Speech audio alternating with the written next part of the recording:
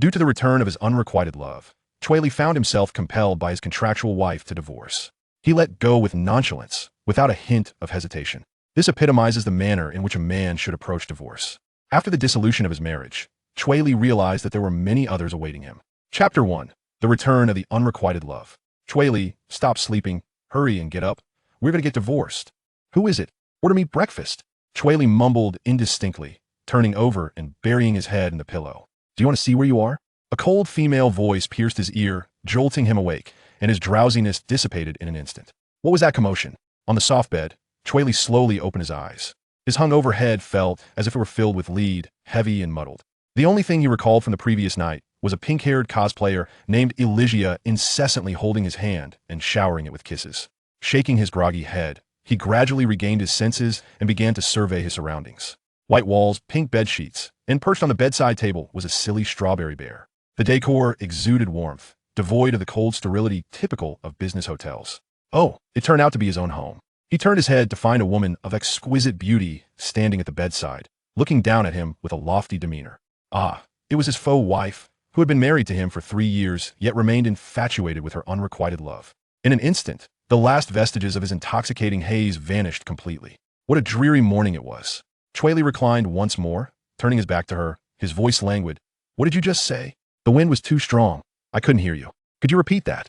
Song Yinxiu, standing by the bed with her arms crossed and chin slightly raised, adopted what she believed to be an icy demeanor. Shen Baixing returns to the country tomorrow. From today onwards, your role as a stand-in ends.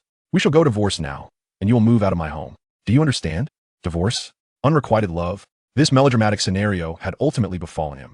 3 years prior, Cui Li had fortuitously encountered Song Yinxiu in a bar, and they had quickly formed a bond, entering into a marriage of convenience. He was to play the role of her affectionate husband, serving as a substitute for her unrequited love stationed abroad. In return, Song Yinxiu generously provided him with a substantial allowance each month, ensuring his financial comfort. Given that the benefactor was unwilling to renew the arrangement, Cui Li saw no reason to linger. He simply sat up, opened the bedside drawer, and began to rummage. What are you looking for? The marriage certificate is right here. Song Yinxiu produced a red booklet from behind her, waving it in front of him. Cui Li, do you intend to use this to bind me? I advise you not to harbor unattainable dreams. There's a disparity between us. I see. Then hand it over, Cui Li said impatiently, extending his hand, an ominous premonition rising inexplicably within him. This woman wouldn't dare. It seems you remain obstinately ignorant. Song Yinxiu scoffed, her gaze filled with a resolute madness. A person who clings desperately is the most unattractive. As her words fell, she forcefully tore the document before Cui Li's eyes. The red marriage certificate was ripped in half, confetti-like shards scattering across the floor. The certificate, purchased with money, instantly transformed into worthless paper. Cui Li gazed at the scene in silence for a full 3 seconds before he could no longer contain himself and burst into laughter. Clearing his throat, he spoke leisurely. Song Yinxiu, allow me to enlighten you on the law. As long as I do not consent, we cannot divorce. You and your unrequited love shall never become a legitimate couple. He paused, pointing at the fragments on the floor, his laughter growing more exuberant. By the way, divorce requires the marriage certificate. Now that you have personally torn it, how do you propose we part ways? Song Yinxiu's icy expression shattered instantly as she stood frozen, glancing between the scattered pieces and Cui Li. In the next moment, she hurriedly crouched down, rummaging through a box of miscellaneous items beneath the bed, retrieving a roll of transparent tape. She looked up at Cui Li, her eyes reflecting a blend of uncertainty and cautious inquiry. Then, if I tape it back together, it should still be usable, right? Cui Li could no longer maintain his composure, laughing so hard that he couldn't straighten up. I must say, President Song, you are a naive darling. Why do you insist on playing the aloof queen every day? Isn't that exhausting? Song Yinxiu's face flushed a deep crimson. The momentum she had painstakingly built up dissipated completely with Cui Li's words. Pouting, she clenched her small fists, filled with both anger and frustration, yet unable to articulate a single retort. The two stared at each other for what felt like an eternity, until Cui Li suddenly withdrew his smile and sighed. Are you certain you truly wish to divorce? This question caused Song Yinxiu's heart to tremble violently.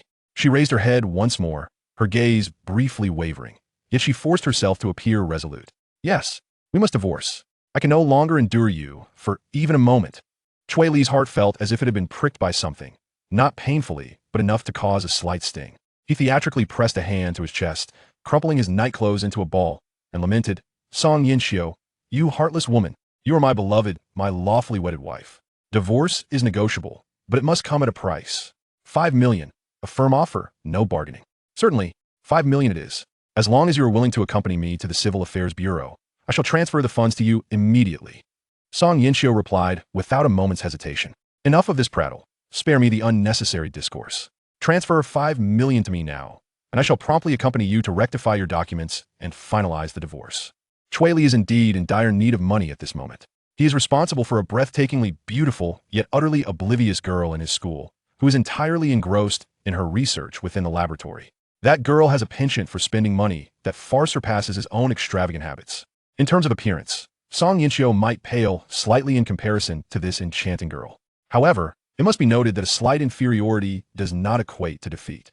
Song Yinxiu's visage is equally flawless, and more critically, her figure is nothing short of captivating. Her waist is slender, fitting snugly within a single grasp, while her hips are remarkably full and pert. A waist that can be concealed by a single hand, yet her hips require 2 hands to support. This ultimate waist-to-hip ratio renders her a natural beauty, undeniably the foolish woman he has cared for over the past 3 years. Cui Li suddenly rose, arms outstretched, his tone laced with indignation and resentment. I do not comprehend. Why does everyone believe that the white moonlight is destined to prevail? Has my dedication over the past 3 years amounted to nothing? He stepped forward, closing the distance between them, and gazed intently into Song Yinxiu's eyes. Tell me, over these 3 years, have you ever harbored feelings for me? Even just a smidgen. Song Yinxiu's heart skipped a beat. She dared not meet Cui Li's penetrating gaze, nor could she muster the courage to respond to his inquiry. Countless images flashed through her mind, but ultimately, she steeled herself and turned her head away. No, I have never liked you because I have never felt true love from you. Damn it, what a foolish romantic. Cui Li cursed inwardly. He sensed that Song Yinxiu's attitude towards him had long since changed from 3 years ago, and he could not fathom why this woman was so determined to pursue a divorce for an ethereal white moonlight. Truly, she is a peculiar woman. Very well. All right then, ex-wife. Cui Li suddenly leaned closer, his breath nearly brushing against her face. How about a kiss, as a final farewell? Surely, that is not too much to ask. Before Song Yinxiu could react, warm lips descended upon hers, and as they kissed, everything took on a different flavor. Chapter 2. Curse You. After a considerable passage of time, Song Yinxiu's fingers grazed her phone to check the hour. It was already 7 in the evening, and the Civil Affairs Bureau had long since closed its doors. The divorce would have to wait until tomorrow. Tomorrow would suffice, for at present, she felt ravenous and fatigued, as if she could devour an entire cow. Cui Li, I'm starving. I crave soup dumplings and I desire crayfish, not to mention sweet and sour ribs. Yet, there was no response from the vicinity. Cui Li, stop playing dead. You little rascal. Have some semblance of conscience, would you? Still silence reigned, as if no one were present. Song Yinxiu extended her hand to feel around, only to encounter the icy expanse of the other half of the bed, void of warmth. For the person had long departed. Where could he have gone? Song Yinxiu pouted, the sensation of abandonment weighing heavily upon her. Rising to her feet, she donned one of Cui Li's long short-sleeved shirts and ventured outside. The living room was devoid of Cui Li, but she could hear the sound of water emanating from the bathroom.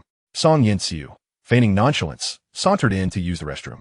Just then, Cui Li jolted upright in the bathtub, his expression one of incredulity as he peered through the glass door. Oi, did you not see that I was bathing? At least afford me a modicum of privacy. Instantly, Song Yinxiu's cheeks flushed crimson, and she stammered, struggling to utter a response. I'm using the restroom. She muttered almost inaudibly. Cui Li, perplexed, pressed further. Why is there no sound coming from you today? Do you require that much toilet paper? What are you wiping? Why do you care so much? You scoundrel, go wash yourself. The stench of sweat was unbearable.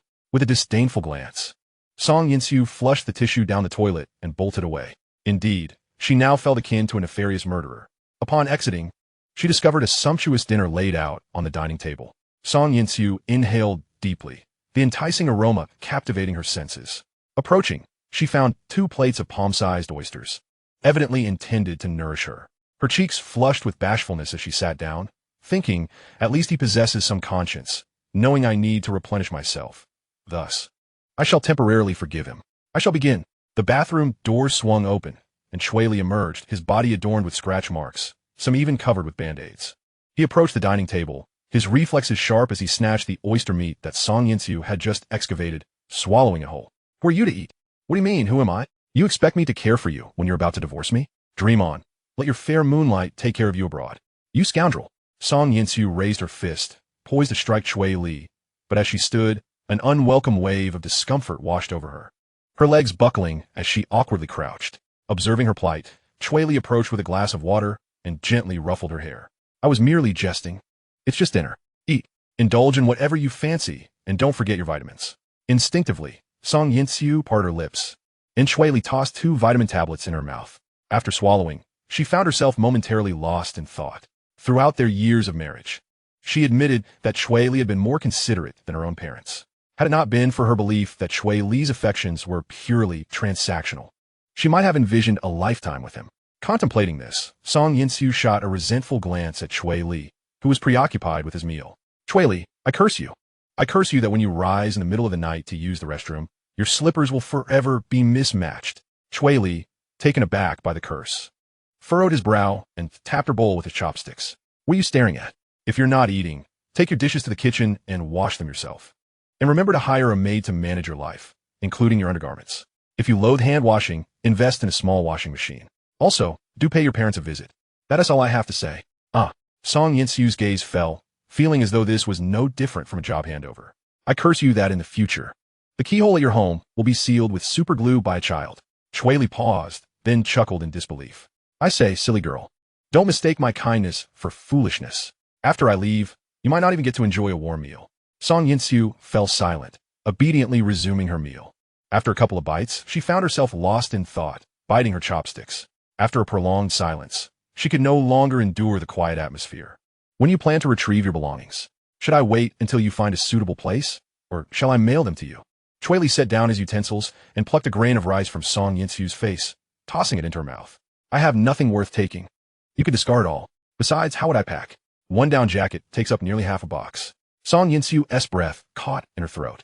She had once heard that people often feel as though they own nothing, only to discover, when moving, that they possess far more than they believed. Cui Li claimed he had nothing. Song Yinxiu began to ponder earnestly. After much contemplation, the only items of value must be the numerous photos they had taken together over the years. Those small frames lined with gold were indeed quite beautiful. Yet by tomorrow, they would hold no worth. Seeing Cui Li's nonchalance, Song Yinxiu suddenly felt a wave of agitation. Taking a deep breath, she recalled that Cui Li had kept pets. Perhaps they could be taken as well. After all, they were a shared memory. What about the fish you keep in the yard? Do you want me to hire a specialized team to retrieve it? That fish was the only large black fish Cui Li had brought home after 10 fishing excursions. After which he declared he would no longer fish. Cui Li picked up a piece of fish from the pot, the aroma of the sour fish soup wafting enticingly. It's in the pot. I caught it. Don't you realize the fish you helped feed is quite delectable? Eventually, Song Yinxiu wiped her mouth and began to eat, tears of sorrow glistening in the corners of her eyes. Once sated, the two exchanged no words and simply returned to sleep. The following morning, Cui Li, grinning mischievously, gazed at the groggy Song Yinxiu. Good morning, ex-wife. It is now 7 o'clock in the morning, Beijing time. Song Yinxiu swatted away Cui Li's hand, her face aflame. Cui Li pinned her beneath him, gazing in her eyes as he inquired, I'll give you one last chance. Do we divorce or not? Do we divorce or not? Tears welled in the corners of Song Yinxiu's eyes. Well, yes. Cui Li, you don't love me at all. At 10 o'clock sharp, Cui Li stepped out of Song Yinxiu's Ferrari, looking refreshed. He glanced back, seeing her take small steps behind. Cui Li grinned widely. I say, ex-wife, could you move a bit faster? You're the one initiating the divorce, yet you're dawdling now. Are you reluctant to part with my services? Song Yinxiu clutched the car, cursing with little conviction. You shameless fool. It's fortunate I decided to divorce you. Otherwise, I would have tormented myself to death. What are you rambling on about? The sooner we divorce, the sooner you're single. Cui Li's arm slipped beneath Song Yinxiu's knees as he swept her off her feet. Rushing into the Civil Affairs Bureau, the divorce was an urgent matter. Chapter 3. I've heard there's a profession called a professional sycophant. Documents submitted, applications processed, certificate acquired. As Song Yinxiu emerged from the Civil Affairs Bureau, she gazed at the divorce certificate in her hand, feeling a sense of bewilderment. 3 words. Did they symbolize 3 years? For reasons unbeknownst to her, Song Yinxiu now felt a tinge of melancholy. She had, in a haze, completed the cycle of marriage and divorce within these 2 years. She appeared to be quite reluctant, perhaps embodying the sense of achievement she felt watching Cui Li transform from a young boy into a refined young man under her care. Back then, Cui Li was merely a naive freshman, while she was an unrequited admirer, hopelessly devoted to Shen Baixing. On the day Shen Baixing left for abroad, disregarding her pleas, She fortuitously encountered Cui Li at a bar. She found him strikingly handsome, reminiscent of Shun Baixing in his youth. Thus, by some twist of fate, she whisked him away and married him. And so, the two spent 3 years together, with even Song Yinxiu struggling to discern whom she truly favored by the final year. Therefore, Cui Li must also be feeling somewhat sentimental now. After all, he had occupied her entire youth. Just like the tales depicted, Song Yinxiu was indeed correct. Cui Li felt a wave of nostalgia, holding a cob of corn from a street vendor, its golden hue appealing and exuding an enticing aroma. He had set his sights on that pot of corn before entering, and had just bought one as a treat for himself upon stepping outside. You would believe how delightful it was. After taking a few hearty bites, Cui Li remarked, "Song Yinxiu, why does the corn from street vendors taste so much better? No matter how I cook it, I can never achieve this flavor. Is there something illicit added? It feels so addictive." He offered a bite to Song Yinxiu. After tasting it, found her brows relaxing. "It's indeed delicious, but remember, we have no ties anymore. You must not linger around me." Understood. I'm not bothered by such trifles." Cui Li waved dismissively. He was a straightforward individual. From the very beginning, they had established that it was merely a facade. The reason he acquiesced to Song Yinxiu's request was that he had run away from home, and with empty pockets, he sought a bartending job at the bar. However, after drinking too much, Song Yinxiu had dragged him into a monologue of her woes and desires, which he found tedious. Amidst her words of "he doesn't love me, you resemble him, and you are even more handsome," all he could focus on was the promise of a monthly allowance of 200,000. Naturally, he got into the car without hesitation. Who would have guessed the state of her bedroom when he first visited Song Yinxiu's home? Nevertheless, Cui Li had grown accustomed to it. In many cases, the wealthier and more glamorous a woman appeared, the more untidy her private life tended to be, though she typically had a maid. He had encountered two even messier than Song Yinxiu. "How do you intend to repay your 5 million? Haven't I already spent it on you? Go to hell," Song Yinxiu exclaimed, causing kernels of corn to spray from her mouth. 1 million at a time. "Am I gilded?" she shouted loudly, prompting passers-by to cast wary glances before hurrying away. Cui Li swiftly covered her mouth and scolded, "What are you yelling about? If I were you, I'd deconsider 10 million per instance too little. What will you do if someone deceives you with such poor judgment?" After pondering, Song Yinxiu seemed to realize the validity of his statement and replied earnestly, "I'm leaving." Cui Li continued munching on his corn, initially ignoring her, but when her gaze became unbearable, he reluctantly said, "Go ahead, as if I would miss you. If you want to see me regret it, just give me another million. I can act it out perfectly." Feeling her cheeks stuffed like a hamster, Song Yinxiu suppressed the urge to pat his head and said, "Do you genuinely want 1 million, or are you just seeking to cry?" She thought perhaps Cui Li was merely pretending to be strong. The moment she turned away, he might start weeping. Thus, she considered offering him a bit of comfort. Cui Li looked at her in confusion, wondering when she had developed such a vivid imagination. After a prolonged silence, he finally uttered a well-known phrase about money. Song Yinxiu immediately analyzed the key words, her face flushing crimson. Damn it, she kicked Cui Li in the rear. Her little nose scrunched in irritation as she returned to the car. Cui Li followed, leaning against the car door, chuckling, "Ex-wife, if one day you miss me, just leave a bottle of Dongfang Shai on the roof of my school's entrance, and I'll hop in when I see it. But remember, it's only me getting in. Don't find another stand-in." "Another?" Song Yinxiu pushed him away, but he stood firm. With a sense of grievance, she exclaimed, "Cui Li, you're a student at a prestigious university. How can you say such things?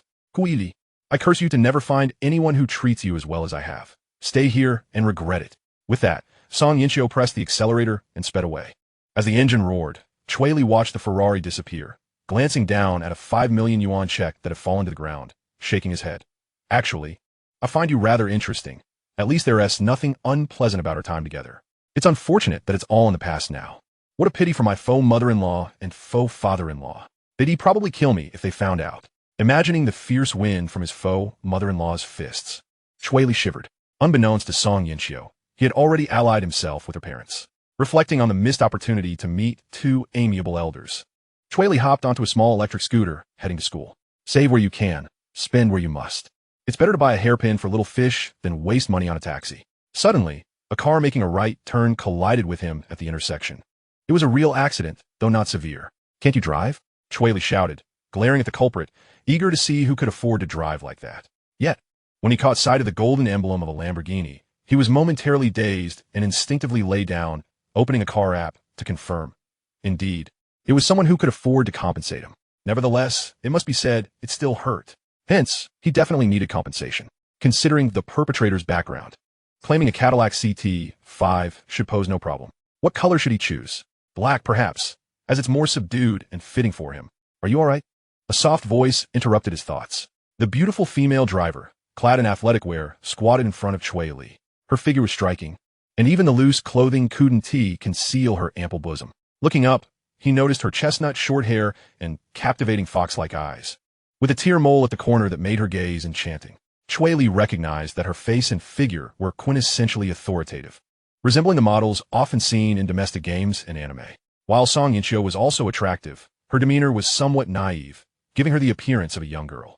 Although the woman before him was stunning, Cui Li's focus was solely on the prospect of seeking compensation and asserting his rights. Is your injury serious? Do you need to get checked? The woman examined his hand, which had several small stones embedded in it. When she picked at them with her nails, he grimaced in pain. I say, sister, are you tiger? Do beautiful women these days lack common sense? The confident woman immediately apologized. I'm so sorry. I didn't realize it would hurt. I'll take you to the hospital right now to have those stones removed. Cui Li was somewhat taken aback. He had expected the fierce-looking woman to offer him a few thousand yuan to settle the matter. Thank you, sister. You're a good person. If it were someone else, they might have fled the scene. The woman tilted her head, a smirk playing at her lips. A good person, you say? However, they generally refer to me as Lady Yasha. Hurry, get in the car. All right, Cui Li replied, swiftly while climbing into the vehicle, adjusting the seat before comfortably leaning back. Observing Cui Li's adept movements, the mature lady narrowed her eyes, a hint of amusement flickering within them. Regret has set in. Our protagonist, Cui Li, truly feels remorseful at this moment. There's a saying that holds great wisdom. Money can be earned with life, but it doesn't guarantee one can spend it. This seemingly composed lady transformed the car into a bucking bronco at the supermarket entrance. Cui Li's head repeatedly struck the ceiling, feeling more painful than the abrasions on his hands. Gritting his teeth against the turmoil in his stomach, he said, Sister, the accelerator is quite sensitive. Please ease up on it. The lady retorted without hesitation. Do you know how to drive? This is how the car operates. It must have been faulty from the moment it was purchased. I never had such issues with my Android vehicle. What a marvelous Android car. Cui Li muttered under his breath. Women are truly unreasonable. Yet, you were born of a woman. My lack of reason is my own affair. Why must you invoke gender? Oh dear. It turns out she possesses quite a foul temper and a penchant for rebuttal. At a private clinic, Cui Li discreetly handed a 100 yuan note to the nurse. Miss Nightingale, could you please bandage it more severely? You possess the most captivating eyes of any sister I have encountered. The young nurse squinted at him. You truly are a peculiar individual. Even injured and still managing to jest. Just moments ago, this fellow had a cut on his palm, and while disinfecting it with hydrogen peroxide, he managed not to blink as he fixed his gaze upon the wound. Quite the determination he displayed. Consider it a plea from me. Cui Li attempted to exaggerate his injury further, hoping for a larger sum of money. All right.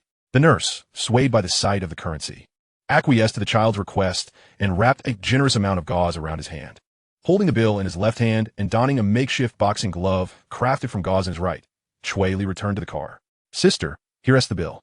Including compensation for emotional distress and lost wages, 25,000 will suffice. The lady glanced at the hospital bill, but her attention was inexplicably drawn to the name inscribed upon it. Furrowing her brow in contemplation, she suddenly pointed at the name and inquired, You are Cui Li? I am quite familiar with that name. May I ask what your relationship is with Song Yinchio? Cui Li paused, instinctively responding, ex-wife. Xiao Cici's eyes widened. You are the one who lived in her house. Who are you? Few knew about Cui Li's marriage certificate with Song Yinchio. Aside from the elderly couple and a handful of relatives, he had never encountered anyone familiar with her. He resembled a canary, merely pretending to be one in front of Song Yinchio. Occasionally, he would sneak off to his faux mother-in-law's residence to indulge in food and drink, participating in significant corporate decisions, such as the burgeoning cross-border e-commerce initiative that Cui Li had proposed 3 years prior. Allow me to introduce myself. I am Xiao Cici, and I believe you have heard my name before. Xiao Cici extended her hand towards Cui Li, preparing to shake his hand. Xiao Cici? Upon hearing this name, Cui Li fell into contemplation, as he often encountered it scrawled on Song Yinchio's draft papers, sometimes encircled with curses, at other times inscribed on the forehead of a pig, or written atop the figure of a hanging man. Cui Li had inquired about their relationship before. They had been classmates since childhood and had no clear reason for their rivalry, just an inclination towards conflict in various forms. After graduation, to continue their rivalry, both entered their family's chain stores, each managing a flagship store in the bustling metropolis. One was a naive sweetheart from Wanrong, while the other was a fierce Yasha from Sixian. It was challenging to encapsulate the nature of their relationship. It resembled that of Pleasant Goat and Big Wolf in their later years, frequent bickering but without lethal blows. Cui Li gazed at Xiao Cixi's delicate hand and suddenly sat upright. He tidied his hair and gently tapped his gauze-clad fist against hers. "Hello, Sister Xiao. I am Cui Li, 22 years old, standing at 186 centimeters, unmarried. My hobbies include hiking and climbing. I particularly adore your family's mall. While I harbor a strong aversion to Wanrong, as their discounts always leave me with a sense of insincerity. My measurements are, ha ha ha." Xiao Cici nearly burst into laughter, gesturing for Cui Li to cease his rambling. "Let me interrupt. You are currently divorced." "Hee hee, no matter." Cui Li scratched the back of his head, grinning foolishly. Xiao Cici observed Cui Li's face, clean yet somewhat vacant, and silently marveled at Song Yinchio's rather discerning taste. This charming young man was quite pleasing to behold. Had he been contemporaneous with Shun Baixing, this lad would undoubtedly have overshadowed the pretentious figure. Xiao Cici tossed her hair back and asked, "You would forsake such a wealthy woman? Are you out of your mind? If you don't divorce, a green hat will be pinned upon you. Why should a man hang himself in the same tree?" Cui Li gazed at the beauty mark at the corner of Xiao Cici's eye, silently lamenting. With her fox-like eyes paired with that beauty mark, how could the divine Yuhua craft her so splendidly? Sensing Cui Li's unreserved scrutiny, Xiao Cici smiled, relishing the feeling of being admired. What white moonlight? What substitute? It's all about reaping what one has sown. With this thought, Xiao Cici became cheerful, laughing heartily as she slapped the steering wheel. To be honest, after their brief exchange, Xiao Cici found this young man rather intriguing. Due to her aloof appearance and foul temper, few dared to engage with her. She typically preferred solitude. However, Cui Li, aware that he was on par with Song Yinchio, seemed unfazed, indicating a remarkable audacity. Xiao Cici nodded in approval. Glancing at Cui Li's neck, she inquired, "What is that on your neck?" Cui Li shot her a sidelong glance. "Don't you recognize a mosquito bite? You called it a mosquito bite. That is quite the strawberry. Are you jesting with me? Have you slept with Song Yinchio?" "It was I who slept with Song Yinchio." "Ah." Xiao Cici appeared somewhat perplexed. "He actually did? Is he more than just a substitute?" Xiao Cici fell into contemplation. If Song Yinchio truly disliked Cui Li, would she allow a man to touch her? Perhaps Song Yinchio had long harbored feelings for Cui Li, but her heart had yet to settle, still clinging to fantasies of that unattainable white moonlight. A glimmer of insight flashed in Xiao Cici's eyes as she snapped her fingers. "I've heard of a profession called a professional sycophant.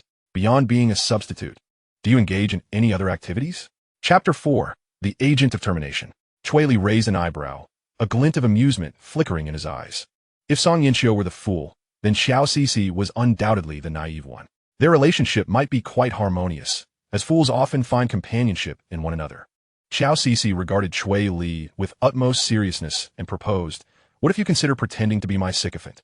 I could offer you 300,000 a month. What do you think?" Xiao Cici had devised a plan.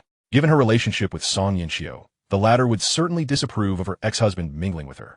This would undoubtedly infuriate Song Yinchio, and Xiao Cici would relish the opportunity. However, upon hearing Xiao Cici's proposal, Cui Li merely scoffed. He had little regard for such a paltry sum. With a hint of mockery in his voice, Cui Li replied, "You wouldn't be trying to avoid paying, would you?" Xiao Cici's red lips curled into a smirk. "Who do you think you're looking down upon? Am I someone who is in need of a mere pittance? Take a good look at what you're currently seated upon."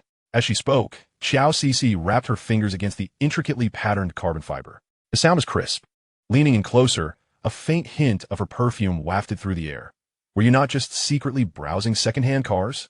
If it means upsetting Song Yinchio, I'd have no issue buying you a brand new one." Cui Li's eyes lit up. How splendid to enjoy something for nothing. He relished that feeling. Yet, he feigned profundity, stroking his chin. "Could we settle for an old car? While new cars undoubtedly have their merits, I am rather nostalgic. I find myself more inclined towards vintage vehicles, as they carry a richer sentiment and history." Xiao Cici was momentarily taken aback, then burst into laughter. How amusing! Such words, imbued with a refreshing charm, yet tinged with audacity. She found herself captivated by Cui Li's face, which still bore a certain attractiveness. "Have you made up your mind? Will you become my devoted admirer?" What on earth is a devoted admirer? How could Cui Li possibly stoop to such a role?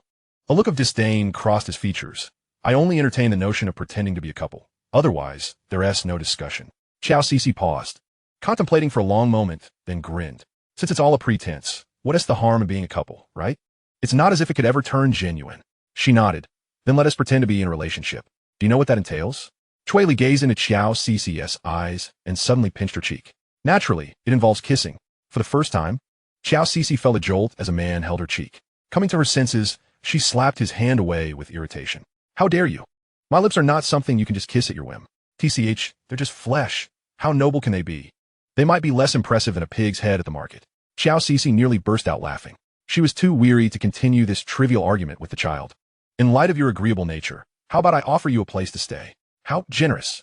I shall gladly refer to you as a benefactor. Cui Li sat in Xiao Cici's Lamborghini, gazing at the scenery outside. Upon arrival, he felt as though he had returned to a familiar place. Standing on the third-floor balcony, he spotted Song Yinchio's villa across a narrow 2-meter-wide creek. With a mere running start and a leap, he could easily reach the villa area across the water, then unleash a tornado to demolish the parking lot. At that moment, the wall of Song Yinchio's house, adorned with blooming trumpet vines, basked in sunlight. The orange-red flowers resembling flickering flames, radiating vitality. If I love you, I shall not imitate the climbing trumpet vine, boasting of my existence by grasping at your lofty branches. Though the flowers were beautiful, Cui Li held no fondness for them. Song Yinchio had once pointed at the flowers and remarked, Cui Li, look at how they strive for higher branches. Do you not consider yourself akin to a trumpet vine? After all, you are quite presentable. He was nothing of the sort. The poet only observed the vine's attachment, neglecting to see how its roots could damage the climbing wall and strangle the trees it clung to. Cui Li saw no resemblance between himself and such a beautiful parasite. Clap. Xiao Cici, standing behind Cui Li, patted his shoulder, interrupting his thoughts. With a triumphant expression, she pointed at Song Yinchio's villa. So what do you think? The feng shui here is far superior to that of Song Yinchio's. Don't you feel invigorated and elated? Cui Li made an exceptionally standard Taoist gesture, inhaling deeply before responding. I feel nothing. In fact, I can even smell someone barbecuing from afar. While Cui Li may not grasp the intricacies of feng shui, he sensed that Song Yinchio's villa had a more palpable warmth than Xiao Cici's, offering a more comforting aura. Xiao Cici was not offended. She gestured to indicate height. Did you not notice that my house is taller than hers? That is called overshadowing. Cui Li turned to look at the lightning rod and chuckled. It appears that even the wealthiest indulge in such trivial comparisons. From their conversation and the simplicity of the decor, Cui Li perceived that Xiao Cici was a solitary individual. Her car lacked the myriad of plush toys that adorned Song Yinchio's, and her yard bore no flowers or greenery. The entire villa appeared pristine and untouched. Cui Li had never before encountered such a lonely person. What do you enjoy doing in your spare time? Cui Li pulled up a chair, staring off into the distance in contemplation. Doing what? Are you trying to pry in my life? Hiao Cici Ripley at Chautiosli. Cui Li rolled his eyes. Don't play the naive woman. This is merely an exchange to build rapport. If you remain so guarded, we might as well end this relationship now. Xiao Cici grew anxious. What would count as not being guarded? Cui Li turned to look her over from head to toe before stating, let us examine your legs. Xiao Cici was momentarily taken aback, then laughed. ISNT had said that on the first day, one discusses Marxist dialectics, on the second, Engel's comprehension, and only on the third do they gaze at legs. Your pace is rather swift. Cui Li smiled. You make a valid point. Hence, let us look at the legs. All right, I'll show you. Xiao Cici laughed as she rolled up her pant leg. As a long leg slowly emerged, Cui Li's eyes widened in surprise. Rather than the expected snow-white skin, he beheld a pair of beautiful legs encased in sheer black stockings. How intriguing. Xiao Cici, you truly live up to your appearance. Cui Li felt an immense sense of satisfaction. He then wandered around the villa, inquiring, where will I be staying? Aside from the master bedroom, you may choose any room. The bedding is in the cabinet, ensuring you feel right at home. No need for such formality. I'll take that spot over there. Cui Li pointed to a specific area. Xiao Cici followed his finger, her expression turning peculiar. That space was a small nook beneath the stairs, aside from Harry Potter. She doubted anyone would reside there. Cui Li, with utmost seriousness, replied, at Song Yinchio's, I always stayed in such places. You know, a substitute does not equate to being cherished. Having a roof over my head is already quite ample. Besides, it's actually quite comfortable, unless you've tried it. You wouldn't understand the snugness it offers. Cui Li told his fib without a hint of embarrassment. Xiao Cici immediately envisioned Cui Li curled up, sleeping in the corner, and felt a twinge of pity. Song Yinchio was truly becoming more despicable, making things difficult for a child. In truth, Cui Li was only 3 or 4 years younger than they were, yet Xiao Cici still perceived him as a mere child. Her brow softened considerably as she gestured toward the room on the first floor. That room is the largest after the master bedroom. You can stay there. All right. Thank you, Sister Chiao, for taking in a pitiful soul like me. From now on, if you tell me to go west, I shall dare to venture east. Cui Li feigned a pitiful demeanor. Xiao Cixi gave him a light slap on the back. Don't think I didn't catch that. If you dare to play the traitor, you will live to regret it. All right. Just then, Xiao Cixi's phone on the table rang. She flashed Cui Li an apologetic smile. I'll take this call first. I'll help you find someone to tidy up afterward. No need for such trouble. I can manage this small task myself. Cui Li wandered in and out with a mop and broom, when suddenly, Xiao Cixi slammed her hand on the table. Are you suggesting that the spokesperson for Wanrong, Cui Li, intends to terminate her contract with us? As she spoke, Xiao Cixi cast a peculiar glance at Cui Li. Yet, she dismissed it, attributing it merely to a coincidence of names. Spend a little more to ascertain the veracity of this news. If it turns out to be true, we must secure her contract with us, no matter what. Budget? Do not concern yourself with finances. Delivering a crushing blow to Song Yinxiu is a profit in itself. Standing nearby, Cui Li's lips twitched. He was even more astonished than Xiao Cixi. He had just finalized his divorce. How could their news be so well informed? Chapter 5, he insisted. President Song, we have a crisis on our hands. The usually stern Secretary Chiao burst into the office. She leaned against the desk, her tone fraught with urgency. Song Yinxiu, feeling unwell, was resting her head on the desk. Annoyed at the interruption, she lifted her head and inquired. What on earth is so pressing that it has you in such a tizzy? Is a shopping mall on fire?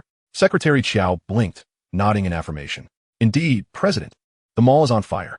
While the commotion is neither excessively alarming nor trivial, it is sufficient to leave us bewildered. Song Yinxiu sprang to her feet.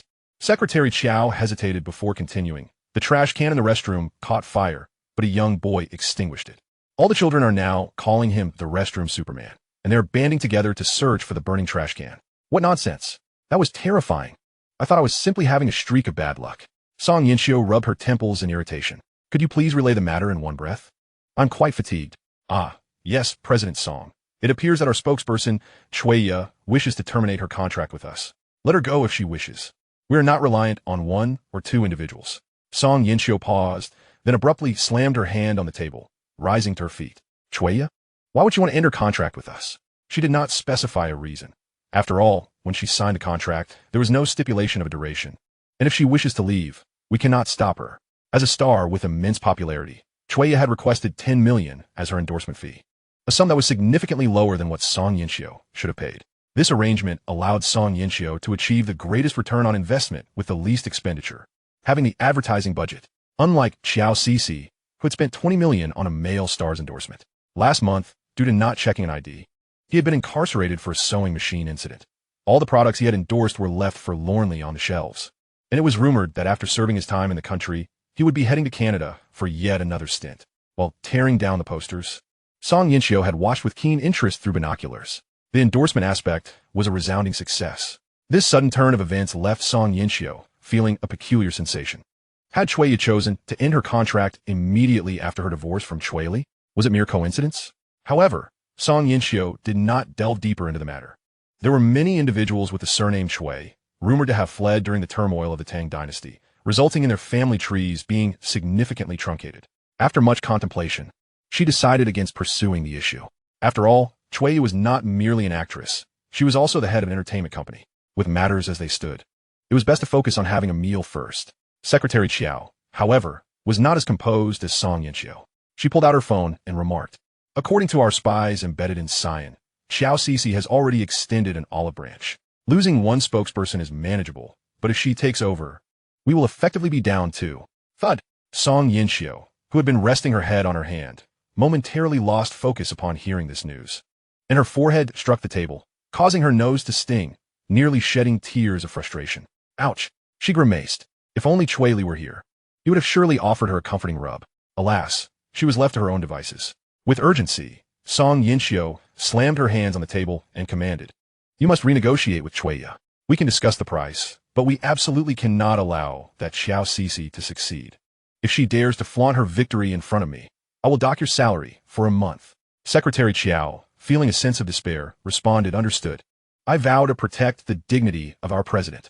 With that, she rushed out, inadvertently colliding with a woman with pink hair. Upon seeing the newcomer, Song Yinxiu quickly supported herself against the waist-high table and emerged. Before Song Yinxiu could crouch down, a robust woman, resembling a bear, had already squatted down to clean up the mess. "Miss Song, allow me to handle this." Song Yinxiu nodded. "All right, Bo Chong, by the way. When will you consider changing your name? You are a woman after all. How could you let Wu Shuang name you?" Wu Shuang pointed at the sofa. "Mind your own business, you messy creature. My bodyguard can call me whatever he likes. Pants off. Lying on the sofa. I'll check your health now. Stop saying such nonsense." After being teased, Song Yinxiu pouted, but upon seeing Wu Shuang's vibrant pink hair, she obediently complied. Indeed, the more pink the hair, the fiercer the person. This girl transforms into her complete self once she removes her white coat. "Wu Shuang, am I on the brink of death?" Song Yinxiu furrowed her brows. "How many times must I remind you?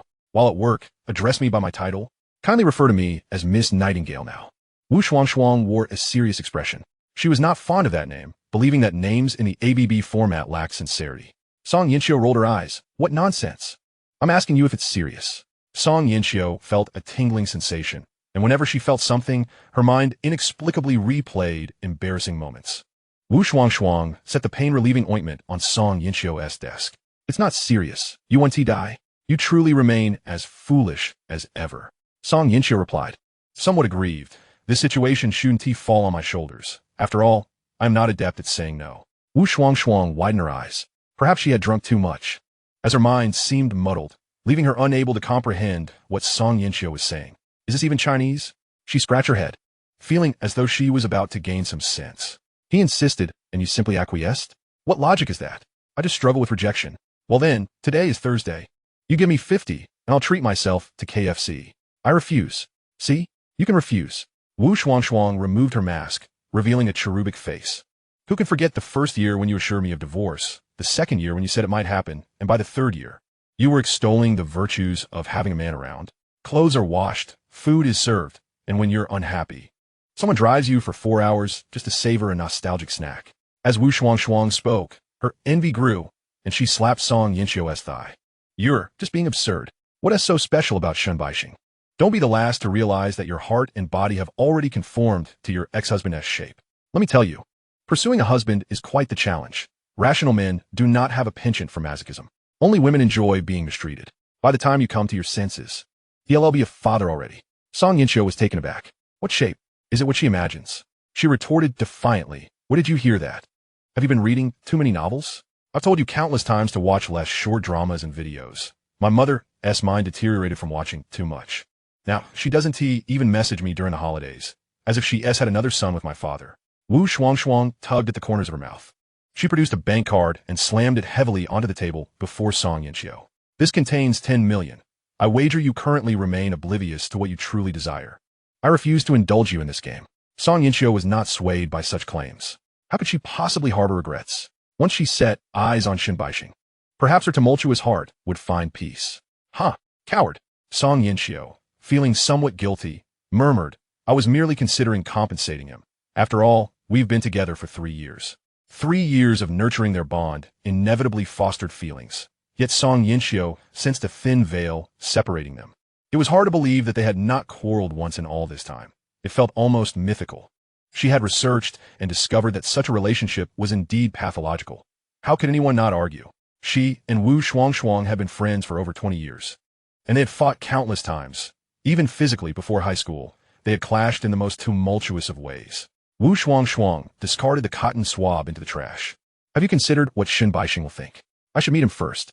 Wu Shuang wore an expression akin to that of an elderly person on the subway, engrossed in their phone. It was hard to believe that she had once vowed to marry the same person as Song Yinxiu. Let us hope she doesn't regret this meeting. Just as the saying goes, speak of the devil, and he shall appear.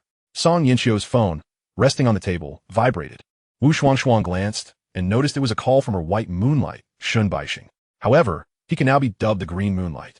The call connected, and shunbaishing's gentle voice resonated. "Yinxiu, it's me.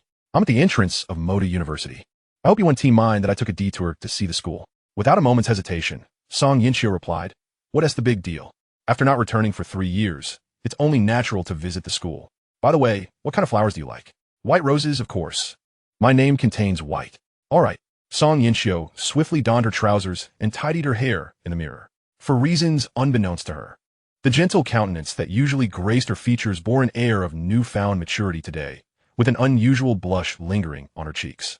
Wu Shuangshuang noticed Song Yinxio's eagerness to leave and immediately called out, "Hey, I haven't given you a thorough cleanse yet." Song Yinxio, however, showed no intention of turning back, bounding out the door. Wu Shuangshuang's hand hung in midair, unable to lower. Her mind was swirling with chaotic thoughts. The current situation was... Song Yinxio, filled with excitement, exclaimed, "Ah!" Wu Shuangshuang covered her flushed face with her hands. Wu Shuangshuang, don't ruin it for everyone else. Chapter 6. The white moonlight has turned into black moonlight. At 3 in the afternoon, outside Moda University, Shun Baixing removed his Bulgari sunglasses, finding them bothersome as they obstructed his view of the pristine thighs surrounding him. One must admit, the cultural climate in the country had become increasingly liberal over recent years. But for him, this was a welcome change. Before his departure abroad, he had only seen fair legs on the streets, but upon returning after 3 years, he was astonished to see girls confidently donning backless outfits. It ignited a fervor within him. He lifted his chin, scanning his surroundings, ultimately seeking out a restroom. "Brother, you're back to be with that woman, Song Yinxio, aren't you?" A girl clad in a pure white dress whispered beside him. She was Shun Baixing's younger sister, Shun Baiwe. Shun Baixing replied softly, "You needn't worry, Baiwe. I'll ensure you live in a grand villa with the most beautiful clothes and transform you into a little princess. Then I can rest easy." Shun Baiwe nodded gently, relieved. Observing his sister, adorned in a white dress and sporting twin ponytails, Shun Baixing's gaze held a warmth that was inappropriate for siblings. Finally almost 20, he mused. Beep, beep, beep. Shun Baixing glanced at his phone. A message indicating Song Yinxio's arrival made his lips curl into a smile as he strode towards the school entrance. In truth, he had no desire to revisit his alma mater. He simply intended to sit on a bench at the entrance, lost in thought. Meeting here was merely a tactic to enhance Song Yinxio's sense of belonging. He felt an eager anticipation. Song Yinxio was his final bastion. "Baiwa, let us go. Remember, you must pretend to be a girl who has been bullied at school. You must appear fragile. Understood?" Shun Baiwe followed behind, pouting, her lips moving as if she were voicing her thoughts. The two of them dragged their luggage out and immediately spotted Song Yinxio standing there, her striking aura and beauty drawing attention effortlessly. Shun Baixing quickened his pace, reaching her side. His voice was tender and alluring. "Yinxio, time has flown by. It feels like only yesterday we were together. Do you still remember me?" In Shun Baixing's eyes, Song Yinxio remained as beautiful as ever. The Song Yinxio from 3 years ago was a youthful girl, yet now, inexplicably, she exuded a mature grace. This newfound aura suited her age remarkably well. Shun Baixing reflected on how he had once been too youthful. Before his departure, he had looked down upon the trivial money Song Yinxio offered, perceiving it as an insult to his pride. Even when she had presented him with a car as a token to keep him from leaving, he had refused. However, after experiencing life abroad, he came to understand a profound truth. Money was hard-earned, and life was challenging. Both the external and internal struggles were equally daunting.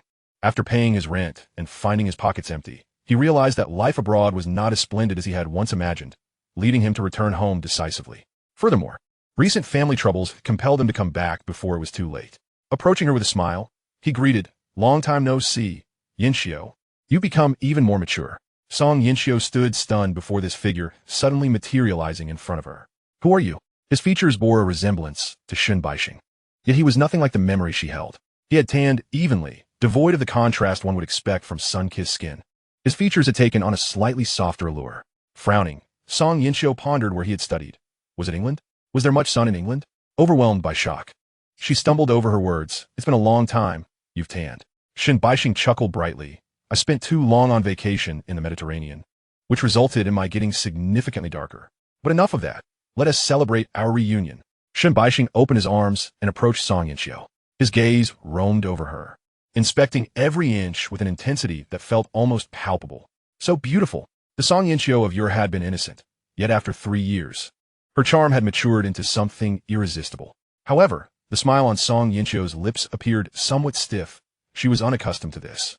Compared to the current Shun Baixing, Cui Li resembled the Shun Baixing she remembered. This version bore a striking difference, 15% to be precise. Such a transformation felt monumental for an adult. Song Yinxio was reluctant to engage with Shun Baixing at that moment. She needed time to adjust to this newly tanned version of him. Why had Cui Li remained unchanged while Shun Baixing had altered so drastically? Song Yinxio lowered her gaze to the bouquet of roses in her hands. At the moment when Shun Baixing was about to embrace her, she swiftly thrust herself into his arms. Subsequently, She took a step back and pointed at Shen Baiwei, who was standing behind Shen Baixing. Who is this little girl that has been trailing you? Is she your sister? She is quite lovely. I recall you often mentioning her to me. Indeed, she embodies the quiet grace you described. She appears so well-behaved. Shen Baixing furrowed his brow as he gazed at the flower nestled in his embrace, sensing a hint of reluctance from Song Yinxiu. Nevertheless, he reassured himself that it was merely shyness. After all, he was her ideal man, and with his newly acquired tan, he was undeniably handsome. Surely, she would soon desire to be affectionate with him. He revealed a smile he deemed charming and introduced Shen Baiwei to Song Yinxiu. This is my sister, Shen Baiwei. Baiwei. Say hello to Sister Song. Song Yinxiu stepped forward, initiating a greeting. Hello, Baiwei. I've heard your brother speak of you often. Shen Baiwei glanced at Song Yinxiu before lowering her gaze, feigning ignorance as she stared at her shoelaces. Her small, cool face was brimming with disdain. Such rudeness. Shen Baixing reprimanded softly before explaining to Song Yinxiu. My sister has been a victim of bullying at school, nearly losing her innocence. I believe the environment back home is more conducive to her healing, which is why I forsook superior medical conditions to bring her back. At this point, Shen Baixing paused, emphasizing his words. If she does not improve here, I will take her abroad for further treatment, even though that place is a source of sorrow for her. There are no alternatives. Upon hearing her brother's words, the corners of Shen Baiwei's eyes moistened, her small face reflecting a sense of brokenness, like a porcelain doll that had been shattered. This was the persona Shen Baixing had crafted, a facade to deceive Song Yinxiu. He believed that with someone as naive as Song Yinxiu, he could easily win her over within 3 days. As Song Yinxiu processed the weight of what was said, she became momentarily dazed at the mention of innocence. Shen Baixing smirked, exclaiming to himself, my charm remains undiminished.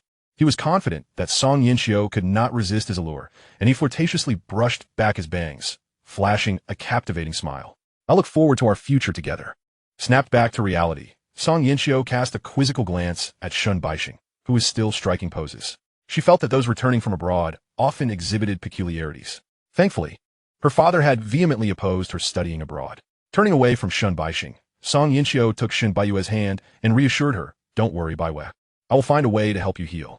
All right, Sister Song, Shen Baiwei responded. Having observed Song Yinxiu's subtle expressions, she scoffed inwardly, concluding that her brother's dreams of being a successful man were perhaps not as solid as he claimed.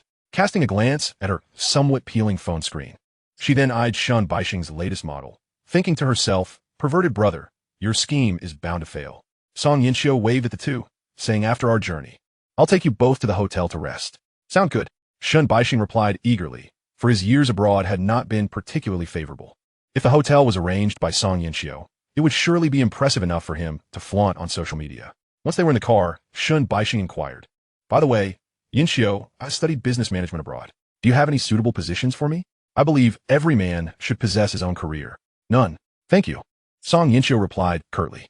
Taken aback, Shen Baixing was momentarily at a loss. Song Yinxiu, driving casually, continued, Our management does not tolerate nepotism. To prevent such connections from undermining our grassroots governance, I promise not to prioritize those with connections. Issues arising from orders descending from above are often due to these individuals. If you wish to enter our company's planning department, you must pass an examination. I suggest you purchase preparatory courses for the civil service exam. Our written test questions will be drawn from there. This is a rule established by Cui Li, and it is fortunate we have such a guideline. Shen Baixing patted his chest, declaring, I promise to study diligently. Observing the confident Shen Baixing in the rearview mirror, Song Yinxiu began to reconcile the image with her memories of him. Well, it still doesn't quite match up. Throughout the journey, Song Yinxiu engaged in conversation with Shen Baiwei, who occasionally chimed in. Meanwhile, Shen Baixing felt as if his heart were bleeding. What to do? What to do? What to do? He felt as though the sky were collapsing. I must showcase myself, become a door attendant and aid. This time, my path to resurgence begins here. Before long, they arrived at the hotel. As Song Yinxiu entered the lobby, two familiar figures caught her eye. Her pupils widened as if shaken by an earthquake, her nails unconsciously digging in her palm. In the hotel lobby, two women were striding purposefully. Song Yinxiu's gaze fixated on Xiao Cixi's alluring visage. In the next moment, her attention shifted to the woman beside Xiao Cixi, who wore a baseball cap. This was a tall woman with a high ponytail, even Xiao Cixi's height of 1.68 meters paled in comparison. Her presence was striking, making her stand out in the hotel lobby, causing other socialites to discreetly sidestep her brilliance. This woman was none other than Cui Li, the former spokesperson of her shopping mall. As anticipated, The rumors were true. Xiao Cixi was indeed well informed. Song Yinchio's mood soured instantly. Her fists clenched as she fixed her gaze on the two women heading out of the hotel. Xiao Cixi chattered incessantly at Cui Li's side, while Cui Li narrowed her trademark phoenix eyes slightly. After a few seconds of silence, she shook her head decisively and departed swiftly, leaving Xiao Cixi standing there helplessly. Even witnessing Xiao Cixi's discomfort did not alleviate Song Yinchio's dissatisfaction. It felt as though something that belonged to her was being snatched away. She turned and thrust the room key into Shun Baixing's hand, anxiously stating, "Baixing, I have matters to attend to. The room number is 1221. You and Baiwei should head up first." Shun Baixing frowned. He was out of money and had hoped to seize the opportunity to ask Song Yinchio for some funds under the pretense of needing to finance a friend's project, claiming he had lost everything. Thus, he extended his arm to block her path. "Yinchio, didn't you say you would stay with me after I returned? Why are you leaving so soon?" Song Yinchio furrowed her brow. "Is it so difficult to understand? I'm genuinely busy right now." Shun Baixing lacked the sensitivity of Cui Li. As Xiao Cixi resumed her chatter with Cui Li, he felt compelled to stay close and observe. At this moment, Shun Baiwei, who had been standing quietly, suddenly spoke up. "Forget it, brother. I think Sister Song was very warm towards you from the start. We should impose on her. After all, she is a busy CEO. It's quite generous of her to provide us with a place to stay." With that, Shun Baiwei lowered her gaze to her shoelaces once more. In her eyes, there was a disdainful expression. Such naive remarks came effortlessly to her. Upon hearing Shun Baiwei's words, Song Yinchio's demeanor stiffened, caught in a dilemma. However, she soon recalled what Cui Li had told her. When certain individuals retreat as a strategy to advance, they invariably harbor ulterior motives. Naturally, Song Yinchio was oblivious to what those motives might be. She could only speculate. Yet, adhering to Cui Li's advice, she smirked, narrowed her eyes, and raised her chin to declare, "6. Shun Baiwei." 6? Amidst the astonished gazes of the two siblings, Song Yinchio stepped forward with confidence. It truly was effective. Passing through a revolving glass door, she spotted Cui Li seated in the chauffeur-driven vehicle. She hastened her pace and approached with a smile, saying, "Miss Cui Li, it has been a while. May I have a moment of your time?" Cui Li, lounging in the car, cast a disdainful glance at Song Yinchio with her almond-shaped eyes. Checking her watch, she remarked, "I'm pressed for time. If you have something to discuss, please be quick." Without further ado, Song Yinchio presented an offer of double the price. "Our company, Wanrong, is willing to continue our collaboration with Miss Cui Li for a generous sum of 20 million. 20 million? Cui Li laughed, her mirth lacking any semblance of decorum. Her laughter echoed through half the parking lot.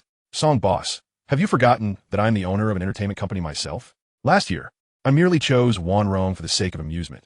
Did you truly believe 1 million would suffice to secure my services? Surely not.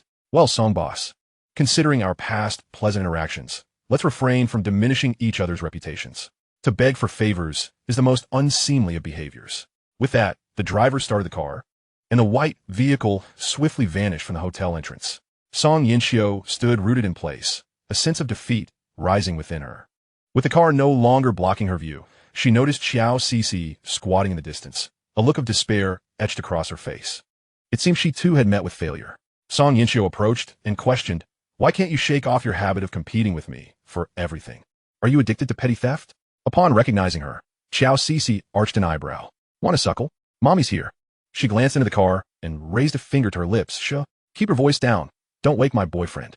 Song Yinchio chuckled. "You actually managed to find a boyfriend with that temper? A person who spends 70% of their time sulking can find a partner? Who would dare confess to you in high school? They just get humiliated in return. Such a person finding a boyfriend is utterly ludicrous."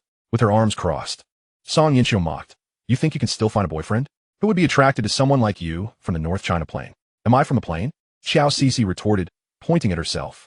Her previously calm demeanor now bore the frost of indignation. The very thought of anyone questioning her pride was intolerable. She puffed out her chest, bouncing with indignation. "Open your eyes and see clearly. I am a formidable omen. They come to me for that very reason. If I'm from the North China Plain, then you must be from the Sichuan Basin. Do you dare to compare cup sizes with me? How come you weren't this confident when people called you a cow back in high school? If I hadn't been trying to talk to you, you would have jumped off a building due to depression by now. Look at you, cow." The old nickname rang out once more, causing Xiao Cici's temples to throb. In that moment, she resolved fiercely, "Song Yinchio, I shall seize your possessions for myself. Go ahead. It's just a spokesperson. Did I even mention a spokesperson?" Xiao Cici chuckled lightly, tapping the car window. Open the door for Cui Li. Awakened from his slumber, Cui Li rubbed his face and sat up, feeling the presence of many people. Sister Qiao, why do you argue like a child? I could hear you from inside the car. With his familiar voice. Song Yinchio's gaze abruptly shifted. In the next moment, she felt as though she had been struck by lightning. Is it really Cui Li? Her heart felt as though it had been cleaved in two. How could this be? Fearing it was merely an illusion, she hesitated to open her eyes. Yet the reality was undeniable. The boyfriend that Xiao Cixi spoke of was indeed Cui Li, who had just divorced that very morning. Cui Li yawned, having fallen asleep while waiting for Xiao Cixi. As his vision cleared, he spotted a beautiful woman pointing at him indignantly. What a delight! Upon waking, I can still see a beauty, if only she were not wearing such a furious expression. Song Yinchio's face flushed crimson, her jaw quivering slightly. After a long pause, she exclaimed, Cui Li, you scoundrel! How could you cheat? How dare you date another woman? Cui Li was taken aback, but soon chuckled. Song Yinchio, you're being ridiculous. We're divorced. There's no mourning period. I can date whenever I wish. His gaze swept over the hotel behind her, a smirk tugging at his lips. And what of you, Song Boss? Divorced in the morning, rushing to engage in deep conversations by afternoon? Cui Li's disdain was palpable. Under the weight of his disappointed gaze, Song Yinchio felt an inexplicable tremor in her heart. Did he genuinely think she had spent the night with Shen Baixing? Song Yinchio grasped Cui Li's hand, her words tumbling out in a rush. No, I merely arranged for him to rest here. I didn't even enter the room. I met him at the school gate at 3, and it's only just past 4. We had no time for anything. I can review the surveillance footage with you. I can track every camera on that street. She recounted everything that could substantiate her claim, only to pause, struck by a sudden realization. What was she truly worried about? Was it possible she didn't even know what she wanted, just as Wu Xuanxuang suggested? Cui Li waved his hand, chuckling lightly. Ex-wife. You don't need to explain anything to me, you know? Song Yinchio bit her lip, glancing at the gleeful Xiao Cixi. That woman had certainly not established a romantic relationship with Cui Li. She was doing this deliberately. She had always acted this way, resolutely. Song Yinchio tightened her grip on Cui Li's hand. Cui Li, promise me you won't believe Xiao Cixi. She merely seeks to use you. Just look at her sly face. You know she's no good. Xiao Cixi pointed at her own nose. Me? I'm not a good person? Ignoring her. Song Yinchio continued. Don't associate with her. I'll give you 500,000. $1 million. This isn't merely about money. I don't want it. A wolf travels 1,000 miles to feast, while a dog traverses the same distance for mere scraps. Song Yinchio couldn't comprehend, scrunching her nose. Then do I resemble meat or stone? You're infuriating. Cui Li nearly lost his composure. Xiao Cixi stood by, watching the exchange with keen interest, her attention fixated on Song Yinchio's face. She realized at least half of her assumptions were correct. Perhaps this person relished the feeling of being mistreated. Xiao Cixi's smile broadened, and she stepped forward, unabashedly declaring, Song Yinchio, Cui Li is now my boyfriend. Please maintain a respectful distance. My boyfriend's hand is not something you can touch at will. You vixen. Being provocative attracts affection. That is how love works. Song Yinchio's face turned a deep shade of liver, weighed down by a single remark. Good. To provoke her, she seemed to have sacrificed all dignity. Watching Xiao Cixi depart with Cui Li, Song Yinchio's clenched fists remained unyielding, her breath becoming increasingly labored. Once seated in her vehicle, she began to ponder. What on earth was happening to her? Why did seeing Shen Baixing feel so foreign? And why did the sight of Cui Li with Xiao Cixi constrict her chest? What was wrong with her? Before she had even made a move, Cui Li was already out there with another woman, and the transition was alarmingly swift. The more she thought, the angrier she became, ultimately pressing the accelerator to the floor. 15 minutes later, a flashing tow truck arrived. Upon returning home, Cui Li tidied up the room and sat in silence on the living room sofa. With nothing to occupy his time, he retreated to his room and fell into a deep slumber. When he awoke, it was already evening. As he pushed open the door, remnants of sleep still clung to him. In the warm yellow light of the living room, Xiao Cixi was stretching on a yoga mat. Clad in a form-fitting sports tank top, the fabric tightened with each backward lean, accentuating her voluptuous curves. Cui Li felt as if he were in a dream. No wonder she was dubbed the cow. There are only wrongly pronounced names, never an inappropriate nickname. Noticing the movement, Xiao Cixi turned to meet Cui Li's scrutinizing gaze. What the hell? You little brat. What are you staring at? Instinctively, she crossed her arms over her chest, her long legs clad in yoga pants quickly coming together, a blush blossoming across her cheeks. Cui Li cleared his throat and remarked, just admiring the beautiful landscape. Xiao Cixi let out a cold snort. Dropping her arms from her chest, you sure can sleep well. Reflecting on the events of the past few days, Cui Li sheepishly admitted, "I've been a bit tired." Xiao Cixi nodded. "Now that you've had a good rest today, why don't we go out and have some fun? I'll treat, and you can choose the place." After a moment of contemplation, Cui Li nodded in agreement. It was indeed time for him to engage in a deeper conversation with Xiao Cixi, and he decided on a venue with an intimate ambience. Chapter 8. I Am the Boss. At the entrance of the dimly lit bar, men and women embraced in a flirtatious manner, entering and exiting. The bar seemed to be one of the popular outlets for contemporary youth to relieve their stress. "Hello, patrons." Couples are only permitted to wear red wristbands. The doorman waved a red wristband at Xiao Cixi. Since they were a couple, how could they possibly wear green? Behind every peculiar rule lies an unbelievable story. Xiao Cixi nodded and naturally accepted the wristband, casually placing one on Cui Li's wrist as well. This was a common regulation at the bar. Red signified no flirting, while green indicated the opposite. However, as Xiao Cixi turned away, the doorman suddenly stuffed a green wristband into Cui Li's pocket. "Boss, several beautiful ladies are wearing green wristbands tonight, and they're S1 in stunning red and white gradient stockings, but she's wearing a yellow wristband. Times have changed, and the bar now offered yellow wristbands for men who tread a different path." Cui Li shot a glance at the doorman and kicked him lightly on the calf. "Who did he think he was?" Xiao Cixi, curious, asked. "Why are you hitting him?" Cui Li, with a serious demeanor, fabricated a lie. "That brat was about to hang a yellow wristband on my hat. Of course, I had to teach him a lesson." In the private room on the second floor, Xiao Cixi rested her chin on her hand, her expression brimming with curiosity. "What do you and Song Yinxiu usually do?" "Why would I tell you? That's my private business." Cui Li languidly sank into the sofa, exuding confidence in his territory. Xiao Cixi was taken aback. "Did we not agree to collaborate? What did we agree on that? I never consented to anything." Cui Li raised his glass, earnestly stating, "A beautiful woman's lips are always used to deceive. I won't speak until I receive something in return." Upon hearing this, Xiao Cixi realized that this boy had been feigning innocence all along. She had clearly been duped. Indeed, how could someone who had seduced Song Yinxiu merely be a pretty face? Xiao Cixi let out a light laugh, her fingertips adorned with translucent nail polish, gently tracing along Cui Li's jawline. "You truly have managed to deceive me. Now, tell me, do you desire money or companionship?" "Companionship, perhaps. I assure you, whatever you select will be worth every penny. You can ask Song Yinxiu." Cui Li cast a glance at Xiao Cixi's chest. This vixen needed to be taught a lesson, lest she wreak havoc. Xiao Cixi was taken aback by the unabashed gaze fixed upon her. The flush on her chest quickly spread to her neck, and she smiled seductively while shaking her head. "You think a divorced man like you can seduce me? Little brat, perhaps wait until you've grown up a bit." "Humph. Did he think she was a child?" Cui Li, unimpressed, curled his lips in boredom and leaned back against the sofa. "Since you say so, I suppose I'll opt for money then. Do you have any?" Xiao Cixi retorted. "Do you think I would lack money?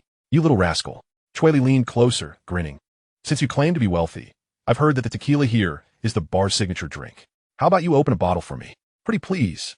Xiao Cixi raised an eyebrow. Amused, "Is this how you typically sweet-talk Song Yinxiu?" "Pretty please, Sister Xiao, for someone like you. This amount is but a mere trifle." Cui Li leaned in closer, his eyes full of pleading. As he drew nearer, Xiao Cixi found it hard to control her hands, playfully pinching his face and thigh. The young man's skin was delightfully smooth.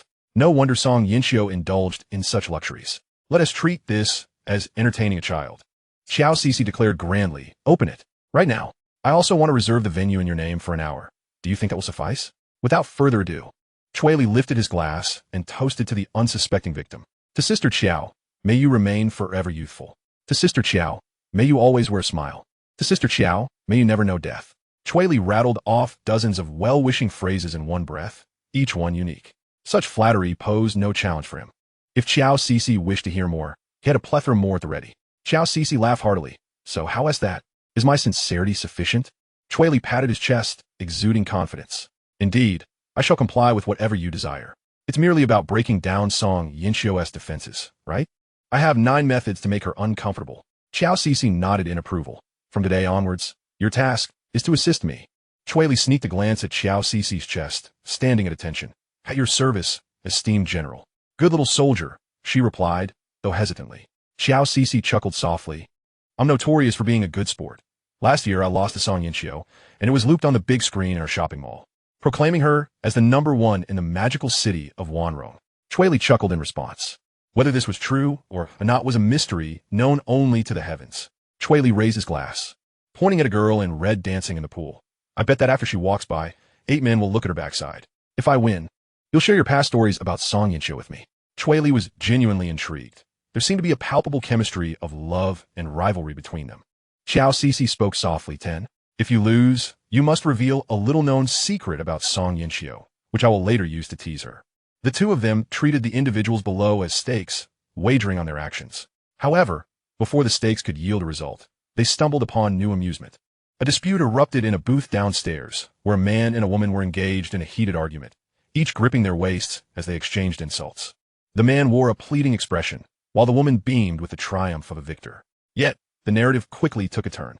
The man seized a beer bottle, striking the woman down, and then began to unleash indiscriminate violence upon those nearby. Numerous female patrons clutched their heads as they collapsed to the ground. Due to Xiao Cixi's prior reservation, all staff members were now preoccupied with managing the sudden influx of orders. Who would have thought that on what should have been a night of revelry, some would choose to create chaos rather than seize the opportunity for free indulgence? Damn this bunch of useless fools, Cui Li exclaimed, emerging from beneath the sofa with a baseball bat before dashing out.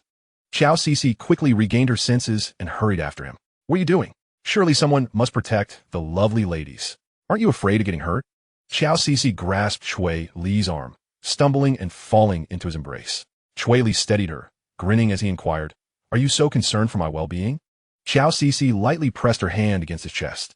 Well, it's commendable that you possess a heart for chivalry, but let the bar owner handle this mess. Cui Li chuckled, suddenly asking, Sister Xiao, do you know where I got this baseball bat?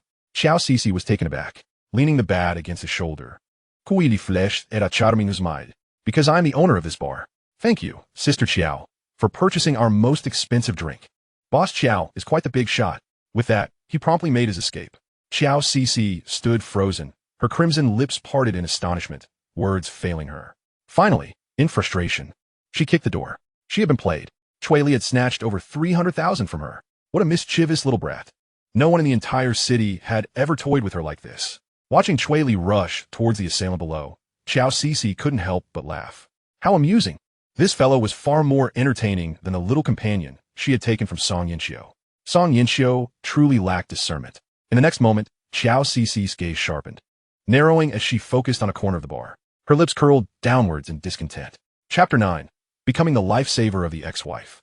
Amidst the cacophony of background music, people released their excess energy on the dance floor. Shen Baixing longed to join in the revelry, yet he had more pressing matters at hand. He had researched a strategy, selecting the bar as their meeting place. The din of music would obscure their conversation. In such an environment, if they wished to speak, they would have to draw close, their breaths mingling, allowing the subtle pheromones of flirtation to ignite between them. Shen Baixing refrained from raising his voice, deliberately lowering it instead. Yinxiu, have you been well these past few years? Song Yinxiu frowned, immediately retorting loudly. What did you say? Did you leave your vocal cords at home? Speak up. I can't hear you. Is this your first time at bar? After finishing, Song Yinxiu lifted her glass, drinking independently. Shen Baixing was taken aback, feeling a bit awkward, and was compelled to shout back. Yinxiu, what do you think of the proposed two-dimensional experience shop? The demand for two-dimensional content is immense. Even a modest investment would yield substantial returns. We could invite cosplayers or require all staff to don maid outfits, allowing entry with just a classic anime line. For example, encounter in another world, savor the delicacies. Shen Baiyuan nearly sputtered her milk upon hearing this, cursing under her breath, damn otaku. Song Yinxiu did not respond, hesitating instead. She was not particularly adept at management. Previously, Cui Li had guided her. Over time, her parents had come to believe her management skills had improved, thus entrusting her with the company entirely. Now, faced with independent decision-making, she felt a sudden uncertainty. She inexplicably sought out someone who could solve her dilemmas. Then, she spotted a bald man striding towards her. He was tall and powerfully built, his head shaped like a cone, indicating a rigorous fitness routine. A sense of trepidation washed over Song Yinxiu, causing her to instinctively step back, her back pressing against the cold wall. This corner of the bar offered no retreat. Shen Baixing noticed Song Yinxiu's distress and followed her gaze to the approaching figure. Reacting quickly, he stood defiantly. What are you? Do you know who this person behind me is? I don't care who you are. Everyone must die. The bald man raised his fist, striking Shen Baixing in the abdomen, causing him to double over like a boiled shrimp. Alcohol and stomach acid trickled from the corner of his mouth, leaving him in a state of utter disarray. Where the speed bumps? The bald man spat, sauntering menacingly towards Song Yinxiu and Shen Baiyue. Beautiful women are the most cunning. You deceitful women swindle my money to hire male models. You've pushed this honest man to the brink. All of you can perish. Song Yinxiu and Shun Baiyue turned pale with fear. Just then, a resounding crash echoed from behind the bald man. His movements faltered as he turned, pain searing through his back, causing him to grimace. Who dares to strike me? Do you know who my brother is? I'll kill you. Before he could discern who had approached, Cui Li delivered a powerful kick to his knee and swung the bat forcefully at his wrist. The impact was tremendous. No bone could withstand such a blow. The sound of shattering bones reverberated immediately. The bald man crumpled to the ground, clutching his wrist, trembling as he pointed at Cui Li. Do you know who I am? Before he could finish, he succumbed to the pain and lost consciousness. A shattered bottle lying at his feet. What the hell? Who are you? All those muscles must have come from performance-enhancing drugs. What trash? Cui Li kicked the broken glass towards the bald man, tapping the bat against his body. I have a daily cash flow of 300,000. Why unleash your madness here? Money. Who will compensate me? His temper flared. After such a violent incident, would patrons still feel safe coming to drink? Cui Li had completely forgotten the potential losses he would incur over the coming days. He was preoccupied with brainstorming how to draw customers back. More ideas are needed. Growing increasingly agitated, Cui Li prepared to swing the bat at the bald man again for some catharsis. But just as he lifted his arm, a shadow suddenly lunged out, with the head of security tightly gripping his arm. Boss, no, leave the rest to me.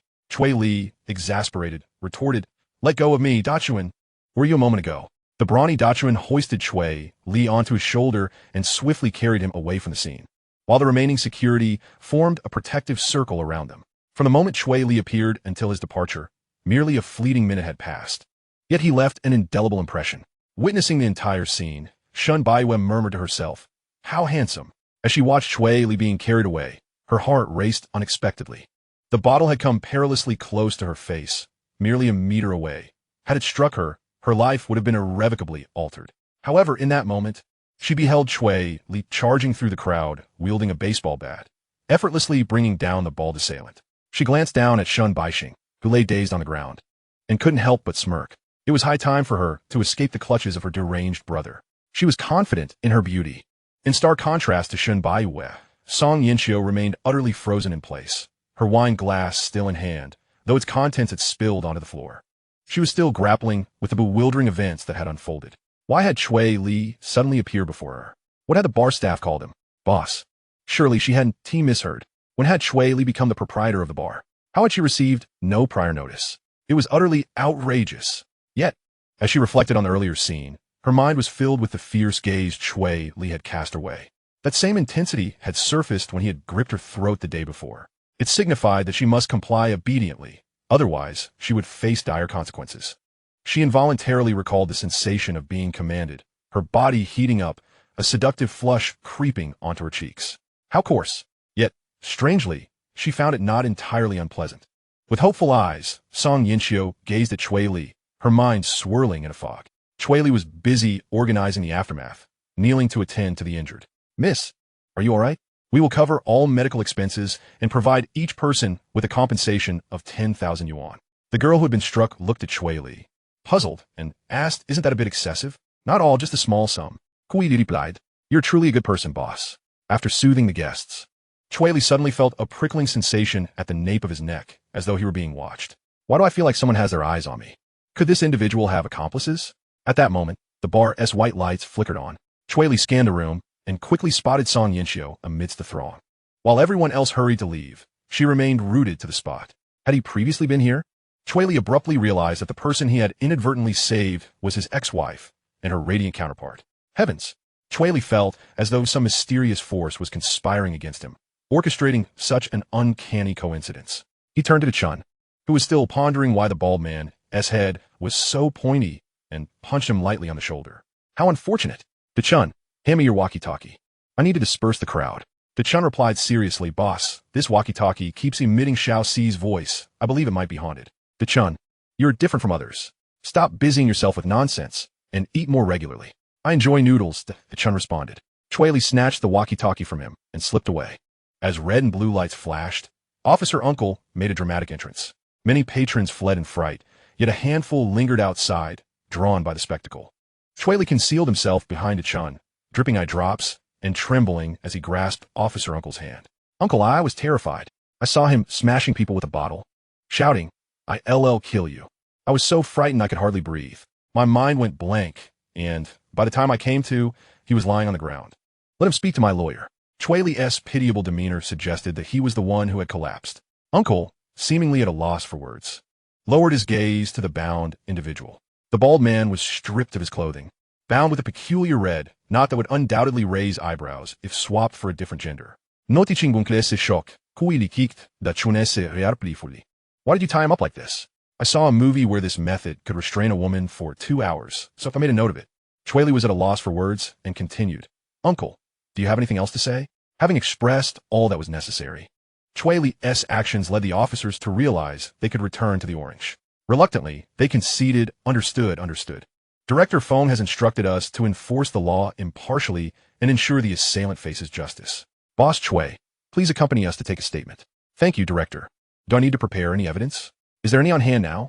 If so, we can collect it directly.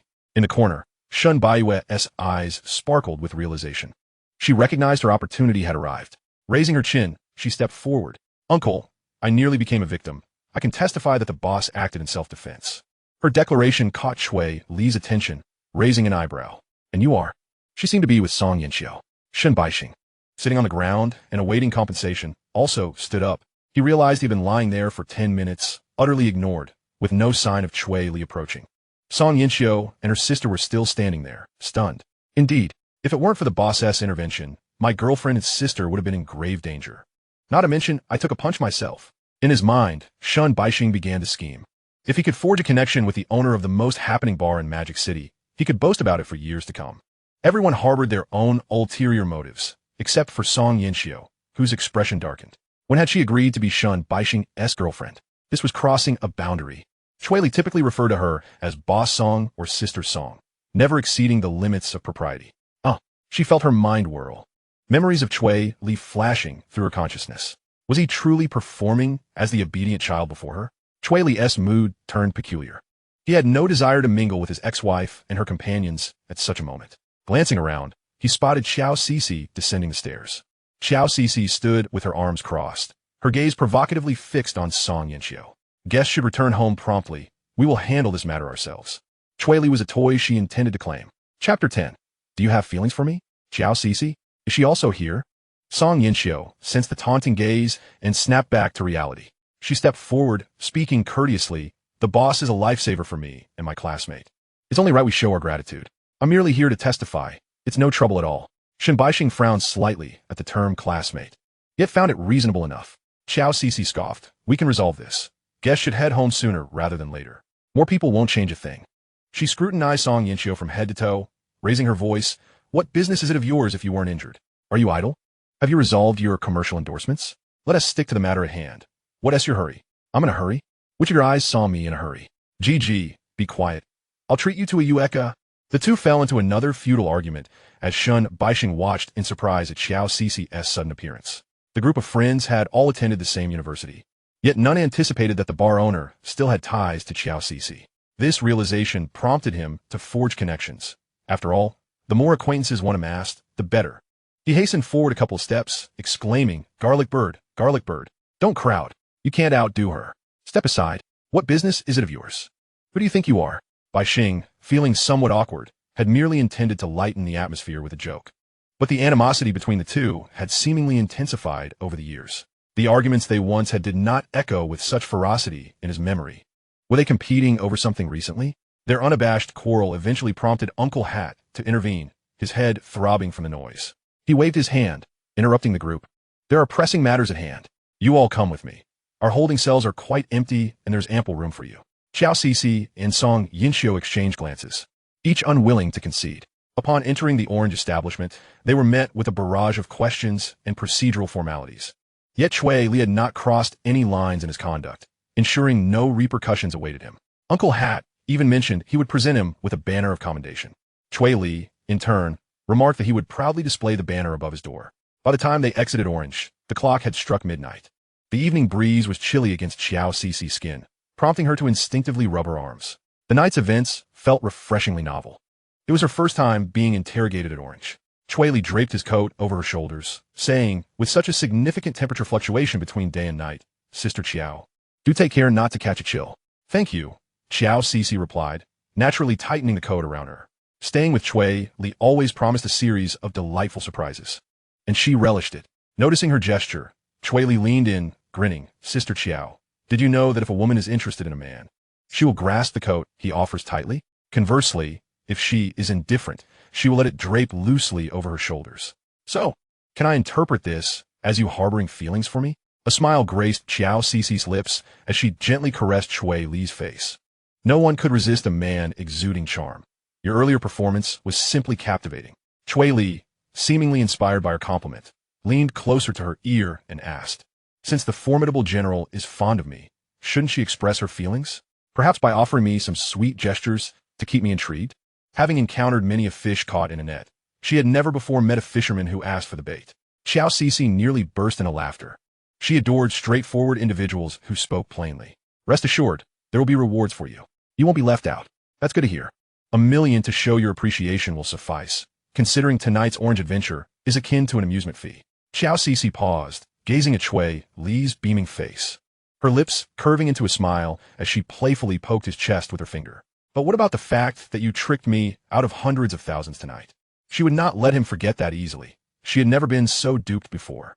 Cui Li chuckled. Allow me to give you a shoulder massage. And perhaps you'll forget about that. He gripped her shoulders and began to knead them, recognizing the importance of appeasing a significant client for future gains. As he assessed her slender shoulders, he wondered how she managed to support her ample bosom. Song Yinxiu emerged from Orange just then, and the first sight that met her eyes was Cui Li leaning close to Qiao Cece, massaging her. It had once been a privilege for her alone to touch his face, and now Qiao Cece's hands are on him as well, with Cui Li indulging her. This stirred a bubbling jealousy within her. Taking a deep breath, she approached Cui Li and softly said, Cui Li, thank you for saving me. Cui Li fiend ignorante. As if just noticing her presence, who are you? He found the situation amusing, having heroically saved his ex-wife. Song Yinxiu, sensing his pretense, fixed him with a piercing gaze, remaining silent yet intensely focused on him and Qiao Cece. However, others were not inclined to remain quiet. Shun Baiyue, with her dainty shoes, bounced over to Song Yinxiu, her hair ribbon fluttering with each step. Hello, kind benefactor. My name is Shun Baiyue. As she tilted her head, her hair brushed against her flushed earlobes. Upon hearing the name Shun Baiyue, Cui Li instinctively glanced at the so-called white moonlight. Their eyes met, and Shun Baiyue smiled at him like a naive child. Hello, hello, Cui Li replied nonchalantly, shaking her soft little hand, which felt smoother than any he had encountered, as if meticulously cared for. However, he soon sensed something amiss. His palm tingled as Shun Baiyue began to playfully tickle it with her little finger at a discreet angle where others could not see. Cui Li hesitated. What are you, benefactor? You must remember me. I will often visit your bar to help with your business. The girl smiled innocently, as though nothing untoward had transpired. Cui Li suddenly grasped her intent. He lowered his gaze to her shimmering doe-like eyes, tightening his grip and playfully trapping her fingertip within his palm. This caused Shun Baiyue's lashes to flutter, her cheeks flushing with embarrassment. After a moment of playful interaction, Cui Li handed her a business card with a smile. Next time you visit the bar, present this card to the bartender and say Cui Gus sent you. Or come up to my office on the 3rd floor to share a drink together. Great. Shun Baiyue's eyes sparkled as she tucked the card into her small purse. Skipping away happily, Cui Li turned his attention back to Song Yinxiu, coldly remarking, Aren't you leaving yet? Song Yinxiu extended her hand toward Cui Li, saying, What about me? Shouldn't the bar owner also give me a business card? What use would that be for you? Cui Li rolled his eyes. Qiao Cece stepped forward, smiling. Exactly. If you wish to drink in the future, just call me. After all, I am now somewhat of a bar owner myself. I can grant you a 50% discount when you visit my ex-husband's bar. After all, divorce means splitting everything in half. One had to admit, Qiao Cece had a knack for delivering sharp remarks without logic, purely for effect. Qiao Cece, can you stop? Song Yinxiu snapped. Frustrated that everyone knew it was all a jest, yet they continued to put on such a laborious performance. Was it not tedious? Qiao Cece chuckled softly, suddenly leaning against Cui Li's side. Cui Li, look at her being so fierce with me. I merely invited her for drinks. Boo-hoo, you wicked ex-wife. What a green tea. Cui Li chuckled heartily, naturally wrapping his arm around Qiao Cece's waist. Let's return home. Off we go. Time to sleep with the young man. Didn't you say your waist was doing splendidly? As Song Yinxiu watched the two depart, arms linked, she felt a wave of confusion wash over her. Her mind was in disarray, replaying the scene of Cui Li fiercely toppling someone. That fierce gaze haunted her thoughts. Suddenly, she felt a warmth spreading in her abdomen. Her lips parched. Chapter 11. Do not bring down my family's walls with your tears. In the passenger seat of the car, Shun Baixing leaned against the center console, adopting a caring tone as he asked, Yinxiu, were you frightened today? Would you like me to accompany you home? I possess 9 soothing techniques that guarantee a swift descent into slumber. Approaching a woman in distress to offer her comfort effortlessly cultivates her affection, a phenomenon known as the suspension bridge effect. Truly, divine providence smiles upon me. Shun Baixing is positively exhilarated. Yet what on earth are you saying, Shun Baixing? Song Yinxiu cast a peculiar glance at him. Sensing an odd tone in his voice, one tinged with a hint of lewdness, starkly contrasting the memory she held of him from their initial encounter. Shun Baixing had exhibited strange behavior. He was once characterized by a calm demeanor laced with a touch of aloofness, but now he resembled a sycophantic hound, almost salivating. Moreover, Song Yinxiu found herself remarkably unfazed this evening. For reasons unbeknownst to her, she felt an overwhelming sense of security enveloping her, a warm and comforting presence. Shun Baixing was taken aback. He recalled Song Yinxiu as a timid individual. During their university days, a mere beetle landing on her forehead sent her into a frenzied dance atop a table, leaving him bewildered as he questioned what there was to fear. Had she truly transformed so dramatically? In light of this unexpected shift, Shun Baixing decided to pivot his approach, discreetly signaling to Shun Baiwei. This was the opportune moment for her to interject, perhaps expressing trepidation about potential retaliation and inquiring whether they might stay at Song Yinxiu's residence. Given Song Yinxiu's benevolent nature, she would undoubtedly acquiesce to their request. However, Shun Baiwei appeared oblivious, deliberately turning her gaze towards the window. Gazing at the crescent moon, she mused, what a magnificent moon tonight. The night view of the magic city is truly splendid. Seeing his sister lost in thought, Shun Baixing clenched his jaw in frustration. How could such a splendid opportunity be squandered? He was unwilling to resign himself to the notion that he might never reside under the same roof as a woman he desired. Thus, he shifted the conversation with an air of seriousness. Yinxiu, is your reluctance to let me stay at your home due to someone else residing there? What are you talking about? Song Yinxiu's heart quivered, her eyelids twitching ominously. Shun Baixing knew everything. I've heard rumors that someone else is living in your home. In truth, you didn't particularly wish for my return, did you? I can sense your enthusiasm has waned since our reunion. Song Yinxiu pondered for a moment and replied. It must have been Xiao Cixi who told you that. She merely resembles you. I kept her around for observation. She has since moved out. My reasons for not allowing you to stay are simply that my mother holds a poor impression of you. As you are aware, she practices Mantis Fist. Upon hearing this, Shun Baixing felt a chill race down his spine. Yet, the thought of an impostor having occupied his place ignited a fervent desire to curse that wretched being, wishing ill upon its progeny. How dare it compare itself to him? Silence enveloped the car as they returned to the hotel. Alone, Song Yinxiu sat in the vehicle. The night road, eerily quiet. A sense of confusion washed over her as images of Cui Li and Xiao Cixi together plagued her thoughts, inciting a swell of irritation. Yet, she was acutely aware that their interaction was merely a performance. Why, then, did it still evoke such discomfort? I don't understand. Song Yinxiu mused as she sluggishly maneuvered the car.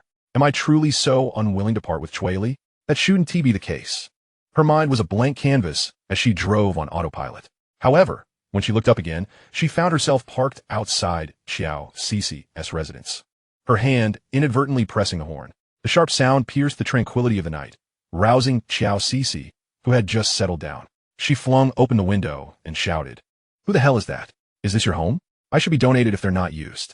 Let me see who the fool is standing at my door. With the courtyard lights flickering to life, Xiao Cixi quickly identified the figure before her. Song Yinxiu? Is this woman's fighting spirit so formidable tonight? Has she come chasing after me? As the car door swung open, Song Yinxiu emerged, tilting her head and offering a faint smile. I wish to see Cui Li. May I enter? She felt an urge to engage Cui Li in an open discussion, wishing to avoid discovering untold secrets after their divorce. Xiao Cixi tilted her head in surprise, but lamented that Cui Li had not returned with her. He mentioned he had classes and would head back to school. Soon, Xiao Cixi descended the stairs, donning Cui Li's jacket. Through the iron gate, she shook the garment with a triumphant expression. I told you to come to our home. And you actually did. Calmly, Song Yinxiu replied, Consider this a request. Please allow Cui Li to step outside.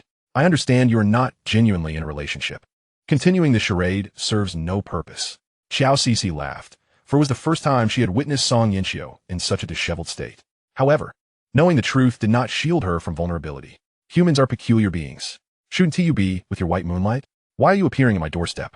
Xiao Cixi's tone dripped with teasing mockery, as if savoring this moment of confrontation. Upon hearing the term white moonlight, Song Yinxiu instinctively retorted, "What do you mean by white moonlight? Why must you invoke such a term when discussing Shenbaixing? We have long ceased to have any connection." Her response was purely instinctual. The term once felt acceptable, but after marrying Cui Li, it had become intolerable. Leaning against the iron railing, Xiao Cixi regarded Song Yinxiu with a smile. "What if I were to say I harbor a fondness for your ex-husband? My father insists I can only marry his son-in-law." Cui Li was youthful, handsome, and eloquent, an ideal candidate to become their family's son-in-law. Song Yinxiu, usually composed, found it impossible to maintain her calm before Xiao Cixi. In a fit of frustration, she surged forward, seizing Xiao Cixi by the collar. "On what grounds do you claim to like him? You're nothing but a scheming woman. Reveling in my anger, aren't you? I'll concede you've won. I'm now vulnerable. But you cannot toy with Cui Li. Liking him is one thing, but disliking him is another. Do not deceive him into investing his feelings, only to cast him aside later. Should you dare to do so, I will certainly expose you as the manipulative green tea girl you are." Xiao Cixi sensed an odd undertone in Song Yinxiu's words, almost as if she were worried about being bullied by Cui Li. Yet, who truly bore the brunt of the loss? She had been duped into parting with so much money over a mere drink. Who will be accountable for my wallet? Xiao Cixi scoffed, brushing Song Yinxiu's hand away. "Oh, you're flustered, just as I suspected. Song Yinxiu, your ex-husband is firmly within my grasp. You may leave now. Otherwise, your publicly declared boyfriend might become displeased."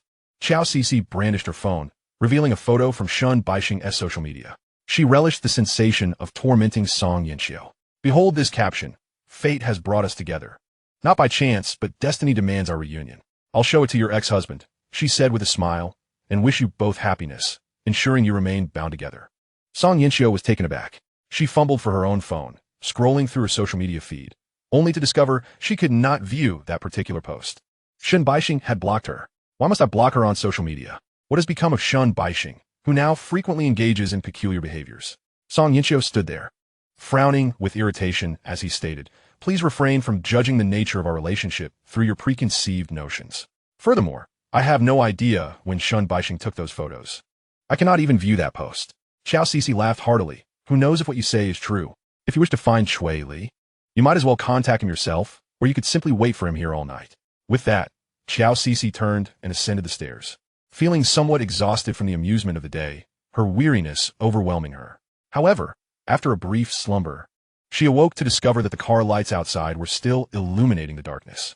Opening the window, she called out to Song Yinxiu, "Are you planning to stand there all night if Cui Li doesn't come out?" "Yes, not in my house." Song Yinxiu remained silent below. Observing Song Yinxiu's unusual demeanor, Xiao Cixi frowned.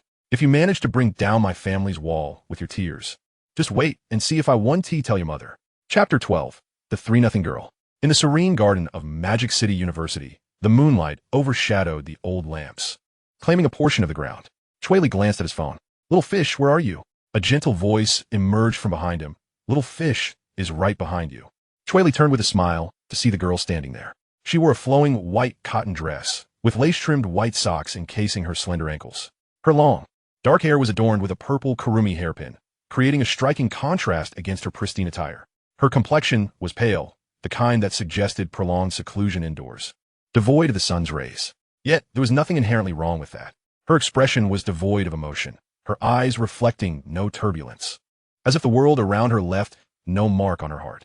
"Here, this is for you," Cui Li said, producing a box as if by magic.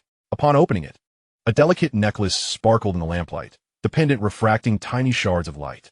She had once been the most radiant beauty at Magic City University. Just by looking at her face and the aura she exuded, it was evident that she hailed from a well-to-do family. Alas, the ventures of the affluent often lead to perilous pitfalls. Her father had invested heavily in a mine, only to be met with stringent environmental regulations that abruptly halted operations, plunging them into insurmountable debt. Her father leaped from a high building, and her mother, driven to despair by relentless debt collectors, attempted to take her own life but survived, only to lie in a hospital bed as a vegetable. From that moment forth, Yu Wantong's life became a taut string.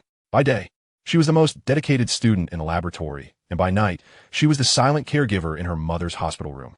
The debts from her father's failures and her mother's medical expenses had drained their household. Yet, she was obstinate, unwilling to relinquish anything.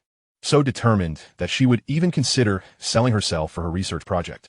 That day in the bar, Yu Wantong was negotiating with an older woman, her pale fingertips clutching the contract, her gaze as calm as if signing an experimental report. Then, Cui Li appeared.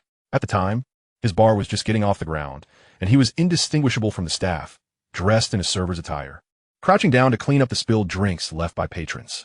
Naturally, he recognized the infamous Ice Queen of the university. Wiping his hands, he approached with a smile. Yu Wantong, don't sell yourself. Let me sell the drinks to support you. If you become successful, remember to take care of me. He viewed it as a sound investment. Yu Wantong lifted her eyes to meet the gaze of the server, who was busy cleaning yet wore a carefree smile. She nodded. Okay, I can spare half an hour to an hour each day to accompany you. Cui Li readily agreed. As thoughts returned to the present, he tucked the necklace away, seeking a way to ease the moment. You don't like it? I can find something else next time. He took her icy hand and tucked it into his pocket to warm it. Yu Wantong allowed his actions, calmly retrieving a wet wipe to meticulously clean her hands and cheeks. After finishing, she adjusted her shoulder strap, her delicate collarbone faintly visible in the twilight. They leaned in, sharing a kiss until their breaths grew hot and rapid. Cui Li, pressing against her cool cheek, softly inquired, Are you happy being with me? Without a moment's hesitation, Yu Wantong replied, My heart races when I'm with you. Research indicates this is a normal physiological response to feelings of joy, signifying happiness. Cui Li felt an overwhelming sense of accomplishment swell within him. The allure of the 3-0 girl lay in this subtle transformation. In contrast to the initially taciturn Yu Wantong, who spoke only in nods and shakes of the head, she now expressed herself more freely, occasionally even articulating complex sentences. The joy of nurturing her growth. Who could possibly understand? Cui Li, satisfied, encircled her frail form in his arms, inviting her to sit on his lap as they whispered secrets to one another. Suddenly, Yu Wantong spoke softly. Will you leave me?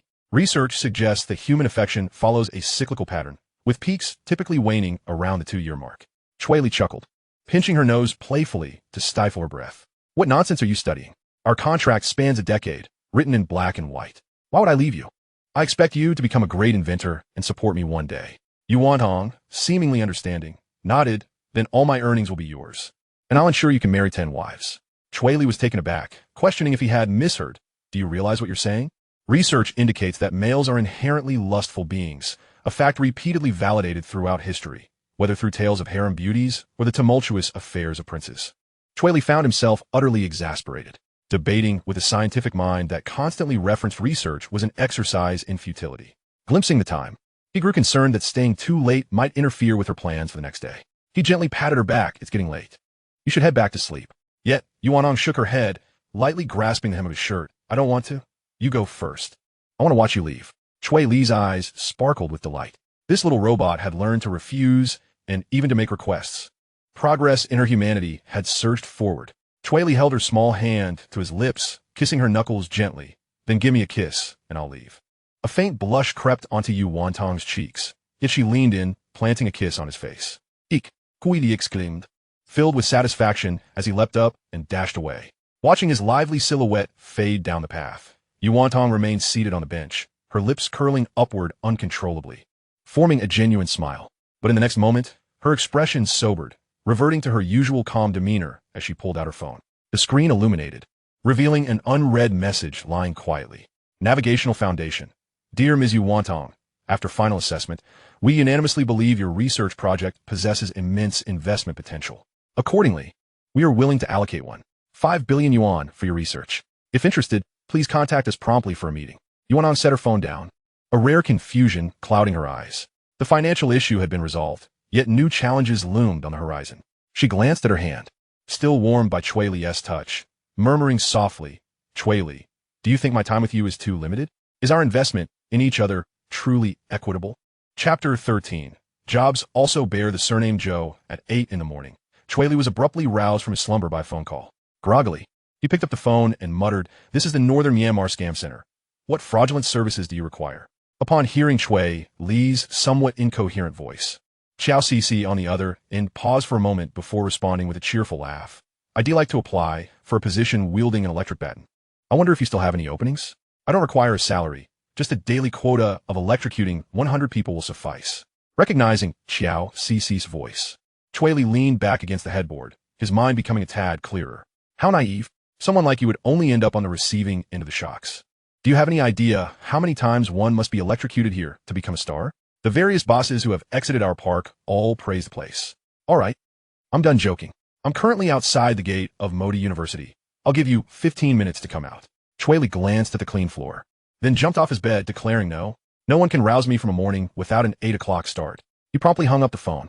Who's Xiao Cece think she is? If I allow her to command me so easily, trouble will surely follow. He was well aware of how to interact with these affluent young women. Cui Li opened his computer, brushing his teeth while scrolling through the morning news.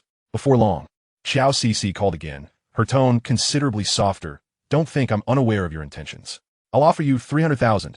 Hurry up and come out. Xiao Cece believed she had completely deciphered Cui Li's thoughts. To her, he was merely a money-hungry scoundrel who would obediently show up if she dangled a bit of cash before him.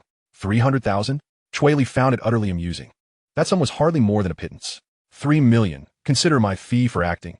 I feel my worth exceeds 3 million. Inside her car, Xiao Cece was momentarily taken aback, glancing incredulously toward the school gate. The students emerging from within all bore an unmistakable air of naive simplicity. How could Cui Li's demeanor differ so drastically from theirs? To propose such a lofty sum right off the bat. How audacious. With a tight grip on her phone, Xiao Cece gritted her teeth and exclaimed, "Are you insane, or am I? 3 million on the spot? You must be out of your mind. I could manage 3 million. Xiao Cece found herself at a loss for a suitable rebuttal. Cui Li chuckled softly, someone else getting anxious. He lazily nestled back into bed, wedging the phone between his shoulder and ear. Unless you pay me, you'll never see me again. I'll just hide in school. The only way you'll get me out is if you illegally break in and drag me from my cocoon. Playing the rogue, are we? How clever of you. I admire you. Listening to Cui Li's teasing voice, Xiao Cece felt a mix of exasperation and amusement.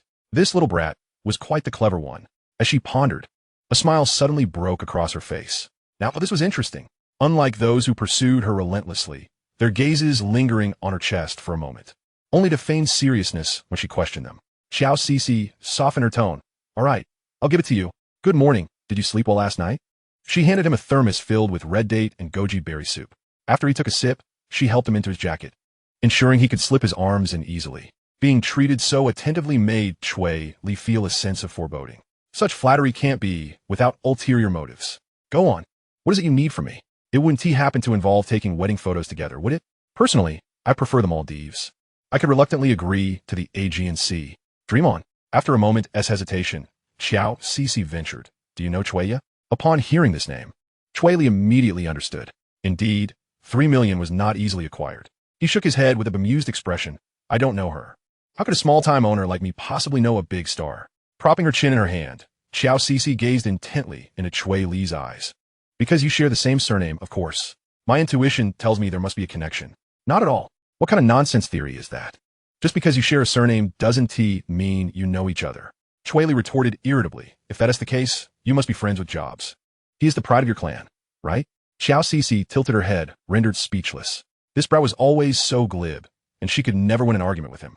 However, when she pulled out her phone and opened Cui Li's Weibo, Cui Li's expression shifted dramatically. Waving her phone, Xiao Cece laughed. You were right. But Cui Li frequents your bar quite often. She even recommends drinks from your establishment. After that, your bar skyrocketed in popularity. Are you really going to tell me you don't know her? Seeing his secret exposed, Cui Li could only respond with resignation. I merely had a stroke of luck. When the big star first visited, our bar had just opened, and it was empty, so I chatted with her for a bit. She found it quiet and kept coming back. Later, seeing that I was on the brink of closure, she helped me promote it. You know how people blindly trust celebrities. Her assistance was akin to playing a restaurant management game. Xiao Cece nodded, accepting this explanation. After a moment of contemplation, she leaned closer to Cui Li, her voice taking on a playful tone. Just think of a way for me, will you? I believe someone as handsome and talented as you must have a solution. My dear brother, I implore you. Xiao Cece smiled slyly, resembling a cunning fox. She cared not for any potential relationship between the two, but rather sought someone to facilitate her desires. As she called him my dear brother, she also wrapped her arm around his delicately squeezing the inside of his bicep. Hey, hey, watch it. We must maintain a proper distance between the sexes. Even if you flatter me, I'm not obliged to help you. I can dance for you in black stockings. I've studied ballet before. Cui Li's eyes lit up. This deal was beginning to seem worthwhile. This matter was a bit complicated. Cui Li leaned in slightly, lowering his voice. What if the big star discovers I've leaked her secrets? That could ruin my bar-S reputation. Xiao Cc's red lips curled into a sly smile as her fingertips grazed his sleeve. Don't worry. Just casually reveal a little, and I'll take care of the rest. Is there any other option? This is a significant project. Cui Li squinted, his gaze slowly drifting down to the swan pendant, which appeared to be struggling against an unfathomable abyss. Indeed, it's quite substantial. Xiao Cc, fully aware of his focus, playfully tugged at her collar, lowering it by half an inch. The swan pendant gracefully slipped further into the depths. With a sly glint in her eye, Xiao Cc remarked, if you manage this and make Song Yinxiu lose sleep, wouldn't you then have everything you desire? Cui Li stroked his chin in contemplation before snapping his fingers. If this gets accomplished, Sister Xiao, will you spend a day playing with me? Just a day of fun? Xiao Cc felt an inexplicable sense of disappointment regarding this request. She had anticipated that Cui Li would propose some bizarre demand. Cui Li chuckled softly, merely stating that they would play for a day without specifying the nature of the game. Since Xiao Cc was engaging in a game of words with him, she decided to reciprocate in kind. Cui Li's stomach began to rumble, and he instinctively placed a hand on his belly. You're asking me to do something first thing in the morning, and I haven't even had breakfast yet. Could you possibly order some takeout for me? Xiao Cc stifled a laugh, covering her mouth, and upon entering the vehicle, she called out to Cui Li, what's good for takeout? How about I treat you to a nice meal instead? Rest assured, it will be on me. Cui Li stroked his chin and replied, are you certain you won't take me to a lavish breakfast that costs tens of thousands, only to excuse yourself to the restroom and leave me stranded? It was evident that Xiao Cc was not the type to suffer in silence. Now that he realized he might face dire consequences for tricking her, one must wonder why he hadn't acted sooner. Cui Li entered the car and remarked, the rougher the waters, the pricier the fish. The vehicle soon arrived at a restaurant specializing in crab soup dumplings. Perhaps due to effective marketing, the place was already bustling with patrons early in the morning. The interior was packed, and a long queue formed outside, causing Cui Li to feel a twinge of claustrophobia. The server glanced around, realizing there were no available seats, and apologetically smiled at the two, saying, I'm terribly sorry, but we are currently at full capacity. You may need to wait for a while. No worries. Let's try another place, Cui Li said, pulling Xiao Cc away. He was the type to abandon ship at the sight of a lengthy line, finding the wait excruciating. He could hardly comprehend how women like Song Yinxiu would willingly stand in line for 2 hours just for a meal. For instance, when she craved a particular Thai restaurant, she would insist on waiting under the guise of building anticipation, only to take a single bite after an hour and leave with her bag in hand. Xiao Cc, noticing Cui Li's intent to leave, quickly linked her arm with his, exclaiming, oh come on, what is the harm in waiting a moment for a stunning beauty like me? Besides, there's an old Chinese saying, since we're here, we might as well indulge. With that, she swiftly scanned the restaurant and pointed to a corner, saying, let us share a table over there. It's a large round table, and the more the merrier. Cui Li shook his head vigorously and continued walking outside. I have social anxiety, as you know. I can only manage to speak to one stranger at a time. Facing 2 strangers simultaneously is simply mortifying. Xiao Cc rolled her eyes at him, unable to believe that someone who seemed so familiar with her could genuinely possess social anxiety. She tugged at his sleeve in irritation. What are you worried about? It's not like you're meeting new friends. They're people you already know. Cui Li paused, glancing in the direction Xiao Cc was pointing, and indeed spotted 2 acquaintances sitting at a small round table in the corner. Chapter 14, Urgent. In the restaurant's corner, Shen Baixing noticed that the food he had served to Shen Baiwei remained untouched. He lamented, Baiwei, why aren't you eating the food I picked for you? Do you dislike your big brother? Eat yourself. Shen Baiwei, seated across from Shen Baixing, grimaced. Her mind was torn between 2 thoughts, one of scolding him and the other of wishing for death. She glanced at the half-eaten sesame ball, still tainted with her brother's saliva. Ugh! The crab soup dumpling she had just consumed began to churn violently in her stomach. Shen Baiwei fought back the nausea as she attempted to pick up the sesame ball, but in her clumsiness, it fell to the floor, providing her with a momentary sense of relief. Just as she was about to scold Shen Baixing for wasting her affection, she sensed someone watching her and looked up to see 2 individuals at the entrance. Her gaze immediately landed on Xiao Cc. Her beauty was captivating, radiating an alluring charm that was hard to ignore. She resembled a bewitching vixen, If it weren't for the pressing debts at home, he would have certainly prioritized winning Xiao Cici's affection. Having spent considerable time abroad, he had grown fond of such flamboyant styles, finding the demure elegance of Song Yinxiu far less appealing. Shun Baixing was suddenly overcome with primitive emotions, which made Shun Baiyue feel somewhat nauseous. Whenever she applied her makeup, she could always see that same lustful gaze reflected in the mirror, akin to a middle-aged woman with a ferocious desire for her poodle. Not wanting to face Shun Baixing alone, Shun Baiyue stood up and waved at the two. What a coincidence. Benefactor brother. Shall we dine together? Cui Li met Shun Baiyue's bright, peach blossom eyes before glancing at Shun Baixing, a smirk appearing at the corners of his mouth. Interesting. He found this young lady quite intriguing. Deciding against leaving, he took Xiao Cici by the hand and approached the siblings. Once seated, Xiao Cici was on his left, Shun Baiyue on his right, while Shun Baixing sat opposite them. Cui boss, do you smoke? Shun Baixing inquired eagerly, offering a cigarette to Cui Li. Cui Li glanced at it. It was a foreign brand, but he suspected it was not particularly expensive. Shun Baixing seemed to be using this foreign label to impress. Cui Li waved his hand, declining. I'm afraid I don't smoke. No worries. Not smoking is better for your health. Shun Baixing smiled, displaying what he believed to be a congenial expression. Cui Li had investigated Shun Baixing last year, uncovering that he had purchased his degree abroad and had no legitimate job, having never returned home. The sycophantic demeanor he displayed upon seeing Cui Li was quite distasteful. Did Song Yinxiu actually fancy such low-grade individuals? He could only imagine Shun Baixing's expression if he learned that Cui Li was Song Yinxiu's ex-husband. Xiao Cici grabbed the menu, using it to shield her face while pretending to peruse it. Let me share a little secret with you.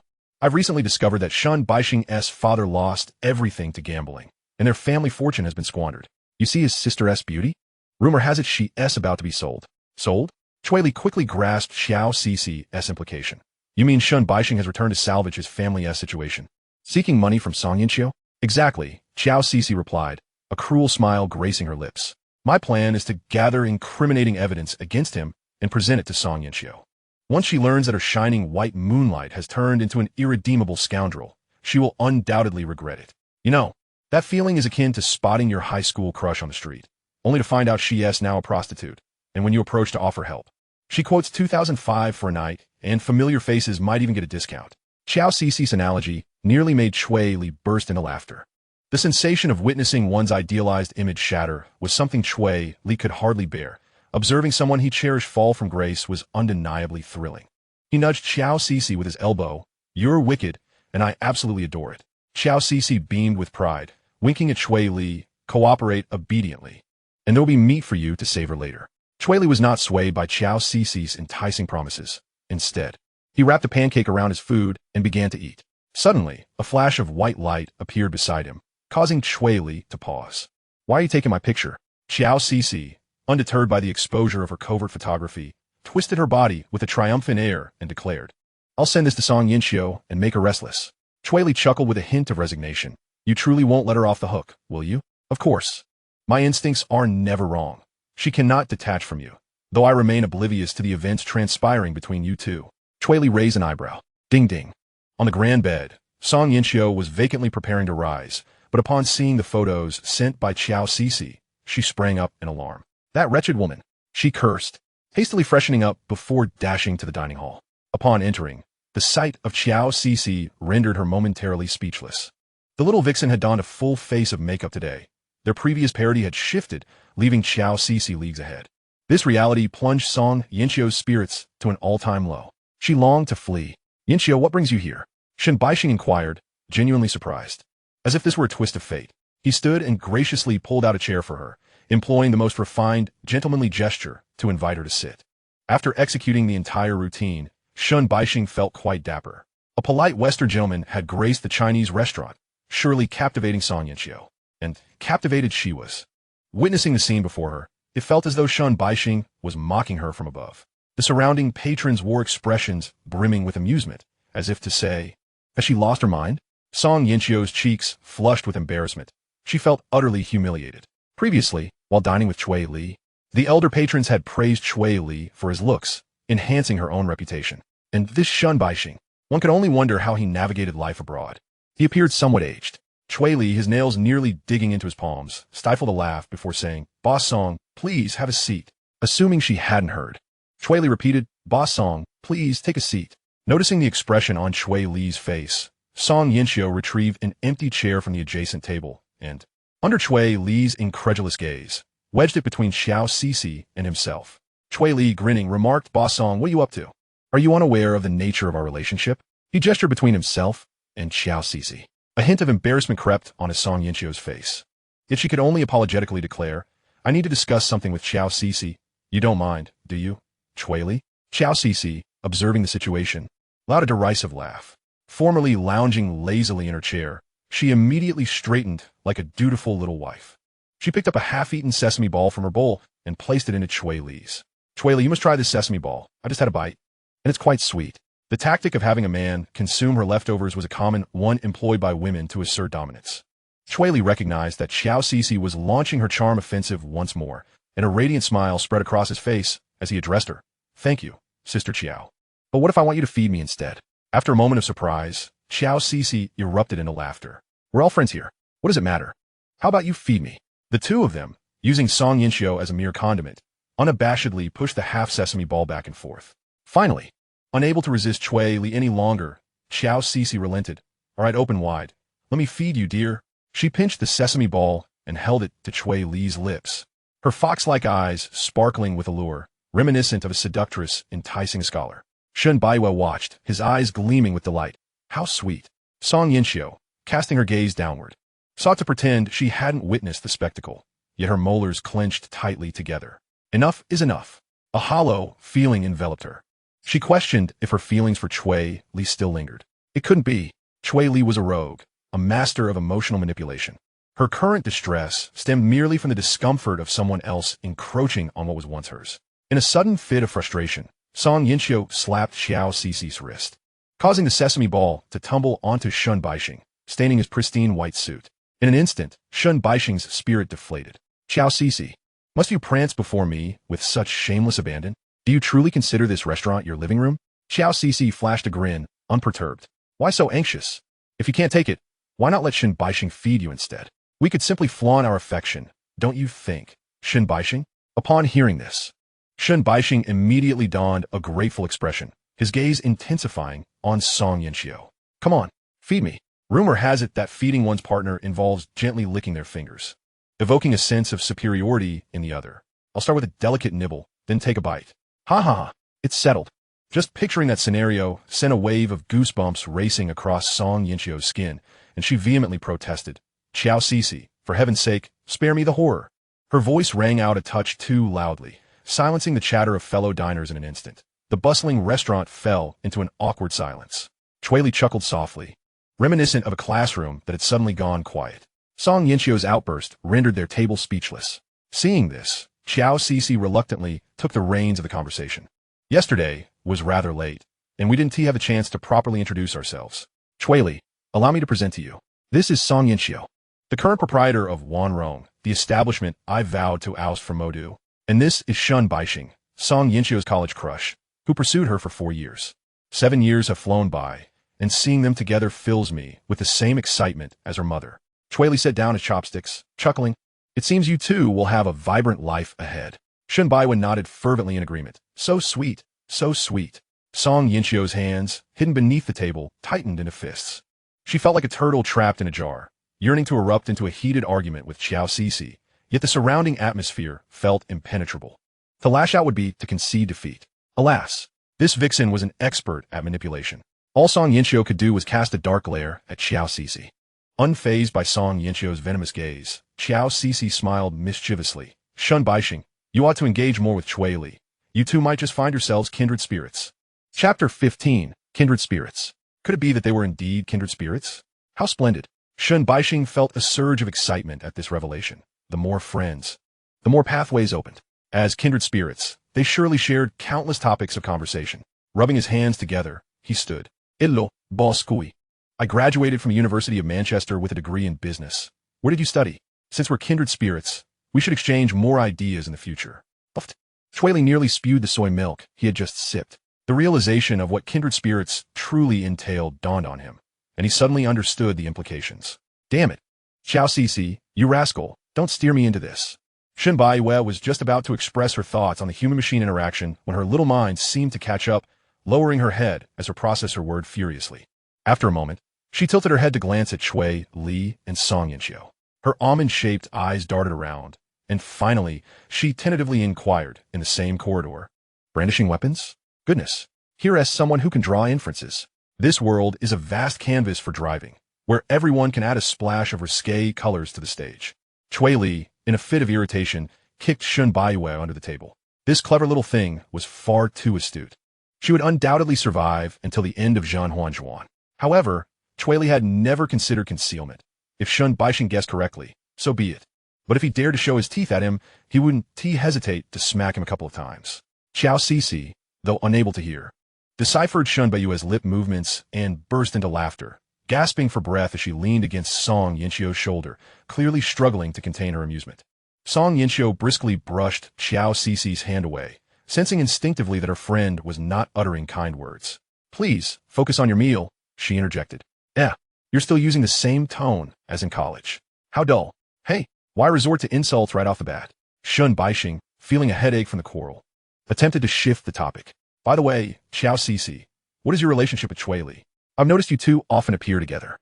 It seemed Shun Baixing had unwittingly posed the question Xiao Cixi longed to answer, as a blissful smile graced her lips.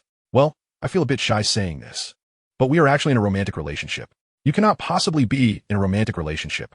Such words are merely meant to deceive others. Song Yinxiu interjected immediately, feeling irked at Xiao Cixi's declaration. Xiao Cixi shook her head, her face radiant with nostalgia. I remember it was a sunny afternoon. I was driving down a small road, surrounded by my favorite daisies. In a moment of distraction, I accidentally bumped into him. I got out of the car, intending to check if he was all right. But upon seeing my face, he exaggeratedly claimed to be gravely injured, as if he were on the brink of death. In reality, his wound was no more than a scratch from a kitten, and it would heal on its own shortly. I thought, what an amusing boy. So, I pretended not to notice his deception and rushed him to the hospital. Shun Baiyue clapped her hands gently from the side. So sweet, so sweet. Song Yinxiu scoffed derisively. What nonsense. You think this is an elementary school essay? You confirmed your relationship in less than a day. Are you both that casual? As her words hung in the air, the atmosphere seemed to freeze.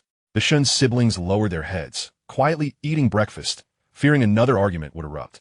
Yet, Cui Li appeared oblivious to Song Yinxiu's barbs, continuing to sit there with a carefree demeanor. He was indifferent.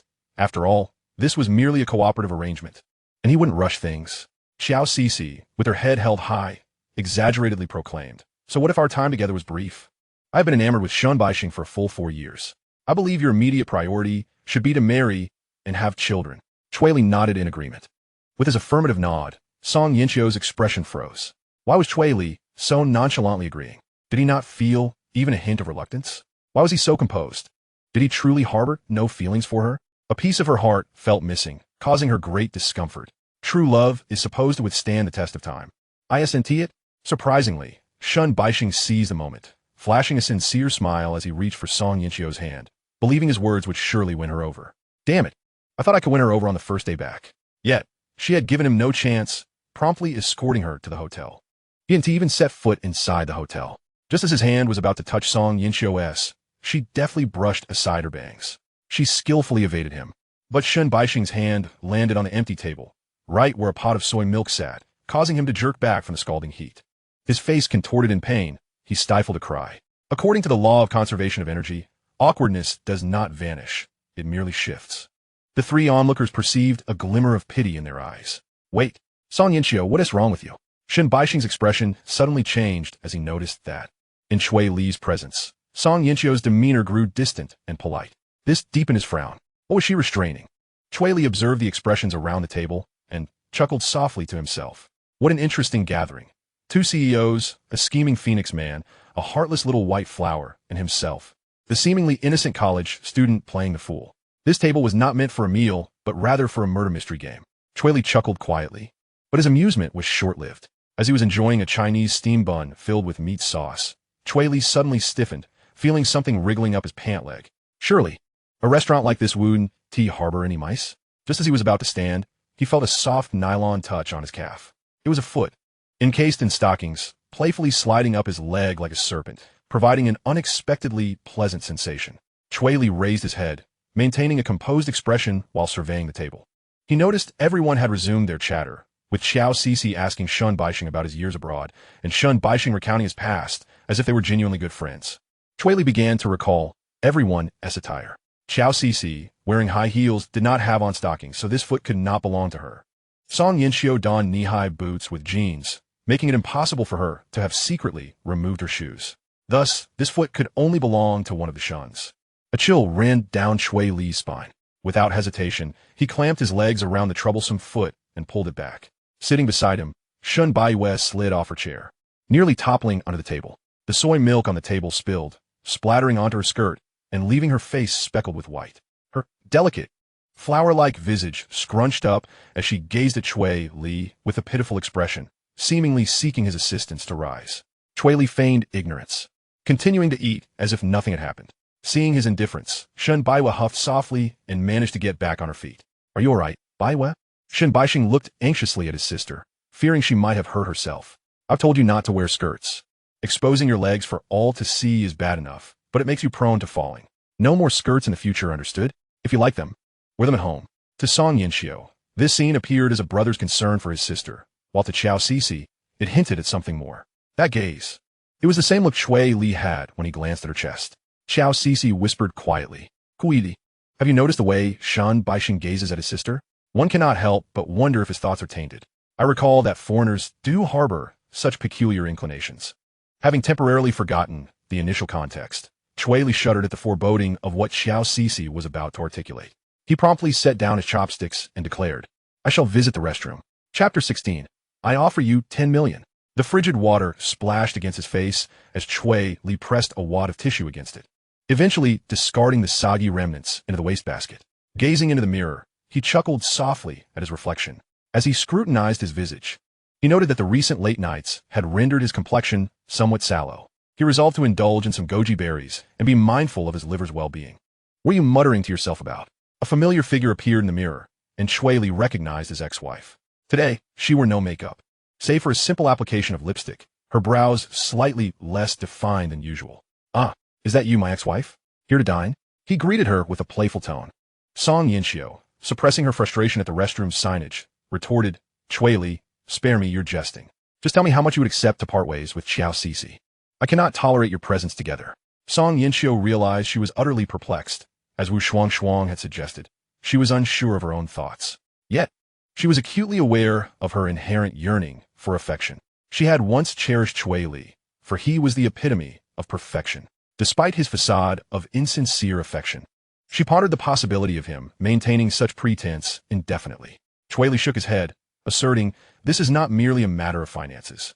I'm not in dire need of money, having saved quite a sum over the years. 10 million. This is truly not a financial issue. 50 million. Cui Li felt that Song Yinxiu had misconstrued his intent. He placed his hand firmly on her shoulder, speaking earnestly, "I have reiterated, this is not about money. I am single, and there is no issue with my appearing alongside Xiao Cixi. Is there?" "Why Xiao Cixi?" Song Yinxiu countered. "Oh, there is no particular reason. She employed me, and I find it amusing to accompany her. If I manage to sleep with her, it's a bonus." Song Yinxiu was momentarily taken aback. Though she could surmise, Cui Li's bluntness was striking. She shook her head resolutely, declaring, "You could never attain a woman like Xiao Cixi. She perceives you merely as a tool and will ultimately discard you without hesitation." Cui Li, however, remained unfazed. "That remains to be seen. After all, I was initially your tool, was I not? I am still young. Waiting 3 more years is of no concern, and perhaps I might gain 500,000 afterward." Song Yinxiu pouted in dismay. "But it pains my heart." Cui Li was taken aback. He had assumed Song Yinxiu had been fully prepared for their divorce. Yet now it seemed she was merely acting on impulse. The dynamic between her and Shun Baixing gave Cui Li an impression of unfamiliarity. Alas, it is often said that fools best the masters, and this indeed appears to be the case. He could not fathom Song Yinxiu's true intentions behind this maneuver. The moment she broached the subject of divorce, their relationship had irrevocably shifted. Cui Li, somewhat at a loss for words, flicked the water droplets from his fingers on his Song Yinxiu's face. "So what? We are already divorced. Why should you dictate my actions? I have yet to comment on your white moonlight. You ought to understand your position. I refer to you as ex-wife out of legal courtesy. In truth, you are my employer, and I am merely performing for you. As a stand-in, I possess the awareness of my role, and you, as my employer, ought to embody the responsibilities of your position." With gritted teeth, Song Yinxiu seized Cui Li's hand and led him into a stall. She pressed him against the wall. "You scoundrel! Who was it that came 4 times in one breath, and even once before the divorce?" She whispered in a tone only the two could hear. Song Yinxiu felt as though she had been carelessly taken advantage of. Cui Li resembled a wild male beast, vanishing after fulfilling his reproductive duty. Upon their next encounter, he not only competed for sustenance, but also sought to drive others from his territory. Earlier, he had spoken to her so bluntly. It was the first time in years he had chastised her without a trace of gentility. After all, she was Song Yinxiu. On the surface, she operated a shopping mall. Yet in reality, she engaged in land acquisition, using the mall as a facade to inflate surrounding property values. Who could meet her gaze without acknowledging her as Miss Song? How dare Cui Li question her worth? "What is it that you desire?" Song Yinxiu demanded, striking Cui Li. Cui Li had not anticipated Song Yinxiu's audacity in dragging him into the stall. In the confined space, they were uncomfortably close, as the design had not accounted for such encounters in a restroom. Cui Li's hand encircled her slender waist, which felt exquisitely delicate. Song Yinxiu attempted to struggle, but Cui Li's grip remained steadfast. He murmured, "I intend to flirt with Xiao Cici. I wish to engage in some ambiguous conversations." "I can too," Song Yinxiu instinctively retorted. Cui Li paused, nearly losing control of his expression. He shook his head. "This is a losing proposition. Xiao Cici is more endowed than you." Song Yinxiu's eyes widened, a spark of competitive spirit igniting within her. She grasped Cui Li's hand threateningly. "Speak honestly. Who is more endowed? Would Xiao Cici permit your touch?" Cui Li fell silent, merely absorbing the moment. After a while, he chuckled. "How about we share a kiss, my ex-wife? Otherwise, it feels rather dry." Any man who has kissed knows that a kiss without hands feels lacking. Song Yinxiu paused, then fervently shook her head. "No, the environment is unsuitable. Quite the contrary. As the first patrons of the day, the floor tiles are pristine." Song Yinxiu glanced up at Cui Li. The overhead light cast a harsh glow on him, rendering him somewhat menacing. She could even hear the chatter of patrons outside. Cui Li lowered his head and swiftly found her soft lips, capturing them in a kiss. This time, Song Yinxiu was more compliant. After an extended moment, they parted, and Cui Li gently patted Song Yinxiu, speaking in an authoritative tone. "From now on, wear skirts. Those tight jeans do not suit you." With a flush on her cheeks, Song Yinxiu closed her eyes, her lashes fluttering, her gaze shimmering with a hint of moisture. She appeared momentarily stunned and, after a prolonged silence, hoarsely inquired, "By what right do you command me?"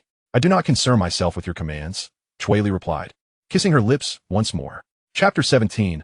A Violent Assault on the Stand-In. "Is Boss Cui available?" Shen Baixing's voice suddenly resonated from outside.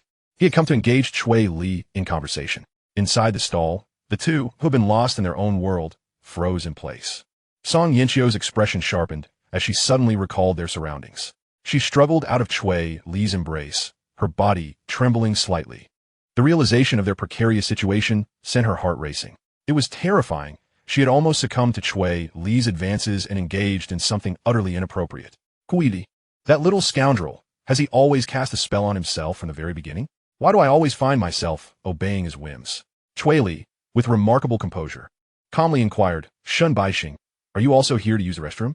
Shen Baixing chuckled heartily, placing a cigarette between his lips as he unbuckled his belt to relieve himself. "I just stopped by to take a leak, mainly to have a chat with Boss Cui." Upon hearing the sound of water, Cui Li rolled his eyes and instinctively glanced at Song Yinxiu in his arms, only to find her tightly closing her eyes and covering her ears with her hands. Cui Li let out a soft chuckle and leaned down to kiss Song Yinxiu's lips, to which she promptly responded. He had come to understand. After their faux marriage, Song Yinxiu had actually fallen for the version of himself that offered her false affection. Alas, what is real remains real, and what is false will forever be false. Though Song Yinxiu may not be particularly astute, she is undeniably sensitive to the emotions of others. She can sense that Cui Li does not wholeheartedly love her. At that moment, Shen Baixing seized the opportunity to rekindle his connection with Song Yinxiu under the pretense of returning to the country. However, this so-called white moonlight, Cui Li thought, exuded a rather pedestrian aura, as if society had worn him down. In the stall, Song Yinxiu trembled with excitement. After some time spent in comparison, she had come to realize that Cui Li, the red rose playing the role of a stand-in, remained unchanged after all these years, still a vibrant red. Meanwhile, Shen Baixing, the white moonlight, had transformed into a genuine leech. She began to regret meeting Shen Baixing. After all, should not the white moonlight remain forever enshrined in memories? Donned in a hoodie or a white dress at the tender age of 18. Outside the stall, Shen Baixing shook off his pants, lit a cigarette, and the distinct aroma of foreign tobacco made Cui Li feel uneasy. How did this young man manage to own such a bar? Was it funded by his family, or was it a venture of his own? Upon hearing this question, Cui Li suddenly flashed a devilish smile. He cupped Song Yinxio's chin with his hand, scrutinizing her cheeks. Who indeed provided the funds? Song Yinxio shot him an annoyed glare. This bar was undoubtedly 1,000% related to her, yet her role as an angel investor remained unknown to her. Well, how wonderful. Cui Li has been keeping secrets from me. Cui Li boldly confessed. No, the money for the bar came entirely from my ex-wife. What? Boss Cui, you were married at such a young age? Shen Baixing appeared genuinely surprised. Cui Li, a college dropout, had already been married. Here he was, at 25, without a partner. The world truly is an odd place. He harbored a disdain for the wealthy. Those affluent individuals, so flush with riches, why couldn't they just share their wealth with him? Indeed, back then, I was merely a child, and she lured me away with a guaranteed, monthly sum of at least 200,000. I have no idea how she had the audacity to pursue a younger man, Cui Li remarked, playfully pinching Song Yinxio's cheek. Song Yinxio pouted back at him. Her eyes narrowed. You agreed willingly, and now you dare to blame me? Shen Baixing, upon hearing this, could already imagine what Cui Li's ex-wife must be like. Well, your ex-wife doesn't seem like a good person either. She didn't spare an 18-year-old child. Indeed, I dream of giving her a good lesson. Cui Li gritted his teeth, squeezing Song Yinxio's waist. The sudden assault elicited a startled gasp from Song Yinxio. She covered her mouth, looking at Cui Li with wide eyes filled with fear. She mouthed silently, What are you doing? Do you not realize there are people outside? You madman. The exclamation was loud enough for Shen Baixing to hear. It struck him as odd to hear a woman's voice in a men's restroom. What woman could possibly be in here? A knowing smile crept across Shen Baixing's face. Cui Li was still a young lad. Surely he wouldn't take advantage of a restroom break to indulge in illicit activities, would he? Shen Baixing recognized this as a prime opportunity to strengthen their bond. What is Boss Cui watching? Any resources to share? I must tell you, during high school, I was under tremendous pressure, and I would also find myself in similar situations. My cloud storage still has plenty of seeds. High school? What ancient films are those? Cui Li, unfazed, explained, I don't need those. It's just some videos sent to me by young girls. Ever since I opened the bar, I've been inundated with such distractions. Nowadays, most people seem unwilling to put in the effort. Brother Shen, you wouldn't be interested, would you? Shen Baixing enviously clicked his tongue. He too desired to receive alluring photos and videos from numerous girls. Then he could use these videos to blackmail them. Those who misbehave would have their secrets revealed to their families and friends. Eventually, Shen Baixing snapped out of his daydream and sourly remarked, I won't look. I'm about to marry Song Yinxio. I'll be sure to invite Boss Cui to the wedding. Upon hearing this, Song Yinxio stiffened, confusion clouding her eyes. When did she ever say she intended to marry Shen Baixing? What do you mean by that? Song Yinxio felt irritated. She detested people who spoke carelessly. A former roommate had once presumed a close friendship, boasting about their bond, only to end up stealing her cosmetics and pretending to be a wealthy heiress. Song Yinxio looked up, meeting Cui Li's scrutinizing gaze, and was taken aback, shaking her head fervently, her lips forming silent protests. I'm not. I didn't tea. He lying. Cui Li remained silent, resting his palm on Song Yinxio's head, gently running his fingers through her hair. Brother Shen is truly fortunate. I've heard that Song Yinxio has liked you for many years, Cui Li remarked meaningfully. A flicker of despair appeared in Song Yinxio's eyes. How had she never realized that Shen Baixing was the type to speak indiscreetly? Shen Baixing swiftly changed the subject. Let me share a secret with Boss Cui. I actually know she found someone to replace me. If I find out who that person is, I will certainly break his legs. Ever since he left the country 2 years ago, Song Yinxio had ceased to initiate conversations with him, and his messages often went unanswered. After investigating with Xiao Cece, he discovered that a man had moved into Song Yinxio's home. Seizing the opportunity while he was away, no doubt a money-hungry scoundrel. Such people should be appropriately dealt with. Shen Baixing clenched his jaw in frustration. The fact that Song Yinxio had not allowed him to stay at her place had only fueled his suspicion. If not for the primary goal of extracting money from Song Yinxio, he would have stormed in to confront that male interloper long ago. Upon hearing this, Song Yinxio furrowed her brow. Shen Baixing's words were rather crude. Cui Li couldn't help but smile at the remark as he noticed the visible anger on Song Yinxio's face. If necessary, I could lend a hand. I guarantee that the man would be inundated with customers at my bar, Cui Li teased, playfully provoking Song Yinxio. As Shen Baixing listened to Cui Li insult that interloper on his behalf, he felt utterly at ease. How could a mere interloper compete with his radiant white moonlight? Thank you, Boss Cui. I'm just so furious about this. Do you have any paper? If you could lend me a couple of sheets, I could use the restroom too. Cui Li's expression darkened. What the hell? I just got started. Don't come over here. Cui Li, utterly speechless, passed the paper over, leaning closer to Song Yinchio's ear and whispering, if you don those utterly impractical jeans again, I shall find no desire to even glance your way. Song Yinchio pursed her lips in silence, contemplating whether her wardrobe boasted an adequate variety of skirts or she ought to procure new ones. After washing his hands and returning to the dining table, Cui Li resumed his meal with an air of nonchalance. He regarded the earlier incident as merely a trifling interlude. Has he been in the restroom for that long? Observed Xiao Cixi, seated beside Cui Li, narrowing her eyes as she scrutinized his expression. Something was amiss. The moment Cui Li departed, Song Yinchio followed closely behind, her instincts suggesting that they had shared some clandestine conversation. Cui Li laughed heartily, feigning innocence. Did not Shun Baixing also venture to the restroom? We merely exchanged a few words there. Is that so? Those who lie must swallow 1,000 needles. A myriad of needles would not faze me, chimed in Shun Baiwei, her eyes crinkling with delight as she remarked, brother, it's not the duration of your chat with my brother that raises eyebrows, but rather the lipstick stain upon your lips. Lipstick stain? Dread surged through Cui Li's heart. He had just indulged in a secret rendezvous with Xiao Cixi, and it seemed to have gone awry. He swiftly retrieved his phone, using the dark screen to examine his lips. A dull red mark was clearly visible at the corner, unmistakable to any woman. Cui Li cursed under his breath, realizing his professional demeanor had faltered as he had neglected to manage the aftermath of his indiscretion. Beside him, Xiao Cixi's piercing gaze felt as though it could pierce through him. Shun Baiwei, seemingly relishing the moment, leaned on her chin and playfully stoked the flames.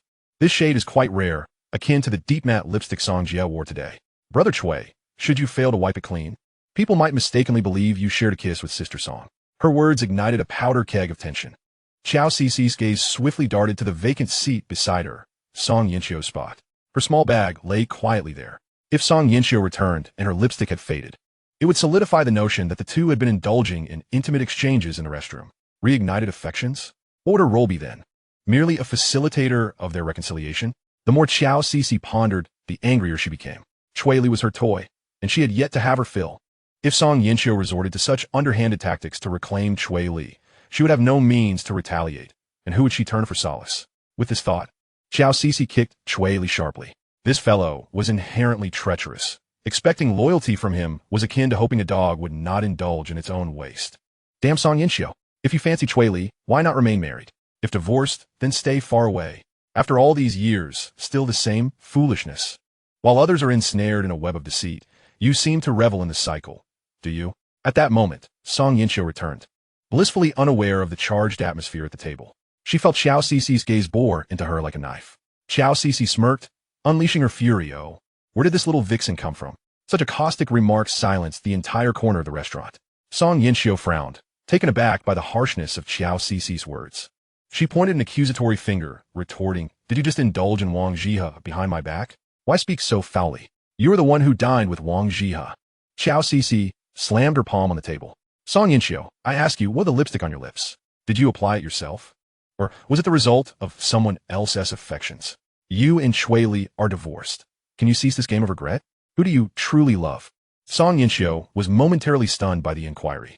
Instinctively, she glanced at Cui Li, who remained unperturbed, methodically dipping a dumpling into hot and spicy soup until it was thoroughly immersed. He then turned to Shun Baiwei, who wore an innocent expression, laughing like a cat that had pilfered a fish. Cui Li, still smiling, offered Xiao Cixi a portion of noodles. I must say, this situation isn't as difficult to comprehend as it seems. Before he could finish, a sharp pain shot through his foot. Why do you keep stepping on me? Xiao Cixi had forcefully ground her heel into his foot, confirming his nature as a traitor. He would defy her at every turn. Did he truly consider her a mere tool for flirtation within their marriage? With a swift movement, Xiao Cixi pinched the soft flesh on the back of Cui Li's hand. Twisting it painfully, we'll settle this at home. I am heading to the office now. You can meet your demise wherever you please. But by 8 this evening, I expect to see you at home. With a scoff, watching Xiao Cixi storm away in her high heels, Shun Baiwei was the first to burst into laughter. Cui Li inhaled sharply, rubbing his hand, casting an irritated glare her way. This scheming little white lotus had a knack for sowing discord. He had truly fallen for her trickery. He longed to pin her down and deliver a proper reprimand. Song Yinchio observed Xiao Cixi's retreating figure, then glanced at Cui Li, feeling somewhat flustered after being exposed. As she took her seat, she nervously glanced at Cui Li and then at Shen Baiwei. Shen Baiwei had transformed back into her innocent guise, apologizing profusely with a sweetness that was almost disarming. Song Yinxiu furrowed her brow, sensing that this girl was far from simple. It seemed she was intentionally trying to drive Xiao Cixi away. After the storm had passed, Shen Baixing finally arrived. Taking a seat and looking around, Cui boss, where's Xiao Cixi? Did she go to the restroom? Cui Li replied, nonchalantly. She had an urgent matter at the company and left. Oh, Shen Baixing nodded, then turned to Song Yinxiu. Yinxiu, shall we head to the company as well? It's a perfect opportunity to discuss the plans for the second-dimensional experience store. Song Yinxiu felt a wave of anxiety. She lacked confidence in the past. Cui Li had always assisted her in analyzing the pros and cons and drafting her speeches. Now, she was expected to make decisions on her own, and she felt a twinge of panic. After a moment's contemplation, she replied, there should not be any suitable storefronts available at the moment. This plan cannot be executed for now. Shen Baixing's expression faltered. He had felt on the verge of persuading Song Yinxiu through their conversations online, yet upon meeting, he was met with resistance. What was going on? Trust me, Yinxiu. Based on my assessment, we can absolutely recoup our investment in a short time. Once we secure a few more comic conventions, the foot traffic in the mall will skyrocket. Song Yinxiu found herself lost amidst his words. She was unfamiliar with such matters and hesitant to take risks. Instinctively, she glanced at Cui Li, who appeared to be deep in thought. Feeling a spark of inspiration, she subtly inquired, Cui boss, as a businessman, what do you think of the plan for this second-dimensional theme store? Cui Li was taken aback for a moment. Then his face broke into a beaming smile. Me? I wholeheartedly support Brother Shen's decisions. In my eyes, this is nothing short of a splendid plan. Brother Shen is truly a business prodigy. I am in awe. I wish you great success, Boss Song. May your business flourish. Upon hearing his sardonic tone, Song Yinxiu recognized the plan was dubious. She cleared her throat and addressed Shen Baixing. Business is not merely about talk. There are numerous factors to consider. There is a meeting at the company today, so I must take my leave. With that, Song Yinxiu gathered her bag and departed. Observing her exit, Shen Baixing immediately rose to his feet, admonishing the still dining Shen Baiwei. Baiyu, your brother has left for the company. You may return to the hotel on your own, or perhaps indulge in some shopping. Oh, once Shen Baixing finished his instructions, he immediately rushed out. Outside the restaurant, he hastened to Song Yinxiu's side, reaching out as if to take her hand. However, Song Yinxiu, as if possessing eyes in the back of her head, swiftly turned her hand and slipped it into her coat pocket, rummaging for her car keys. Shen Baixing's outstretched hand awkwardly lingered in the air for half a second before he retracted it uncomfortably. A flicker of gloom passed through his eyes. Whenever Cui Li was present, it seemed that Song Yinxiu wished to avoid sharing the same breath with him. This sudden sense of alienation left him perturbed. Unable to contain himself any longer, he halted and voiced his curiosity. Yinxiu, Cui Li is the substitute you sought, isn't he? Chapter 19. Let the little white flower understand what a bad man is. Song Yinxiu, still in search of her car keys, paused in her actions and lifted her gaze to Shen Baixing. Instinctively, she was disinclined to offer an explanation. For reasons unknown, she felt an absence of emotion towards him at this moment. As the only daughter of the head of Wanrong, she had been raised with a proverbial silver spoon and had always been the cherished phoenix of her home. In an environment where she was constantly respected, this had rendered her averse to explanations. Moreover, Shen Baixing's earlier remarks about Cui Li compelled her to reassess her understanding of him. Thus, Song Yinxiu gently nodded, yes. Having found her keys, she opened the door and got into the car. Shen Baixing stood there momentarily stunned, contemplating that perhaps this matter required no further elucidation. Nevertheless, he etched it into his memory. Cui Li, you are quite something. Once I marry Song Yinxiu, I shall ensure you get what you deserve. He needed to devise a plan to infuriate Cui Li. Deep in thought, Shen Baixing suddenly had a light bulb moment. By the way, Yinxiu, I remember you prepared a car for me before I went abroad. Does that still stand? Shen Baixing recalled this detail, having long held it in his mind. Song Yinxiu, still searching for her keys, paused. Yes, that was indeed the case, but where was that car parked? She seemed to have no recollection of it. It had apparently not been used for 2 years. Surely it should still be operational? Regardless, it eluded her memory, and she decided to have Secretary Qiao look into it. Inside the restaurant, 2 individuals who had indulged in a hearty meal patted their bellies and let out satisfied burps. Shen Baiwei suddenly remarked, actually, those 2 company presidents were quarreling because of Benefactor Brother, right? I didn't realize Benefactor Brother was still such a popular figure. Shen Baiwei beamed with pride, wearing an expression as if she had uncovered the truth behind the story. Nizi, little in stature, embodied the very essence of her current demeanor. Cui Li curled his lips in disdain. He refused to permit the existence of such an astute individual. Intuitively, Cui Li sensed that this little one had matured. Yet her thoughts seemed profoundly intricate, akin to someone aged 30. He wondered if it aligned with what Xiao Sisi had said about Shun Baixing harboring unusual feelings for his sister. "You are so clever. I'm even more reluctant to let you near." "Is that so?" Shun Baiyue gazed at Cui Li with a playful twinkle in her eyes. Reaching out to touch his face, Cui Li recoiled slightly, seizing her slender arm. "What are you up to?" "Why? I'm simply helping you wipe off the lipstick marks from your lips." Her delicate fingers brushed across Cui Li's lips, and Shun Baiyue chuckled as she rubbed her fingertips together. Cui Li momentarily found himself at a loss. Had Shun Baiyue addressed him in a threatening tone regarding this matter, he would surely teach this audacious little girl a lesson. However, her playful antics intrigued him. Leaning back in his chair, Cui Li opted for another crab-roe dumpling. With no one else around, Shun Baiyue rested her chin in her hands, watching Cui Li eat. As she observed, a smile crept onto her lips. At last, she could spend time alone with Cui Li. Although he was significantly younger than her brother, he appeared remarkably composed. Even amidst the chaos earlier, he remained unflustered.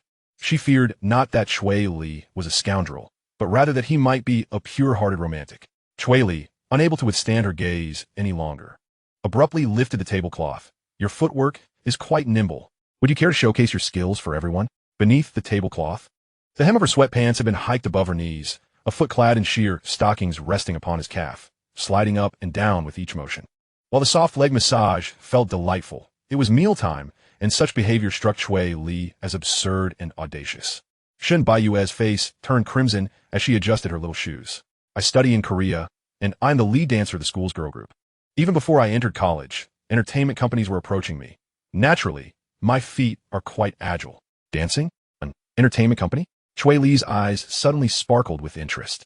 "Dancing?" He scrutinized Shun Baiyue from head to toe. Now that she was here, Cui Li believed this young lady might possess potential. If she truly had the talent she claimed, perhaps she could indeed become a star. After all, he could provide her with a platform far grander than any bar. Once he helped her rise to stardom, it would undoubtedly enhance the bar's reputation. The celebrity effect had already yielded him considerable benefits, and he would not mind expanding his fan base. Thinking along these lines, Cui Li inquired, "Do you genuinely enjoy dancing?" Shun Baiyue nodded earnestly. "Yes, without dancing, I feel as though I would wither away. When I was little, I secretly used my pocket money to enroll in a dance class, enduring the pain of twisted ankles without uttering a single cry." Shun Baiyue's passion for dance was genuine. She had exchanged a meager dowry for the opportunity to study abroad. Her parents had promised to provide $300,000, and during her freshman year, she juggled work and studies, but ultimately, they failed to uphold their end of the bargain. That funding had vanished without a trace. Cui Li noticed that this young girl spoke about dance with a seriousness that shone in her eyes, perhaps indicating her sincere affection for the stage. Yet, the entrapment plan was still in motion, so Cui Li continued, "These days, everyone dances. It's nothing to boast about. Aren't those internet celebrities just wiggling around?" Shun Baiyue pouted. She shifted her chair, cupping her hands around Cui Li's ear. "In truth, my agility extends beyond my feet. My waist and hips are the most flexible. Can any of those online celebrities give benefactor brother an experience to remember?" Her warm breath brushed against his earlobe. Sending a shiver down Cui Li's spine. Gazing at the innocent-faced girl, an unnameable fire ignited within him. He grabbed Shun Baiyue's wrist and led her outside. He was determined to show this bold girl just how wicked a man could truly be. After ushering her into a car, they set off towards the bar. Seated in the back seat, Shun Baiyue resembled a little snail, inching closer to Cui Li, while he, like a caliper, kept retreating further away. Shun Baiyue pouted in dissatisfaction. He was no virtuous gentleman. He was clearly a rake who flitted between women. Why was he so closed off? Suddenly, a mischievous smile appeared at the corners of Shun Baiyue's mouth as she stuck her tongue out at Cui Li. "Are you planning to blame me, a 14-year-old girl, for where we're headed?" "What 14? Aren't you 20? In a single sentence, the two men in the car nearly lost their composure. The bewildered driver stared in disbelief at the two individuals in the back seat, ultimately redirecting the navigation to the police station. Were it not for the absence of vigilante justice, he would have undoubtedly hung someone like Cui Li from a lamppost, or had them executed in the market square. Cui Li hurriedly defended her innocence. "Is she really 14? Uncle, don't listen to her nonsense. Does she look underage to you?" The driver awkwardly nodded, pondering that she appeared to be of a similar age to his daughter, who must now be in her sophomore year. Shun Baiyue, in a sudden fit of despondency, leaned against the car seat, her gaze vacant as she stared out the window. Yes, I'm a sophomore, but I have no more classes to attend. Upon arrival, they exited through the back door and entered the bar. Cui Li unceremoniously tossed Shen Baiwei onto the sofa. Speak up. What do you wish to do? Unfazed by Cui Li's stern demeanor, Shen Baiwei rose and respectfully bowed. Senior, please, I implore you to date me. Chapter 20. The Heartless Capitalist. Her melodramatic declaration elicited a chuckle from Cui Li. He recalled what Xiao Cixi had told him about the Shun family's financial troubles and retorted mockingly. It seems your family has fallen on hard times and is looking to latch onto some foolish wealthy suitor. Shen Baiwei did not display any embarrassment at being exposed. She was, in essence, a quintessential impoverished girl, with a mere 500 yuan in her pocket, a sum she had painstakingly saved over several months. Her life resembled a planned economy. Aside from her undergarments, everything else was dictated by Shen Baixing, leaving her with little more than the experience of a rationed existence. Had she not been unable to find someone worthy of her trust, she would have long since delivered a swift kick to Shen Baixing's groin. Shen Baiwei delicately licked her lips. Dear benefactor, allow me to share a secret. In truth, Song Yinxiu has long severed ties with my brother. Recently, my brother mentioned he would be returning to the country, which prompted a reconnection. Cui Li paused, then regarded Shen Baiwei with a cold expression. What is it you wish to convey? The reason for their estrangement is you. So I'm curious as to why Song Yinxiu would still divorce you. Is it because you have someone else on the side and have never given her proper feedback? Cui Li furrowed his brow. This girl was far more perceptive than he had initially presumed. However, her peculiar behavior stemmed from familial issues. She was, without a doubt, a thoroughly problematic young woman. Intrigued, Cui Li found himself drawn to her. He relished the thought of guiding a troubled girl back to normalcy, relishing her confession of past mistakes. Tell me your story. Shen Baiwei took a deep breath. Honestly, there's not much to say. There's nothing new under the sun. Just the same old tale. My family favors sons over daughters. Coincidentally, my father squandered money on gambling and accrued debts, subsequently cutting my living expenses while Shen Baixing continued to have ample funds to waste. Eventually, my father lost more money and he and my mother came to South Korea to find me, claiming they wanted me to return home to inherit the family business. But in reality, they intended to sell me off to a fat man to settle their debts. Refusing to go back, I turned to Shen Baixing for help, knowing full well he was unreliable, as you can probably understand. As she spoke, her eyes welled with tears. Cui Li felt a wave of revulsion. Could a normal person truly commit such acts? Shen Baiwei reclined on the sofa, her small face betraying an indescribable melancholy. If only I had a few more years. Even without a grand success, I could have earned a living on my own. Cui Li remained non-committal. He reached out and patted Shen Baiwei's shoulder. Isn't your incessant chatter just an appeal for me to take you in? Show me a dance, something fiery. If I dance, will you support me? That depends on whether you have the qualifications. Shen Baiwei laughed, her delicate fingers swiftly tying her skirt around her waist. The long dress, originally reaching her calves, was transformed into a pair of revealing hot pants. Cui Li noticed a small birthmark on the inner thigh, momentarily visible as she moved. He swallowed hard, surprised by the profound impact such a mark had on him. As the music began to play, Cui Li felt Shen Baiwei's exuberance and couldn't help but exclaim, "Is this how a tyrant feels?" With such an innocuous face dancing so provocatively. It's utterly captivating. Initially groggy in the early morning, he now felt invigorated. As the dance concluded, Cui Li spoke in a low voice. I can offer you money, but you must be prepared to give a great deal in return. You ought to strive for it rather than expect handouts. Cui Li realized he seemed to possess a peculiar fondness for completing the personalities of others. It felt as though he were a savior, finding satisfaction in redeeming someone. Surely, such a mindset isn't wrong? Shen Baiwei nodded without hesitation. Is it my body you seek? Rest assured, dear benefactor, my physique is even more exquisite than you might imagine. I apply lotion twice daily and indulge in milk baths regularly. For a woman, beauty and figure are her ultimate weapons. Shen Baiwei, like a small dog, rested her head on Cui Li's knee. I will ensure you enjoy the finest pleasures. Cui Li, seated in his office chair, felt a throb in his temples. The mere utterance of a few words from Shen Baiwei had set his nerves ablaze. This girl's issues were far more profound than he had anticipated. Her worldview was clearly distorted. The reality was chilling. No wonder Shen Baixing had so little money while permitting Shen Baiwei to excessively pamper herself. She was indeed a tempting little lamb. Cui Li inhaled deeply, retrieving 2 employment agreements from his desk. Let us sign a contract. From now on, you shall be mine. All right. Shen Baiwei felt a mix of joy and melancholy. The thought of selling herself cast a shadow of uncertainty over her future. She hoped she hadn't misjudged the situation. Sign here. Oh, Shen Baiwei accepted the contract, signing her name on the back without a second glance. To her, any place was a good place. With 2 copies in hand, she placed her own in her bag. Dear benefactor, I've signed it. When do I start working? Cui Li rolled his eyes. We'll discuss it tonight. All right, what should I do in the meantime? Do you have any favorite colors for stockings or nail polish? I could decorate myself a bit. Black silk or white silk? Perhaps purple? Or gradient colors? Cui Li replied. What to do? Can this be remedied? Prepare a few more dance routines for tonight as performance. By the way, my suggestion is to avoid girl group choreography. That style has no market here. I recommend you perform Pure Land instead. Cui Li pulled out a tablet and reviewed the statistics. Based on our customer profile, the time between 7 and 9 o'clock sees a higher concentration of office workers. You could sing songs with a touch of nostalgia, such as those by Wang Xinling. You should be familiar with them, right? Cui Li had mapped everything out from the start. This was essentially a test. If the girl truly possessed a talent for dance, he would facilitate her entry into the entertainment industry. He had connections in that realm, and elevating Shen Baiwei to stardom would pose no challenge. However, he needed to ascertain whether she had the ability to thrive in this field. Shen Baiwei was bewildered. Is this how I'm supposed to work? The disparity between reality and one's imagination is indeed vast. The notion of working feels rather peculiar. Shen Baiwei gazed at Cui Li, suddenly moved. No one genuinely wishes to be a wisteria flower. Cui Li chuckled, playfully pinching Shen Baiwei's cheek. What are you staring at? Do I have something written on my face? He teased. ISNT, it clearly stated in the contract. Cui Li's respect made Shen Baiwei realize her gamble had paid off. She might indeed become her benefactor's loyal companion. Feeling a warmth in her eyes, she touched her palm, finding it damp. The burden weighing on her heart dissipated in an instant.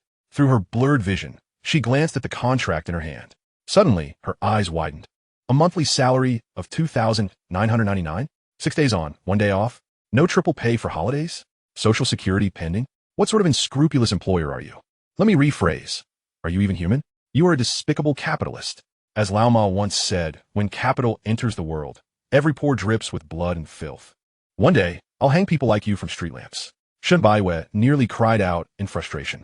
If not for her staunch belief in Cui Li, she might have thought she would be dragged away tonight for something dreadful. Cui Li, hands on his hips, wore an expression of disdain. I'm sorry, but this is the price. If you want to do it, there are plenty who will. Is it just because I lack a degree? Lend me some money, and I'll finish my studies and come back. Forget it. Even if we had it, the price remains the same. Damn. Shen Baiwei felt her tears were in vain. Cui Li was utterly infuriating. Considering their acquaintance, shouldn't the base salary be at least 3,000? A thought struck her, and her brows arched. Will you take advantage of me? Depends on my mood. Shen Baiwei poked Cui Li's chest. Get lost. I'm working for you. And you want to take advantage of me? What kind of good fortune is that? Hurry and change the contract. I want a deal where I can earn money effortlessly. Lying down, Cui Li placed his hands behind his back, adopting an air of indifference. Shen Baiwei's small fist landed on Cui Li, but moments later, she suddenly burst into laughter. Not all men are scoundrels. At least Cui Li resembled a brother more than her unreliable sibling. He respects people. A wave of emotion washed over Shen Baiwei. Abroad, she felt impoverished, and back home, she feared being handed over to a repugnant suitor. She didn't dare drink water offered by her brother, having only completed a year of college. It was difficult to envision any means of earning the money she would need in the future, aside from being a support girl. Shen Baiwei began to cry, silently, her tears flowing without sound. Cui Li frowned, typically unable to tolerate seeing a woman weep. Can you truly endure hardship? Cui Li did not look down upon those who sold themselves. After all, he was not much different, earning money as a stand-in for Song Yanqiu. Few in this world possess a clean accumulation of wealth. After crying enough, Shen Baiwei wiped her nose and forced a stubborn smile. That is what you think. People say those who choose this line of work can't endure hardship, but the things they consume are beyond your capacity to swallow. Damn, stop driving me crazy. All right, no more of that. Cui Li immediately felt a wave of discomfort. He admitted he would rather die than endure such suffering. He recalled that if Song Yanqiu were a wealthy woman weighing half a ton, he would likely turn and flee. In that case, can you take me shopping for some clothes? My brother only wants to buy me white dresses, saying I look like some kind of maiden. Without needing much explanation, Cui Li immediately thought of that remarkable work. 4 Houses Steaming Gooseheart. Chapter 21. Miss Cui, stop. Annie will kill me if she finds out. By the way, why do you only have white dresses? Is that a problem? I still like them. Haven't you noticed that most girls adore white dresses? They make one appear gentle. But you can't wear only white. I have no money, so what? White dresses are the cheapest. Can you understand? All right, you make a fair point. Cui Li casually transferred some money to Shun Baiwe. Use this to buy clothes. Thank you, brother. How about tasting my sweet kiss? Let us save that for another time. I'm about to be late for class. Is being late really such a grave matter? I've only attended 1 out of 8 classes. Cui Li returned to school, enduring a tedious employment guidance class. The instructor on stage boasted incessantly about her PhD husband and studying abroad son, nearly putting Cui Li to sleep. After class, he met with Xiao Yuer for a meal in the cafeteria before rushing back to the bar. The recent violent incident cast a lingering shadow. Rumors swirled like an invisible net, suffocating the bar's business. Tonight's clientele was sparse, with occupancy barely half of usual. Patrons drank with a newfound caution, glancing around nervously, fearful of a lunatic suddenly springing up from the next table. Behind the stage, Cui Li patted Shun Baiwe's head. Do your best. Liven up the atmosphere. Noticing her distracted demeanor, Cui Li's expression turned serious. Today, we have a distinguished guest. If you catch her eye, the path ahead will be much broader, becoming a big star isn't out of reach. With that, Cui Li lifted a corner of the heavy curtain, gazing toward the glass-enclosed room on the second floor. A tall woman stood by the window, looking down below, at the staircase leading to the second floor. The Chun stood like a sturdy tower, diligently guarding the entrance. Finally, you're not being foolish today. Hearing the words big star, Shun Baiwe's eyes sparkled. To dance under the spotlight of many is a thrilling thought. She pointed at her smooth cheek, her voice sweet and syrupy. Benefactor brother, give me a kiss, and I promise I'll be full of spirit. Under the soft backstage lights, her purple and golden outfit shimmered, sequins glinting, coupled with her vibrant face. The essence of youth was almost palpable.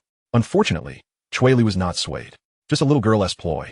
He pinched her tender cheek with 2 fingers, stretching it out slightly. If you want to make money, show your true abilities.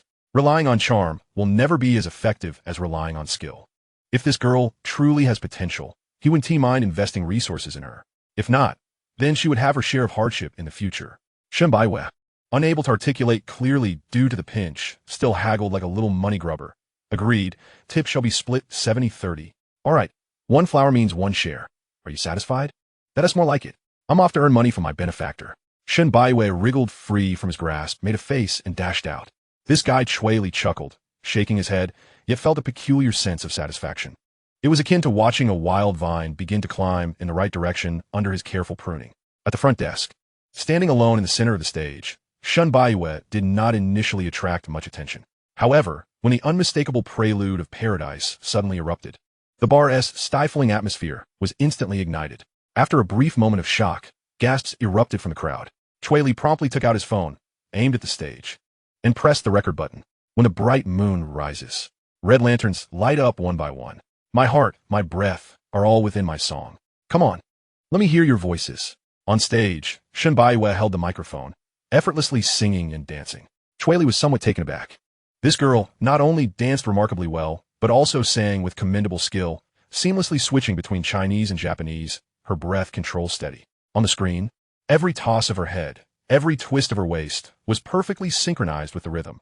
Her violet gold performance outfit left dazzling traces under the lights. The exuberance she radiated rivaled that of the most popular idols on television. This 2016 hit was nearly etched into everyone's DNA. As the music played, youth was rekindled. Impressive, this girl. Wow, nostalgia hits hard. Before long, some audience members could no longer contain themselves, tossing floral notes representing tips onto the stage. The golden paper flowers fluttered down like rain. Most were drawn by Shun Baiwe's beauty and figure, but Cui Li remained unfazed.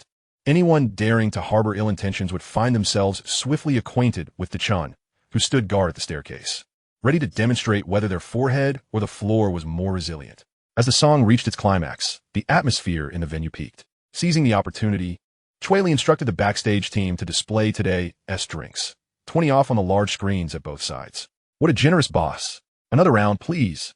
The excitement in the venue ignited once more. Having sorted everything, Cui Li turned to ascend the stairs. The esteemed guest upstairs was crucial to his progress in winning over Qiao Cece, and he could not afford to dawdle. Standing at the door of the private room, Cui Li took a deep breath, repeatedly adjusting his collar and running a hand through his hair. He turned to the Chun beside him, asking the Chun, "Is my hairstyle messy? Is my outfit still proper?" The Chun, crouched on the ground picking at the wall corner, looked up with an earnest expression, carefully assessing him. "Boss, you look exceptionally handsome today. Even I, a man, am moved." "Get lost." Cui Li laughed, playfully punching Chun's rock-solid bicep. Get that cake in and then hurry back out, understood? Can't you just play around with the cream inside? Chun innocently inquired. Cui Li smacked his head in exasperation. Blockhead. Blockhead. This is the VIP room. If you want to play, spend your own money on a cake to take home. Do you even know who's inside? I'd practically kneel before her if I saw her. No idea. Damn it. Cui Li was too weary to continue this conversation. He snatched the little cart from Chun's hands, deciding to take matters into his own hands. He pushed open the heavy door of the private room, the wheels rolling over the carpet with a muffled thud. Adopting the most respectful tone, he slightly bowed. Miss Cui, good evening. Thank you for your support over the years. Knowing today is your birthday, I took the liberty of preparing a birthday cake and hope you will enjoy it. On the couch, the woman slowly set down her wine glass. She did not turn around, her gaze still fixed on the dancing figure below. After a long pause, she finally stood up. In the next moment, a surge of force came, and Cui Li felt his collar tighten, his body pulled forward unsteadily. Cui seized his clothing, drawing him close, her glistening eyes fixated upon him. Before Cui Li could react, his back slammed against the cold wall.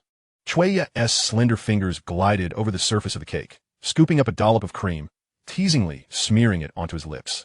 The faint scent of cream wafted into his nostrils.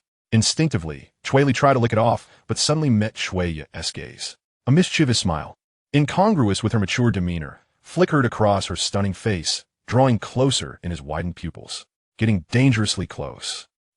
This is not right. This is extremely wrong. As those soft lips seemed ready to touch his, Cui Li's body bristled with a primal instinct for survival, leading him to shout, "Sister, stop.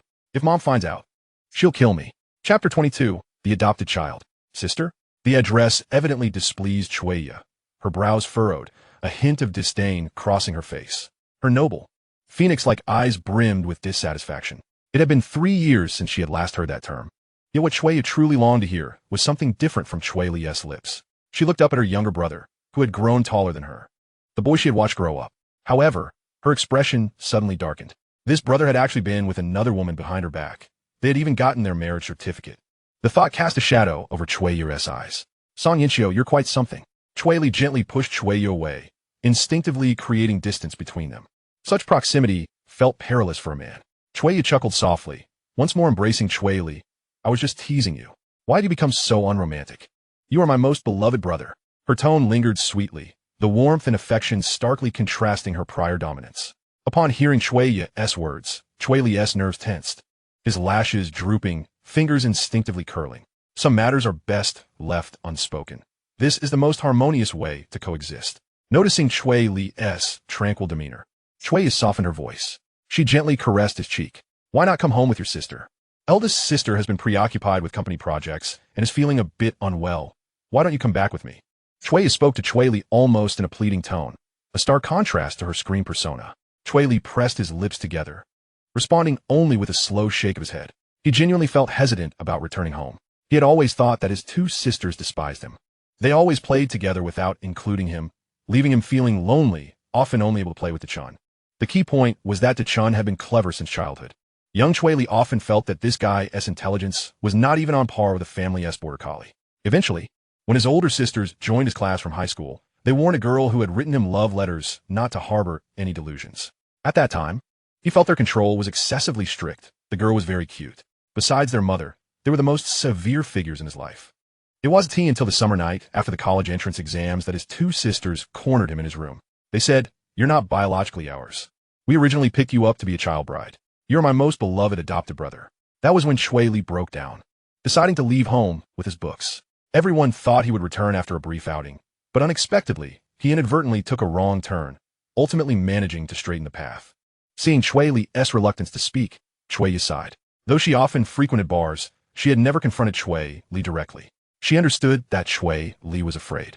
Her sister had once mentioned that her purple lace bodycon dress had terrified the young Cui Li, leaving him scared. Only if Cui Li forgave her could he return home.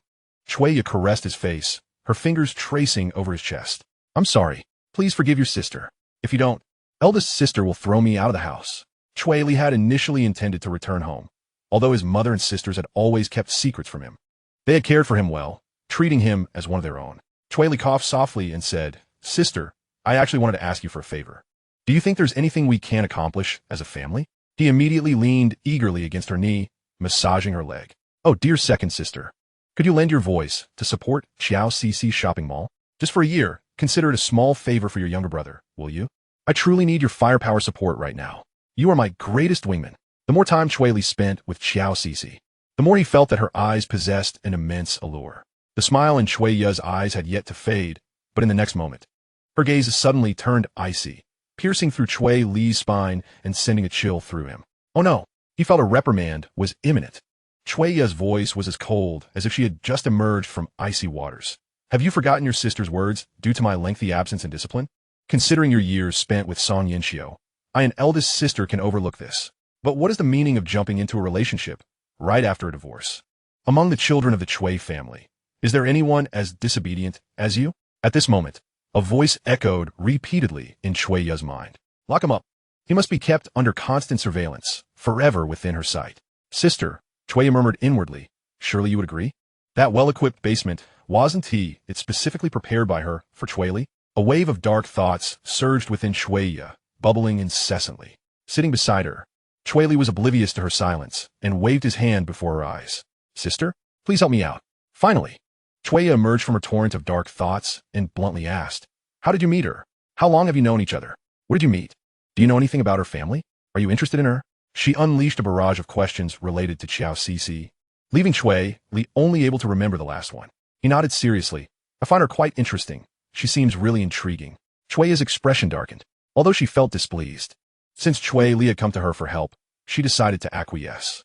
She recalled her earlier advice to remain patient. For now, they should ease their relationship, and they could address the rest later. As for Xiao CC, a thorough investigation was indeed necessary. Cui Ya scoffed, her long, elegant leg resting upon Cui Li's thigh. You shall massage my leg until I am satisfied. Cui Li nodded obediently and complied. A faint blush appeared on Cui Ya's face. Whenever Cui Li's hands pressed against her leg, she felt a warm current coursing through her body. She bit her lower lip, suppressing any sounds that threatened to escape. After a long moment, Cui Ya let out a soft hum. This time, I shall require a fee for the endorsement, and I want to be so cooperative. Who knows if those dubious women will end up breaking your heart again? Seeing Cui Ya relent, Cui Li immediately leaned closer with a grin. That has settled then. But you mustn't reveal that I'm your brother. Is it shameful to be my brother? I just think it's more fun this way. Adding an air of mystery, Cui Ya observed Cui Li, who looked as excited as a little puppy, and she felt an urge to touzle his hair. Yet she forcibly restrained herself. Taking a deep breath, Cui Ya suppressed her discomfort. Let us do it tomorrow then, to satisfy your little heart's desire to woo. Thank you, sister, Cui Li exclaimed, embracing Cui Ya. Cui Ya was taken aback, then a smile crept upon her lips. Why no longer kiss my cheek? Are you too grown up for that now? When they were younger, they were oblivious to the boundaries between genders. Watching Cui Li's awkward expression, Cui Ya chuckled softly. Returning to the original topic, when will you come home? Cui Li's smile instantly froze, and he awkwardly scratched his head. I've been really busy lately, but I'll definitely return when I have the time. He wasn't afraid of Cui Ya, but he did harbor a degree of trepidation towards his eldest sister and adoptive mother. Busy wooing girls, I suppose? Cui Ya replied flatly, evidently dissatisfied with his excuse. Sensing her growing irritation, Cui Li quickly grabbed a piece of cake from the table, beaming as he brought it closer to her. Second sister, cake. Have some, please. Although Cui Ya remained somewhat displeased, she nonetheless opened her mouth and allowed him to feed her the cake. Downstairs, Shen Baiwei stood at the center of the stage, singing whatever the audience requested, having already changed into several outfits in a short span of time. Such a dedicated performer naturally drew a crowd of enthusiastic supporters. Flowers piled up at the edge of the stage, roughly counting to about 500. At $2 per flower, the tips alone amounted to 1,000. Cui Li felt a surge of excitement, wishing he could jump on stage and join the revelry. Cui Li observed the stage for a while, before suddenly nodding. This young lady has considerable talent. I wish to sign her. In today's entertainment industry, there are countless artists with looks, but lacking in skill. Not to mention boy bands resembling squirrels. Yet, individuals like Shen Baiwei, who possessed both striking beauty and solid foundations, were truly rare gems. Cui Li immediately shook his head in objection. If you sign her away, where will I find another performer who can sing, dance, and rap? All the money earned belongs to the Cui family, doesn't it? Cui raised an eyebrow, casting Cui Li an enigmatic look. That money is yours. Cui Li pouted. In response, Cui suddenly broke into a wide smile, a glimmer of mischief flickering in her eyes. So, you mean to say you don't acknowledge being a Cui family member? In other words, you no longer acknowledge being my brother? Cui Li felt a shiver run down his spine under her gaze and promptly raised his glass. Let us drink. At the entrance of the bar, a black Land Rover was parked at the side. Cui Li finally helped the somewhat tipsy Cui into the car. A man in a black suit respectfully bowed to Cui Li. Young master. Cui Li looked towards the person speaking. He was tall and imposing, resembling a standard human beast. Cui Li waved his hand dismissively. Uncle Chong, no need for such formality. DeChun is well-fed and well-clothed here. You needn't worry about him. Right, DeChun? The food is great, including lion's head meatballs. I see you're looking to get punched. Uncle Chong shot a glare at the plump DeChun before respectfully continuing. Young master, Madam requests that you return home within a month. You know how strict Madam is. If you don't return, she says she will come personally to fetch you. Oh dear, what's this all about? Cui Li, taken aback, could only manage a wry smile. Got it, Uncle Chong. I'll take second miss back first. Please drive safely. Cui Li waved at the car and, after clearing his mind, squatted down. A child bride, huh? Why not mention it sooner? Sigh, it's just a habit now. The vehicle hadn't traveled far when Cui stirred awake. She had been feigning drunkenness. For an exceptional actress, acting was a simple task. She could feel Cui Li stealing glances at her, yet she remained unaware of what he was thinking. She wasn't in a hurry. The car wound its way up the mountain along the ring road. The villa halfway up the hill was currently silent, with the living room light casting the silhouette of a woman against the curtains. Cui stepped out of the car, letting her hair down, pretending to appear somewhat fatigued. She pushed the door open. A woman clad in a flowing ebony nightgown perched gracefully on the windowsill, her nose adorned with gold-rimmed glasses that reflected the soft glow around her. Cascading waves of hair draped over her shoulders, subtly revealing her alabaster neck. In her hands, she held a copy of White Night Walk, wherein the characters Ryoji and Yukisue were portrayed as a pair of siblings, with Kigo Higashino deliberately leaving ample space for emotional interpretation. Many adaptations in television and film often sought to amplify the tension inherent in their relationship. As she turned the pages, a faint rustle echoed in the stillness, and upon reaching the final page, she closed the book, her dissatisfaction with their conclusion evident. Hearing the sound of the door creaking open, the woman turned her head. She bore an uncanny resemblance to Choya, yet the years spent managing family affairs had imparted a sense of composure and nobility to her features, starkly contrasting with Choya's fervor. Choya approached her elder sister and whispered, "Sister, I'm back." Choi Jin removed her glasses, descended from the windowsill, and addressed Choya. "It's our birthday today. Why have you returned so late? I recall you had no business engagement scheduled. Mother has already waited half an hour for you." "Oh, what of it? What have we done?" Choya, somewhat intoxicated by the prospect of meeting her childhood betrothed, wished to savor the secret for a while longer. Hee, I shan't tell you, sister." Choi Jin frowned, stepping closer, prompting Choya to instinctively attempt to flee, only to be caught by the wrist. Choi Diane's delicate nose twitched slightly, and after a brief moment, a flicker of emotion crossed her composed visage. "You met with Xiao Li?" My little secret has been uncovered." Elder sister, as expected, could discern such things with just a glance. Choya marveled at her sister's perceptiveness. "You're practically superhuman." Choya, puzzled, inquired, "How did you know? Have you been following me?" Choi Jin shook her head, simply stating, "You carry his scent." It was a fragrance that Choi Jin could identify with ease. "Is that true?" Choya immediately lifted her garment to inhale its essence. All she detected was a faint aroma of perfume, mingled with the scent of alcohol. The fragrance of Cui Li was utterly absent from her senses. "How curious. Why can't I perceive it at all?" "Sister, you truly are remarkable. It seems your senses are more acute than mine, even remembering the scent of Cui Li." Choi Jin chose not to dwell on her sister's secretiveness and beckoned her. "Come, let us cut the cake. Once we finish, we shall be 27. I've already eaten." "Xiao Li fed me," Choya replied. "What do you imply?" A chill crept over her. She approached her sister, linking arms. No. I merely meant to say I shouldn't consume too much. I might gain weight." Choi Jin nodded, silently noting her sister's earlier demeanor. As Choya sat at the table, she noticed Choi Jin turning away to fetch drinks, and her expression soured. She stepped forward to intercept her sister. "Sister, tomorrow marks the month's end. You must have a meeting, right? Save the alcohol for later." Choi Jin smirked. "Nonsense. Let us indulge a little while we celebrate." After one drink, Choi Jin leaned her full weight on her sister, her voice a soft lament. "He has forsaken us for a new woman. Show us some kindness. Is it fair that we two are left to eat cake in solitude? He has always been a childhood betrothed. Why does he presume he is our brother? He is unworthy of that title. He ought to be my husband. How cruel of him. If he dares to call me sister when we meet, I shall break his legs. Come, share your experiences with me to soothe my heart." Observing her inebriated sister, Choya felt a sense of despair.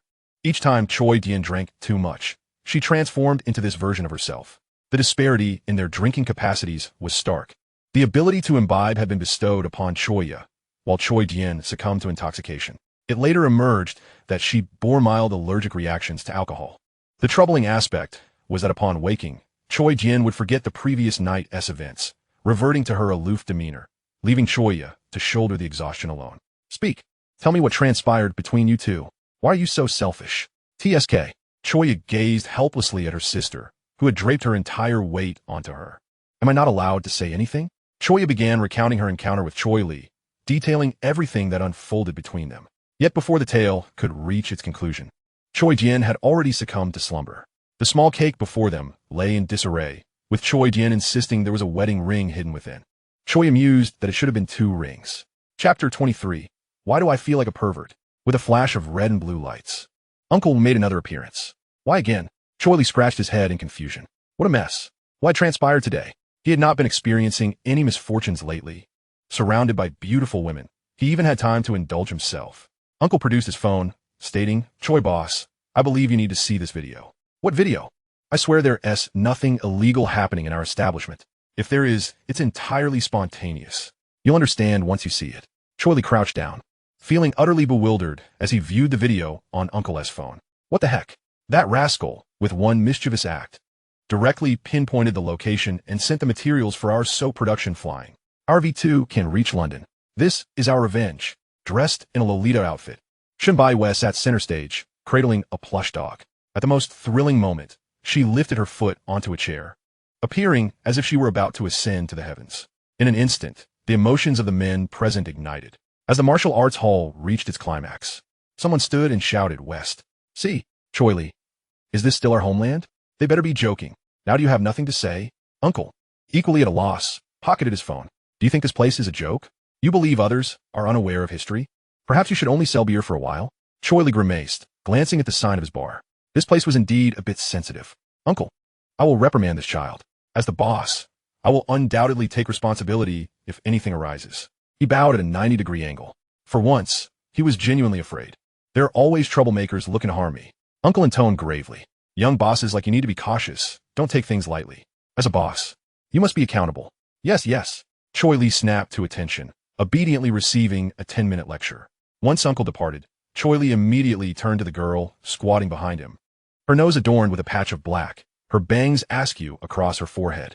Cui Li seemingly lost the ability to question her actions. He strode over, gripping Shun Bai's ear. Do you realize your behavior is illegal? Shun Bai shook her head. Not really. I've insulted politicians in Seoul. And did you not see the surge in drink orders behind me? Indeed, while drink orders soared, the resentment within the bar escalated as well. Complaints about wives and work mounting to a boiling point. If a mastermind were to emerge among these inebriates, Cui Li vowed he could close the bar by tomorrow. Bring on. Cui Li raised his hand and flicked the forehead of Shun Bai with considerable force. Shun Bai winced in pain, covering her forehead and sticking out her tongue. All right, Xiao Li, just a moment of admonishment. In my view, this is still quite amusing. It merely lacks proper moderation. A familiar voice resonated behind Cui Li, and a smiling middle-aged man approached. Upon seeing the visitor, Cui Li promptly released his grip on Shun Bai, adopting a demeanor that suggested propriety between the sexes. Uncle Air, what brings you here? Why are you still out so late? Cui Li stepped forward, rubbing his hands together, his comical demeanor causing Shun Bai to pause in surprise. The newcomer was Feng Li, the husband of Song Yinchio's aunt, currently the director of the Public Security Bureau in the bustling metropolis. Over the years, he had taken care of Cui Li's bar, ensuring that as long as there were no transgressions on Cui Li's part, he would protect him from any losses. To be honest, he had resolved many of Cui Li's troubles, and the most Cui Li did in return was purchase workbooks for their child. Feng Li approached with a hearty laugh, patting Cui Li on the shoulder. I happened to be working overtime today, and when I heard reports from below, I decided to swing by for a look. You were quite ruthless a few days ago, breaking someone's bones. Should I arrange for a heroism award for you in a few days, and we can promote it too? Cui Li immediately grasped his uncle's arm. Thank you, Uncle Air. I would gladly accept that. Shall we go inside for a drink? No more drinks. Your aunt is quite strict. I just wanted to ask when you and Xiao Qiu plan to have a wedding ceremony again. We all quite like you, you know. Cui Li then recalled that he hadn't mentioned his divorce to Song Yinchio's parents. Primarily, he was hesitant to bring it up with his fierce ex-mother-in-law, whose temperament was rather fiery. The first time they met had terrified him, making him think he was being kidnapped. With that thought in mind, Cui Li glanced at his uncle. A ready-made sounding board. Cui Li said with a serious expression, "It seems this banquet might not happen, as Song Yinxiu and I have already divorced." "What? Is this because of that Shun Baixing character? I must tell you, he has a criminal record. His child won't be able to join the army in the future, and old Song won't agree to it." Feng Li remarked, patting Cui Li's shoulder. "Without him, I would still want a divorce." Cui Li rubbed his rear, which had been kicked. Gazing at his uncle, who had taken 2 bottles of red wine under the pretense of using them for flirting when planning for a second child, shaking his head. "Officials are just as unscrupulous as bandits. When it comes to taking advantage of me, they're as ruthless as outlaws. Yet I never see them leave me even 2 special supply cigarettes." Shun Baiwei was utterly in awe of this. She had not anticipated that Cui Li and Song Yinxiu's relatives had become so familiar with one another. It seemed that Shun Baixing had no chance at all. Thankfully, her discerning, I had kept her from being on the same boat with him. "Impressive. You've infiltrated the enemy's ranks. From now on, whenever Song Yinxiu brings someone new home, these relatives will recall you. Her entire family has become a reflection of you." Thud! Cui Li delivered a punch to Shun Baiwei, tucking her under his arm as he headed toward the dark alley behind the bar. "I see you're itching for it. Let me help you relax." "What do you mean by itching?" "I need to relax on a soft, fragrant bed, not in a dark alley." However, if it would make her brother comfortable, Baiwei could concede. Cui Li stumbled, nearly falling to the ground, and gritted his teeth, saying, "I think you're genuinely itching for it now." After a while, Cui Li and Shun Baiwei donned heavy motorcycle gear. As a rhythmic engine sound filled the air, a brilliant light illuminated the entire alley. A sleek black Suzuki Hayabusa darted out from the darkness. Shun Baiwei quietly wrapped her arms around Cui Li's waist, saying, brother, if you take me on this little motorcycle, your wealthy girlfriends won't beat me up, right?" Cui Li, speechless, inspected the bike. "Every girl who has sat behind me has said the same thing. My ears are practically calloused from hearing it." "Then let us go. Take me to run through the mountains and do those leaning turns." Shun Baiwei spoke rapidly, her cheeks flushed with excitement. "I saw it on Douyin. It looks so cool. The sound of the clothes flapping in the wind is amazing." Smack! Cui Li slapped Shun Baiwei's thigh. "Don't even think about it. I'm not going to speed. I think you look really handsome when you go fast. Stop flattering me. I've already lost 2 motorcycle friends this year. The worst was that incident at the bar's entrance. That guy was riding a water scooter at midnight and crashed into a dump truck. The 100-pound beauty sitting behind him was only found to weigh 56 pounds after the accident. 7 years in prison for over $1 million in compensation." Shun Baiwei, confused, asked, "What does that mean?" "Only half was left." "Not quite. It's more like she was evenly spread across the land we walk on. At the time, we borrowed playing cards from our shop to collect evidence, and afterward, the water truck washed the streets." Ugh! Sitting in the back, Shun Baiwei gagged slightly, becoming much more subdued. It is indeed cool, but life only comes once. She decided it was better to keep her life intact and enjoy what lay ahead. As the motorcycle sped out of the city, Cui Li increased the speed on the wide roads surrounding the metropolis. The engine trembled, emitting a thunderous roar, as if the bike was expressing its dissatisfaction for being neglected by its master for too long. Initially, Shun Baiwei merely wrapped her arms around Cui Li's waist symbolically, but eventually, she clung tightly to him, seeking the only support she could find. Though both wore protective gear, Cui Li could still feel her presence. He couldn't help but feel a sense of nostalgia. No wonder some people prefer older women. Yet, on the other hand, a hint of youthful naivety can be quite charming. Rejecting juvenile aesthetics starts with you. "Brother, can you go a bit faster?" Shun Baiwei's adrenaline surged, and she forgot her fear. "All right," Cui Li replied, twisting his wrist. Shun Baiwei instantly felt the wind roaring in her ears. Although they were traveling at the same speed as the cars beside them, the thrill was palpable. The force of the wind made her feel as if she might be blown away. She had always been a restless spirit, were it not for her family's circumstances. She would surely be attempting skydiving or other high adrenaline activities now. She felt fortunate to have a brother like Cui Li to take her on adventures. With that thought, she tightened her grip around him, as if to bind herself to Cui Li. They drove all the way to the mountaintop, and Cui Li felt as if he could barely breathe from her embrace. "Let go of me. Among all these beauties, you're the one holding on the tightest. I can hardly breathe. Am I not the prettiest one in your back seat? Not worth discussing. Come on. Shun Baiwei pressed her hand down on the fuel tank cover, sliding it downward to caress Cui Li's thigh. Cui Li glanced down, shuddering, and immediately moved her hand away, redirecting the conversation. "Let me ask you, if your brother truly had ulterior motives towards you, what would you do?" Shun Baiwei pouted, contemplating for a moment before replying. Do you have such a strong possessiveness? You're asking me this question so quickly? Actually, I'm already yours. You need not worry about any connection I have with Shun Baixing. No. Cui Li tapped Shun Baiyue's helmet. Shun Baiyue playfully stuck out her tongue as she removed her helmet, her disheveled locks dancing freely in the night breeze. A confident smile graced her lips. I've long prepared the sedative. By the time my 20th birthday arrives, I will have the red wine and the drug ready. I shall render him unconscious and transport him to a secluded place, where he will first embody Yisun Chan, then Sima Qian, followed by Sun Bin, and then Lady Qi, culminating with Louis XVI.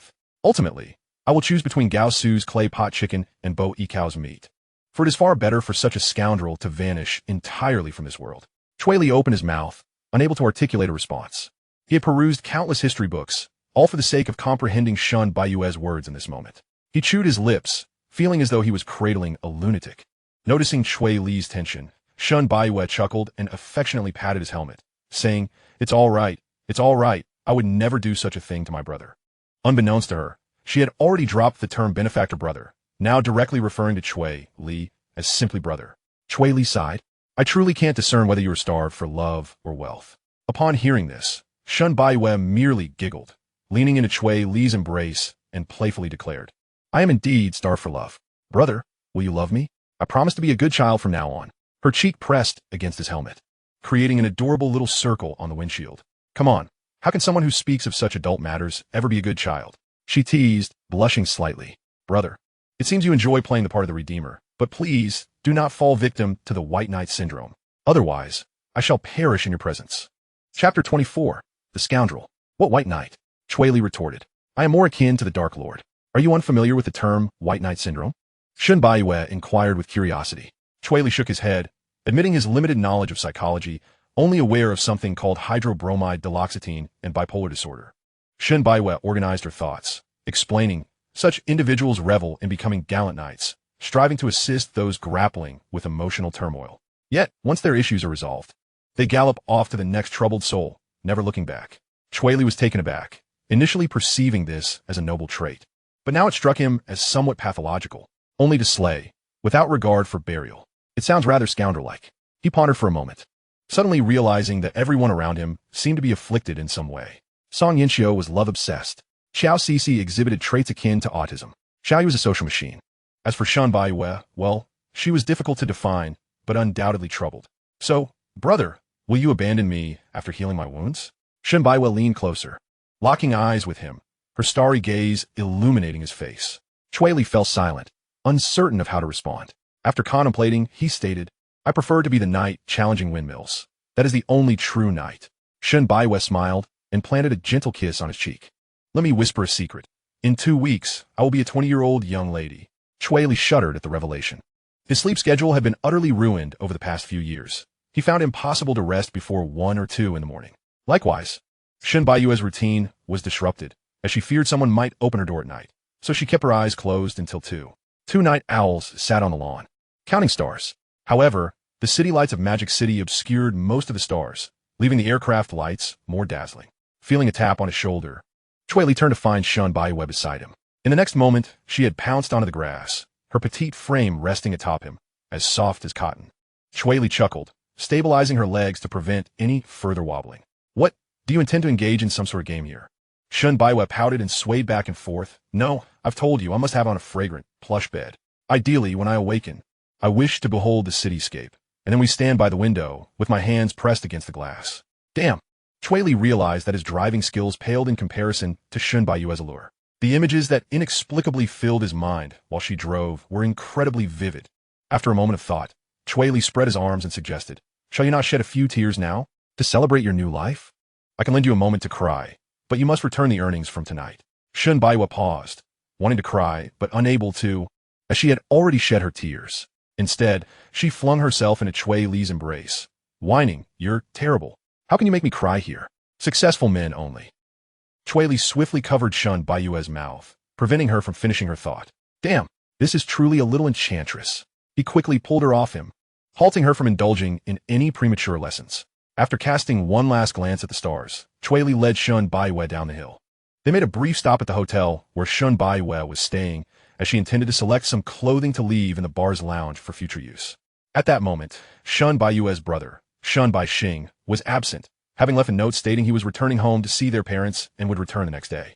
However, he had forgotten to shut down his computer, so Cui Li had Shun Baiyue unlock it for him to browse at will.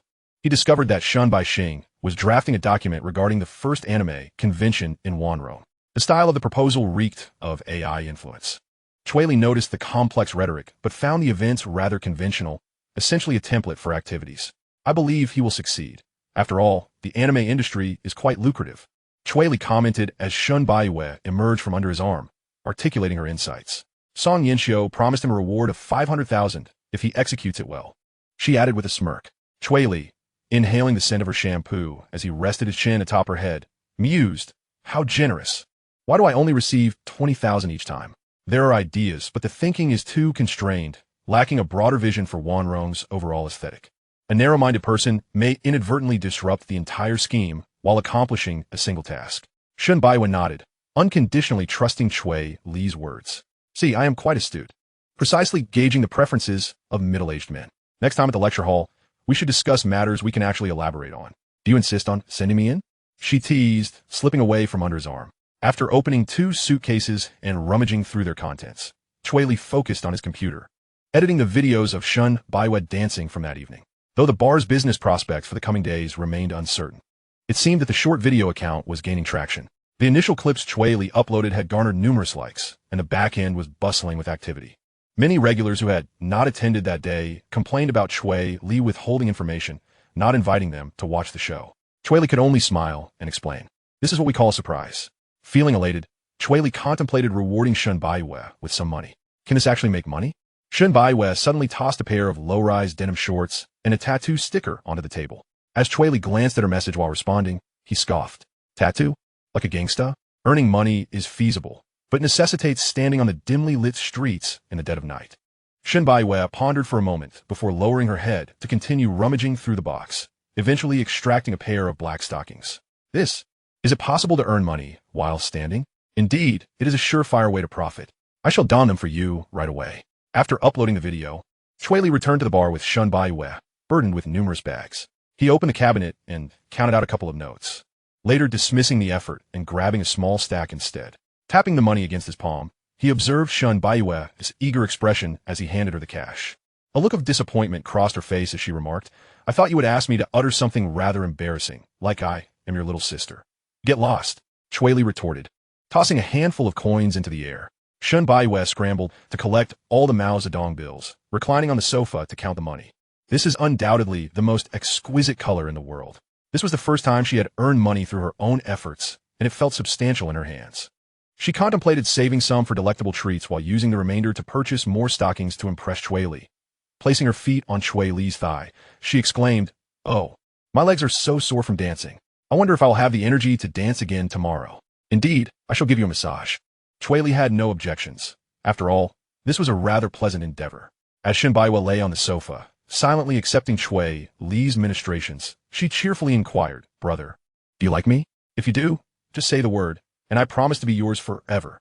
Cui Li lightly tapped her head in mock annoyance. "Are you being a tad overdramatic? Don't you know I have entanglements with many others?" Shun Baiyue thoughtfully rested her finger on her chin. "Oh, I am aware. But what of it? After all, men are bound to stray sooner or later, so why not embrace it? It would lessen the quarrels and disappointments in life. Besides, I only want you, not the entirety of you." Once again, the problem girl was spreading her skewed reasoning. Cui Li felt there was still a gap between himself and the term scumbag. At least he had never experienced a genuine relationship. It was always either a contractual marriage or a sugar arrangement. After a prolonged silence, Cui Li finally asked, "Are you feeling any discomfort in your chest? Would you like a massage?" "Get lost. I said no to any unspoken rules." Chapter 25. The resentful wife awaiting her man's return. Xiao Cixi was plagued by insomnia. Seated on the sofa, she stared blankly at the clock on the wall, which now read 2 in the morning. She recalled having briefly fallen asleep, perhaps due to the overwhelming boredom of waiting. The irritation from Cui Li's betrayal gradually morphed into unease. She realized that, compared to Song Yinxiu, she was inferior. Her relationship with Cui Li was born from mere chance, devoid of any profound memories. To him, she was merely a beautiful woman, while he was just a pawn connecting her to Cui Li, a necessary element to provoke Song Yinxiu, and a companion for conversation. Xiao Cixi contemplated whether she should offer Cui Li a taste of sweetness to draw him entirely to her side. As she mulled this over, frustration compelled her to cradle her head in her hands. Ugh, desires only seemed to diminish further. What should I do? Xiao Cixi felt lost. She had believed that a man would not sway her emotions so greatly, yet here she was, feeling somewhat bewildered. Ding ding ding, the doorbell rang, and through the electronic screen, Xiao Cixi saw Cui Li standing outside. She opened the door and shot him an annoyed glare. Oh, so you remember how to come back? Do you even know what time it is? Though her tone was somewhat harsh, she felt a flicker of happiness inside. At least Cui Li had returned. Glancing at the time, Cui Li deemed 2 o'clock not overly late. He mused, leaning against the doorframe, looking at Xiao Cixi, who blocked his entry with a smirk. Do you know what you resemble right now? What? She asked. Cui Li leaned in closer, his expression earnest. You look like a resentful wife, waiting for her husband to return and plotting how to interrogate him about his whereabouts this evening. Xiao Cixi was taken aback, and then, through gritted teeth, she retorted, Isn't that all because of you and that woman, Song Yinxiu? You better not tell me you were with her all this time. How could you think that of me? Cui Li laughed heartily, brushing off the topic. Let's not dwell on that. I have 2 pieces of news for you, but you can only hear one. Should I endure the bitter first or savor the sweet? Without a moment's hesitation, Xiao Cixi declared the sweet. The bitter only leads to more bitterness, while sweetness is guaranteed to be delightful. If hard work truly paid off, there wouldn't be any poor souls in this world. Cui Li clapped his hands, agreeing with her sentiment. The good news is that Cui will be at the bar tomorrow night for drinks, and I've reserved a private room. You'll have a chance to run into her and deal a blow to Song Yinxiu. Upon hearing this, Xiao Cixi's expression brightened, and she immediately inquired, And what is the bad news? Cui Li shrugged, donning an expression of businesslike seriousness. As I mentioned, you can only hear one piece of news unless you give me a hug. Xiao Cixi frowned. Why so tantalizing? Though irritated, she approached and embraced Cui Li. He always carried a peculiar scent, reminiscent of laundry detergent, yet she was certain that such a fragrance could not be found in stores. It was quite comforting. This was her first time hugging a man like this, so she closed her eyes to savor the sensation, treating it as a sweet indulgence for Cui Li. When Cui Li's hands settled on her waist, her previously calm heart began to race rapidly. Her face flushed crimson as she hastily pushed him away. Breathing a bit unevenly, she managed, So can you now tell me the bad news? Upon realizing that she wanted to know, Cui Li's lips curled into a mischievous smile. The bad news is that the terms have changed. If this works out, I want to kiss you, Sister Chiao. How can you say that? Changing the terms mid-game is not what a businessman should do. Cui Li stepped closer, wrapping his arms around Xiao Cixi. I can assure you of your success. Is that true? You aren't deceiving me, are you? Xiao Cixi was uncertain whether Cui Li was sincere or not, and attempted to free herself from his embrace. However, his hold was far more secure than she anticipated, rendering her struggles futile. When she looked up at Cui Li, she saw him leaning in with a wicked grin, inching closer to her lips. Oh no, was he trying to collect his dues early? What should she do? Xiao Cixi surrendered, curious about what a kiss truly felt like, whether it was as magical as her friends had claimed. Pointing a finger at Cui Li's nose, she warned, Let me know, this is my first kiss. There aren't so many intricacies. A first kiss only exists in the heart. By dawn, it refreshes automatically. You scoundrel. Once their lips met, Xiao Cixi's mind went blank. Her heart raced, her breath quickened, and her body felt weak and limp. She reached up to touch her cheek, feeling the dampness of her skin, as if it were the tears that had escaped from the corners of her eyes. Although Xiao Cixi was an innocent young lady, those affluent friends around her had matured early, some even starting in high school. She believed that compared to those who claimed that kissing didn't count if one had a barrier, kissing was not an excessive act. Yet, how had she ended up crying after kissing? Cui Li approached with a grin, saying, I see you care about my kiss with Song Yinxiu. So I thought I'd make it up to you. Are you satisfied now? You got a bargain, and yet you act coy. Xiao Cixi shot him a glare and wiped a tear from the corner of her eye, smearing it onto Cui Li's shirt. Chapter 26. Have you started liking me? Cui Li chuckled, gazing into Xiao Cixi's eyes as he gently bit her tear-streaked fingertip. He could detect the fragrance of gardenias emanating from her finger. He intensified his grip, and the sudden pain made Xiao Cixi tremble, not from the pain itself, but from an indescribable sensation that left her at a loss for words. Nevertheless, she concluded that Cui Li was a seasoned player in the realm of romance. If she was careful, she would surely be coaxed into bed. Cui Li objectively remarked, It's the taste of happiness. It means you quite enjoy kissing. Snapping back to reality, Xiao Cixi shot him a disapproving look and retorted, Your kissing skills are impressive, but I hope you keep your promise and stay away from Song Yinxiu. With a playful smile, She pulled out 500 yuan and stuffed it into Cui Li's pocket, resembling a wealthy woman tipping a male escort. She was using this gesture to console herself for the impulsive kiss with Cui Li. Initially, she had merely intended to toy with him to annoy Song Yanxiu. Yet now she found herself wanting to possess Cui Li entirely. Xiao Cici found herself baffled. Could it be that she had developed a liking for him? To her astonishment, Cui Li laughed and withdrew another 500 from his bag. "Are you charging me 1,000 for a kiss?" she asked incredulously. "Who is ruining the market here?" Cui Li shook his head. "No. I mean, I can offer the service again." "You jerk." Xiao Cici turned her head to escape, but Cui Li quickly seized her face, asserting control.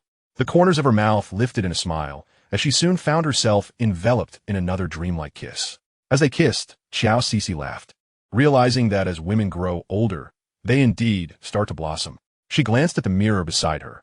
Her lips were rosy and slightly swollen, her eyes shimmering with a watery glint. Meanwhile, the instigator was busy leaving marks on her collarbone, a ticklish sensation spreading through her. Yet her rationality remained intact. The bloodstains on Cui Li's unruly right arm were handiwork, remnants from when he had attempted to advance further. After marking her collarbone satisfactorily, Cui Li sat back, looking quite pleased with himself. He carefully fastened her buttons, and though Xiao Cici had a generous bosom, her low body fat made her collarbones strikingly prominent, an exquisite sight that stirred appetites. Annoyed, Xiao Cici glared at Cui Li. "Are you just going to leave it looking messy like this?" Cui Li asked with a grin. "Xiao Cici, have you started liking me?" Xiao Cici scoffed, nonchalantly dismissing him. "How could that be? I'm merely using you for amusement." She held her head high, as if Cui Li were indeed her hired entertainment. Cui Li patted his chest dramatically, feigning relief. "Thank goodness you don't like me. You know I'm quite the free spirit." "Huh?" Xiao Cici paused, feeling a twinge of discomfort. Perhaps she truly wanted to claim Cui Li as her own now. However, did this version of herself differ from Song Yanxiu's? Surely, her fate could not be the same as Song Yanxiu's, could it?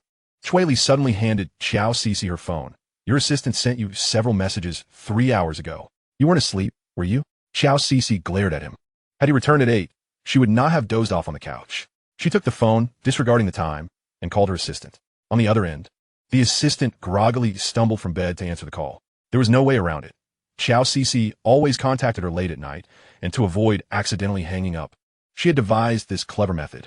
"Xiao Song, do you have anything to report?" The assistant, feeling half dead, pinched her nose. "Xiao Zong, the owner of Shangda Clothing has decided not to open in our mall. He has run off to Wanrong to open a store. He said, out of respect for your father being old comrades, he'd give you 5 days to sell, after which he'll take everything with him. That's 1,000 pieces. We might as well flip the table. Instead of earning a bit, we could all starve." Upon hearing this, Xiao Cici's previously rosy cheeks turned pale. Frowning, she began contemplating ways to mitigate the losses. A sudden mess had been thrust upon her, making Xiao Cici feel as though she was starting the year with a bloody defeat against Song Yanxiu. She could still play, but it was far from enjoyable. Shaking her head in frustration, she found herself at a loss. Selling 1,000 pieces at full price without resorting to deceit seemed impossible. "Let us just have a massive sale, those old bastards. All right, boss, we'll start selling at half price from tomorrow. If we sell out, we can at least say we've minimized the loss." Xiao Song began contacting her assistant, determined not to let her colleagues suffer alone. Meanwhile, Cui Li suddenly snatched Xiao Cici's phone and hung up. "What are you doing? I'm stopping you from doing something foolish. Don't mess around. You're just a kid, what do you know?" "A kid?" Cui Li stepped closer, gripping Xiao Cici's chin. "Are you sure it's a child?" Xiao Cici felt heat rise within her. It dawned on her that the person before her was already a man. Just because he hadn't graduated, she subconsciously viewed him as a child. Cui Li held her chin firmly and spoke earnestly. "A drastic price cut is a tactic for store owners. Yet for you, as a mall owner, it's not a wise move. If you slash prices, other clothing stores will see a drop in revenue for the next several months. If prices fall across the board in the mall, your establishment's reputation will suffer. And what will happen if customers become accustomed to such deep discounts?" Xiao Cici stared at Cui Li, astonished by his insightful observations. Though she was also quite young and had taken over the mall for just 2.5 years, she believed her experience surpassed his. Yet, as she observed this young man contemplating matters more thoroughly than she, a sense of despair washed over her. Was her father right after all? Was she truly unfit to manage a company? They all looked down on her, and she felt utterly disappointing. Xiao Cici lowered her gaze, pressing her lips together in silence. Cui Li pulled out a piece of paper and began jotting down ideas. "Have you ever heard of tier discounts? We can tell customers we're clearing stock in 10 days, starting with a 10% discount, reducing it daily. Xiao Cixi pondered for a moment before asking. You say it's simple, but what if everyone waits until the last day to buy at a discount? What will you do then? Cui Li chuckled, seemingly unfazed by the concern. Women really have long hair, but short sight, he mused. As long as we do not disclose our inventory and create a scenario where stock appears to be constantly changing, we shall be fine. Those who are lurking around will merely come to witness the spectacle, bringing a wave of foot traffic to the surrounding shops. Xiao Cixi opened her mouth, contemplating for a long while, and decided to trust him just this once. After all, she had already prepared herself for potential losses. Let Cui Li experience the joys of managing a marketplace. If the sales volume does not meet my expectations, I want you to agree to one request. If we do sell out, you must help me appreciate my worth. I feel as though I have yet to truly step into this world after all this time. It's a deal. Cui Li felt confident in his approach. After all, Shonda Clothing was a brand he had unearthed in Wanrong to fill the gap in the mall's mid-range apparel. He had almost forgotten about it. Stretching, Cui Li felt a wave of fatigue wash over him. It's getting late. I'm off to bed. After taking just a couple of steps, he heard footsteps behind him. Turning in confusion, Cui Li looked at Xiao Cixi. What are you following me for? Haven't you had enough of me yet? Actually, my suggestion is that we head to bed first, and I'll take care of you. If you feel shortchanged, you can always return the favor. Xiao Cixi let out a playful laugh, gently touching Cui Li's face. You little rogue, get some sleep. I'll reward you tomorrow. Chapter 27, The Stingy Man. Rise and shine, prepare breakfast, and rouse others. This was Cui Li's habitual routine. It wasn't until he stood at the door that he realized today his waking target was Xiao Cixi. He was well aware of the kind of sleepwear she favored. He recalled that previously, Song Yinxiu had a penchant for bear-themed loungewear, which he had deemed childish, leading her to switch to nightgowns. Yet, it remained a bear design. He wondered what her fascination with bears was. Standing at the doorway, he knocked lightly. Xiao Cixi, time to wake up. Don't hide in there. I know you're home. Inside, Xiao Cixi furrowed her brow, finally kicking her legs in irritation as she prepared to perform a dramatic leap, akin to a fish leaping out of water. This maneuver was already a test of strength, and with two hefty slimes weighing her down, it was futile. She awkwardly sat up, still annoyed by the persistent knocking. Taking a deep breath, Xiao Cixi rubbed her eyes and opened the door. In that instant, Cui Li was captivated by the sight before him. Xiao Cixi stood in a low-cut, long nightgown, and just as she opened the door, a gentle draft swept through, accentuating her perfect silhouette, a sight as breathtaking as the majestic mountains and turbulent seas of the homeland. Such beauty witnessed in the morning was somewhat disconcerting. Amused, Xiao Cixi gazed at Cui Li. What's wrong? Have I enchanted you? I can confidently say that in all my years, I've never seen a woman more alluring than myself. Cui Li shook his head in disagreement. Sexiness isn't for you to decide. Not want to back down. Xiao Cixi retorted. Neither is it for you to determine. Cui Li remained unfazed, adopting a serious demeanor. However, among the three of us, there's one who holds the final say. If that entity recognizes you as sexy, then you indeed are. Xiao Cixi looked at Cui Li, bewildered, glancing around for the supposed third party. Seeing none, a hint of fear crept into her gaze. Who? There are only two of us here. Who said that? Cui Li's lips curled into a mischievous smile as he glanced down. Xiao Cixi understood instantly. Yet, she was no longer as shy as before, emboldened. She pressed her hand against Cui Li's chest, slowly trailing it down until it rested on his abdomen. Her fingertips slipped beneath the hem of his shirt, gently caressing. Not bad. You seem quite muscular. Call me mommy, and I'll ensure you thrive in Shanghai. Cui Li scoffed, seizing her mischievous hand. I advise you not to play with fire. Let us play. Xiao Cixi, who had been boldly teasing Cui Li, found herself airborne the next moment, landing on the bed. Cui Li had employed a grappling technique to pin her down, realizing that her nightgown was a backless design, exposing much of her fair back before him. He swallowed hard.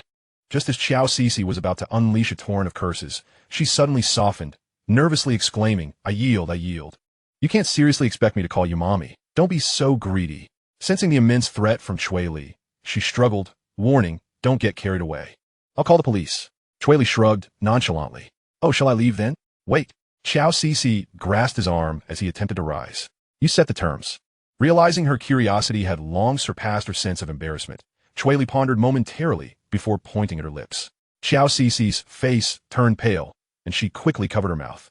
Shaking her head vigorously, Cui Li then lowered his hand, indicating towards her most distinguishing feature. Xiao Cixi shot him a glance and huffed, adjusting her attire. Her voice softened considerably from their first meeting. I've recently come across a rather lively water park.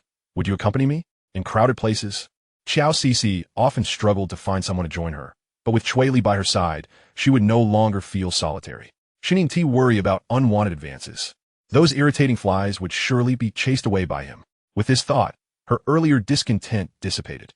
Cui Li lounged lazily against the headboard. All right, you can dictate the day. But first, I need to see what style of swimsuit you'll wear. If it's too conservative, I'm afraid I must decline. Cui Li loved swimming, especially with a stunning beauty like Xiao Cixi, envisioning her as a striking sight that would surely delight his eyes. Xiao Cixi paused, then pinched Cui Li's cheek. You're a student from a prestigious university. Can you not behave like a rogue? Are today, as youth, all this precocious? You call me a child? I'm over 20. In ancient times, I'd likely have 3 or 4 children by now. After glancing at his phone, Cui Li added, one more thing. I can only accompany you until 4 this afternoon. It's the weekend, and I have an evening break scheduled with you, Wonton. Such a rare opportunity must be spent with her. Xiao Cixi felt a twinge of anxiety, unsure of Cui Li's intentions. Was it Song Yinxiu? The mere thought of him sent her heart racing. Since they had shared an intimate moment, it was likely that Song Yinxiu had made some agreement with Cui Li. This notion weighed heavily on her chest. If it had been before today, it might have been bearable, but given what had just transpired, despite her insistence on a barrier, she still felt the almost tangible sensation. In her heart, Cui Li already belonged to her. Now he wanted to withdraw? She absolutely would not allow it. Xiao Cixi gritted her teeth and said, Is a bikini acceptable? It's so lovely. You're truly a goddess. Cui Li enjoys swimming, and if he were to accompany Xiao Cixi in a bikini, his fondness would surely deepen. However, he chuckled and pinched Xiao Cixi's cheek, stating, never mind. Let's opt for the most modest one. No man desires his partner to appear exposed in front of others. At the swimwear shop, Xiao Cixi gazed at the swimsuit in her hands, feeling somewhat speechless. It was a one-piece suit that concealed her entire torso, with 2/3 of her legs hidden beneath the black fabric. Overall, it resembled a short-sleeve top paired with 3/4 shorts. What kind of swimwear is this? Wearing would surely invite mockery for being outdated. Xiao Cixi turned to Cui Li, lifting the swimsuit he had chosen in front of him. She realized she had never donned such a conservative swimsuit in her life. Even her typical summer attire was less constricting. Cui Li, it seems, was rather stingy, unwilling to let others gaze upon her. Cui Li, with firm conviction, replied, What is wrong with being modest? For heaven's sake. Even the thought of someone else looking at you irks me. Are you telling me you wouldn't want to see? He continued, I could just admire you in private. So why flaunt it in public? Xiao Cixi found Cui Li's behavior amusing. She felt a sense of possessiveness over him, and it seemed he regarded her as his own, off limits to others. Strangely, this notion made her blush, as though she had embraced this reality. The sales associate, observing the couple, couldn't help but interject with a smile, Miss, don't be fooled by the modesty of this swimsuit. We sold 2 units this morning, both purchased by beauties like yourself, who specifically requested such conservative styles. Your boyfriend clearly wishes to keep you to himself. Hearing the associate refer to Cui Li as her boyfriend sent an inexplicable thrill through Xiao Cixi. Apparently, to outsiders, they were already perceived as a couple. Perhaps it was their convincing performance. Not wanting to dwell on it any longer, Xiao Cixi pointed to a swimsuit reminiscent of a beach matron, declaring, Then this one it is. Cui Li, you are such a miser. After securing the swimsuit, Xiao Cixi hummed a tune while driving, heading toward the water park with Cui Li, and even the afternoon sun seemed less harsh. Cui Li observed Xiao Cixi, pondering her evolving perspective towards him. Just as he was deep in thought, a red sports car sped up alongside them. Its engine roaring drew Cui Li's attention. Turning his head, he recognized it as Song Yinxiu's vehicle. Through the window, he saw her icy glare directed at him from the driver's seat, while Shun Baiwei waved at him from the passenger side. Oddly enough, where was Baiyue's brother? Did they leave him behind for a day out? Just as he contemplated this, another vehicle approached, and to his surprise, it was Shun Baixing. Seeing Shun Baixing in that car left Cui Li momentarily stunned. Where did that BYD come from? Ah! Cui Li suddenly burst into uncontrollable laughter from the passenger seat. Xiao Cixi, puzzled by his raucous laughter, inquired, What is so funny? You startled me. She shot him a glare, only to spot the Ferrari matching their speed. Instantly, she fumed and honked the horn. Cui Li, after I treated you so warmly this morning. You see your ex-wife and laugh like that. You're such a coward.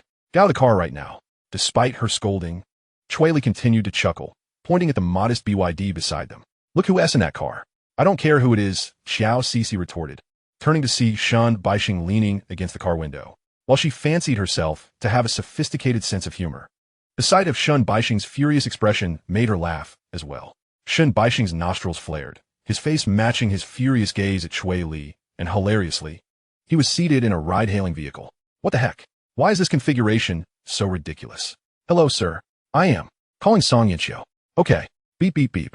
Qiao Cici dialed Song Yinxiu, who picked up promptly.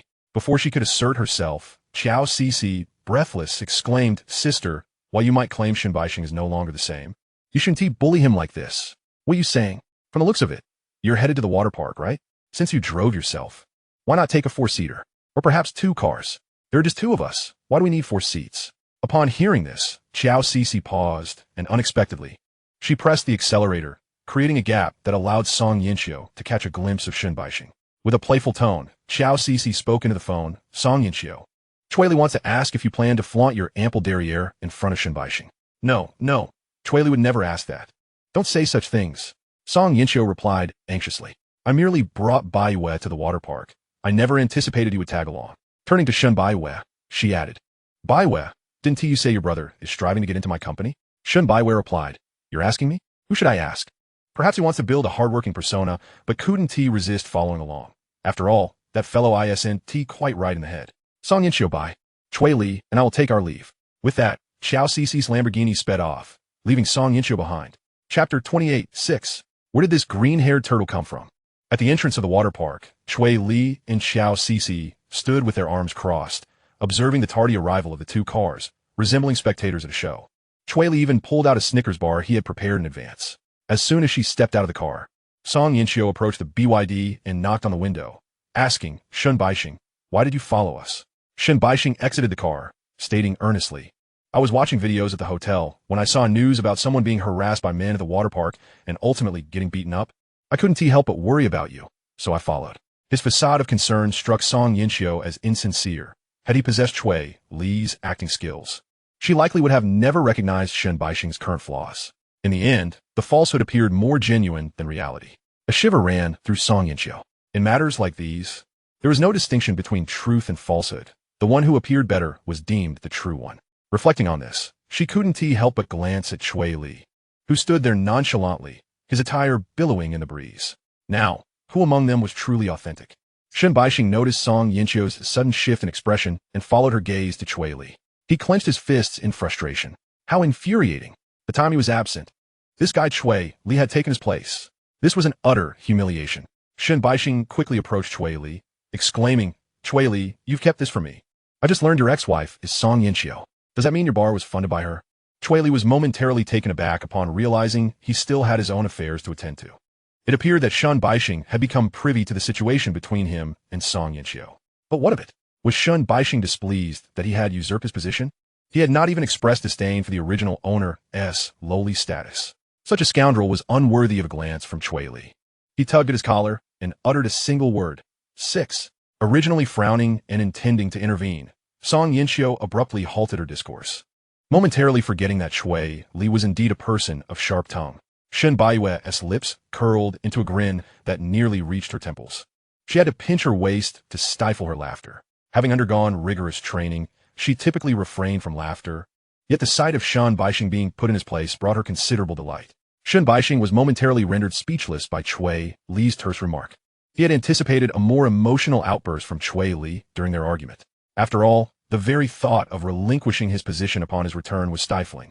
Had he been in Shun Baixing's shoes, he would have certainly erupted on the spot, refusing to divorce without a sum of 5 million. However, Cui Li's calm demeanor left no room for the joy of victory in Shun Baixing's heart. Taking a deep breath, Shun Baixing remarked, What a coincidence. What brings you here, boss Cui? Cui Li lifted the transparent case containing his swimwear. 666. Can your eyes not even recognize swim goggles and swimsuits? Should I remind you of your standing here? Did you miss the literacy session? Oh, how could I forget?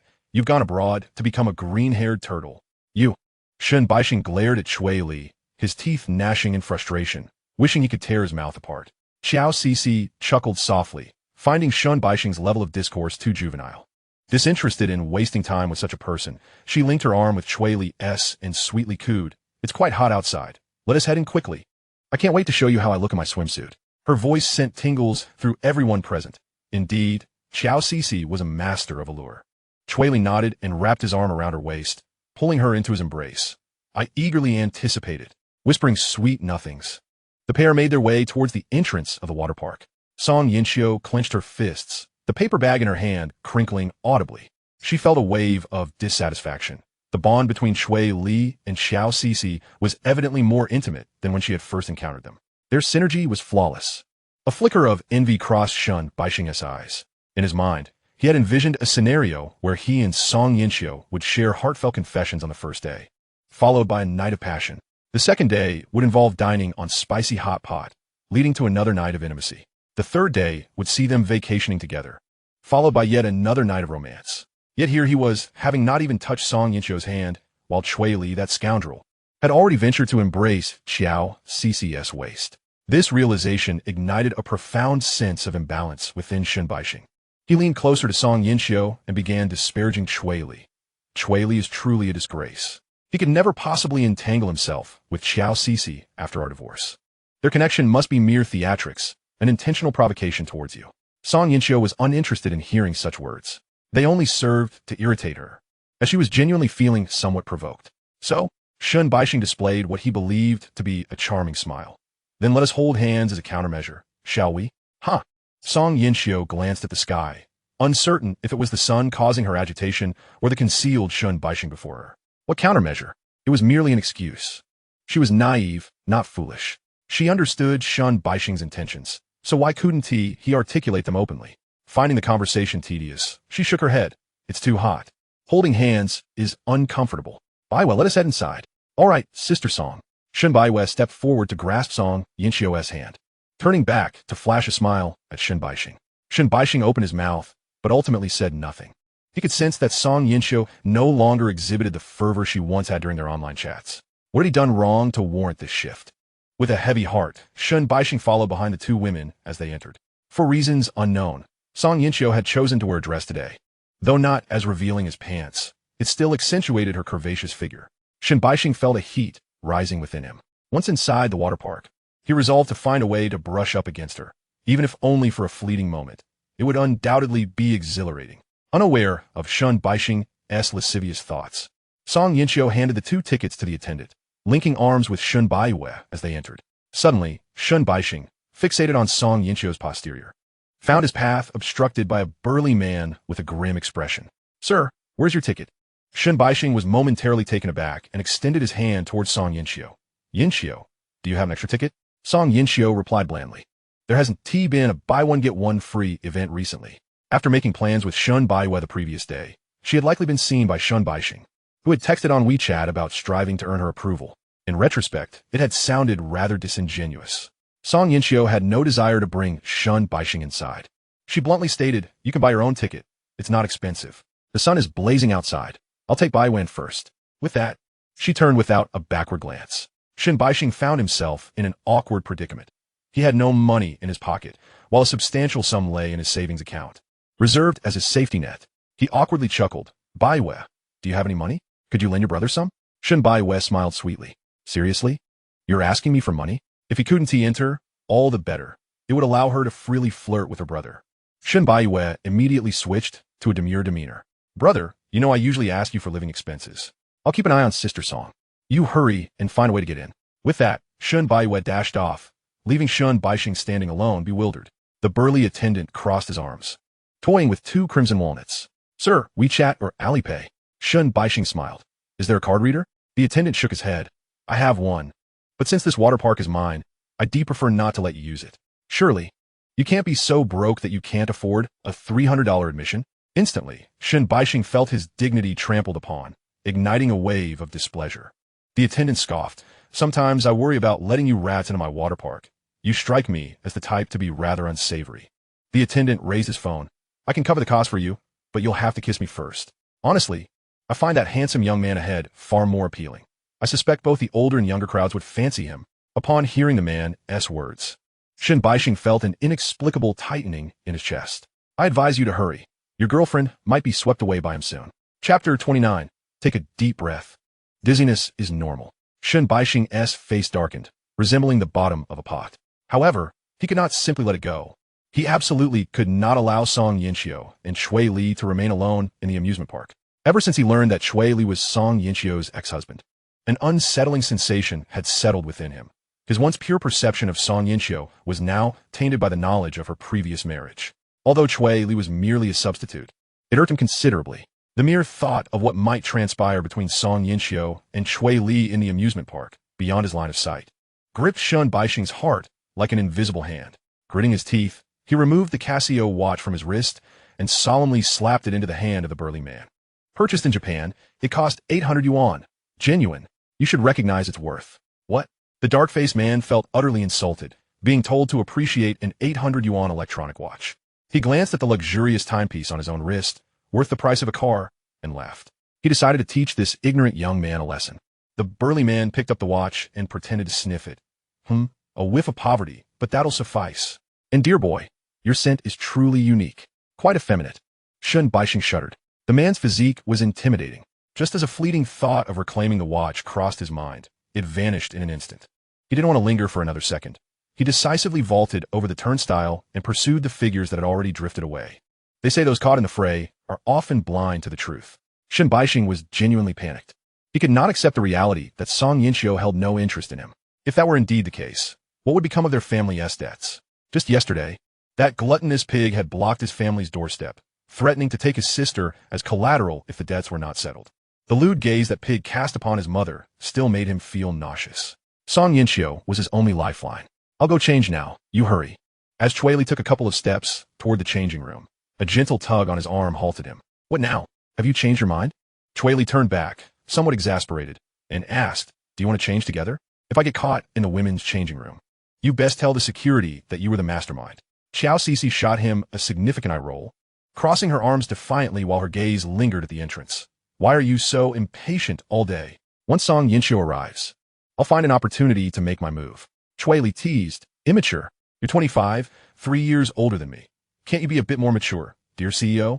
With billions to your name, is it really so entertaining to watch others flounder? Xiao Cixi, not backing down, puffed out her chest. You have no idea how Song Yinchio bullied me when we were kids. Our current relationship is entirely her doing. Oh, do tell. Cui Li's curiosity was piqued. He had heard Song Yinchio mention it briefly, but she always clammed up when he pressed for details. Xiao Cixi giggled, her eyes sparkling with mischief. Want to know? I won't tell you, unless you stay here and wait with me. If I feel generous later, I might share a little. How petty. Cui Li scoffed, but his body obediently stayed at the entrance with Xiao Cixi. Before long, Song Yinchio's figure indeed appeared at the entrance. Xiao Cixi instantly shifted into battle mode, casting a provocative smile at Song Yinchio as their eyes met, then turning to Cui Li with a flirtatious gaze. Darling, I'm going to change into the swimsuit you carefully selected for me. I absolutely adore it. Her voice was perfectly pitched to drift into Song Yinchio's ears. Xiao Cixi, are you done yet? Song Yinchio's furious shout echoed from a distance. Cui Li, your ex-wife is here. Do you think she's wearing that revealing swimsuit for Shun Baixing? Upon hearing this, Song Yinchio clenched her jaw, extracting the swimsuit from her bag. Open your eyes and take a good look. Do you really think I would wear something so indecent? I want to look. Cui Li pressed his temples, then turned to enter the changing room.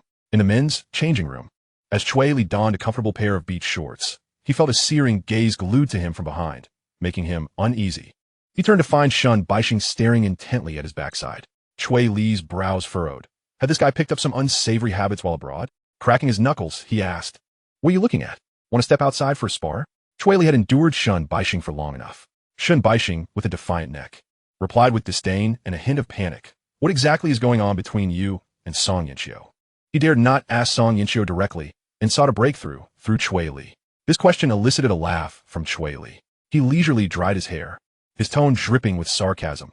You're a second-hand car dealer, yet you care about the vehicle's condition? Besides, you tossed the keys away and ran off abroad, only to return and ask me how it drives?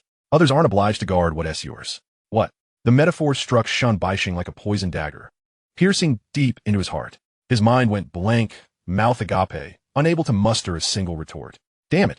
Shun Baixing finally erupted, jabbing a finger at Cui Li's nose and shouting, I realize you're just lucky. If I had gone abroad, you'd have no chance. Useless scoundrel. Cui Li found him exceedingly noisy. Scanning the empty changing room, he noted that they were alone. Perfect. No witnesses. Cui Li casually picked up a dry towel, his expression turning cold. You know what? There are no cameras in the changing room. What do you mean? Shun Baixing felt a chill run down his spine. an ominous premonition creeping in. Cui Li, uninterested in further chatter, moved with lightning speed, lowering his body swiftly to execute a powerful sweeping kick. Shen Baixing lost his balance, letting out a scream as he toppled backward, landing hard on the cold ceramic tiles, an impeccable demonstration of the falling swan technique. A piercing pain radiated from his coccyx. Shen Baixing felt as though his backside had been shattered into pieces. Beads of sweat rolled down his forehead, just as he began to groan. A towel scented with shower gel was thrust over his mouth, muffling his cries. His high-pitched moans transformed into muffled whimpers.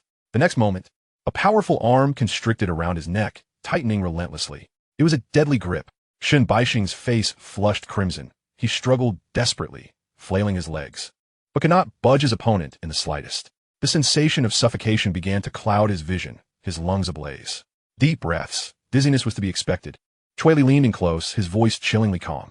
Just as Shen Baixing felt himself on the brink of unconsciousness, that grip suddenly loosened.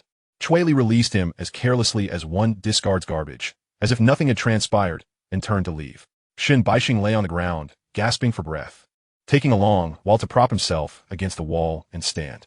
He glared at Cui Li's retreating figure, snarling, "Cui Li, you bastard. You a mere substitute. Dare to lay hands on me? I swear I'll report you." Cui Li halted, not bothering to look back, arms crossed with a cold smirk. Who saw? Is there any surveillance? Any witnesses? He paused, his voice laced with disdain. I advise you not to bark like a dog in front of me again. Next time you make me uncomfortable, I shall twist your head off. As Shen Baixing observed Cui Li turning around, the pronounced muscles in his arms and the defined contours of his abdomen seized her attention, tightening her throat. Memories of the day Cui Li effortlessly snapped another's wrist rushed back to her mind, yet she remained obstinately defiant. Go ahead, kill me. I tell you, Song Yinxiu can only be mine. Fine, she is yours. Satisfied now? Cui Li responded with a dismissive tone. Shen Baixing was taken aback. This reaction was unexpected. Do you not like her?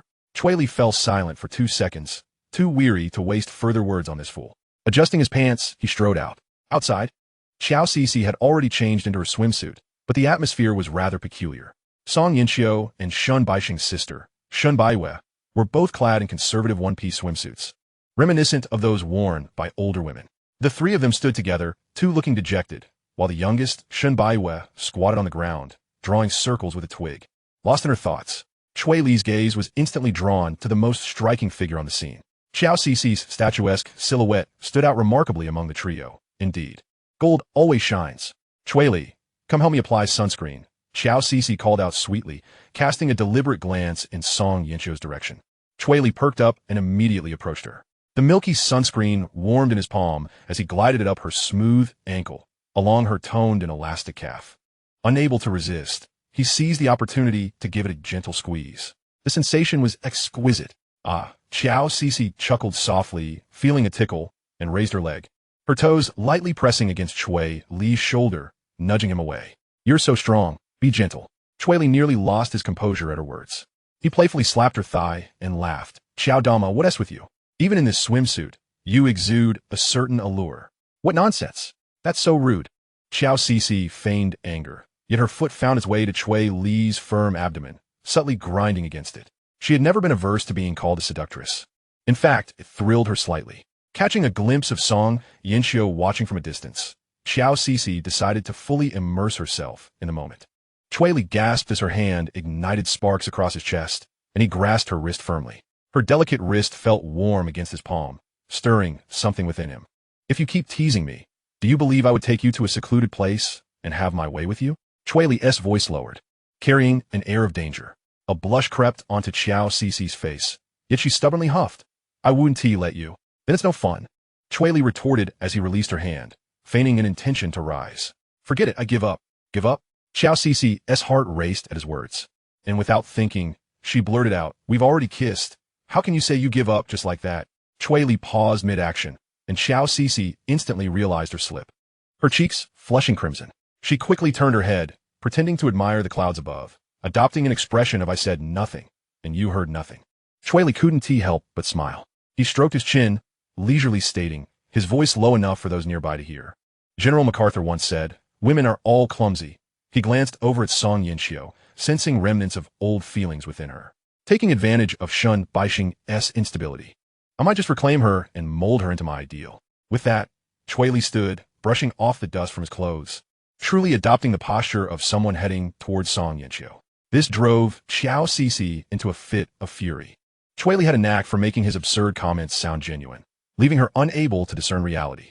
An inexplicable sense of anxiety and irritation surged from her core, and she grasped Cui Li's solid bicep, lowering her voice in warning. Cui Li, if you dare, I will fight you. Cui Li looked down at her anxious expression and suddenly chuckled softly. What if I were to kiss you again? But you already have today. Xiao Cixi's voice faltered. That's different. Cui Li's gaze danced with mischief. What if you initiated the kiss? No. Xiao Cixi instinctively rejected the idea, feeling too shy to kiss a man openly in front of others. Yet, while she verbally refused, her eyes involuntarily flickered towards Song Yinxiu. There stood Song Yinxiu, her face dark as coal, glaring intently at them. Still watching? The competitive spirit within Xiao Cixi ignited. Then let us give you a show. Suddenly, she wrapped her arms around Cui Li's neck, pulling him towards herself. Cui Li bent down in response, their faces nearly touching, noses almost brushing, their lips a mere finger-width apart. From Song Yinxiu's vantage point, it appeared as though they were locked in a passionate kiss. They maintained the intimate posture for several seconds.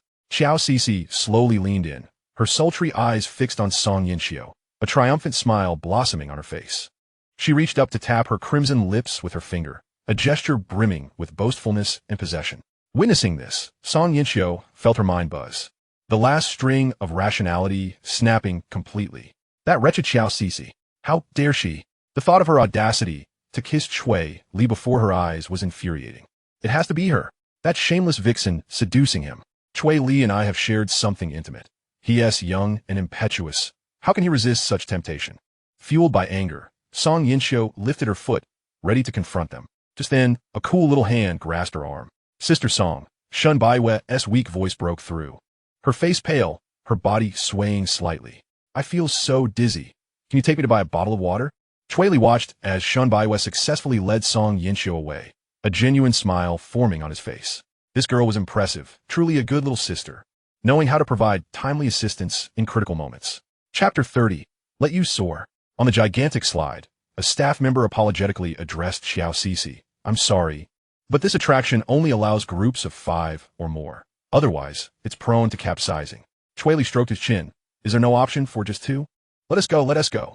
Xiao Cixi protested, pointing to Song Yinxiu trailing behind her. There are already 3 people there. We could just make up a group. Before Song Yinxiu could respond, Shun Baixing jumped in. Sure, we're all friends. Let's play together. He had anticipated glimpsing the beautiful forms of Song Yinxiu and Shun Baiwe. Yet upon arrival, he found them clad more conservatively than ever. What letdown. This water park was relatively empty today, leaving him without the chance to indulge his eyes. At that moment, Xiao Cixi stood out as the most visually appealing. Shun Baixing was determined not to leave without witnessing something worthwhile. This is so thrilling, so fast. I can't handle it. The inflatable boat swayed wildly down the slide, and Shun Baixing made it a point to crash into Song Yinxiu and Shun Baiwe with each turn. However, Shun Baixing did not succeed. Cui Li felt a slight pain in his ear. What are you barking at, dog? Shun Baixing, startled, abruptly ceased his exclamations and retorted. Yinxiu, look at him. We're just out here for fun. What's the harm in shouting a bit? Is this your family's place? Fool! Before the gathered crowd, Cui Li delivered a forceful kick to Shun Baixing's chest, propelling him backward with a momentum that sent him flying. As he landed in the pipeline, Shun Baixing cried out, Cui Li, I curse your mother. His voice echoed through the pipe until it eventually faded away. Song Yinxiu gazed in bewilderment at Shun Baixing plummeting down the pipe. Was Cui Li acting this way for her sake? After pondering for a while, she turned around only to meet the 6 pairs of eyes glaring at her with an unmistakable warning. The intensity of their gaze sent shivers down her spine. Wait, why were there 6 pairs of eyes? When she glanced sideways at Shun Baiwe, she found her wearing the same accusatory expression, with her bright eyes fixed intently. She did not blink. Your brother just got kicked out. Why are you looking at me? Song Yinxiu thought. You didn't see anything, right? My brother must have fallen by accident. That was careless of him. Song Yinxiu felt isolated, swallowing her rising doubts. She believed that Cui Li certainly did not wish to see her with Shun Baixing. He cared for her. The thought brought a smile of happiness to her lips. Cui Li, you actually love me, don't you?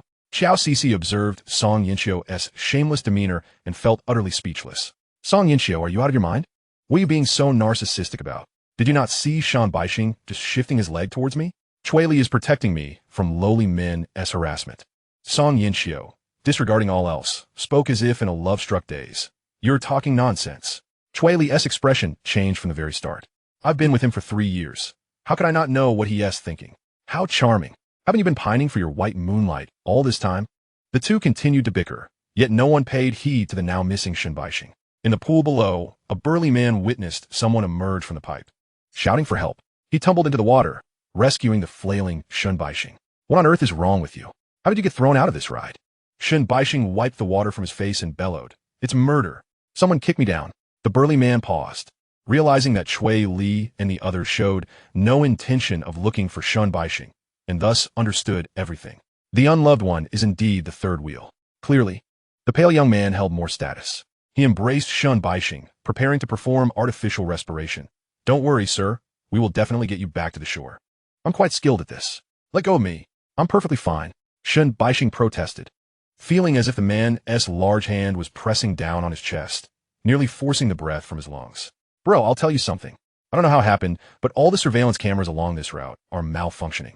If you drown, our park would only lose a few million. And I know we two are of the same ilk. To share a drink with me, and once the matter is settled, I'll give you 10,000. Only 10,000? Sorry, that's the price. Shen Baixing finally ceased his resistance. He felt as though the entire world was conspiring against him. He merely sought to make a little money and enjoy life. After Shen Baixing's disappearance, the small group of 4 did not disband. To be precise, it was 3+1. After experiencing several activities together, their energy was nearly exhausted. Let us go, Cui Li. We've played long enough. Aren't you tired? Let us soak in the hot springs over there, Xiao Cici suggested, rubbing her sore legs after the simulated surfing activity. Cui Li nodded in agreement. The surface of the hot spring was cloaked in steam, soothing their fatigue. Cui Li comfortably leaned against the edge of the pool, a single orange resting on the plate before him. It was said that eating an orange while taking a hot bath offered a unique experience. With a bite, Cui Li felt as if he had transcended. He discovered it was a rather ordinary sensation. While savoring the orange, he wrapped one arm around Xiao Cici, gently caressing her rounded shoulder in an intimate gesture. Xiao Cici pinched his arm, but did not withdraw his hand. She realized she was no longer merely acting for Song Yinxiu's benefit. She genuinely relished the feeling of being in a romantic relationship. She longed to be with Cui Li. Watching him become increasingly captivated by her gave her a sense of achievement, making her feel that her allure had become tangible. As long as she was cautious, she wouldn't end up in a muddled situation. After finishing the orange, Cui Li pulled Xiao Cici into his embrace. Their gazes locked, and Xiao Cici smirked. Little brat, are you craving a kiss? I'm not after a kiss. I want you. Xiao Cici laughed, distancing herself slightly from Cui Li. You won't get a kiss. Behave yourself. I'm willing to be affectionate with you only because I'm indifferent. Cui Li chuckled. When a woman says no, it often means yes. Xiao Cici, since you're indifferent, why not indulge me a few more times? He said, leaning closer to her. Absolutely not. Xiao Cici felt that such behavior in public was utterly outrageous, and she grew somewhat embarrassed. She playfully pushed Cui Li's head away. Stop being so frisky all the time. And what of it? Cui Li grasped her chin, scrutinizing her luscious lips. Even without lipstick today, they remained irresistibly moist. Xiao Cici perceived the intent in Cui Li's eyes and discovered that she, too, was beginning to feel a rush of heat. Trembling slightly, she said, You should let go of me. I need to think about it. At times, a woman's desires could surpass those of man. Xiao Cici felt as if she were boiling with passion. Cui Li leaned closer to her ear and whispered, Take your time to consider. My ex-wife and I had our moments, and, I'm quite the opportunist. Xiao Cici aimed to use him, and naturally, he would not be at a loss. He would let her know who the true dominant one was. You dare, you little rascal, threatening me with that. Xiao Cici clung to Cui Li's neck, glancing around. There was no one else nearby, only Song Yinxiu and Shen Baixing observing from a distance. Initially feeling both shy and annoyed upon seeing Song Yinxiu, Xiao Cici was instead invigorated. She leaned in and pressed her lips against Cui Li's cheek.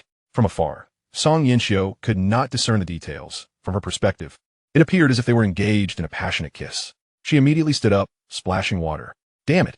She could not accept any intimate contact between Cui Li and Xiao Cici. She charged towards them. Chapter 31. I'll sleep with you. Upon seeing Song Yinxiu rush over, Xiao Cici released Cui Li and swam to the side of the pool, languidly resting on the edge. With a teasing tone, she remarked, Song Yinxiu, are you here to see your ex-husband again? Or do you wish to join us in the springs? Song Yinxiu clenched her fist, a smile playing on her lips. Indeed, without hesitation, she sat down in the pool. The small pool immediately became crowded. Xiao Cixi was visibly taken aback. She had not anticipated that Song Yinxiu would join them. Had she gone mad from the excitement? This is not in her usual style. Thinking of this, Xiao Cixi, unwilling to be outdone, pushed Cui Li into the middle, just like Song Yinxiu. Cui Li could only tremble with happiness, caught between the two. The first question Song Yinxiu posed upon entering the water was astonishing. Cui Li, whose lips do you think are softer, mine or Xiao Cixi's? Could this be a contest of femininity? How intriguing. Cui Li recognized the competitive spirit igniting between the two women, and he could certainly benefit from it. Rubbing the back of his head, he said earnestly, I seem to have forgotten. One must kiss to know. How about you both give me a peck, so I can compare? Sure, Xiao Cixi. Let us each kiss Cui Li and see whose lips are softer. Song Yinxiu tilted her head, provocatively gazing at Xiao Cixi. She felt she had nothing left to lose. However, Xiao Cixi was different. She feared losing Cui Li to Song Yinxiu. As an invincible figure, Song Yinxiu believed she should not appear so vulnerable. Tada, dream on. We're leaving. Xiao Cixi did not want to witness any rekindling of feelings between Cui Li and Song Yinxiu, for that would mean losing Cui Li forever. Song Yinxiu's sudden assertiveness filled Xiao Cixi with trepidation. This was clearly a situation escalating beyond control, something that had never happened before. Thus, Xiao Cixi chose to avoid confrontation. Song Yinxiu let out a cold laugh. Xiao Cixi, are you afraid? It's understandable. You look older than me. While I'm just a youthful girl, radiant and fresh. Afraid? What am I afraid of? Who looks older? Xiao Cixi nearly exploded. She stood face to face with Song Yinxiu, their chests nearly touching, the distance between them so close that it felt like they were about to kiss rather than fight. Song Yinxiu sneered. The penny-pinching king thinks his taste is impeccable. I hope you'll at least express gratitude for the things you've taken from me. Cui Li watched on, thoroughly entertained. He relished watching these two women clash. At that moment, Shun Baiyue seized the opportunity during their quarrel to sneak into the pool, her small hands stealthily brushing against Cui Li's leg. Cui Li glanced at the steamy surface of the water and gently squeezed her arm. This is getting even more exciting. Who would have thought this little girl couldn't handle it? She dramatically exclaimed, Brother, why are you touching my bottom? Cui Li was taken aback. I didn't mean anything by it. Instantly, everyone fell silent. Xiao Cixi mechanically turned her head. Upon seeing Shun Baiyue's beaming face, realization dawned on her. Well, this little white flower has finally been exposed. I always knew you were acting. Song Yinxiu's expression turned even more perplexed. Baiyue, clarify yourself. What exactly are you doing? She had been somewhat confused earlier, but now she grasped the essence of the situation. Even if she were dense, she could piece it together now. From the moment she had met Cui Li, Shun Baiyue had been deliberately drawing closer to him. It seemed all the talk of school, bullying, and psychological issues was nonsense. She had been played by the two siblings. Shun Baiyue was unafraid of the two foolish women. She proudly leaned against Cui Li, saying, Sister Qiao is just a childish brat, using toy snatching to claim her victories. Sister Song is infatuated with love, but doesn't he even know who she is in love with? But I'm different. I've decided to dedicate myself to you out of gratitude for saving my life. You probably didn't know, but brother already supports me with 3,000 a month. Rather than squabbling meaninglessly, I think you two should clarify what you truly want before continuing this argument. Shun Baiyue giggled, wrapping her arms around Cui Li's neck. Hanging on to him, she sweetly said, Brother, if I help you deal with these annoying women, can you buy me a fruit computer? I want to use it for composing and dancing. Unlike them, I only care about you. Cui Li laughed, lifting the leading lady's backside. All right, I'll get you a $20,000 Huawei computer. Ugh, can that even be called a computer? Cui Li sighed inwardly. No wonder men are drawn to such young green tea types. Those who can provide emotional support are unparalleled. Song Yinxiu was bewildered. She had thought Cui Li was merely tied to Xiao Cixi. Now, he was openly embracing Shun Baiyue, his hands in positions that were unclear, either on her legs or resting on her backside. Song Yinxiu was at a loss. Seizing a moment when Xiao Cixi was distracted, she pulled Cui Li out of the pool. She couldn't manage this alone, but Shun Baiyue had secretly given her a push. If she had to choose a primary partner, she would prefer Song Yinxiu. This primary partner couldn't keep Cui Li in check. Upon seeing this, Xiao Cixi prepared to chase after them, only to be tripped up by the scheming Shun Baiyue, struggling clumsily in the pool for a moment. In that brief instant, Song Yinxiu had dragged Cui Li away. Little white flower, what are you doing? Xiao Cixi glared at Shun Baiyue, furious. Shun Baiyue, unfazed, held her head high. Who is the primary partner is of no concern to me, as long as they have a good temper. Song Yinxiu flung open the door to the sauna, causing the two inside to panic. A burly man quickly covered their bodies with a towel and fled, exclaiming, "Relax, brother. There's no need to be so tense. They can't see you." Xiao Cixi rushed out of the pool, glancing at the retreating figures, anxiously asking, "Have you seen a man and a woman?" The burly man, covering his face, pointed to the adjacent door. "They're inside." Xiao Cixi approached and twisted the doorknob, finding it locked from the inside. She shot a disdainful look at the burly man. "You must be Han Zhan, the son of Han Lao, right? I'll give you 1 minute to open this door, or I'll have your father come over." "I can't do anything here," Han Zhan replied, a pained expression on his face. Inside the room, Cui Li anxiously said, "Let me out. Why didn't you eat that big melon earlier? Let me see what's going on. How can you stop it from eating melon when it's so cute?" Although he couldn't see the faces clearly earlier, he understood what was happening. Wasn't this just standard pushing?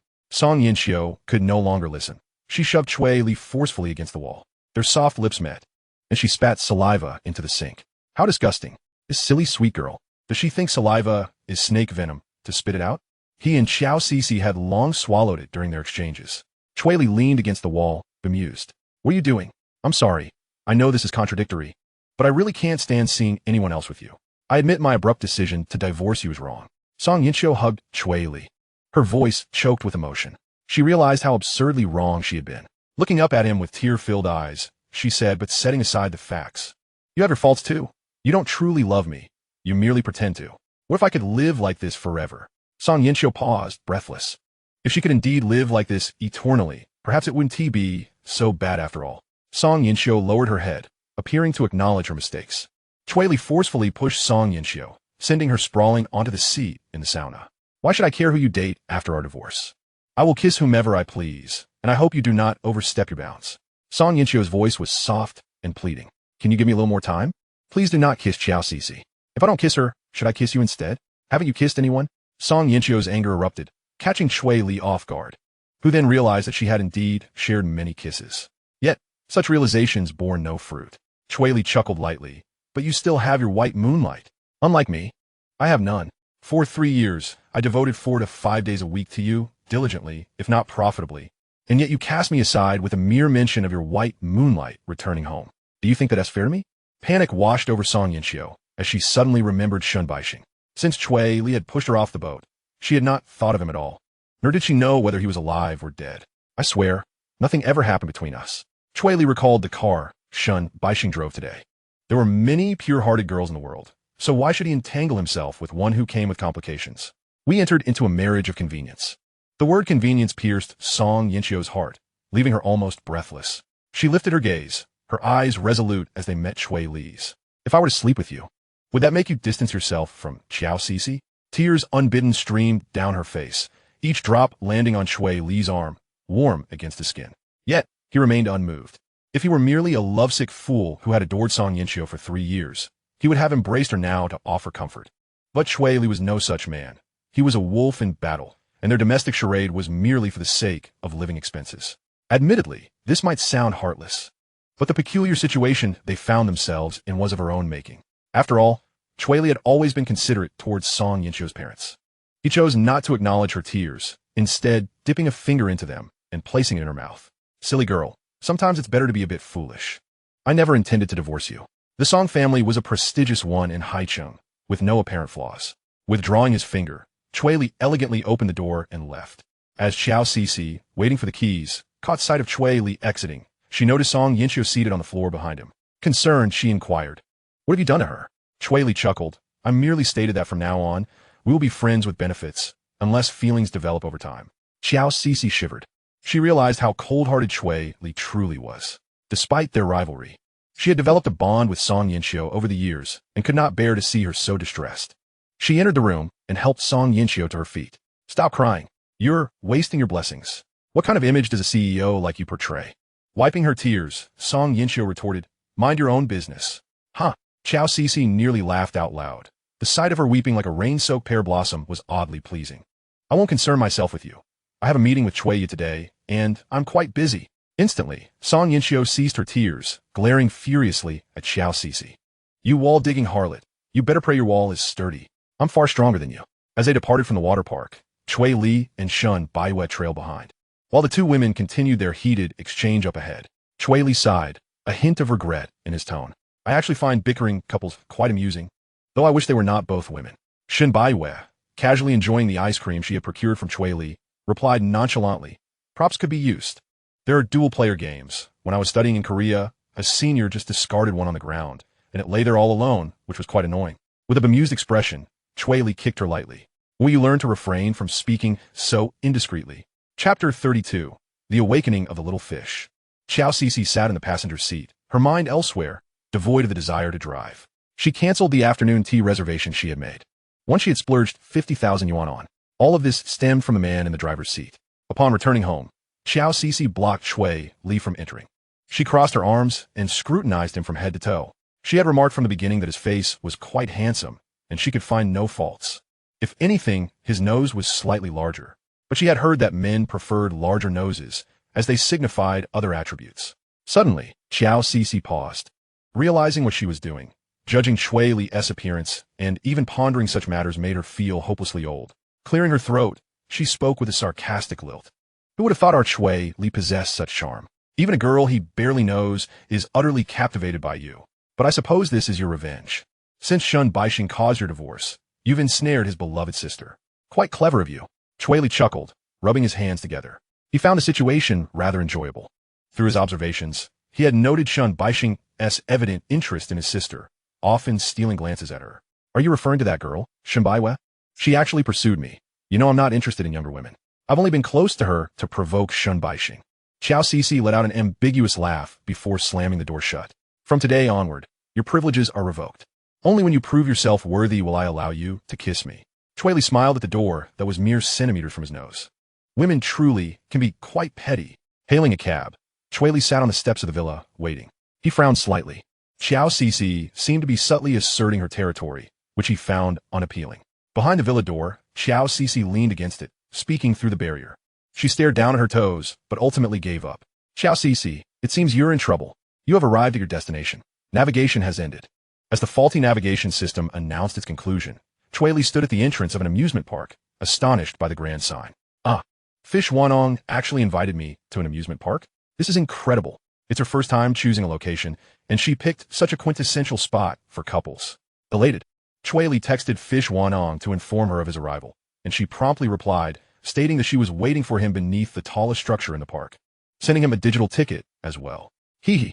Cui Li was overjoyed, feeling that his plan was nearing fruition. Scanning the ticket to enter the park, he remained unfazed by the sounds of nausea around him, finally spotting Fish Wantong beneath the Ferris wheel.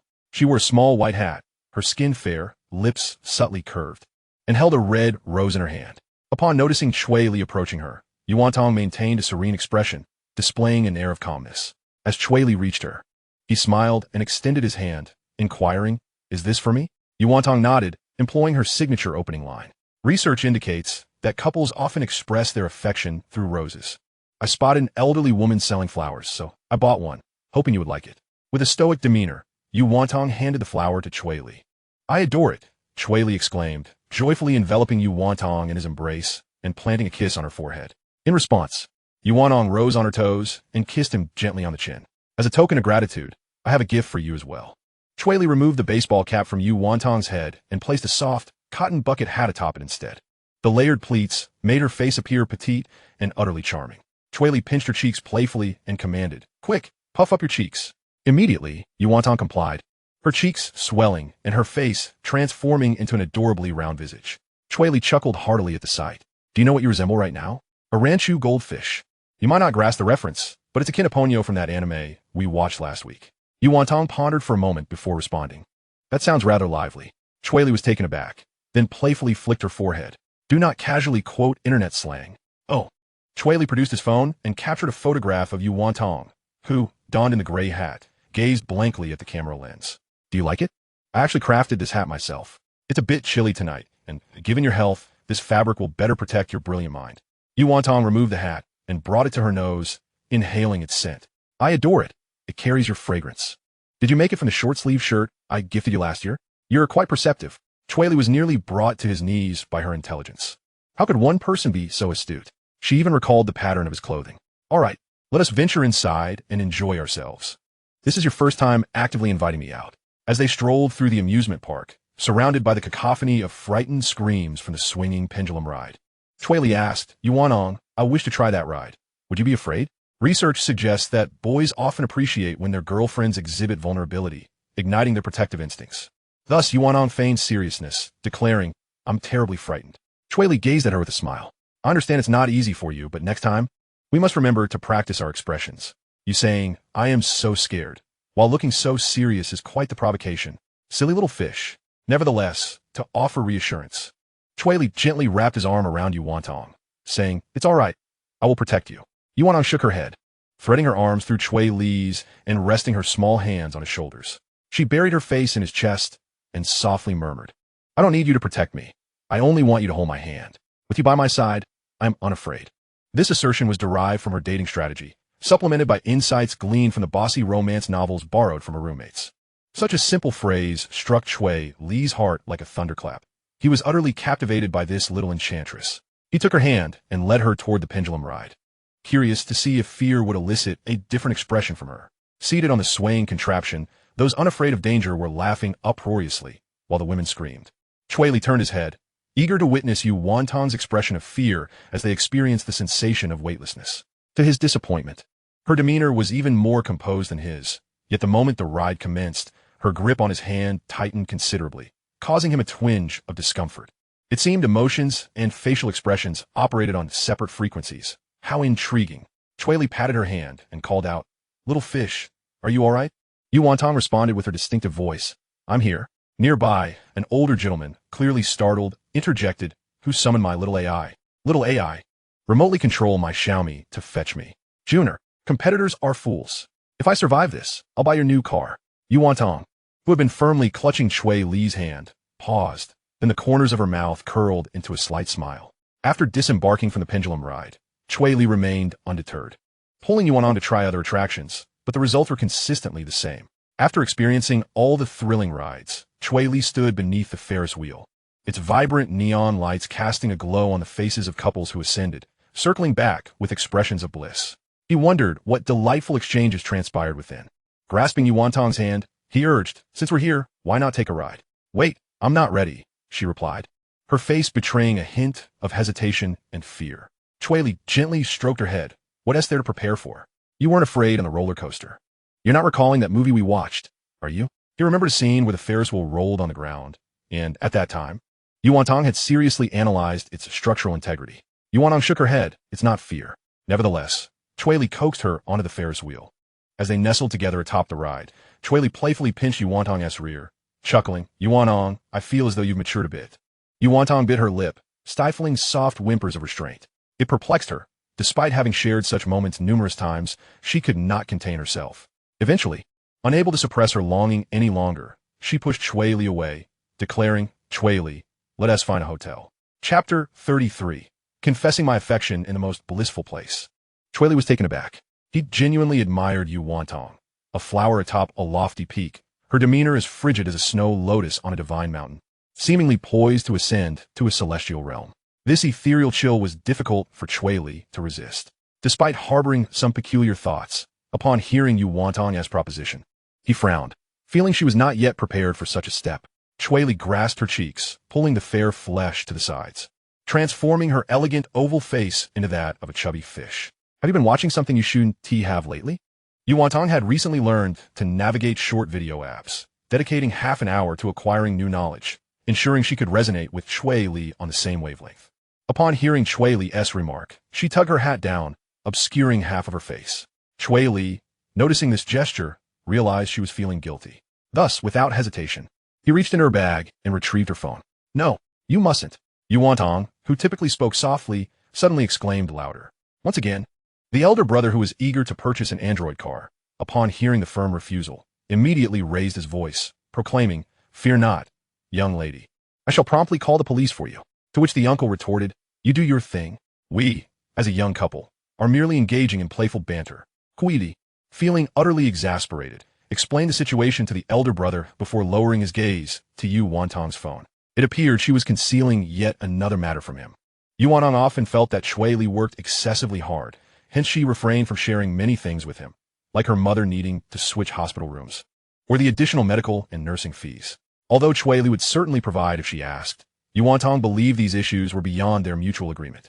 Typically, she would exchange information for permissions, and yet, she did not despise Cui Li's touch. Yuantong had already made contact with the Foundation, which offered favorable conditions to support her mother's medical expenses and facilitate her experimental endeavors. However, this would entail leaving the bustling metropolis, venturing to a place devoid of Cui Li. Once she entered the project, her visits to Cui Li might dwindle to scarcely 3 times a year. She was unwilling to accept this. After countless contemplations, she finally grasped, for the 99th time, that her relationship with Cui Li had transcended the bounds of mere patronage. As she watched Cui Li meticulously scroll through her phone, the constant opening and closing of applications heightened her anxiety, and she nervously twisted the hem of her garment. Eventually, Cui Li unearthed the conversation history with her Foundation contact. Yuantong felt as though her breath had ceased. Would Cui Li be angry? Yet, she yearned to complete her experiment. Inside the cabin of the Ferris wheel, the atmosphere was heavy, with Cui Li persistently swiping across the screen. The crisp sound of his finger tapping resonating in the air. After what felt like an eternity, he exhaled deeply, a smile gracing his face as he wrapped an arm around Yuantong's shoulder. Well, our little fish has struck it big. An investment of 150 million. You mentioned needing a substantial amount of control materials for your experiment. They must have already made arrangements for you, right?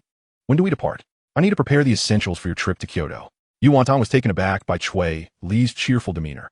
She had always perceived him as possessive, often positioning himself protectively behind her in public, shielding her from the gazes of others. Naturally, she assumed he would be upset upon reading the message, thinking she wished to leave him. As the Ferris wheel reached its apex, Yuantong suddenly embraced Cui Li, a tear glistening in the corner of her eye. What's wrong? Why are you crying? Cui Li chuckled, gently tucking a stray strand of hair behind her ear. Yuantong's voice fell to a whisper, barely audible. Cui Li remained silent, leaning in to listen intently. What do you like? Speak up, Cui Li urged, his anticipation palpable. Yet, after a prolonged silence, Yuantong fell silent once more. A chill washed over Cui Li's heart. He sensed he was on the verge of leaving the most blissful moment of the amusement park. If he missed this opportunity, he wondered when little fish would awaken to her feelings. Though reluctant, he knew he could not stifle Yuantong's growth. She was an exceptionally determined individual. He gently patted her head. I wonder if you'll adjust after leaving this place. Before he could finish, Yuantong interjected, I certainly want to. I like you. I definitely want to get used to being apart from you. She suddenly proclaimed at the top of her lungs. Boom! A magnificent firework erupted in the night sky, mineral powders igniting in a kaleidoscope of colors. Fireworks! Fireworks! The blossoms of light illuminated the night, and within Cui Li's heart, a flower bloomed as well. Victory! He chuckled. Our innocent little Yuantong has learned the meaning of like. What remains is for her to grasp the essence of love. Cui Li declared, from now on, she shall be my adorable little Yuantong. He embraced her gently, whispering, what do you think we should do next? Keep kissing until we reach the ground. Little glutton, we still have 15 minutes until we touch down. Cui Li thought today's kisses were the sweetest yet. At the entrance of the amusement park, Cui Li observed Yuantong's slightly swollen lips and smiled. I have something to attend to. Can you make your way back to school alone? Yuantong gasped softly, calmly producing a box of small umbrellas, but I've already bought them. Cui Li regarded the box of blue umbrellas and the placid expression of Yuantong with bemusement. She still retained her stoic demeanor. Some things don't require such urgency. Tilting her head, Yuantong gazed into Cui Li's eyes, but you've always said you wanted to eat fish. Cui Li, exasperated, slapped his own mouth from now on. I shall refrain from idle chatter. I prefer perch, not you little fish. Keep telling yourself that. Cui Li waved off the trivial matter. I'll help you prepare everything. You'll be able to depart in a few days. I'll take my leave now. All right. Yuantong nodded. Cui Li planted a kiss on her forehead before stepping into the ride that had long been filled with dog food. Once the car started, Cui Li immediately dialed a number. I'll give you 20 million. Secure me a comfortable, spacious, and quiet apartment in Kyoto. Don't ask me about the ring.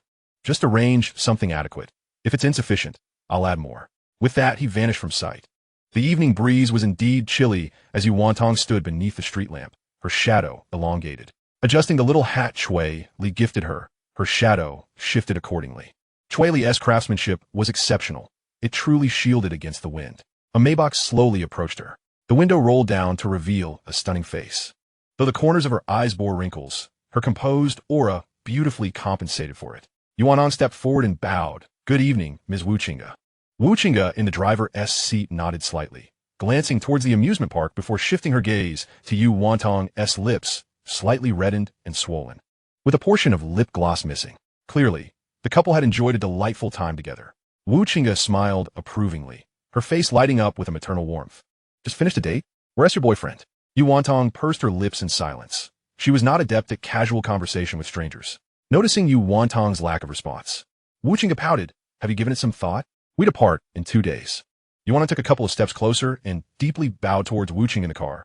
I'm sorry, but I've decided not to go. Inside the vehicle, Wu Qingge was momentarily taken aback, but quickly regained her composure. She exited the car, her black trench coat billowing in the wind.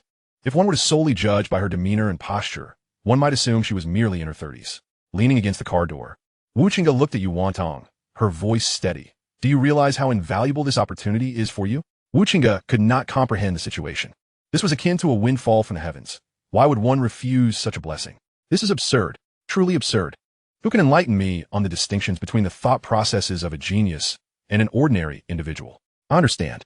Are you aware of the caliber of person extending an olive branch to you? I'm not entirely sure, yet I do comprehend. It is indeed of a very elevated status. Perhaps you should reflect on this matter further. Very well. Have you reached a conclusion? Yes, I have. What is it? I shall not go. Yu Wantong maintains her composed demeanor, exhibiting such tranquility towards everyone except Cui Li. Her succinct response left Wu Qingge feeling somewhat at a loss. How can such a young girl exist? After years of conducting business, this is her first encounter with someone of this nature. After taking a deep breath, she inquired, Is it your boyfriend who forbids you from going? Upon asking, Wu Qingge's fists clenched tightly, realizing that the young girl's achievements would be credited to her. Some individuals above have indeed communicated with her, and it was not her who sought out people in the metropolis, but rather they had sent her to urge Yu Wantong to set out. Yu Wantong shook her head, replying, No, it is my own choice not to go. I do not wish to leave him. Wu Qingge retorted, How superficial. Oh dear, you simply cannot bear to part from him. The young ones certainly exude a rather pungent aroma of naivety. Wu Qingge cursed silently within. Do you truly love him that much? Are you aware that should this project come to fruition, your financial concerns with your boyfriend would dissipate? Wu Qingge's tone was tinged with an uncontrollable bitterness. Yu Wantong, however, remained unfazed. Money is not the entirety of life. A life solely devoted to earning wealth can be rather mundane, don't you think? Chapter 34, A Toast. I've been abandoned. Woo-woo. Cui Li lamented while devouring mangoes. Cui Li personally found them quite delectable, and it seemed that the procurement department had not engaged in any underhanded dealings. I shall return and distribute a 200 yuan red envelope to our team, Cui Li mused, continuing to feast on the mangoes. Ahem. A cough echoed from across the table. Seated opposite was a striking beauty clad in a light-colored gown from the Warring States period. Her pink hair tied into a low ponytail, exuding an air of languid elegance. At that moment, however, she furrowed her brow and tapped her slender fingers on the table, producing a sharp sound. I say, handsome, why are you consuming my fruit platter? Go and inquire. Can any affluent person endure strangers in a bar devouring their fruit platter? Cui Li was momentarily taken aback by her words. Indeed, this fruit platter is extravagant. The watermelon I purchased was merely 5 yuan per jean. Yet he could sell it for 25 yuan per jean. But Cui Li was unperturbed. This was her own bar, and she could eat whatever she pleased. With a grand gesture, she called out to Chun. You mean to say I can't even have 2 pieces of fruit? Chun replenished the platter. Yes, boss. Chun, having carried a sack of fruits, carefully selected 2 cherries and placed them on the table. The boss declared that the remainder belonged to her, and she certainly had to consider her own interests. Hey, you wooden-headed fool, lacking in wit. Cui Li glared at the clumsy oaf. Chun, sometimes one must not hoard food. If you give me 2 cherries, others might think I cannot afford to live. You need not accompany me. Go eat your fruit in a corner. Oh, Chun responded cheerfully and wandered off. This child who had gone awry in childhood had grown up to be this way. Once again dismissing Chun, Cui Li gently touched the hand of the elegant lady in the gown, saying, Sister, your eyes are truly captivating. You possess the most beautiful eyes I have ever seen. And that jade on your wrist, look at that luster. They say jade nurtures people. Yet I believe it is people who nurture jade. The jade you have worn must be worth a fortune. The pink-haired lady offered a slice of watermelon to Cui Li, saying, Your lips are delightfully sweet. Enjoy some fruit to balance things out. Cui Li smacked her lips and said in a low voice, I can't shake the feeling that I have seen you somewhere before. The pink-haired lady raised 2 fingers with a smile, saying, In total, we have met twice before. This is our 3rd encounter. Cui Li was momentarily stunned. She gazed deeply into the woman's eyes for a prolonged moment, suddenly realizing her long pink hair. I remember now. I know, it all comes back to me, Cui Li exclaimed with excitement. She realized that those familiar eyes belonged to none other than Miss Alicia and Miss Nightingale, both with pink hair, and she had failed to notice it at the time. Sister, do you know? Ever since you left, I have been searching for you. Oh, is that so? Wu Shuangshuang kissed Cui Li's hand. Indeed, sister. I cherish the moments we shared over drinks. Wu Shuangshuang observed the young lad smile, her lips curling in amusement. She was someone who treasured the concept of fate. In this sprawling metropolis of 30 million, apart from the herds of people taking the subway at the same time, it was nearly impossible for individuals to encounter one another again. When Cui Li appeared at her private clinic the following afternoon, Wu Shuangshuang hoped he would recognize her. However, he seemed preoccupied with something else, completely disregarding her presence. Thus, she whimsically returned to the bar, telling herself that if she were to encounter Cui Li again today, she would get to know him better.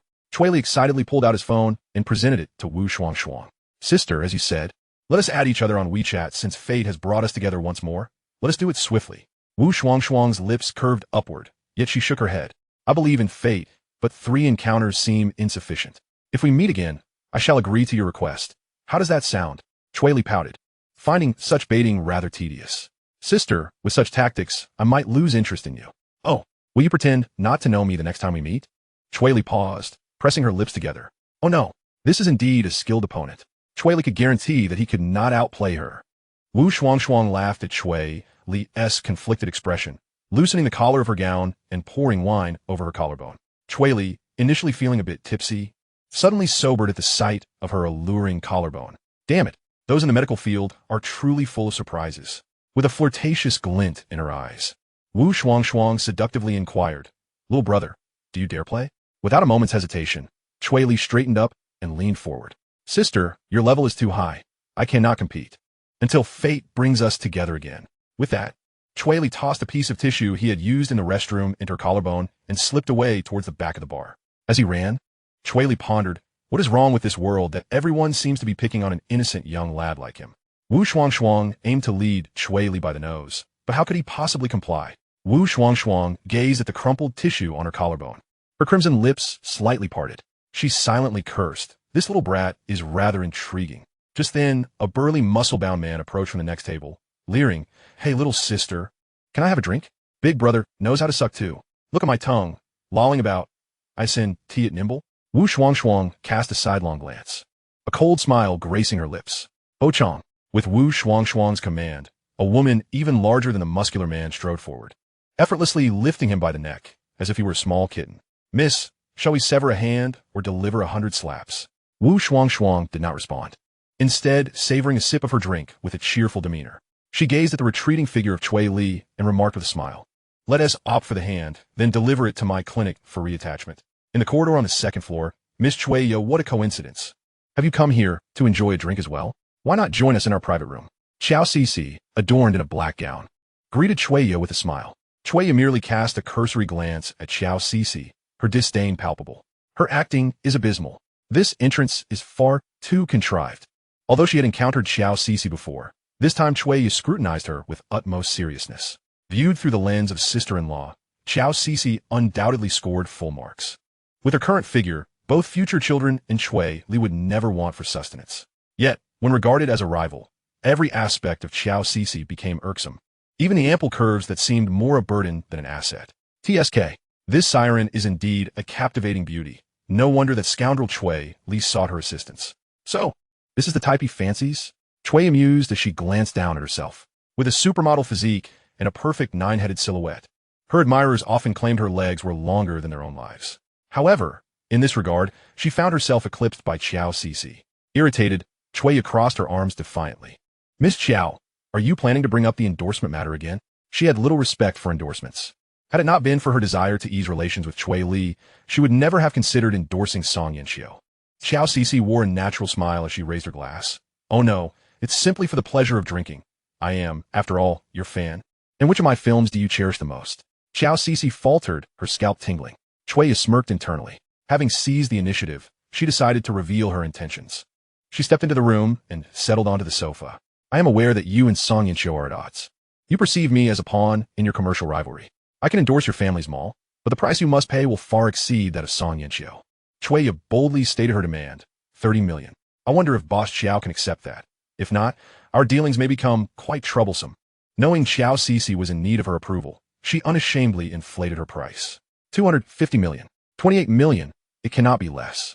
Qiao Cixi gritted her teeth. 27 million. Cui Li reveled in Qiao Cixi's vexation. Siren, let us see how you fare against me. With a snap of her fingers, she proposed. How about a drinking contest to determine who can endure the longest? Very well, but I advise you, Boss Qiao, not to take me lightly. I am famously impervious to intoxication. Qiao Cixi, impulsive by nature, poured herself a full glass of whiskey after a few taunts from Cui Li. This toast is to my victorious debut. With that, she downed half of her drink in one go. Cui Li watched with amusement as this woman, easily provoked, quickly rose to the challenge. They sat together on the sofa, consuming drink after drink. Soon, Qiao Cixi realized her folly. As Cui Li's image multiplied before her eyes, Qiao Cixi knew she had lost. Finally, after the last gulp of whiskey, she collapsed onto the sofa, succumbing to slumber. Cui Li stood by the window, observing as Cui Li frolicked about, filming a video. She muttered to herself, he truly never grows up. Chapter 35. The inept wife, having satisfied her curiosity about Cui Li, Cui Li turned her attention to the intoxicated Qiao Cixi. She crouched beside her, tracing her finger across Qiao Cixi's cheek. Cui Li's nails left a faint red mark, prompting a frown from the inebriated woman.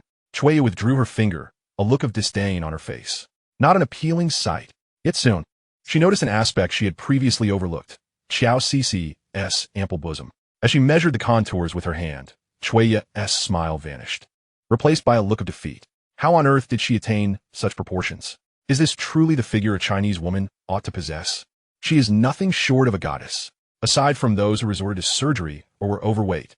This was her first encounter with a woman so slender, yet so generously endowed. Cui Li felt a pang of envy. In a fit of jealousy, she tugged at Qiao Cixi's neckline, lowering it several inches, then sent a message to Cui Li.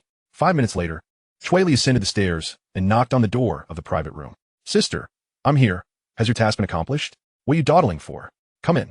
Upon entering, he found his sister watching Shun Baiwei dance, casually tossing 1,000 yuan from the window. Cui Li searched for Qiao Cixi, only to discover her sprawled on the sofa, fast asleep.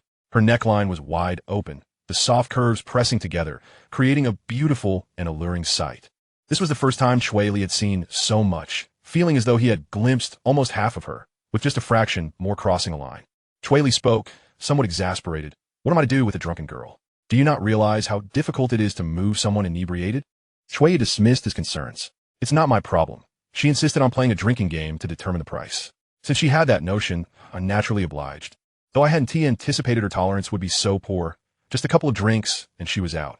Cui Li nodded, recognizing that Qiao Cixi was not adept at drinking. The last time she had consumed just 2 cups, she had ended up tricked into spending hundreds of thousands on drinks.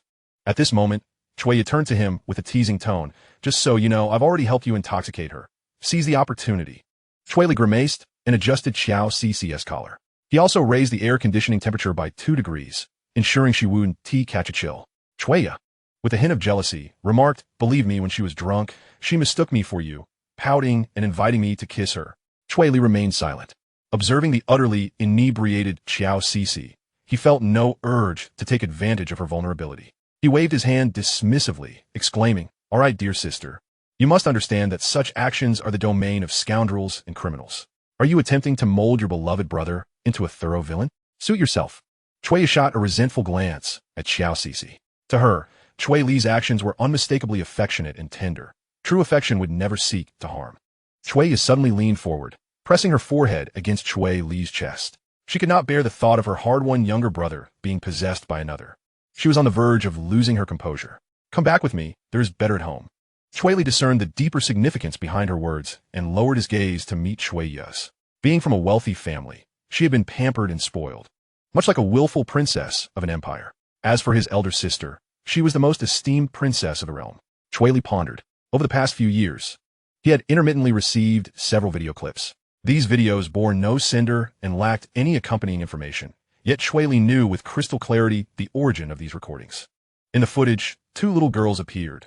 One beamed with a radiant smile, bright as a flower in spring, while the other exuded a graceful poise, reminiscent of a miniature adult.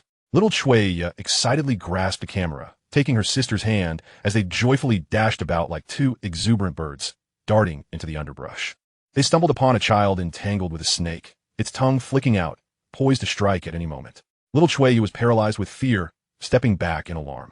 However, at that critical moment, another small hand unhesitatingly reached out, placing itself between the child and the serpent. This hand belonged to Cui Li's elder sister, Cui Dian. Though still quite young, she displayed a remarkable courage and decisiveness that belied her age. The onlookers erupted into chaos, some screaming while others fled in panic. Yet Cui Dian, like a true little adult, remained composed as she cast the snake far away, then turned to the camera and declared, "Mom, I want a younger brother." Cui Li broke into a cold sweat upon witnessing the scene. Later, he discovered that the snake was a tiger-striped neckband snake, colloquially known as a wild chicken neck. Highly venomous, yet notoriously difficult to inject venom. Cui Dian had been extraordinarily fortunate. Cui Li, too, was fortunate. The bond he shared with the Cui family transcended mere nurturing. It began with a life-saving death. He felt a pang of confusion. Cui lifted her gaze, and their eyes locked, the distance between them negligible. "What are you doing?" At that moment, Xiao Cici's furious voice suddenly echoed in the room. Cui instinctively released her grip on Cui Li. She was overwhelmed by a vivid sense of déjà vu, reminiscent of the time she had secretly kissed her sleeping brother, only to be discovered by their mother, who dragged her outside by her ear. Cui Li, taken aback by Cui Ya's terrified expression, was momentarily bewildered. "Wow, I never expected you to be this kind of person." Xiao Cici's voice rang out again. They turned to follow the sound, only to find that Xiao Cici was not even looking at them. She lay sprawled on the sofa, her hands flailing aimlessly. She was merely drunk. Cui approached, fiercely pinching Xiao Cici's cheek. "You little vixen, you look quite composed. Even drunk, you can still intimidate people." After teasing her sufficiently, Cui stood and patted Cui Li on the shoulder, saying, "I'm off. I have an important play performance coming up. If you're free, remember to come support me." "Are you transitioning from an idol to a serious actress?" Cui Li quipped. The highest testament to an actor's skill is their ability to deliver a flawless performance in a play. The stage of a drama is the pinnacle of acting. You little rascal, do you think your sister is merely a pretty face? Sister has always been a talented actress." All right, I got it. Just don't pull my hair." Cui Li nodded. Once Cui departed, he pinched Xiao Cici's cheek. "You should really go to Japan's entertainment industry and play the role of an inept wife. Very few can truly sleep so soundly." Chapter 36, The Comforting Pillow. Cui Li crouched down, his arms slipping through Xiao Cici's legs. With a firm motion of his waist and abdomen, he effortlessly lifted the inebriated woman into his embrace. She felt surprisingly light, defying the norms of her figure. Even through the thin fabric, Cui Li could distinctly feel the contours of her ribs. Xiao Cici was utterly intoxicated, her mouth forming incoherent giggles. "Haha, it worked out in the end. Cui is truly a kind-hearted person. This time." The bald eagle stepped on the power line and struck it rich. "Just wait and see. Wanrong is going to face a monumental disaster. The moment they take down their posters, we'll put ours right up and claim their spot." Cui Li couldn't help but laugh at her drunken bravado. Some foolish beauties always believe themselves to be strategic masterminds, yet a few drinks in and they became utterly disoriented. The inebriated body was heavy, especially when uncooperative. Xiao Cici kept sliding down, prompting Cui Li to support her curvaceous backside and bounce her upward. Suddenly, a hard object slipped from her pocket and fell to the ground. It was a bank card. Cui Li's eyes gleamed as he glanced at the card on the floor. He leaned closer to her ear, lowering his voice to a seductive tone. "Congratulations, Miss Xiao, you've won 50 billion. Just tell me your bank card password, and the prize will be transferred immediately." Xiao Cici's furrowed brow relaxed slightly, as if contemplating this incredible stroke of luck. She mumbled indistinctly, 9902. "Come on, keep going." Cui Li held his breath, feeling as though that 50 billion was beckoning him. However, after the first 4 digits, she could not utter the subsequent numbers. She squirmed restlessly, her body writhing like an eel. Cui Li lost his grip, his hand inadvertently plunging into an astonishing softness. The delightful sensation coursed through him, dispelling any remnants of fatigue in his arms. Cui Li silently hypnotized himself. "This is not my fault. It's your own restlessness. I am the innocent victim here." Eventually, he reluctantly deposited Xiao Cici into a metal cart used for delivering drinks. She curled up in the cart, her slender legs dangling outside, gently swaying with its movement. The striking red soles of her shoes, contrasting with her black high heels, were particularly eye-catching. Cui Li mused that it was indeed the most seductive color combination in the world, with perhaps only Valentino's studs coming in a close second. Upon returning to the office, Cui Li settled Xiao Cixi onto the sofa, retrieved a wet wipe, and gently wiped her flushed cheeks, reddened from intoxication. Suddenly, a hand shot out with lightning speed, gripping his wrist tightly. The force was astonishing, causing Cui Li to furrow his brow. Did you have a nightmare? The next moment, Xiao Cixi's voice, thick with nasal congestion, broke through. Ever since Mom left, Dad has been bullying me, bringing home different women every day. Goodness. She had directly elevated their relationship, becoming like a mother. Cui Li found himself ensnared by her grip, unable to move, as he was compelled to endure a 15-minute familial melodrama.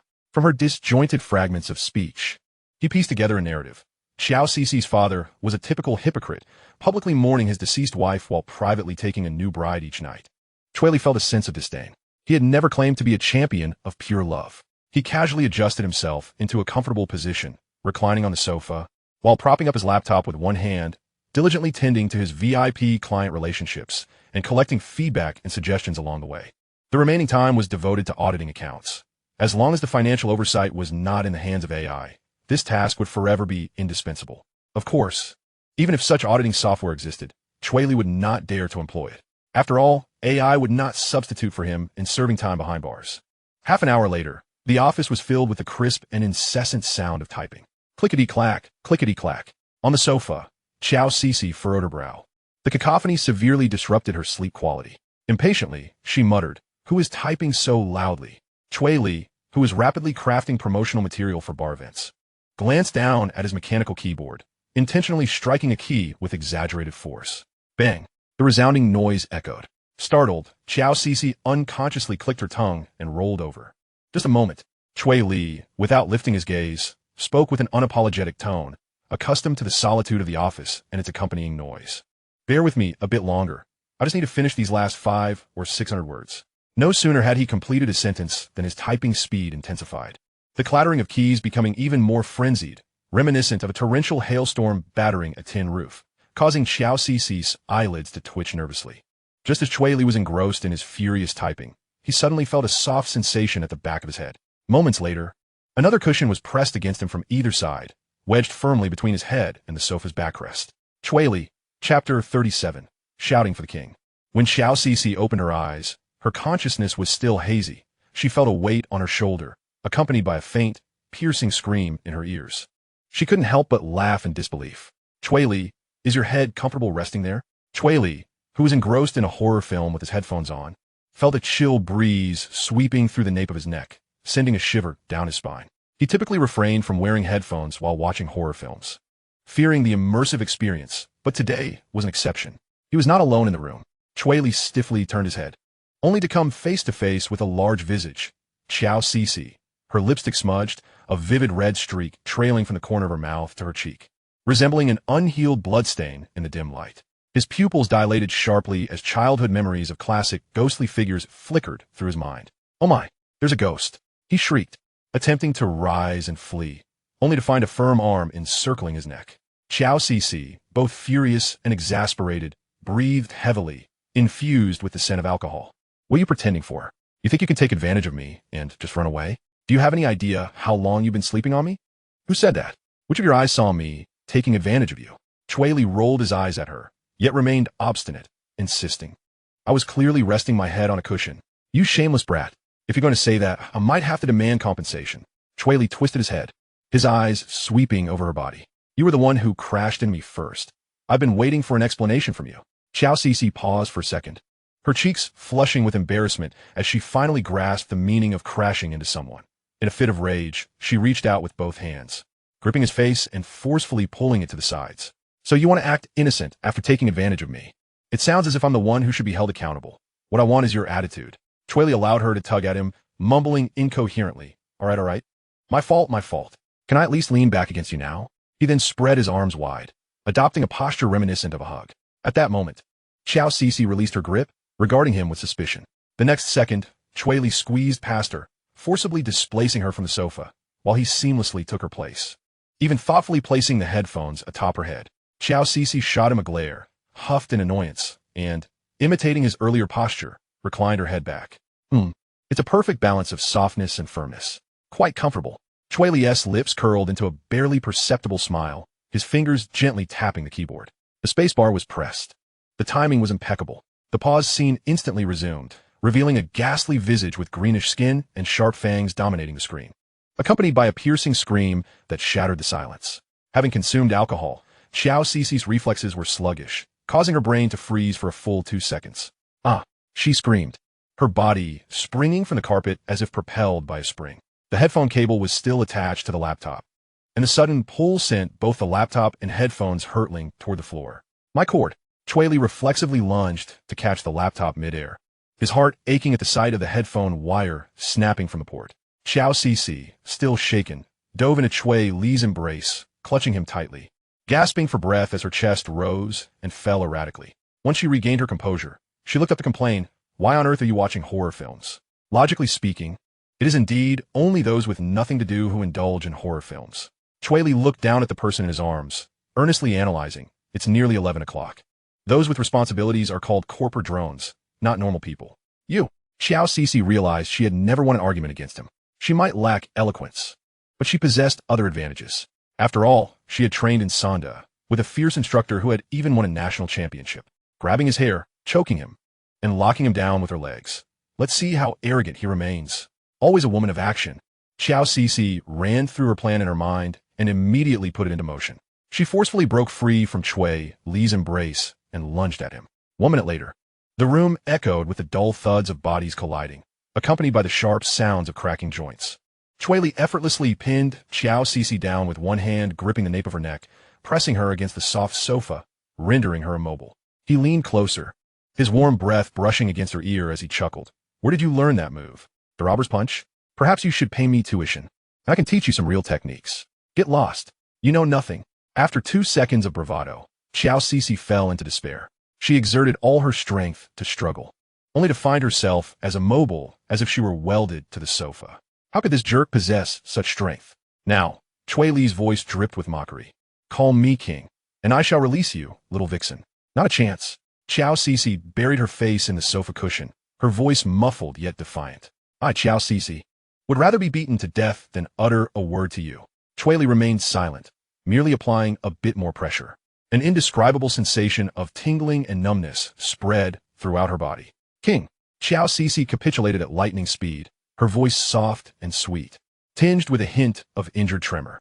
"Ha ha ha." Cui Li, hearing her concede, immediately eased his grip, paused the recording on his phone, and patted her shoulder, laughing uncontrollably. "If only you had said that sooner. But I must say, I preferred your earlier defiant demeanor." Xiao Cici lay motionless on the sofa, feeling her cheeks burn as if they could scorch a hole in the cushion. This guy had the audacity to record the whole thing. Just then, she felt Cui Li's south hand remain in place, slowly sliding down her neck. Chapter 38. What is this all about? Xiao Cici immediately sat up, raising her hand to push Cui Li's hand away. "You little rascal, do you think you can have it both ways?" Cui Li chuckled as he withdrew his hand, preparing to save the video for posterity. In the future, whenever Xiao Cici flaunted her tail, he would present it to her, effectively curbing her exuberance. Of course, Xiao Cici was not one to sit idly by. Noticing Cui Li distracted, she seized the opportunity, leaping onto Cui Li's lap, her arms wrapping around his neck. "Delete it," Xiao Cici said through gritted teeth. She had never felt so humiliated, being pinned to the sofa and spanked by a mere child. If Song Yinxiu were to discover this incident, he would undoubtedly pay a handsome price for the footage. Cui Li replied with a grin, "No way. You expect me to delete the video without some form of compensation? I don't care, just delete it. Dream on." The two engaged in a futile argument, exchanging barbs in the room. Suddenly, the door swung open with a click, and Shun Baiwei rushed in, flustered. "Capitalist boss, hurry up and settle today's wages. Note that workers must be paid on time." Cui Li looked up, casting an irritated glare at Shun Baiwei for barging in without knocking. He truly needed to enforce some discipline with her. Clearing his throat, he said, "You needn't remind me about timely payments. I've already donated it to charity." Shun Baiwei beamed, her expression suggesting she had seen through Cui Li. "I knew you were a capitalist. Capitalists love to avoid taxes through charity." Just as Shun Baiwei was about to continue, she spotted Xiao Cici beneath Cui Li, covering her face with a cushion. "Ah, is this a large-scale tutoring session? This is bad. It won't be a 3-on-3 situation, will it?" She is still a child. The awkwardness in the room thickened.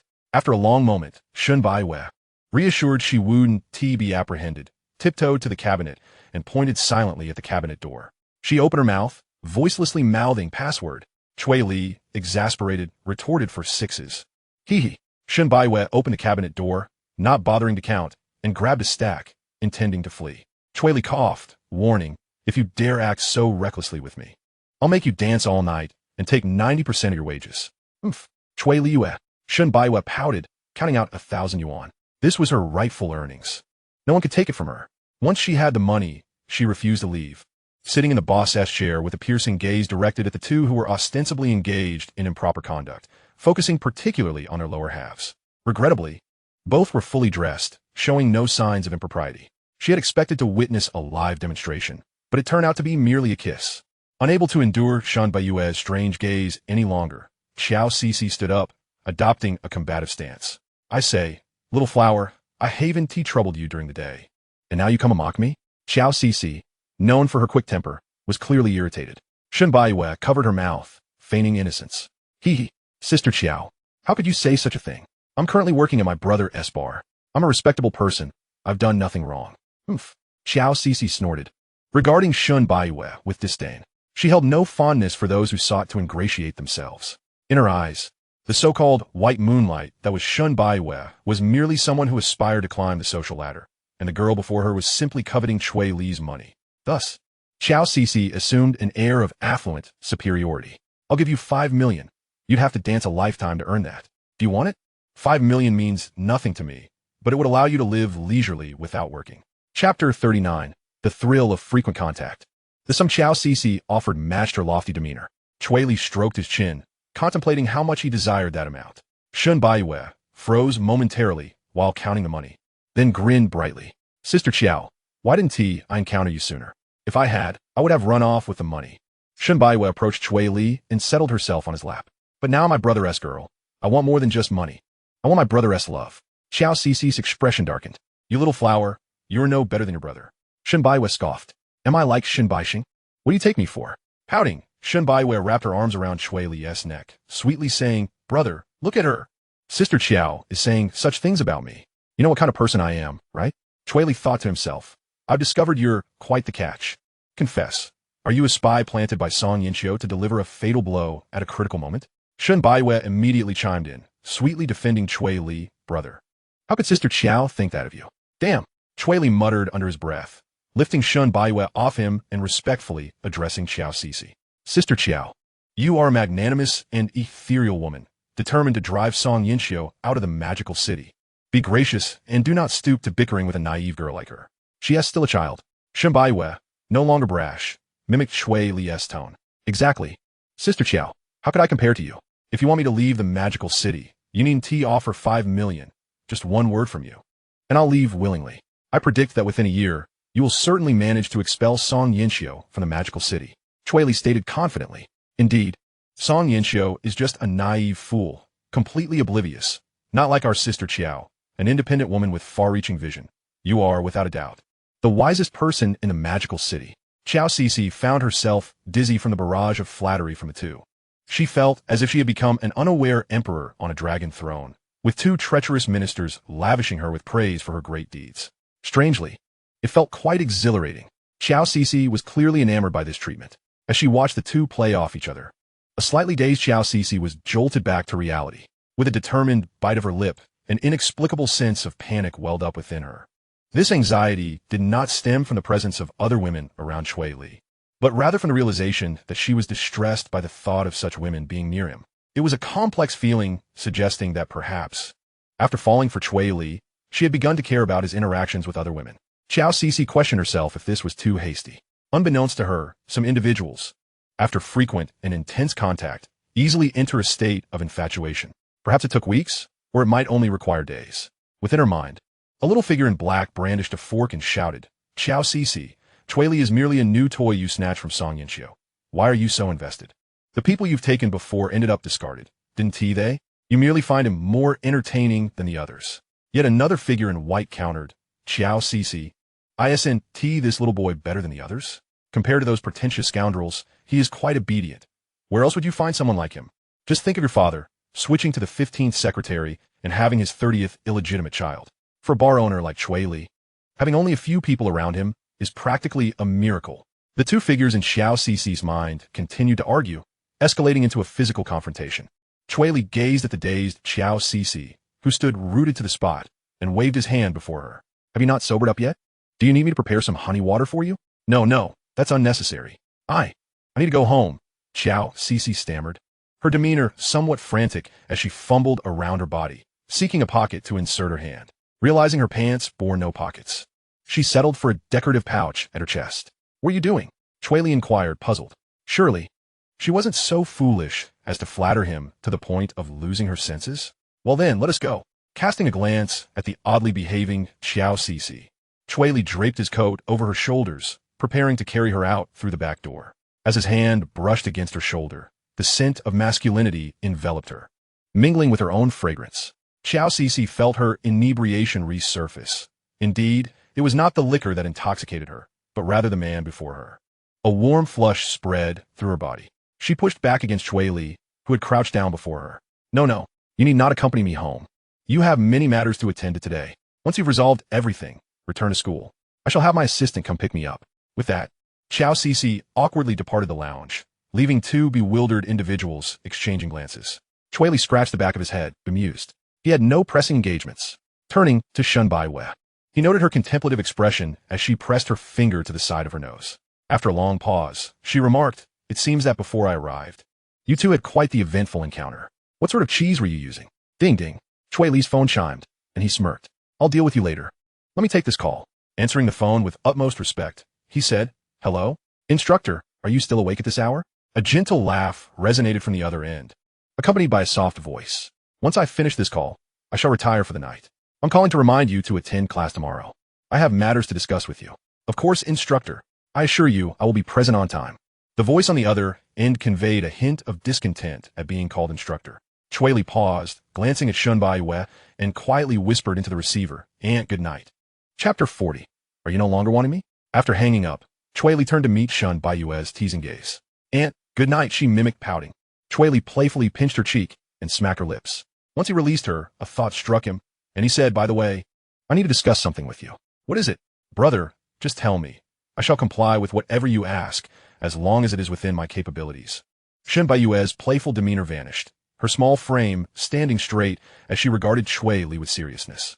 Nodding at her earnestness, Cui Li continued, "I know a president of an entertainment company who is quite interested in you. She wishes to bring you into her firm, so you might want to prepare yourself." Shen Baiwei's previously cheerful expression froze, her nose crinkling as she looked at Cui Li. Her eyes began to glisten with unshed tears. Cui Li, feeling uneasy under her gaze, scratched his head, bewildered. "What is wrong?" Shen Baiwei spoke softly. "I want to know how much you intend to sell me for." Understanding dawned upon Cui Li, and he chuckled, pulling Shen Baiwei down to sit beside him. "Let me clarify. This entertainment company is run by someone I know. You need not sign a contract. You can learn there for as long as you wish. Proper training would benefit your future endeavors. Besides, you have no obligations during the day. Why not seize the opportunity to step outside? Staying cooped up will only dull your mind." Shen Baiwei lowered her head at first, fearing that Cui Li wished to distance himself from her.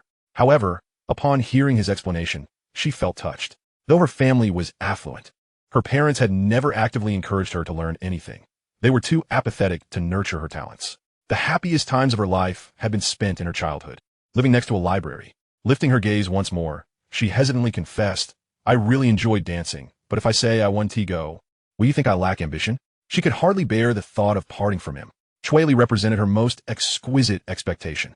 Cui Li was not surprised by her response. Such an environment could be immensely intimidating for anyone. He had heard numerous stories of bullying and scandalous behavior within small groups in the industry. Achieving fame often required a powerful backing. Cui Li deemed the whole atmosphere rather toxic, where malevolence lurked at every corner. He spoke earnestly. "Why do you think that not going implies a lack of ambition? Everyone has their own choices. As long as you find joy in what you do, that is what truly matters. You still have 2 weeks before you become a young lady." Glancing at the calendar beside him, he noted, "Your birthday coincides with a minor fullness festival, a time of tranquility and contentment."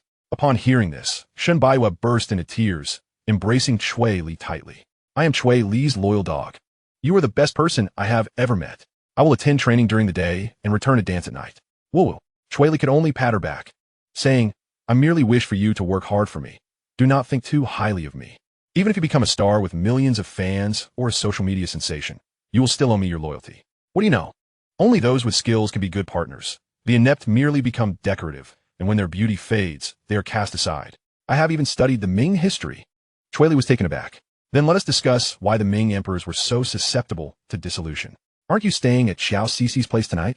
What does it matter if I stay out late? Can Xiao Cixi truly control me? Let us retreat to the bedroom for an in-depth discussion. Chapter 41. The Essence of Chinese Kung Fu. Regarding Ming history, Cui Li had initially intended for a seated discussion. However, unable to resist Shun Baiyue's invitation, they ended up curled together on a bed, engaged in conversation. Their discourse flowed from debating which Ming emperor deserved the third rank to whimsical musings about time travel and delivering a gift to Zhang Jujing. The conversation was endless, and before they knew it, they had drifted off to sleep. Yet in the dead of night, Cui Li awoke and relocated to the sofa, as Shun Baiyue tended to steal the covers, and he found himself unable to wrestle them away from her in his slumber. As the morning light streamed onto Cui Li's face, he stirred from the sofa and checked his phone, his expression darkening instantly. Damn it, it is already 8:45. Did you not claim that you would rise early every day for physical training? Cui Li shouted despairingly towards the bedroom. The bed covers stirred slightly before falling still once more. As silent as a hen, observing the already delayed class, Cui Li stretched lazily and rose at a languid pace.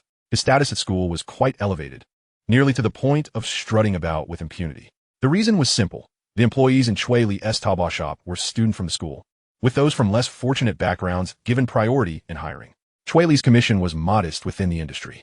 Extracting a single item from a photograph could earn 5 to 6 yuan, and a skilled worker could accomplish this in under 5 minutes, raking in over 100 yuan a day. Furthermore, Cui Li had generously entrusted the opportunity to distribute wages to the school, leading many students to feel that the institution had afforded them a chance, even as they graduated. Consequently, many leaders were particularly lenient towards him. For instance, they would turn a blind eye to students arriving late to class. Late to class? I shall simply pretend I did not see it. The two dawdlers managed to evade the morning rush hour and boarded the subway, one heading to the hotel to collect clothes, the other returning to class.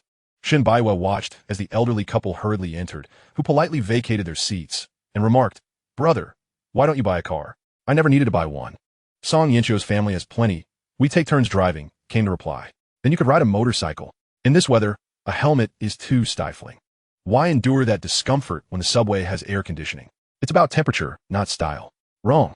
The helmet only obscures my charm," he retorted, the vanity seeping through.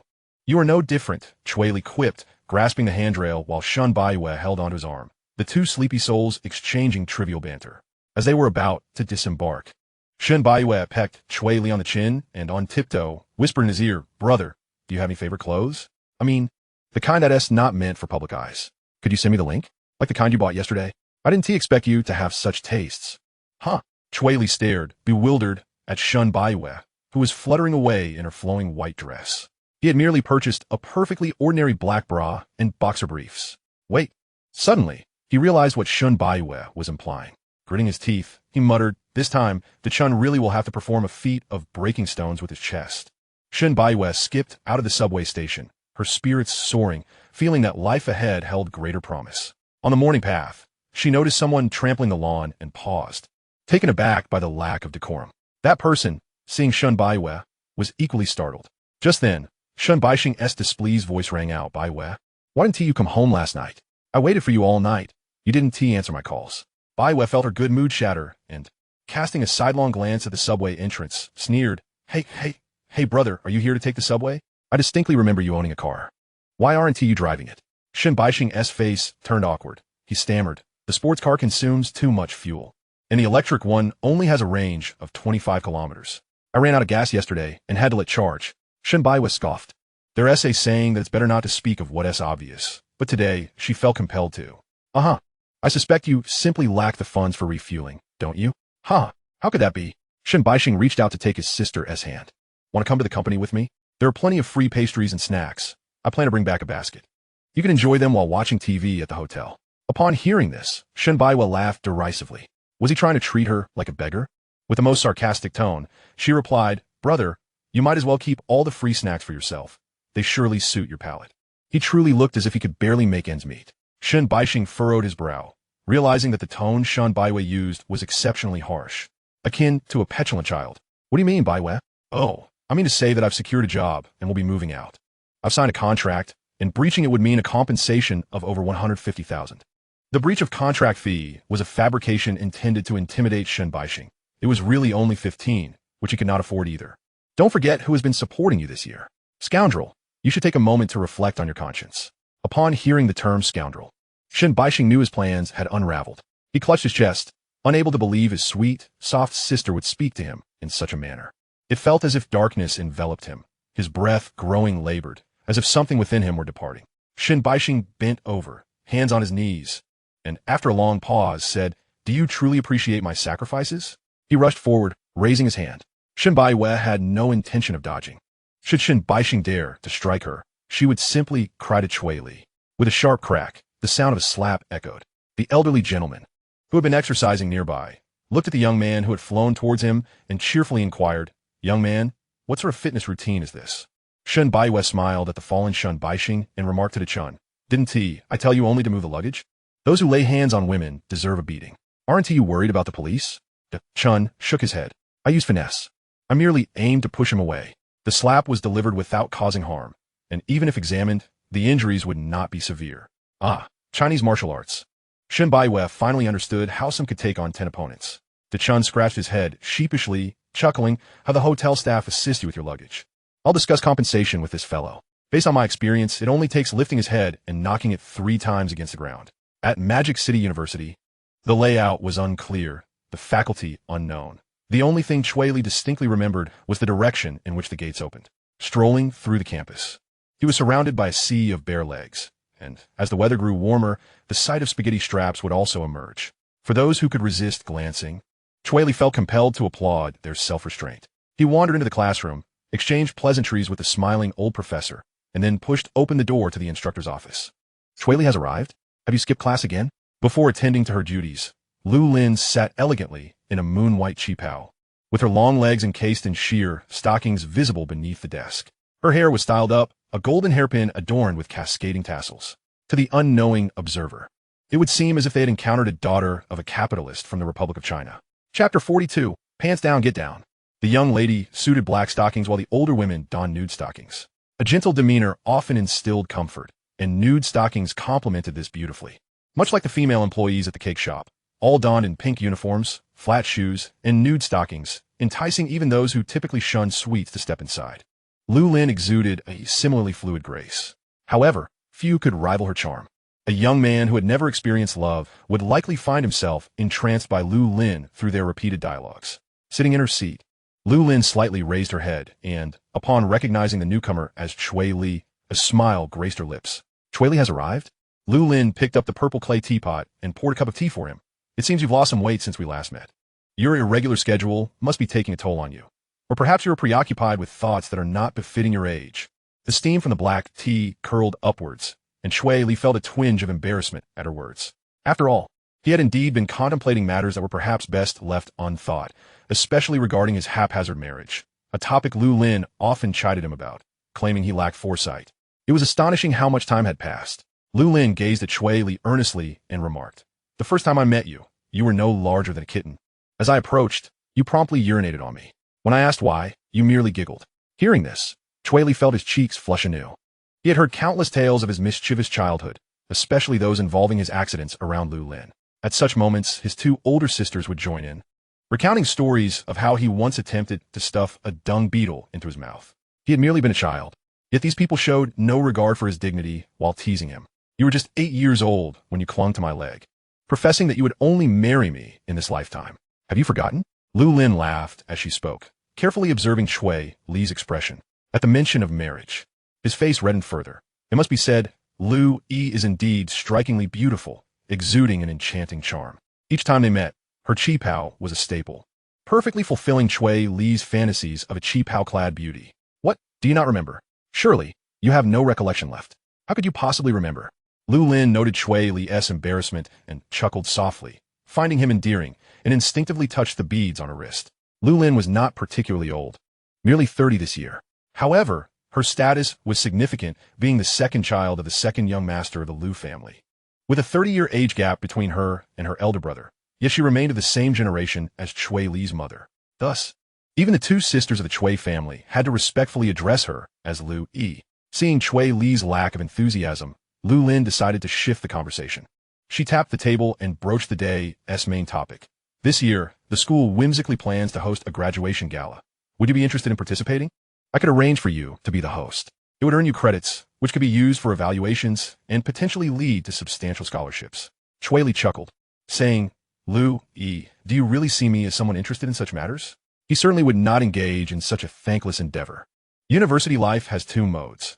One where students remain in their dorms or libraries, focused on their own pursuits, and another where they appear busy, collecting accolades that ultimately bear little significance. Cui Li could not help but start to voice his grievances.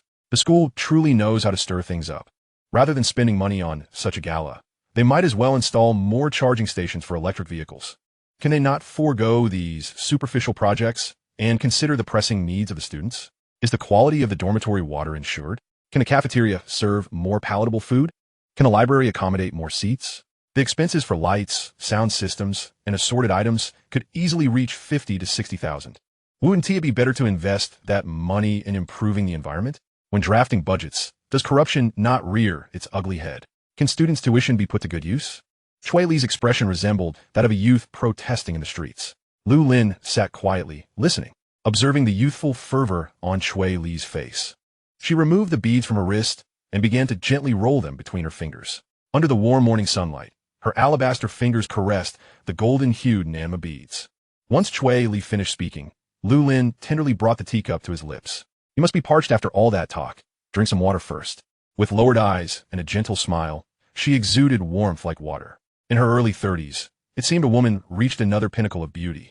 Cui Li was momentarily entranced.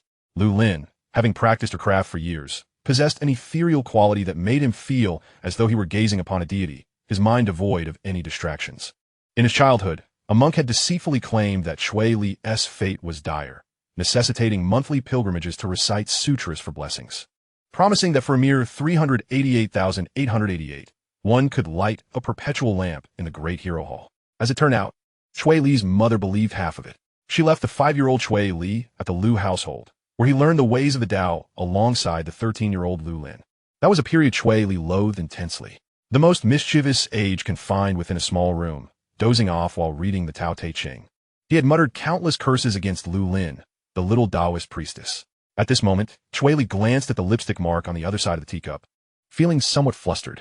In his childhood, he could share a spoon for eating watermelon, yet now he dared not drink tea from the same cup. He lowered his head and swiftly drained his cup. His gaze flitted around, deliberately avoiding Lu Lin's. Lu Lin observed his demeanor. Tucking a strand of hair behind her ear, selling a bit of liquor for the school will earn you 50 cents per bottle. Cui Li was momentarily taken aback before retorting indignantly. 50 cents? That is hardly worth the trouble. How much liquor could be consumed at a graduation gala? Would that even cover my transportation costs? Elders are elders, and business is business. Cui Li had always maintained a clear distinction between the two. Matters of human sentiment would only complicate situations, much like in your family's marketplace, Song Yanxiu.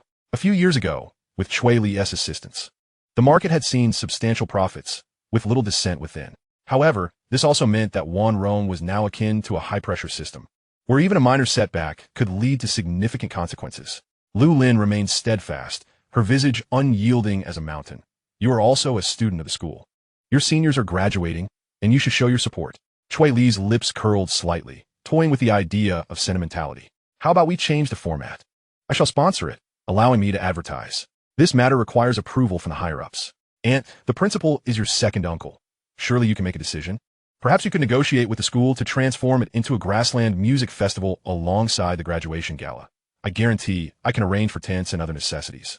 Cui Li understood, well, that with over 30,000 students, targeting such a youthful demographic for advertising was akin to precision marketing.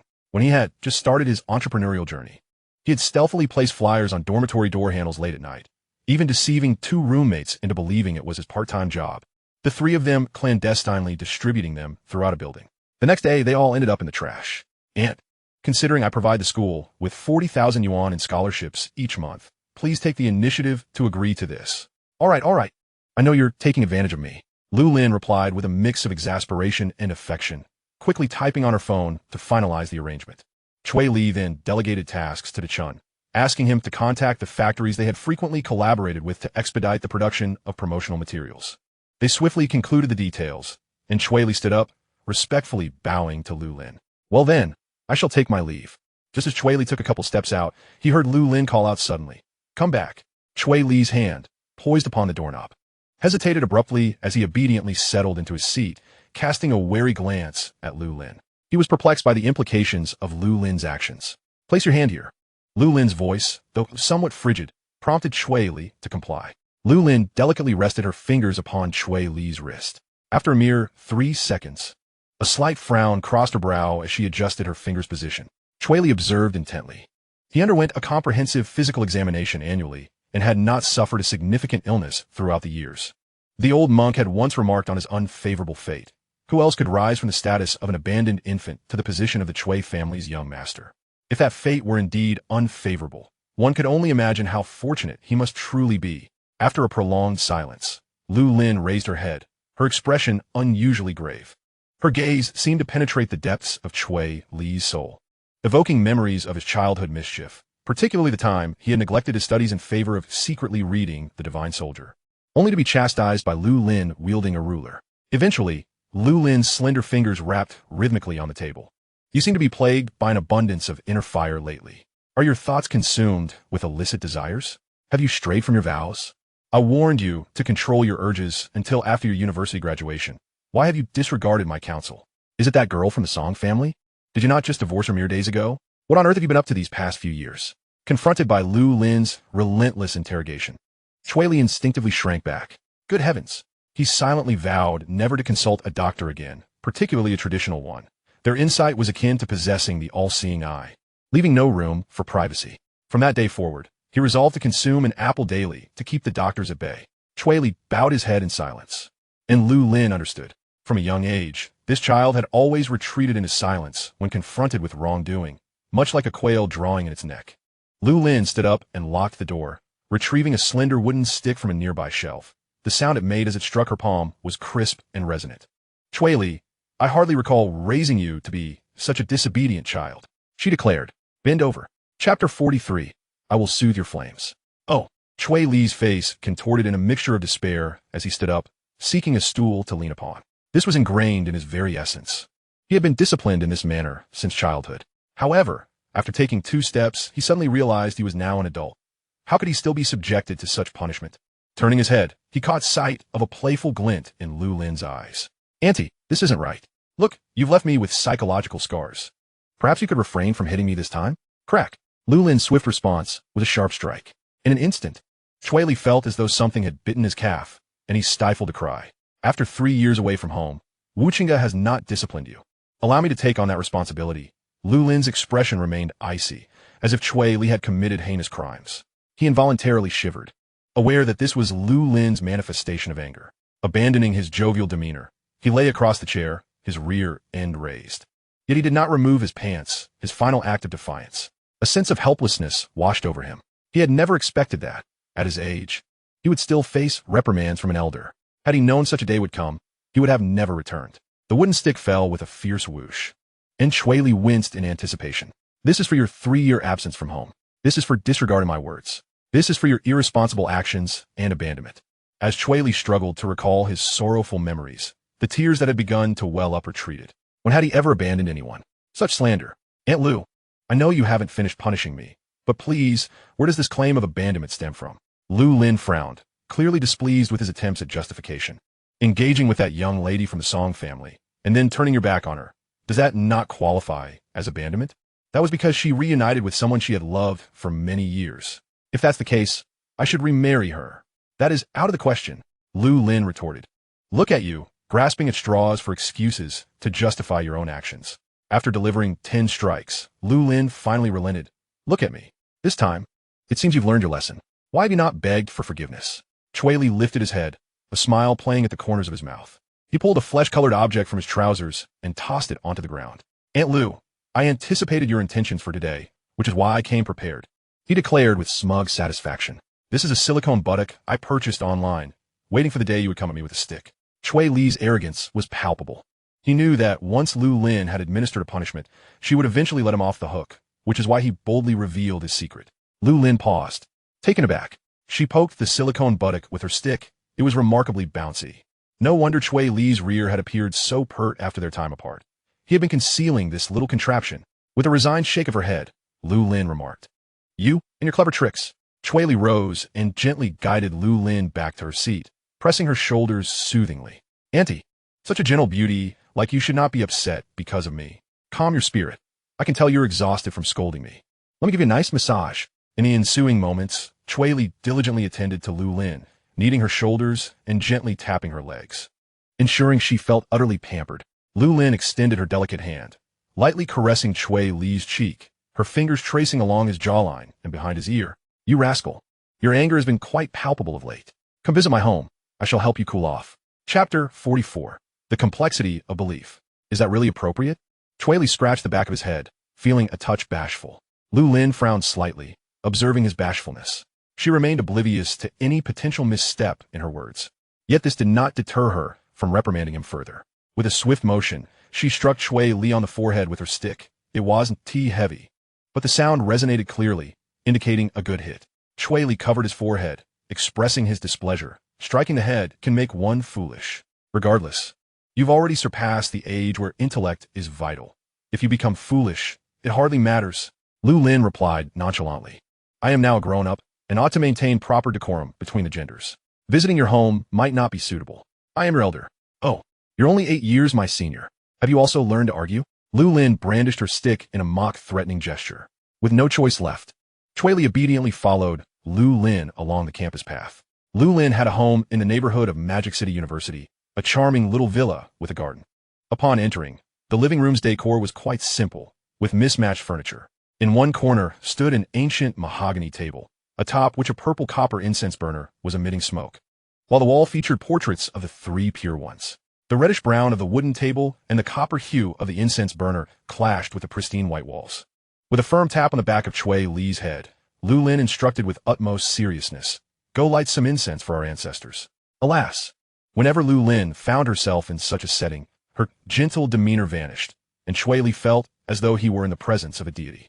Cui Li accepted the incense offered by Lu Lin, lighting it and bowing reverently 3 times before placing it in the incense burner. To his astonishment, the incense abruptly snapped.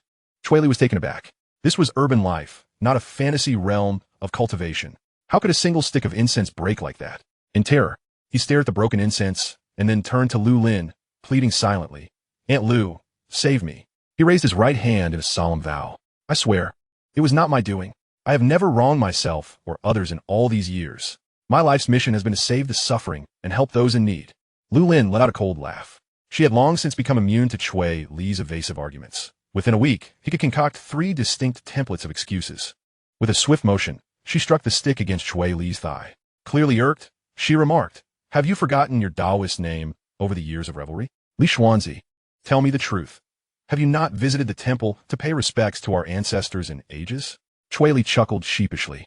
"Aunt, you see, running a bar isn't all that different from mingling in the Taoist circles. So, I've primarily been offering my prayers to Guangong these past few years. All the brothers come to drink from all corners of the world." The veins on Lu Lin's forehead throbbed as she stifled her rage and forced a smile at Cui Li. "Such disrespect to the immortals. You deserve to be punished." The ensuing sound of the stick slicing through the air was unmistakable. After receiving a few blows, Cui Li lay on the cold ground, his head resting on Lu Lin's thigh, seeking solace for his wounded spirit in this unconventional manner. With the fragrant softness of her leg as his pillow, he felt this morning was truly delightful, and he longed to drift off into a deeper slumber. Lu Lin, while cleaning his ears, gazed at his profile and sighed. The boy had grown, no longer fearful of himself as he once was. Gently pinching Cui Li's earlobe, she said, "I've assisted you with your ears.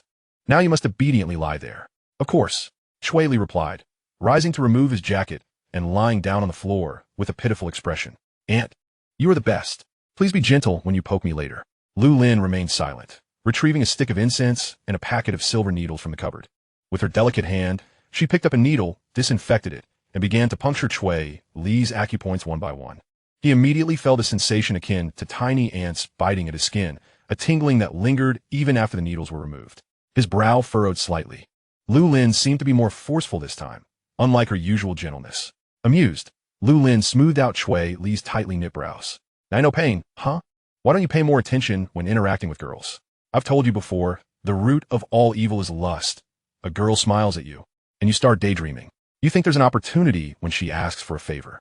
Lu Lin continued her gentle reprimand, punctuating each sentence with a needle, perhaps venting her frustrations while teaching him a lesson. Cui Li, having not been lectured like this by an elder in quite some time, soon drifted off amidst her chatter. Observing Cui Li asleep, Lu Lin reached out to caress his face, but hesitated, her fingers halting at his brow. She took off her gold-threaded Nanju bracelet and began to spin it rapidly in her hand. After lighting a calming incense, she settled cross-legged on the mat, meditating before the three pure ones. Cui Li awoke groggily, roused by the pressing need to relieve himself. Glancing over, he noticed that the incense had yet to burn out completely. Deeming its effect sufficient, he removed the silver needles. He hurried into the restroom, feeling an overwhelming sense of relief wash over him. As he raised his gaze occasionally, he noticed Lu Lin's intimate garments hanging in the bathroom. The very next moment, the hook on the wall gave way, causing the hook and the clothes to fall with a thud. What the? Schrodinger's hook, as long as you don't look. It stays put, but the moment you do, it drops. Cui Li couldn't help but exclaim. Aunt Lu, really, why not invest in better quality fixtures? The family's well off, after all. Previously, Cui Li had naively thought Lu Lin was simply untidy, always donning the same attire whenever he saw her. It was only later that he learned she had custom-made kipeos and garments that were identical in design. The only changes over the years had been the size of her clothing and the gradual maturation of her features. What a peculiar aunt she was. With that thought, Cui Li bent down to pick up the fallen underwear. Just then, the bathroom door swung open, and Lu Lin stepped in. Chapter 45. Aunt Lu, let me explain. Lu Lin had just come upstairs to air out a quilt, and upon returning, she noticed Cui Li was missing, with silver needles scattered about. Just as she was about to inquire where he had gone, she heard a distinct sound. Anxiously, she rushed in to investigate. Shally, what was that noise? Did you fall? The last few words were nearly a struggle for Lu Lin to utter, yet she managed to remain polite. Following Lu Lin's gaze, Cui Li looked down to find himself clutching a piece of purple fabric. Ha ha ha, ha ha ha ha, how ludicrous. Cui Li internally cackled. An odd atmosphere enveloped the bathroom in an instant. As Cui Li realized he was caught in a precarious situation, alive, but precariously so. Death was not certain, yet living well seemed quite challenging. Perhaps he should preemptively schedule a bowl of Meng Pa soup. Was it truly fated for Cui Li to become this pervert today? How amusing. Lu Lin, trembling with suppressed fury, questioned, Cui Li, do you even understand what you were doing? Or do you have an inclination towards this sort of thing? The remainder of her words faltered as embarrassment overtook her. Taking a deep breath, she coldly fixed her gaze upon Cui Li. The calming needle and tranquil incense clearly did not work on you. I believe you need to spend another 6 months at the temple. I will inform Wu Qingge about this matter, and I am certain she will support your endeavors. Lu Lin's icy voice echoed, suggesting that the next moment, her stick would come crashing down. Cui Li trembled in fear, ready to kneel. Aunt Lu, please allow me to explain. It was not my intention. The hook fell on its own. Look, just look. Cui Li waved the hook before Lu Lin. His tone was urgent, as if he were on the brink of death. It's evident that it simply fell down on its own. Unrelated to me, I was merely concerned that it might touch the dirty ground and picked it up for you. Please, you must believe me. If this incident reaches my mother and sister's ears, I might as well resign myself to a life without returning home. I would be left to die in the streets. Lu Lin listened to Cui Li's frantic explanations, her gaze landing on the hook. Well, this thing has indeed fallen before. It naturally detaches after some time. I never got around to having someone drill a hole in the wall, she reflected, realizing she had misjudged Cui Li. However, witnessing him so brazenly displaying the garment before her, Lu Lin's cheeks flushed. She swiftly snatched the item from him and exited the bathroom at the fastest pace possible. Left alone in the bathroom, Cui Li stood there, momentarily at a loss. After regaining his composure in 5 minutes, he chuckled to himself. Without experiencing any reprimand, it was evident that Lu Lin understood her actions were unintentional. She was still a good child.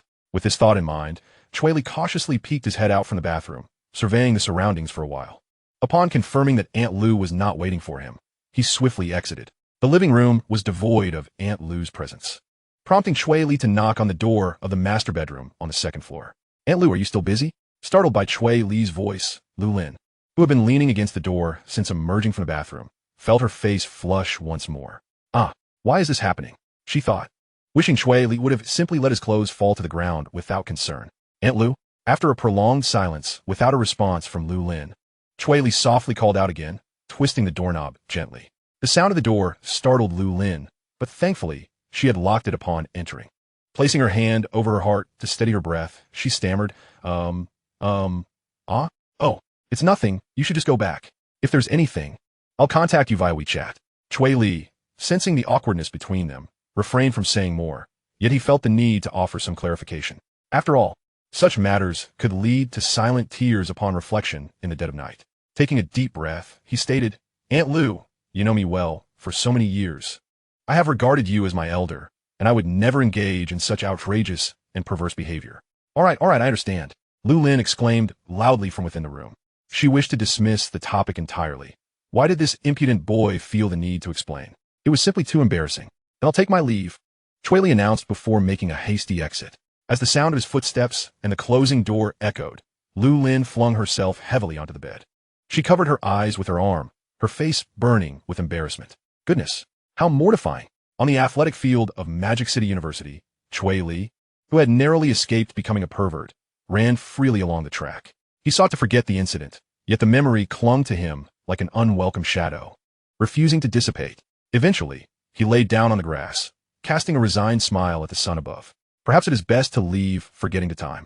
After running 3 laps, Cui Li took a considerable time to recover before deciding to check on his online store's outpost. The school had allocated a shop outside the campus to him, along with a fund for purchasing computer equipment. Even those students not majoring in design or possessing subpar computers could learn and quickly find part-time employment there. Despite giving the opportunity to the school, Cui Li had still benefited significantly. As he stepped out of the school gate, he noticed a crowd gathered, pointing at a fiery red Ferrari. The focus of their attention was not on the extravagant license plate or the expensive vehicle, but rather on a bottle of golden oriental tea perched atop the car. Its radiant hue glistened under the sun, captivating the onlookers. Chapter 46. The Language of the Steel Wool Flower. The entrance of Magic City University was never devoid of luxury cars, much like the streetlights at night were never absent of hardworking women. Various luxury vehicles ferried an array of beautiful women. Yet, today, the roles seemed to have reversed. Leaning against the vibrant Ferrari was a stunning woman, her appearance as captivating as her figure. At that moment, she was continuously glancing toward the school gate, as if awaiting someone specific, while the drink atop her car seemed to be waiting for a particular type of person. Is that beautiful woman truly looking for a male student? One bystander remarked. You wouldn't understand. Some people enjoy the thrill of uncertainty. Would you dare to approach her? Do you take me for a fool? Though they did not know who she was, Cui Li recognized her immediately. Who else could it be but Song Yinxiu? He had not anticipated her actually appearing at the school gate, as she had said. Goodness, this is becoming increasingly perplexing. Could it be that Song Yinxiu is a masochist? In his spare time, Cui Li had delved into psychology, concluding that Song Yinxiu embodied the archetype of someone yearning for love. The colder he was toward her, the more she sought some form of acknowledgement, a trivial reward that would absolve him of past transgressions. Thus, after their kiss, she had relinquished her resistance. It felt akin to a scenario where students had been accustomed to rising at 5:30 for class, only to discover one day that the school had shifted the start time to 7. In that moment, one would think the school was rather benevolent. Cui Li began to ponder whether he had ever treated Song Yinxiu in such a manner. After much contemplation, he could only recall those 5 instances. Shaking his head with a smile, he did not rush to approach her. Instead, he turned and entered a nearby cafe. He chose a seat by the window and beckoned to the familiar cafe owner. The owner, a plump and amiable man, chuckled. What is going on out there? Are you curious? What's the situation? Cui Li inquired, pointing to the bustling scene outside. Well, what else could it be? Clearly, it's about selecting victims. Did you see that red Ferrari and the Oriental tea? Cui Li was puzzled. Wasn't that the dream of many, to encounter a wealthy benefactor? How could they be considered victims? If given the chance, who could resist trying their luck? My dear Cui Li, have you ever heard that the language of the steel wool flower is forbearance? Every male or female student who gets into that car returns with an altered gait. It's a disaster. I've been guarding the Magic City University for years. I've seen all sorts, and the aftermath is rarely pleasant. Cui Li nodded thoughtfully. Has anyone ever attempted it? Of course, many. But they were all sent away by that beauty. Cui Li understood. This matter was not of immediate concern. He patted his stomach and said, Boss, I forgot to eat breakfast this morning. Could you whip me up something to tide me over? Would a croissant suffice? I just opened, the owner replied. Cui Li smacked his lips. That won't provide much energy. There are 2 unopened oysters in the fridge. I can't say if they're still fresh, but if you're interested, go ahead and prepare them. Standing beside her car, Song Yinxiu appeared somewhat lost in thought. Due to a recent art exhibition in Wanrong, she had naturally reached out to the renowned artists, as networking was an essential skill for any business person. In a city like Magic City, any venue associated with the arts attracted numerous individuals seeking sophistication. However, today, out of 10 calls, 8 artists declined her invitations. Some claimed to be abroad, others cited family matters, and one even whimsically stated he was off to Sweden for euthanasia while singing. The excuses from these artists were increasingly abstract, and even Song Yinxiu, no matter how naive, recognized that they were simply making excuses. The underlying connections between them and Cui Li were all too apparent. It was already quite a challenge for her to glean even a rough idea of the situation. After all, there were undoubtedly many secrets that Cui Li was concealing from her. However, the news of the exhibition had already been disseminated. If so many booths remained unoccupied, the spectacle would surely be rather unseemly. Song Yinxiu had exhausted herself to the point of dryness, raising the prices significantly, yet they remained unwilling to participate. She finally comprehended the extent of her folly. Without Cui Li, she was utterly incapable of accomplishing anything. Hence, she had come to express her apologies and remorse. In the cafe, Cui Li, having satisfied his hunger and thirst, strolled towards the exit.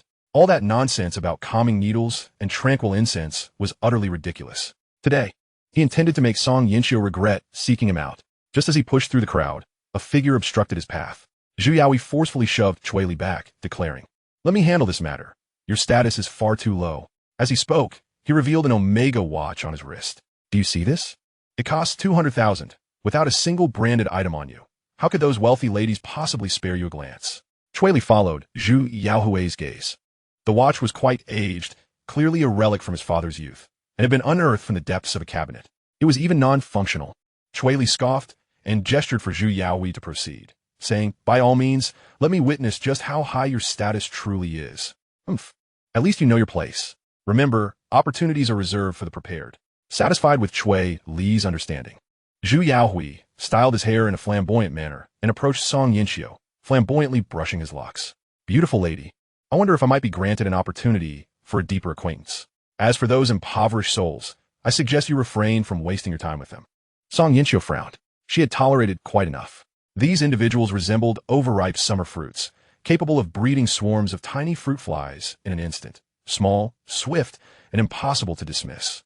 Even if she removed their drinks, they continued to advance, uttering nonsensical phrases like, "Sister, I don't want to strive." She could comprehend some of it, but much of it left her utterly bewildered. Moreover, Cui Li had explicitly stated that he would not allow others to approach. How dare they covet his position? Unable to contain herself any longer, Song Yinxiu erupted. "You dare to call others impoverished? Then let me ask you, what are you? Who would want to engage with someone like you? Do you consider yourself wealthy? In my eyes, you are merely another impoverished fool. Get lost, you wretched pauper. Do you think that donning a few low-end items with logos makes you affluent? Where does your misplaced arrogance stem from? My fingernail alone is worth more than you." Her words rang loud, drawing attention from those around her, who erupted into laughter. Someone remarked, "Another materialistic man. Let's plaster his face on the campus wall to warn others." Others with a keen sense of fashion added, "Indeed, the combined worth of everything he wears might not even match the cost of a single earring from that wealthy lady." In this day and age, some truly seemed oblivious to the true meaning of wealth. The earrings adorning Song Yinxiu's ears were valued at 230,000, not sold separately, but rather as part of a set, with the total expenditure exceeding 10 million. Zhu Yaohui's entire ensemble would not even amount to the price of a single fingernail of hers.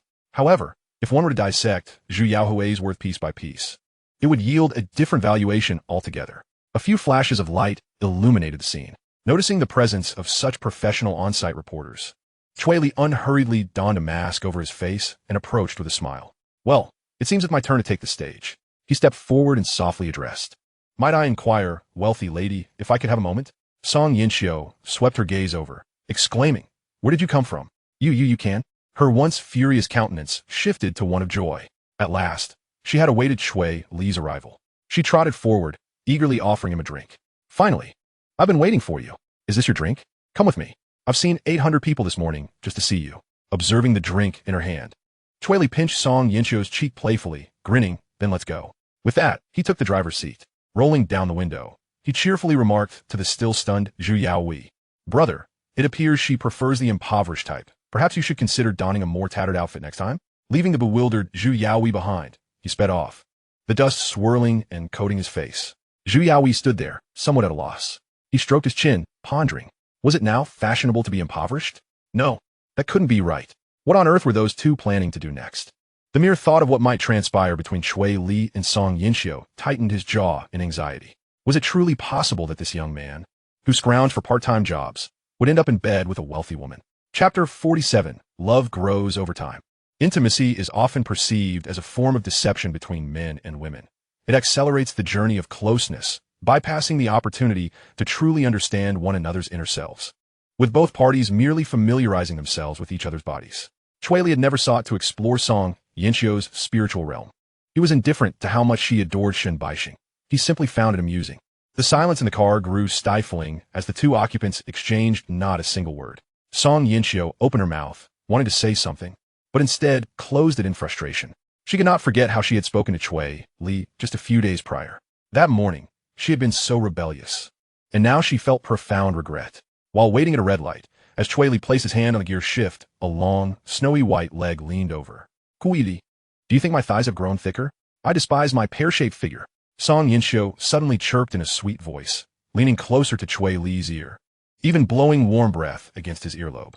Cui Li was momentarily taken aback, his gaze drawn to the hem of Song Yinxiu's skirt, which barely concealed her upper thighs. Her creamy skin was exposed, enticingly soft. She had even procured a pair of thigh-high stockings without realizing it, the edges of which pinched her flesh, creating a tantalizing indentation. Cui Li felt an overwhelming surge of appetite. He couldn't resist the temptation of what was so readily available. In a moment of inadvertent clumsiness, his hand slipped and found its way on his Song Yinxiu's thigh. His fingers sank into the soft flesh, akin to grasping a mound of cotton candy. Be gentle. Song Yinxiu pouted, annoyance evident as she lightly punched Cui Li. He chuckled, unsatisfied with just that. What was the point of merely touching her thigh? What are you doing? We're in public. Song Yinxiu's face flushed crimson as she anxiously attempted to stop Cui Li's wandering hand. He feigned innocence, retracting his hand with a pitiful expression. But you were the one who wanted me to touch. Song Yinxiu glanced around. While the road wasn't particularly crowded, she still felt a surge of irritation. I merely suggested you touch my leg, not to behave so recklessly. Do you not realize how rude your actions are? Just don't ask if you don't want me to. Cui Li retorted dismissively, earning a glare from Song Yinxiu, who felt an overwhelming sense of grievance at his nonchalance. In just 3 or 4 days, Cui Li's attitude towards himself had shifted from fervent enthusiasm to utter indifference. Now, he regarded himself as if he was the one desperately seeking something from him. This abrupt change in treatment made Song Yinxiu's nose tingle, and she helplessly felt a small tear escape from the corner of her eye. Cui Li, quick as a flash, caught the first precious tear and wiped it on Song Yinxiu's thigh. Don't cry. Life is a blend of bitterness and sweetness. Is this relevant to the present moment? Song Yinxiu said, her voice slightly choked. Cui Li did not respond. Instead, once the car started moving, he inquired, so, what is it that you wish to discuss with me this time? If you simply want to lament your regrets, I can offer you 15 minutes to read your little essay. However, if you seek a deeper conversation, I believe we should first find a suitable place to adjust the atmosphere before we engage. Song Yinxiu had thoughts she wished to articulate, but found herself at a loss for words. She understood that seeking out Cui Li would inevitably lead to something. Yet those words eluded her. Noticing her silence, Cui Li pulled over to the side of the road. After a long pause, Song Yinxiu grasped Cui Li's hand and spoke. I realize my mistakes. Cui Li casually pulled out his phone and began to scroll. And what exactly did you err in? What was your transgression? I was wrong to force you into a divorce, she replied. That is not your fault. Song Yinxiu was taken aback, but that is indeed my fault. It was my unreasonable obsession that led to our divorce. Cui Li waved his hand dismissively, clearly indicating that she should cease her protest. It appears you still fail to grasp the essence of this matter. The divorce was never your fault.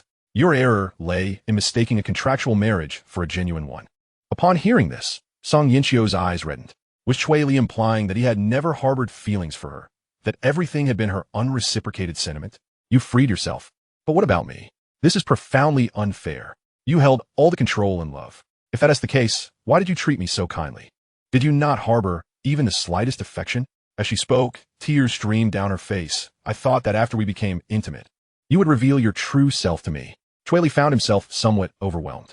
This is precisely what women do, he thought. They had already been married, and he had no intention of discussing divorce. Yet she wanted to end things simply because she felt unloved. It had always been a contractual marriage, Where had love ever come from? Now she was regretting it. With a sigh, Cui Li pulled out a tissue and gently wiped Song Yinxio's face. He found her tear-streaked visage endearingly charming, and he placed a soft kiss at the corner of her eye. Instantly, Song Yinxio broke into a smile, like a delicate flower blooming in sunlight. Cui Li, cradling her face earnestly, said, "Song Yinxio, do you know what constitutes the greatest allure of character? What? To act without regret." Song Yinxio did not respond with her usual laughter. She leaned back against the car seat, her gaze vacant as she stared ahead. Suddenly, she chuckled softly. She vividly recalled Wu Shuang telling her that pursuing a partner was a daunting endeavor. Now, faced with Cui Li, whose tongue flowed with eloquence, Song Yinxio found herself at a loss for words about his capabilities. As Cui Li parked in front of Song Yinxio's home and prepared to leave, he reflected that returning would be convenient, as Qiao Cici's villa was directly opposite. He merely needed to take a 10-meter run-up and leap across the divide, provided he wasn't startled by any lurking spicy strips. Lost in thought, Cui Li began to stretch his limbs, and just as he was about to dash away, Song Yinxio seized his shirt. "Don't go. You promised that as long as I placed the oriental leaves on the roof of the car, you would get in." I recall a phrase, "Love grows with time." Chapter 48. Perhaps we should buy 2 cases of drinks instead. Originally planning a grand leap, Cui Li halted in his tracks. One simple sentence had grounded him, like an eagle brought to a standstill. He turned to face Song Yinxio, locking eyes with her. "You are indeed an intriguing person. What about your 3-year white moonlight? Have you lost your affection for him?" Upon hearing Cui Li mention Shun Baixing, Song Yinxio's face fell into an expression of resignation. She truly regretted her choices. "Can you explain why you no longer wish to be with Shun Baixing?" She replied, a hint of grievance in her tone. "He has become quite strange, radiating a rather mercenary vibe. I am drawn to those who are indifferent to money. It is such individuals who possess genuine charisma. It's just like the stories say. That white moonlight eventually turns into mere rice paste. His current desire for wealth is something I cannot accept." Cui Li nodded silently, recognizing that Shun Baixing indeed exuded a greedy and lustful demeanor, a stark contrast to the idealized image he had of the white moonlight. Standing before Song Yinxio once more, he asked, "Song Yinxio, do you understand the implication of what you just said?" "What phrase?" "Love grows with time." "I know. It simply means love grows over time." Cui Li flicked her forehead lightly. "I suspect your mind lacks the capacity for such contemplation. There must be some enchantress guiding you in this." "Indeed, there is an enchantress." Song Yinxio recalled Wu Shuang advising her that if she wanted to completely drive Qiao Cici away, she needed to leverage her own advantages to get ahead. Her only advantage was her ability to satisfy Cui Li's needs. Wu Shuang had said that since she had already experienced it a few times, why not fully embrace it? This way, Cui Li would have no thoughts of other women. Upon hearing this, Song Yinxio's first thought was that such actions could only be taken by a woman driven by insatiable desires. However, the commanding glint in Cui Li's eyes made her weak in the knees, and a myriad of images flooded her mind.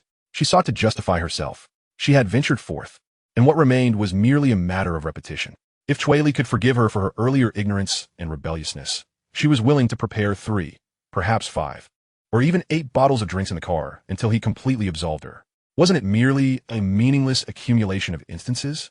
As for Qiao Cici, that woman enjoyed maintaining an air of indifference, appearing disinterested. As long as she remained cautious, she would not attract her attention. Even if Qiao Cici were to suddenly change her mind in the future, Song Yinxio would always take precedence, and she must ensure that Qiao Cici addressed her as sister. It was that simple. After appraising Song Yinxio from head to toe, Cui Li suddenly lifted her up and carried her towards her home. As for the car, it could remain outside for the time being. The moment he opened the door, Song Yinxio attempted to say something, but Cui Li had already placed her atop the shoe cabinet in the foyer. Taking a deep breath, she said, "Wait, Cui Li, don't tirash. Let me prepare." "Not a problem. Let's start with a kiss to lighten the mood." Cui Li was not about to agree to that. Lu Lin had mentioned that Cui Li's heart was ablaze lately, partly due to Qiao Cici and Shun Baiwei, but more so because of Song Yinxio. After all, the only reference point left in his mind was Song Yinxio. The scenes replayed in his mind, constantly stirring his emotions.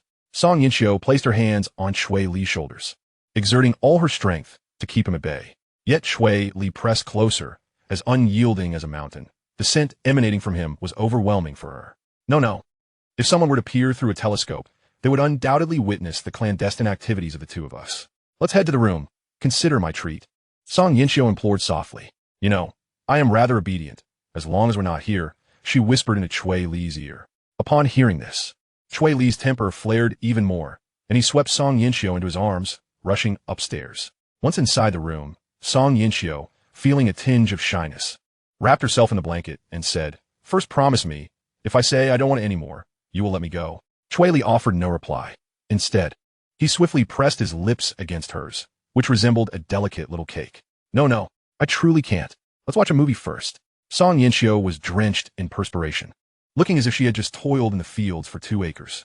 She felt as though she were dying in bliss. Was this what it meant to laugh while perishing? Just then, the sudden chime of the doorbell rang out, and seizing the opportunity, Song Yinxiu slipped away from beneath Cui Li. "There's a guest. I must attend to them. It would be rude not to." However, before she could exit the room, she suddenly found herself lifted into the air. The next moment, she landed softly on the mattress, hearing the springs reverberate beneath her. In fright, she watched as Cui Li bound her wrists to the headboard with a bedsheet. This must be a joke. Yet, anxiety gripped her. She trembled and stammered. "I'll repay you, I promise. Just let me rest a bit. I'll pay you back with interest next time. I curse you, I curse you.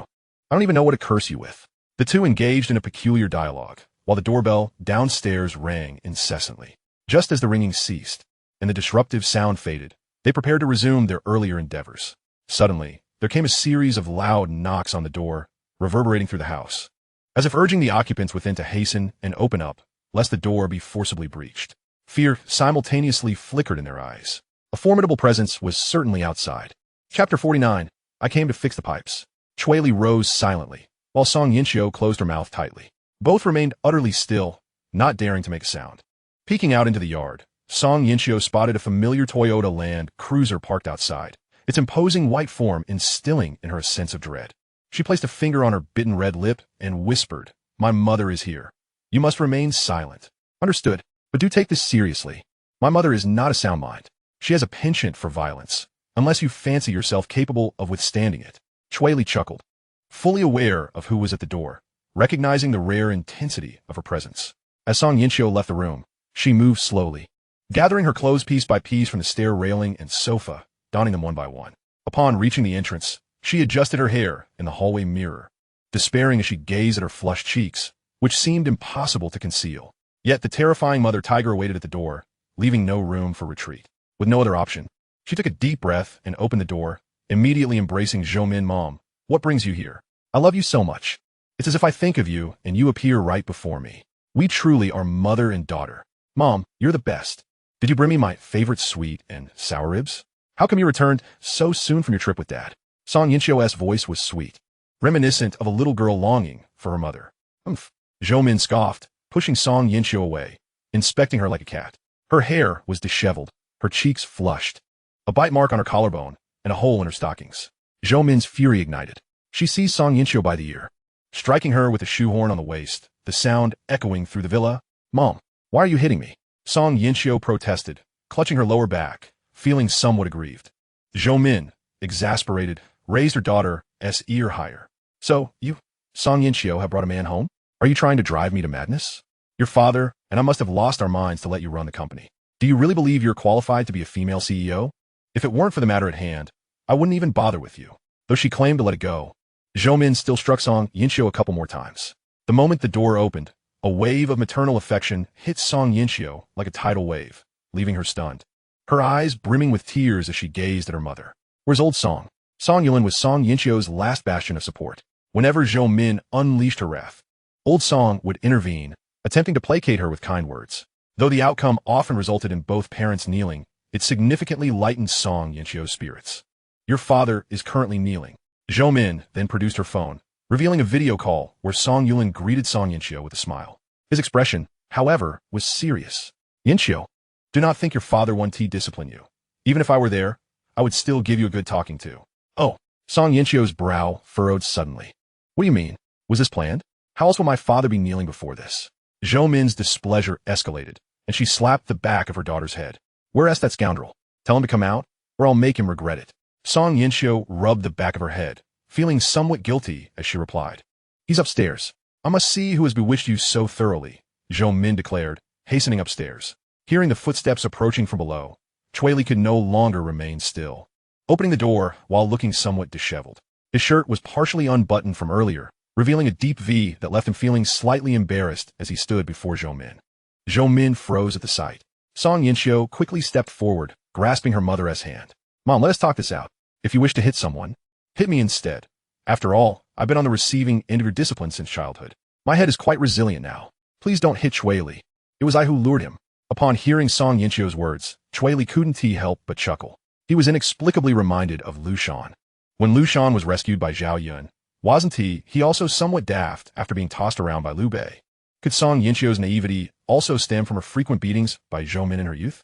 As he observed Song Yinxiu's head bobbing in front of him, Zhou Min pressed down on her head and pushed her away. She then approached Cui Li, straightening his collar and smoothing out the wrinkles in his shirt.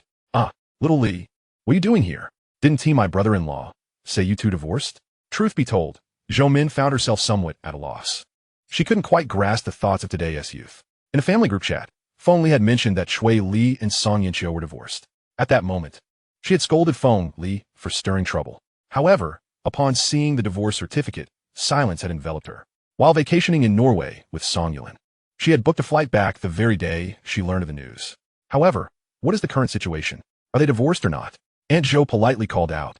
Li. The two parties exchanged calls and then fell into a profound silence. On the side, Song Yinxiu's jaw had nearly dropped to the floor.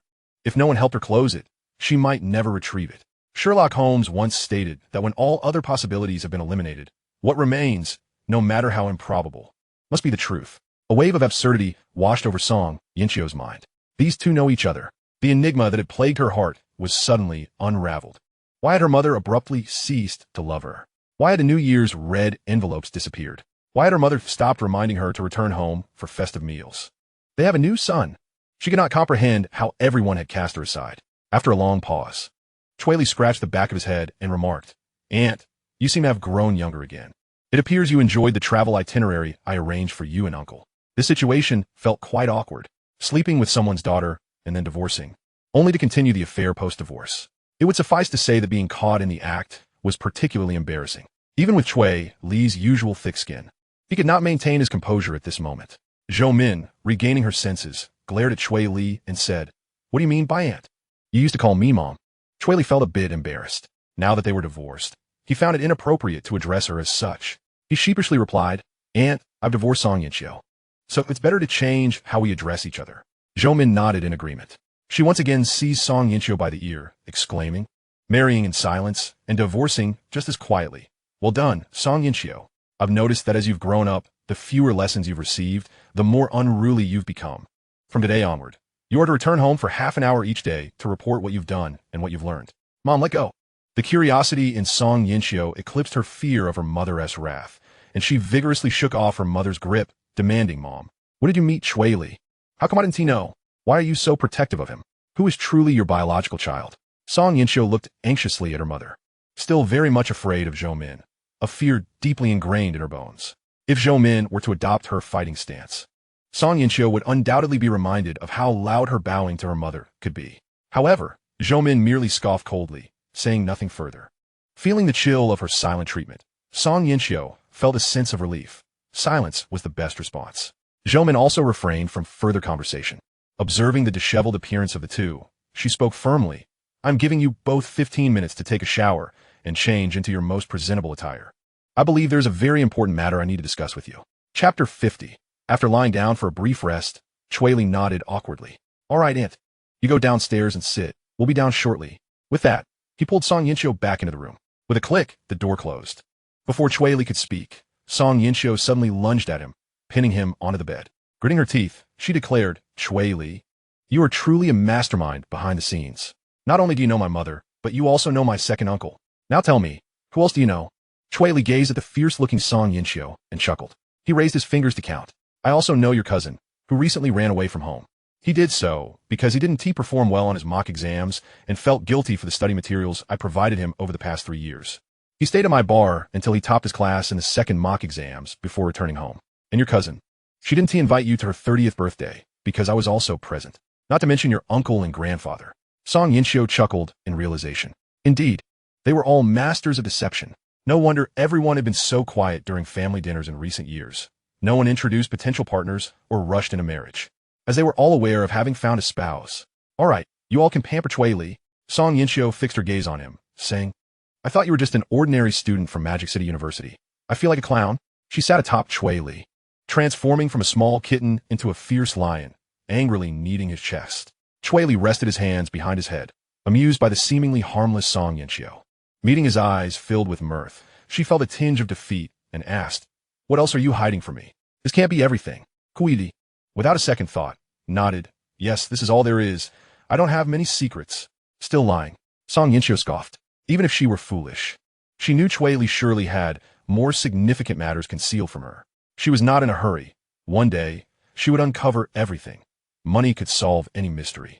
Leaning down, she softly spoke, "I want to ask anything of you in the future, but could you please refrain from keeping so many secrets from me?" Sensing her despondency, Cui Li wrapped his arms around her and gently patted her back, saying, "Secrets must be exchanged for sincerity. Do you think you could have uncovered my secrets in the past few years?"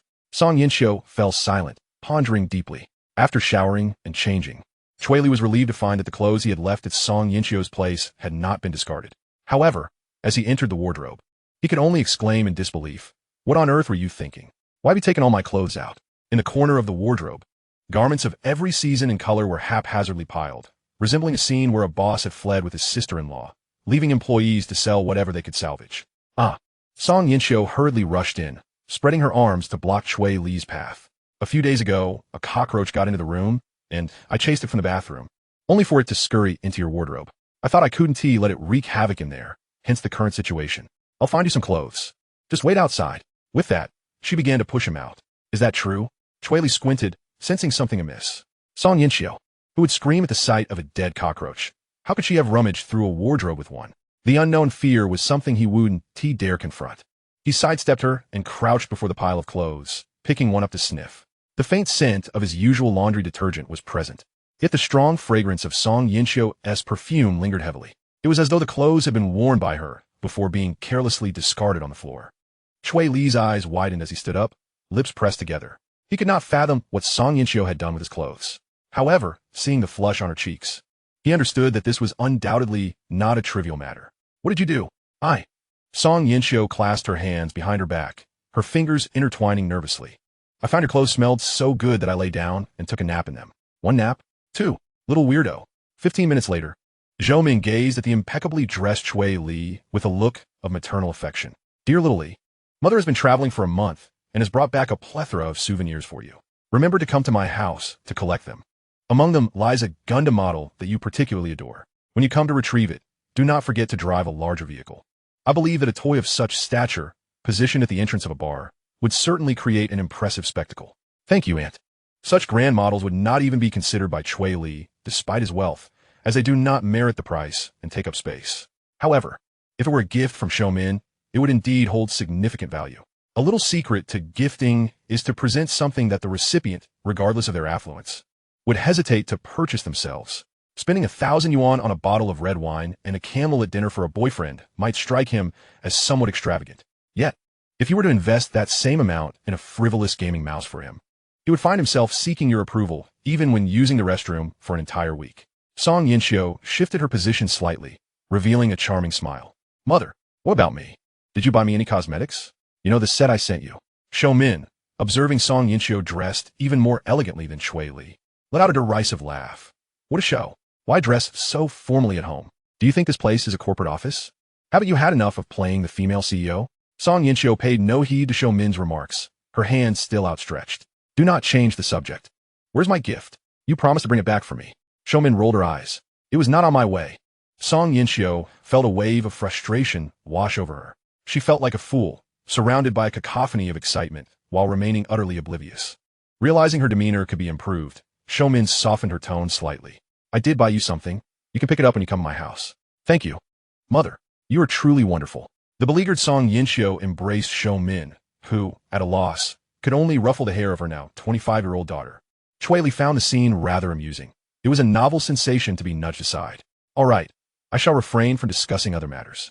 Take a look at this," Zhou Min said, pulling a contract from her briefcase and placing it on the table. Song Yinxiu pouted as she picked it up, and upon reading it, her excitement surged. "A share transfer agreement. Mother and father, have you finally decided to give me full ownership?" Song Yinxiu, who had a compulsion for perfection, felt uneasy seeing her share at just 49%.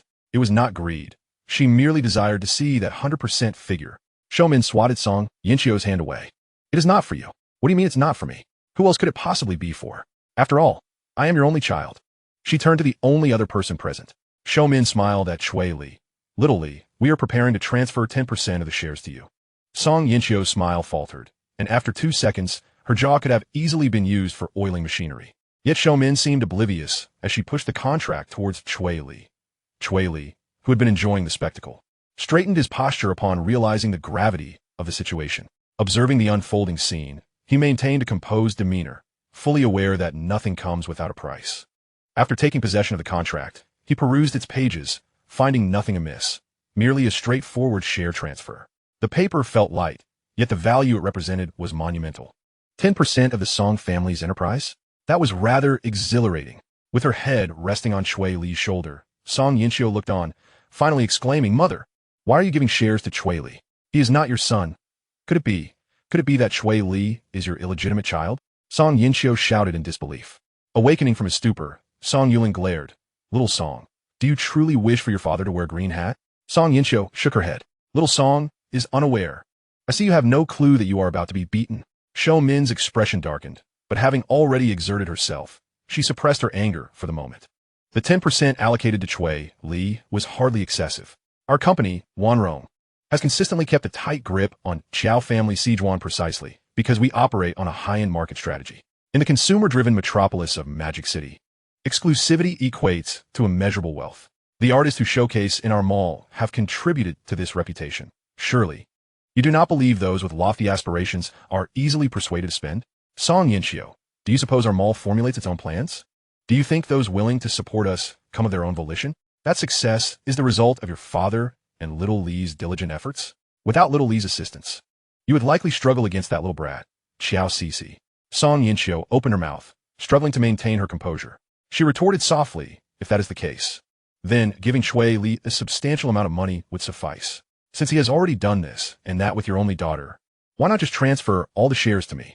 After all, Cui Li and I are family. Song Yinchio extended 2 fingers, mimicking a little person, clumsily gesturing a few exaggerated movements, prompting Shou Min to nearly raise her fist in exasperation. Meanwhile, on the other end of the phone, Song Yulin coughed, realizing he had learned quite a lesson. I had this contract settled long before. How was I to know you would consider divorce? Shou Min pinched her daughter's face, pulling it outward. Although she was aware of the couple's fake marriage, the marriage certificate legally constituted a real union. Moreover, Cui Li had assured her that, barring unforeseen circumstances, he would not bring up divorce, which facilitated her decision to offer him the shares. I intend to regard Little Li as my godson. Henceforth, we shall be one family. You ought to consider whether you wish to remain in this household. Cui Li felt somewhat bashful at this proclamation.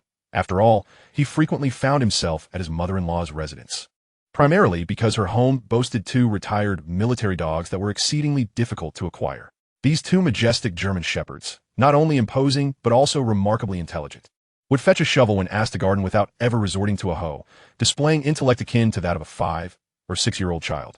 Their cleverness had garnered them over 7 million followers on short video platforms, making them rather profitable. He contemplated orchestrating a little caper involving the dogs. Shou Min, realizing she had perhaps struck too harshly, leaned in closer to Song Yinchio's ear and whispered, enough with the lofty attitude. Who are you trying to impress? Mother will intercede on your behalf, and perhaps you and Cui Li can remarry. Song Yinchio's eyes sparkled with renewed affection for her mother. Qiao Cece, will your father really part with 10% of the shares? Little Li, step outside for a moment. Very well. With that, Shou Min led Cui Li to the Land Cruiser parked outside. Once inside, she sheepishly remarked, Little Li, my foolish daughter has likely caused you quite a bit of trouble. Actually, it's not so bad. Aside from her occasional clumsiness, there is nothing too bothersome. This child has never been bright. Often, she resorts to foolish antics. I believe she merely seeks your attention. Cui Li nodded in agreement. Indeed, that is likely a consequence of our inadequate upbringing. The screen revealed an earnest old song responding. Indeed, it is due to your uncle's inadequate upbringing. Hey, Shou Min, I've noticed you possess quite the talent for shifting blame.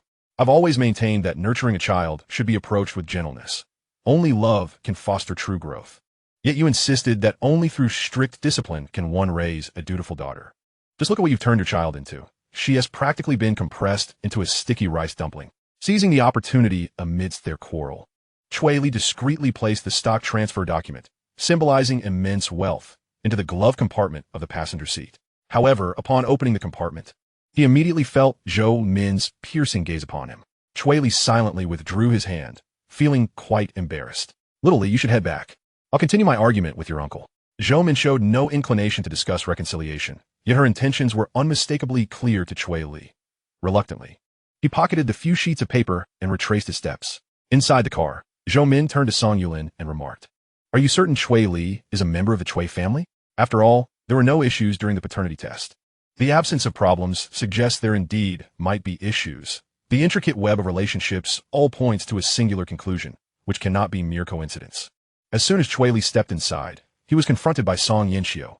"Pray tell, when did you become my mother's godchild?" "Only in the first year.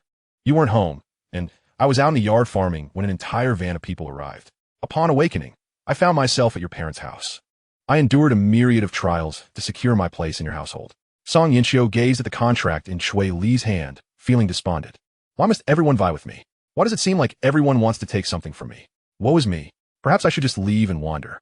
Irritated, Song Yinxiu felt that Cui Li had become a true child of the family, while she was merely a foundling. The more she contemplated, the angrier she became, prompting her to sulk on the sofa. Cui Li vowed that, in light of the shares, he would take it upon himself to comfort Zhou Min's daughter, Song Yinxiu. All right, don't be upset. You possess 49% of the shares. Why covet my mere 10%? You seem rather pleased with yourself. Is that so?" Cui Li's eyes lowered slightly as he decisively tore the contract in half. The value of this document was too high. He could not believe that the elderly couple would so readily relinquish it to him without a reason. They must have discovered something. The grand prize, a lucky audience member, has thus returned the 10% of shares to the pool. Song Yinxiu's eyes widened in disbelief as she watched the pieces of paper flutter down like delicate snowflakes. Her mouth fell agape, unable to close. She merely wished to vent her frustrations. Why was Cui Li taking this so seriously? In truth, Song Yinxiu preferred that Cui Li retain the 10% rather than collect 100%. Yet, he was unwilling to do so, prompting her to anxiously grasp his arm. "What are you planning to do?" "What?" Chapter 52 also signals the dawn of a new era. It took Song Yinxiu a considerable amount of time to decipher Cui Li's earlier words. With a bemused expression, she said, "Cui Li, I understand you're accustomed to being carefree, but now is not the time for jest. How can you treat this contract as mere scrap paper?" Thus, Song Yinxiu inexplicably produced a roll of clear tape. "Quickly, stick it back together. Will that even work? You truly are fixated on tape." Cui Li chuckled softly as he set the tape aside, squatting down to crumple the paper remnants into a ball and dispose of them in the trash. This document was far too hot to handle. He had no desire for it. Of course, there were alternatives. He could borrow some money from his family in exchange, ensuring that the transaction would yield no losses, yet it was unnecessary. Song Yinxiu's voice trembled. She wished she could slap herself for her earlier thoughts. Gazing at the crumpled paper in the trash, she asked, "Did you do this because you wouldn't consider remarrying me?" "From a rational standpoint, yes." "So, you intend to marry Qiao Cixi?" "Not all." Furrowing her brow, Song Yinxiu took a deep breath and said, "It seems I need to work harder and prepare more drinks." Oh dear. Song Yinxiu's thought process remained peculiar. She was ill-suited to be a CEO and more fitting as a mascot. She appeared rather cheerful. Ding ding. Song Yinxiu's phone chimed, and upon seeing the contact name, she promptly turned off her phone and concealed it behind her. The message was from Shun Baixing. However, Song Yinxiu had already lost faith in this individual. She had seen through him from multiple angles. He had made disparaging remarks in the restroom of a restaurant and boasted indiscriminately, even fabricating tales of his sister suffering from bullying abroad to deceive himself. Everything pointed to his malevolence, while her own folly was evident. Lately, she had been rather busy and hadn't had the chance to confront him about his deceit. "What is you so flustered?" Cui Li remarked playfully from the side, having found her earlier expression akin to that of someone who had committed a heinous act. Song Yinxiu hesitated, her face flushing a deep crimson. "If I show you, will you become angry?" Cui Li understood immediately. It took him but a fleeting moment to grasp her thoughts. "Shun Baixing, is it?"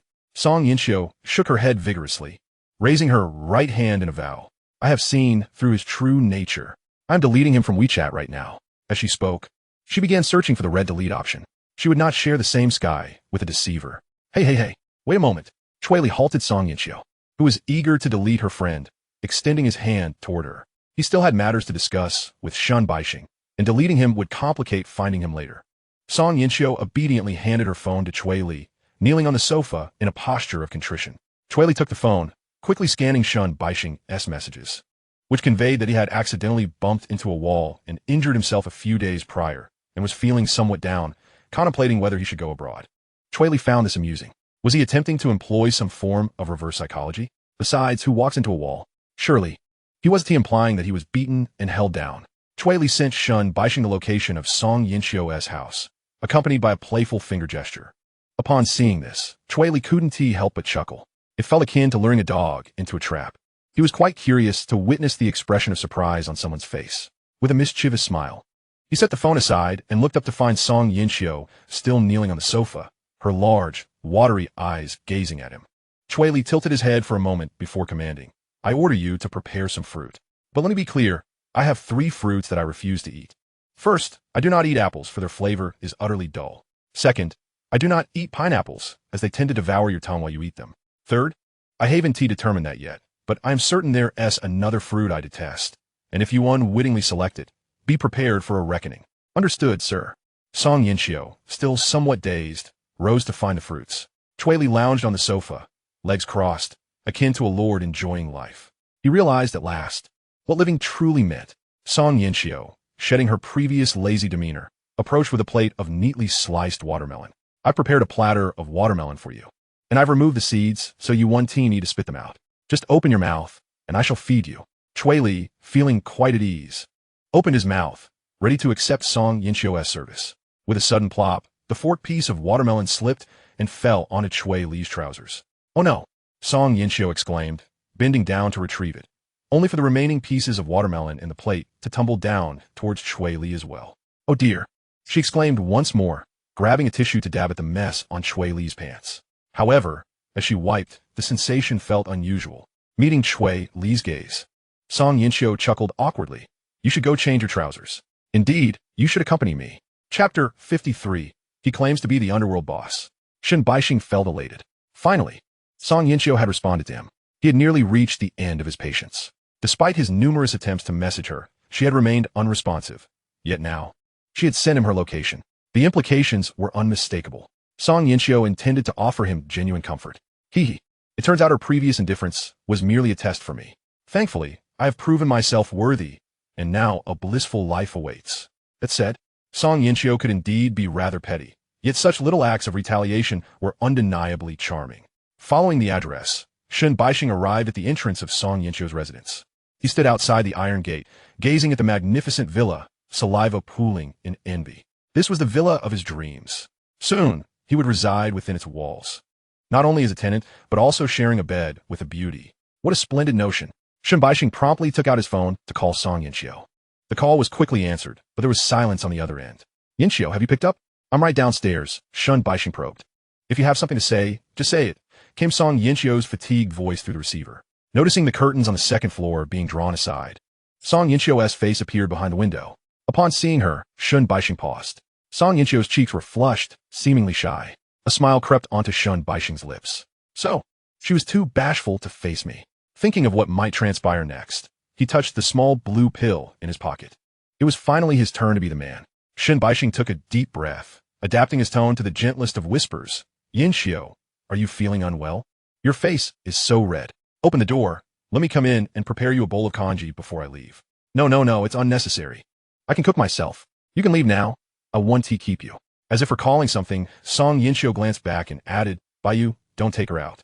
I will take good care of her and hire the best doctor for her illness." Shun Baixing, standing below, was momentarily taken aback. Then, a wave of elation washed over him. Song Yinxiu deliberately kept her sister nearby, providing him with a reason to return home and check on her. "She truly loves me." Just as he was about to express his gratitude, Song Yinxiu's stunning visage vanished behind the curtain, followed by a faint plea for mercy. "Please don't." Oh no, could it be that a thief had entered the house? Shun Baixing realized the gravity of the situation. No wonder Song Yinxiu had only shown her head earlier. She must have been taken hostage. She was urging him to leave for his own safety. "She truly loves me." His heart swelled with emotions. If he could play the hero and rescue her, Song Yinxiu would surely be devoted to him. Yet doubts crept in. A kidnapper of Song Yinxiu's stature likely wouldn't be armed with only a knife. It was quite possible that she was being held at gunpoint. Nevertheless, "She truly loves me." Such individuals typically seek monetary gain, and Song Yinxiu would undoubtedly comply. If he could endure this ordeal, He would share in the fortune of the Song family. With determination, Shun Baixing vaulted over the iron fence, ignoring the sharp barbs that pierced his calf. Suppressing the pain, he limped towards Song Yinchio's door, pounding on urgently. "Open up. I know you're inside. Don't hide." He knocked for what felt like an eternity. Finally, with a creak, the door swung open. Upon witnessing the scene inside, Shun Baixing's eyes nearly popped out of their sockets. In the foyer, Song Yinchio donned a flowing white dress, draped in a sheet, her face flushed as she leaned against a shirtless man. Who else could this man be but Cui Li? Shun Baixing's expression froze as if captured in a photograph, his gaze fixated on Cui Li and Song Yinchio. He was not blind. He was acutely aware of the nature of their current predicament. The air was thick with ambiguity, evident to any observant eye. Shun Baixing's expression twisted into one of fury as he raised his fist and shouted, "Cui Li, you scoundrel! Didn't you divorce Song Yinchio? I'll make you pay." Cui Li, unfazed by Shun Baixing's vitriol, retaliated as Shun Baixing charged in, delivering a swift kick to his chest. The blow landed perfectly. Shun Baixing staggered backward, as though struck by a bullet, tumbling down the small steps by the door. Groaning on the ground, he glared fiercely at Song Yinchio, who was hiding behind Cui Li. Spitting out blood, he managed to utter, "Song Yinchio, you're doing this with Cui Li, yet you still want to chat with me?" Song Yinchio frowned, but remained silent. "Go inside and make me a cup of coffee. I have matters to discuss with this peculiar gentleman," Cui Li instructed, patting Song Yinchio's head to signal her compliance. Nodding obediently, she retreated indoors. Once she was gone, Cui Li descended the steps, delivering a kick to Shun Baixing's shoulder, grasping his hair to lift his head. "You wretched mutt! How dare you insult me?" Shun Baixing grinned. "You think that just because you've swindled a bit of money from Song Yinchio and opened a bar, you've risen above? You're still just a freeloader." Cui Li's brows furrowed at the harsh words. Truth be told, it was the first time he had been insulted so brutally. Shun Baixing was acutely aware that he could not match Cui Li in strength, but he had reached a point of indifference, pouring out his frustrations. "How can you compare to me? You, who didn't even graduate from college. Do you know how sweet the air is abroad?" "Sweet my foot," Cui Li scoffed, feeling as though a cacophony of clucking hens surrounded him. He had long since developed a thick skin against such trivial chatter. Simply seizing their heads and striking the ground thrice would render them compliant. Thus, while brewing coffee in the kitchen, Song Yinchio heard 3 resounding thuds. When she peeked out, she beheld Shun Baixing sprawled on the floor, appearing as though he were in slumber. Cui Li regarded Shun Baixing with a detached demeanor, casually inquiring, "Brother Shun, do you acknowledge your mistake? I assure you, I am not one to harbor grudges. You may scold me, and I shall take it lightly."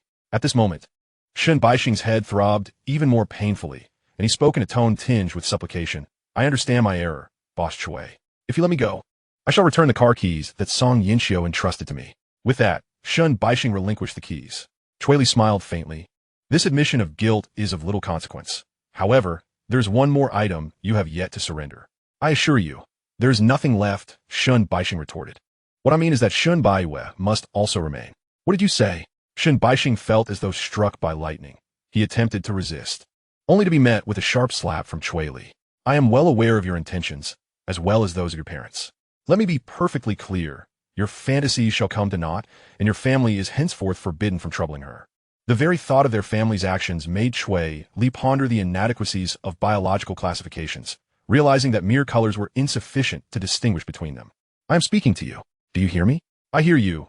Shun Baixing nodded, a glint of resolve flashing in his eyes.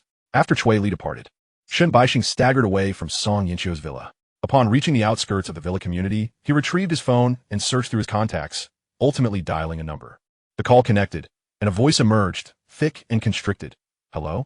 Shun Baixing, how long does your family intend to prolong this debt? Have your sister come to see me promptly. Brother Snake, I must apologize. My sister has developed feelings for someone else." When I informed that young man you had your eye on her, he arrogantly proclaimed, "Who is Brother Snake? I'm the boss of the underworld. Damn. Is there anyone bold enough to compete with me for a woman? Is there still law and order? Send me his photo.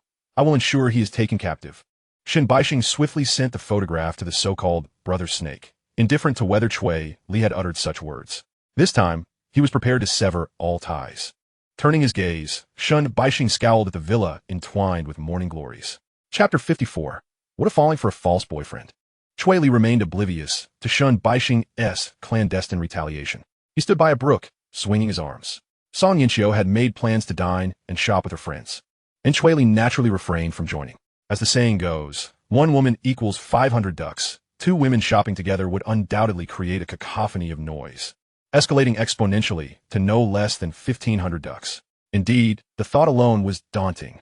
Cui Li, noticed lights ablaze at Xiao Cici's residence and decided to pay her a visit. His instincts proved correct. The brook was indeed a mere 2 meters wide. Given his jumping ability of 2.75 meters from the previous semester's physical assessment, leaping across was nothing more than a minor inconvenience to his attire. The air's humidity was uncharted, and the wind blew gently from the southeast. Cui Li crouched, gathered his strength, and leaped. With a splash, he landed at the brook's edge, gazing incredulously at the water that barely reached his shins. Damn, what a letdown. I shall not indulge in such folly again, Cui Li lamented, wiping the droplets from his face. He recalled that Aunt Lu had mentioned a certain technique. Perhaps it could be employed to enhance vitality. If so, he might be able to engage in a prolonged bout of nocturnal endeavors. Abandoning his fantasies, Cui Li bent down to collect 2 fish washed ashore as trophies. Standing outside Xiao Cici's villa, he pressed the doorbell. She soon opened the gate, watching as he made his way into the house, leaving a trail of footprints, some deep, others shallow. Curiously, Xiao Cici asked, "What brings you back?" And looking so disheveled, did you take a dip in the river or slip in dog excrement? If it's the latter, you'd best take your leave. After traversing mountains and rivers, you failed to greet me with "my dear, I've missed you. My heart aches for you." Xiao Cici regarded him calmly, then nodded. "Come in." Why no reprimands? Have you suffered a loss in business, leaving you in a foul mood?" Cui Li followed her inside, perplexed. Once seated on the sofa, he noticed a basket brimming with golden paper ingots on the coffee table. "What are you doing?" Cui Li began but paused. Was it not obvious? "Of course, I'm folding them to burn." Xiao Cici casually fashioned a gold ingot from sheet of foil, stating, "Naturally, I must send some money to my mother." Cui Li was momentarily at a loss for words. In truth, at his age, he had yet to confront death.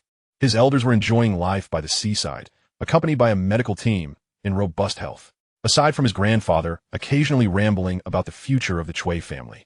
The 4 of them often gathered to play mahjong or go fishing. It seemed the older generation led a far more comfortable existence than he did.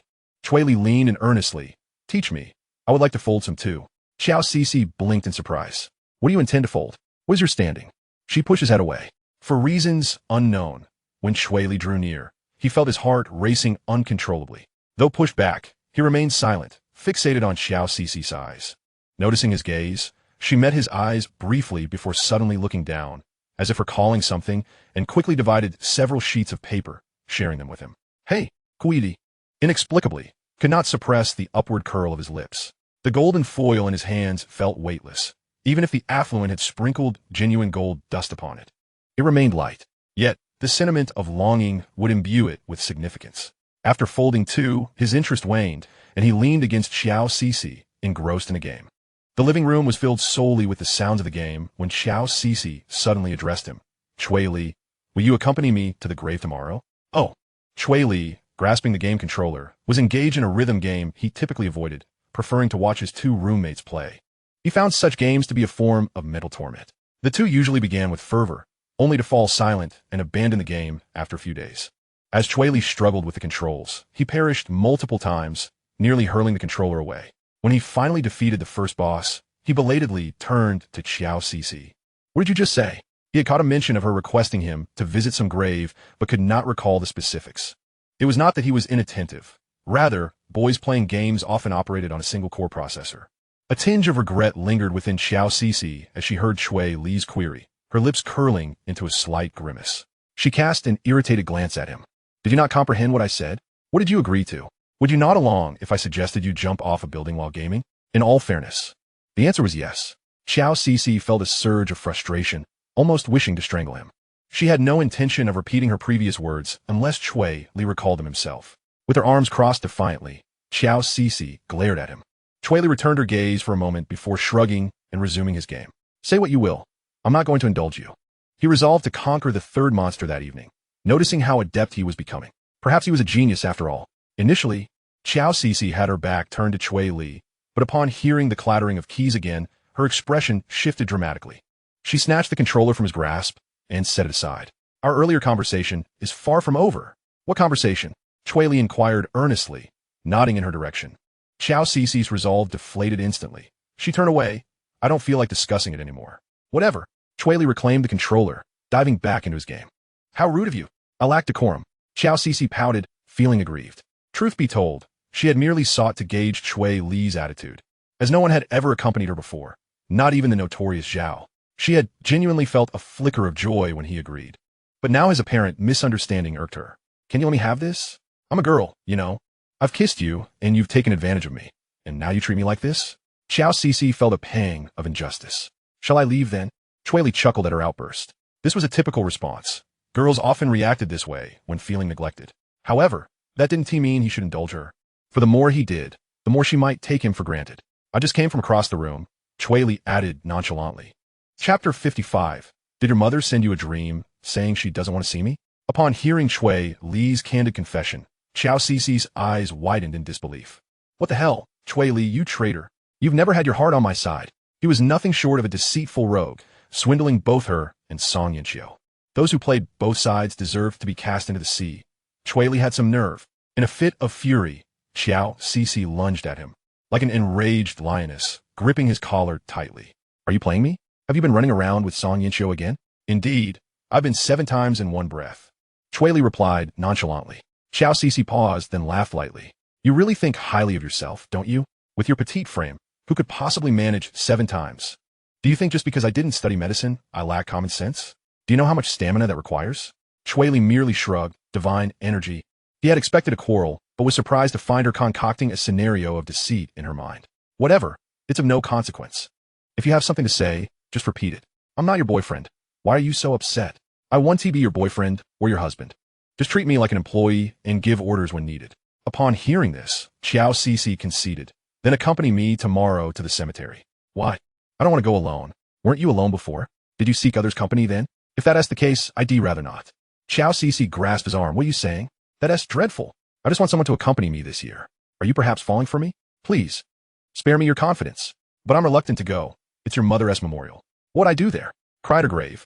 Begging her to marry her daughter to me? Cui Li's joking tone prompted Xiao Cixi to envision the absurd scene, causing her cheeks to flush. Was this akin to introducing Cui Li to her family? Would her mother even see him? Xiao Cixi hesitantly remarked, Is it so difficult to accompany me just once? It's always either windy or rainy. Can't we treat this as a matter to be settled? Cui Li chuckled, playfully pressing his fingers to his lips. Silence. Xiao Cixi, exasperated, retorted, I'll give you money. Cui Li shook his head. How about I buy you a small house? Cui Li considered it momentarily, but ultimately refused. Stumped for ideas, Xiao Cixi suggested, I'll buy you a snack. Cui Li hesitated, then reluctantly declined. At a loss, Xiao Cixi wondered if she should offer him a car. Boring. While she pondered her options, Cui Li's mischievous hand slipped beneath the hem of her shirt.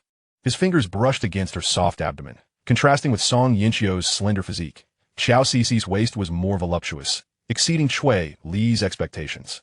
She felt his hands kneading her belly, occasionally letting a finger inadvertently graze the edge. A smile crept onto her lips. Men, she mused, although Cui Li wasn't as insatiable and lustful as her father. They did share a fundamental similarity. After everything is accomplished, I'll reward you. But don't be so impatient. After receiving his reward, Cui Li meticulously fastened the buttons on Xiao Cixi's attire. He gently patted her, who appeared somewhat dazed, her cheeks flushed like a small sun. I'll grant your request. Xiao Cixi remained silent, her mind still occupied with the image of Cui Li resembling a small child. The following day, Cui Li awoke early, only to find that Xiao Cixi had risen even earlier. She donned a somber outfit, a high-neck black dress complemented by a short blazer. Today, she seemed different, lacking her usual flamboyance, tightly wrapping herself in layers. Strangely, this cool demeanor paired with her captivating gaze exuded a unique charm. Cui Li nodded, approving of her attire. No wonder there's a saying that a woman should adorn herself appropriately for such occasions. Let's go.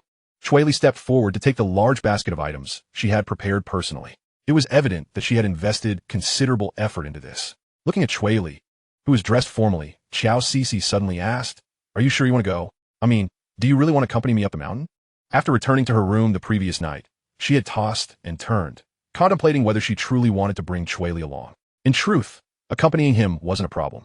However, she pondered in what capacity, as friends or as something more. Xiao Cixi couldn't ascertain if their ambiguous relationship was suitable to present before her mother. If spirits truly existed in this world, then mother would undoubtedly linger around Cui Li for a lengthy period. only to scold them with hands on her hips upon realizing they were not genuine romantic partners. It would indeed be rather pleasant if Coco could manage that. It has been ages since I last heard Mother's voice. Xiao Cixi bit her lower lip, her emotions in a state of turmoil. She glanced at Cui Li, only to find him staring at her in bewilderment, exuding a certain foolishness reminiscent of a university student. Oh well, it would be best if this insufferable boy simply stayed away. Xiao Cixi nudged Cui Li toward the downstairs room, saying, "You should attend to your own affairs. I am certain you have plenty to concern yourself with. I have handled this alone for 17 years and require no company." Cui Li paused, taken aback. Concern? He had nothing to worry about. Today he felt remarkably calm, even wishing for a tranquil place to sip tea and read a book. "Did your mother send a dream, saying she misses me?" "Of course not," Xiao Cixi exclaimed rapidly, then added in a hushed tone, "I simply have not made up my mind yet." Cui Li observed Xiao Cixi's indecision. Truly, women are quite troublesome. Just yesterday, she had vented her frustration on him for something he hadn't even clearly heard. And today she dismissed the need for his presence as if he were a pet that could be summoned at will. Cui Li raised his voice. "Which cemetery? And what plot number? What are you doing? Which cemetery? And what plot number? All right.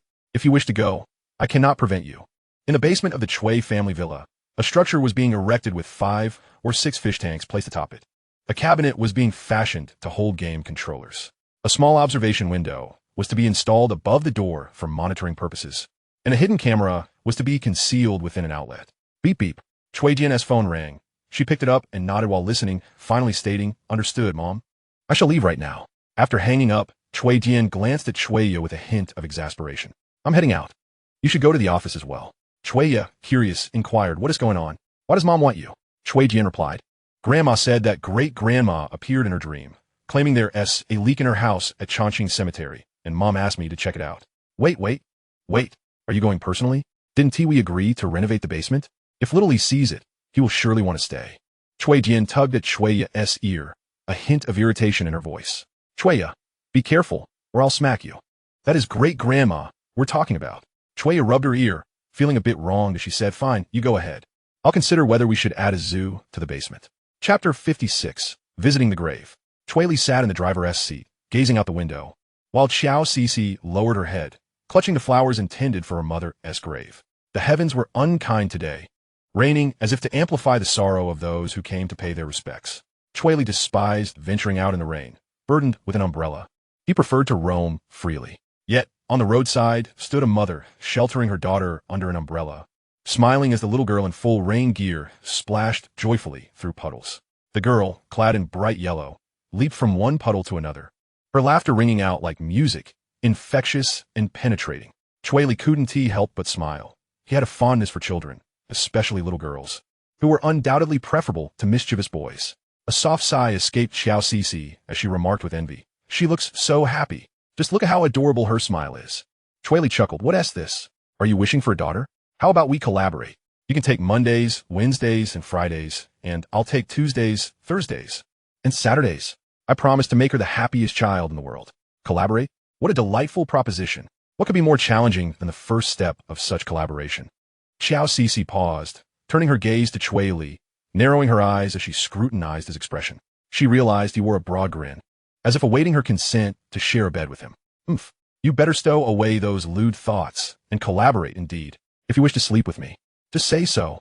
Why must you be so timid?" After a cold laugh, Xiao Cixi added, "I see you're overthinking this. No matter how much I adore little girls, I intend to have a boy in this lifetime." Cui Li nodded in agreement. "Little boys are splendid, preferably chubby ones." "Why is that?" "Because when they come tumbling down from the heavens, everyone on the street becomes a familiar face. It's practically a remedy for fostering a harmonious society and enhancing social quality." Xiao Cixi paused, momentarily speechless, relieved that she hadn't slacked off during her studies. Bursting into laughter, "You're absolutely right. I'm left without words." Cui Li was grateful for Xiao Cici's appreciation of his humor, as it was rare to encounter someone who didn't find it amusing. He then solemnly redirected the conversation. "Well, considering your family has prominence, the entire empire requires a suitable heir. Having a boy is undeniably more convenient. Girls face numerous obstacles in business and collaborations. Moreover, with your lack of drinking prowess, others will deliberately challenge you. Xiao boss, if you don't drink, you're disrespecting me." Xiao Cixi nodded in agreement, acknowledging that women indeed faced difficulties in this field. often looked down upon by many. However, this was not the most critical factor. Xiao Cixi playfully slapped Cui Li's back, speaking in the most transparent tone. In truth, that is not the most daunting aspect. I fear that after laboring for 10 months, nurturing my little princess for over 20 years, she might encounter a scoundrel like you. I would likely weep profusely at home. The mere thought of such a tragic fate caused her heart to ache painfully, leaving her breathless. Hey, who are you calling a scoundrel? Cui Li pointed at his own nose, then at Xiao Cixi, chuckling helplessly. All right, you've convinced me. From this day forth, I have no desire for a daughter. The mere thought of her marrying and having children has already ignited my anger. Though there was not even an embryo yet, this did not prevent Cui Li from feeling irked. He had completed a futile act of vigilance. With the child riding an electric bike on the roadside, now his target of suspicion. As they drove, Cui Li suddenly asked, "Today marks your mother's memorial. Will your father be joining us? Will this little scoundrel be in danger upon meeting him?" Upon hearing Cui Li mention her father, Xiao Cixi's lips curled into a disdainful smirk. "He want to come. I want to allow him to. He can only come tomorrow." Xiao Cixi never permitted her father to pay respects on her mother's memorial. She believed he had no right to meet her mother. The many women in his life, with whom he had ambiguous relationships, made it impossible for him to come. How could he dare? The company was named Xixian, incorporating her mother's name. Yet his actions were utterly reprehensible. How could he be so uncontrollable? Xiao Cixi found her father's hypocrisy appalling. He was clearly someone whose impulses ruled him. Yet he insisted on emulating others and honoring a deceased wife. Old Joe indeed dotes on his daughter, and he is acutely aware of his shortcomings over the past decade, which leaves him feeling somewhat guilty. Consequently, his visits have been rather infrequent. Cui Li refrains from inquiring about the reasons, as he notices the flowers in Xiao Cixi's hand being crushed with a crackling sound. The affairs of other families are indeed intricate. However, when thoughts turn to his own family, Cui Li cannot help but feel a bit of a headache. He drives directly to the cemetery. Upon exiting the car, Xiao Cixi transforms into a different person, wearing a face that suggests she is not to be approached. In her grasp is a bouquet of lovely pink carnations, perfect for presenting to her mother. She then reaches in her pocket and asks, "Do you smoke? Do you have a lighter? When have you ever seen me smoke? Men ought not to smoke. It shortens one's lifespan." Xiao Cixi shoots him an annoyed glance, exclaiming, "Every day, your words are as crude as ever. I'll go buy a lighter and some candles. Please wait for me here." With that, Xiao Cixi strides toward a sales point by the entrance. Halfway there, she receives a phone call. "Cixi, it's Dad. Are you going to the cemetery today? What's it to you? Is there any chance you could come? Do you even have a nerve to show up? Do you dare speak to Mom? Are you planning to tell her about the noses of your mistresses and the eyes of your other affairs?" Xiao Cixi rambles on, barely catching her breath, but glancing back. She sees many others still awaiting their turn. On the other end, Xiao Cohen, with his short hair, awkwardly scratches his head. "Ah, you see, I just want to discuss something with you. Your Uncle G's son is graduating and planning to return home to develop his career, the one from Pennsylvania. You know you're lacking in business acumen, and I thought you two might hit it off. Get lost. G Xiaoming mentioned you recently. Why not consider it?" Beep, beep, beep. Xiao Cohen had more to say, but the call had already ended. While Xiao Cixi was shopping, Cui Li leaned against the car, silently waiting. He gazed at the luxury vehicles entering and exiting, reflecting on how Chongqing Cemetery rightfully holds the title of the most expensive burial ground in the city. Mere wealth does not guarantee entry. One must have local connections. However, it's no matter. Charging a bit more to locals is a surefire bet. Just then, Wu Bing, the cemetery owner, stepped out of his car and overheard Cui Li's remarks, causing his expression to darken. Observing Cui Li's plain attire, he smirked derisively. "You, a mere driver, should stick to driving and refrain from pondering such trivial matters. My pricing will not affect someone earning a mere 5,000 a month. If you can't afford to die, just return to the countryside. Clearly, you're just an outsider." With that, the rotund Wu Bing swaggered away, his ample chest bouncing as he headed off to meet a female client, eager to assess her credentials. Once Wu Bing departed, Cui Li glanced down at his own attire. Clad in formal wear, did he truly resemble a driver? Cursing under his breath, he squatted on the ground, realizing his demeanor was increasingly akin to that of an ordinary person. But perhaps that was a good thing. It meant he appeared approachable. Upon returning with her purchases, Xiao Cixi spotted Cui Li crouched on the ground, amusing himself with a hedgehog. She approached him, exasperated, and pulled him up. "What are you doing squatting on the ground? Don't you know it's muddy when it rains? At your age, playing with a hedgehog is rather childish." Cui Li maintained his serious demeanor, not turning back. "Are you not aware? I'm helping the hedgehog cross the juvenile gate. Legend has it that hedgehogs face 3 trials. The first is to evade being crushed by carriages. The second is to escape from the hands of children, and then they can endure the thunder tribulation. Then they can become immortal, and in return, they will protect the one who aided them. Xiao Cixi listened, captivated, then stroked her chin, pondering seriously, what makes you a juvenile? What connection do you have with them? Cui Li paused, tossing the hedgehog back into the grass. He was already displeased at being mistaken for a driver, and now she had exposed him. Who said you were a driver? We should confront them. Xiao Cixi erupted with indignation. How can anyone label Cui Li as merely a driver? Cui Li smiled at her. With your fiery spirit, are you going to stand up for me? I adore you for it. Upon hearing him say adore, Xiao Cixi's face flushed. What do you mean? Adore? Such a child. You never have a filter. All right, enough of this idle chatter. I must quickly head inside. I have a rather important meeting this afternoon. Fine. After Cui Li and Xiao Cixi shared an umbrella and entered, a Maybach burst through the rain, gliding into Chongqing Cemetery. The sleek black exterior resembled a lurking black dragon, exuding a calm that was reassuring. Chapter 57, Two Red Dots. The car door swung open, and Uncle Chun, clad like a bodyguard, was the first to alight, unconcernedly stepping into a puddle while simultaneously holding an umbrella and opening the rear door. A pair of feet in high heels emerged first, followed by Cui Dian, who exited the vehicle. Clad in a sharp black suit, she appeared exceptionally capable. Much of her demeanor was influenced by her mother, Wu Qingge. She had always aspired to emulate her mother's strength. Cui Dian accepted the umbrella from Uncle Chun. You wait down here. I can manage on my own. If anything goes awry, I will come down immediately. If all is well, I'll remain for about 5 minutes to burn some paper money for great-grandma. Uncle Chun nodded, taking note of her instructions without further comment. Understood, Mississippi. The roads are slippery in the rain. Be cautious as you ascend. If you encounter any insurmountable issues, simply press the button on your watch. Cui Dian nodded. With her black umbrella in hand, she stepped into the downpour, seemingly unaffected by the slick conditions. Accustomed to her high heels, Uncle Chun watched her transform into the head of the family, nodding in approval. The young lady is increasingly embodying the qualities of a leader. However, it must be said that maintaining such a serious demeanor daily is not ideal. While the madam has taken to scrolling through short videos, the young lady remains perpetually stern. Pondering this, Uncle Chun settled into the car, activating the location services and monitoring permissions on his phone. In just a few seconds, he noticed something amiss. Two red dots were steadily approaching on the small screen. It is undeniable that the cemetery's decor lives up to its price tag. The cypress trees and greenery lended an air of elegance, providing Cui Li, who had labored extensively the previous day, a sense of inner peace. Which area is Andean? Section C. Then I suggest we take this route. Cui Li indicated a nearby path. Xiao Cixi raised an eyebrow at the shaded pathway. Are you sure we can cut through here? Are you familiar with this place? Cui Li pointed to a map nearby. There's a map. Men tend to excel in environmental observation. Xiao Cixi let out a cold laugh, clearly not convinced, yet at that moment, she had no desire to engage in a verbal spar with Cui Li. Following him as he traversed the narrow path, she soon found her mother's gravestone. She visited every year, so even though she took a different route each time, she could effortlessly locate her mother's south resting place.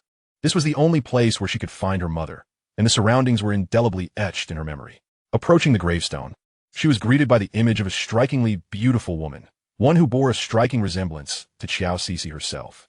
The woman appeared to be in her late 20s, the prime of a woman's beauty, with a gentle smile and an elegant demeanor. In contrast, Xiao Cixi exuded an aura of aloofness, a demeanor that suggested, do not approach me. Perhaps she had also deviated from the ideal in her own way. Yet, it was only in her interactions with Cui Li that she displayed a different side. Tears began to flow uncontrollably as she quickly crouched down to wipe away the raindrops from the gravestone. Her expensive black gown pooled on the ground, swiftly soaked by the rain, though Xiao Cixi paid it no heed. Standing behind her, Cui Li had one hand in his pocket and held an umbrella over her as she crouched there, burning paper offerings. After what felt like an eternity, long enough for Cui Li to feel a slight ache in his arm, Xiao Cixi finally finished her ritual. She rose and wiped away the tears she had been holding back, glancing back at Cui Li. Upon seeing him, she paused. It seemed as though he had dozed off while standing, with most of the umbrella shielding his own head while his back was exposed to the rain. His clothes already drenched. Did he not fear catching a cold? Xiao Cixi sniffled and smiled. Unable to find her voice, she reached out to pinch Cui Li's cheek. The texture was quite pleasant. Noticing that this seemingly deep sleeper was unresponsive, she pinched his nose and said, "Wake up, you can't sleep here." "Ah, my apologies. I just dreamt I was eating chicken," he replied, somewhat dazed. Xiao Cixi was speechless. How could someone sleep in such a situation? She gestured for this miserly fellow to burn his only gold ingot. Cui Li rummaged through his pocket and, bowing slightly, reverently placed the gold ingot into the fire pit. Then he spoke. Hello, Annie, my name is Cui Li. I am 22 years old and stand at 186 centimeters. My hobbies are hiking and mountaineering. I currently work as a bar owner, and I earn— Wait, why are you hitting me? Xiao Cixi, who had initially felt a twinge of emotion, suddenly felt her heart sink. She tapped Cui Li on the back of the head, signaling him to stop. What are you doing? Is this how one speaks to a friend's mother? Cui Li looked at her in confusion. If you're going to burn something, do it properly. Otherwise, people might think you're meeting your mother-in-law. Cui Li nodded. Auntie, I won't burn much, just consider it a gift. If you wish to use a phone in the afterlife, I'll burn you a phone. If you desire a spacious home, I'll burn you a small villa. If you miss your daughter, I will take good care of her. With that, Cui Li walked away into the light rain. Xiao Cixi called out to him, What are you doing? Are you angry after I struck you? Cui Li turned with a smile. Not at all. You surely have private matters to discuss with your mother, and my presence would only disrupt you. So I'll take my leave. Without a backward glance, he slipped away. Xiao Cixi watched his retreating figure and smiled, only to find tears welling up again. What a perceptive young man he was. She squatted down, staring blankly at her mother's gravestone. When it came to memories of her mother, aside from a few vivid fragments, there was little else that she could recall. Yet, that did not diminish her mother's significance as the person she missed the most. In silence, large tears streamed from her fox-like eyes, falling onto the dark granite slab, mingling with the rain. The sound of her sobs was more deafening than the rain itself. Mother, what should I do? She cried. You left too soon, without teaching me what love is or how to love someone. What should I do? As her sobbing intensified and the tissues quickly ran out, she awkwardly wiped her tears with her sleeve, when suddenly, a silk handkerchief appeared before her. Looking up, Xiao Cixi saw a pair of pale hands, beautiful yet unmarred, though a noticeable callus marred their perfection from frequent writing. Perhaps the owner of these hands was a doctor or a writer. On her wrist, she wore a translucent jade bracelet. Chapter 58, Call Me Sister. Xiao Cixi slowly raised her head to look at the woman standing beside her. The light behind her obscured her features at first, but as Xiao Cixi adjusted, she discerned a serene and graceful woman. Dressed in a black suit, she appeared only a few years older than Xiao Cixi, yet the latter felt diminutive in her presence.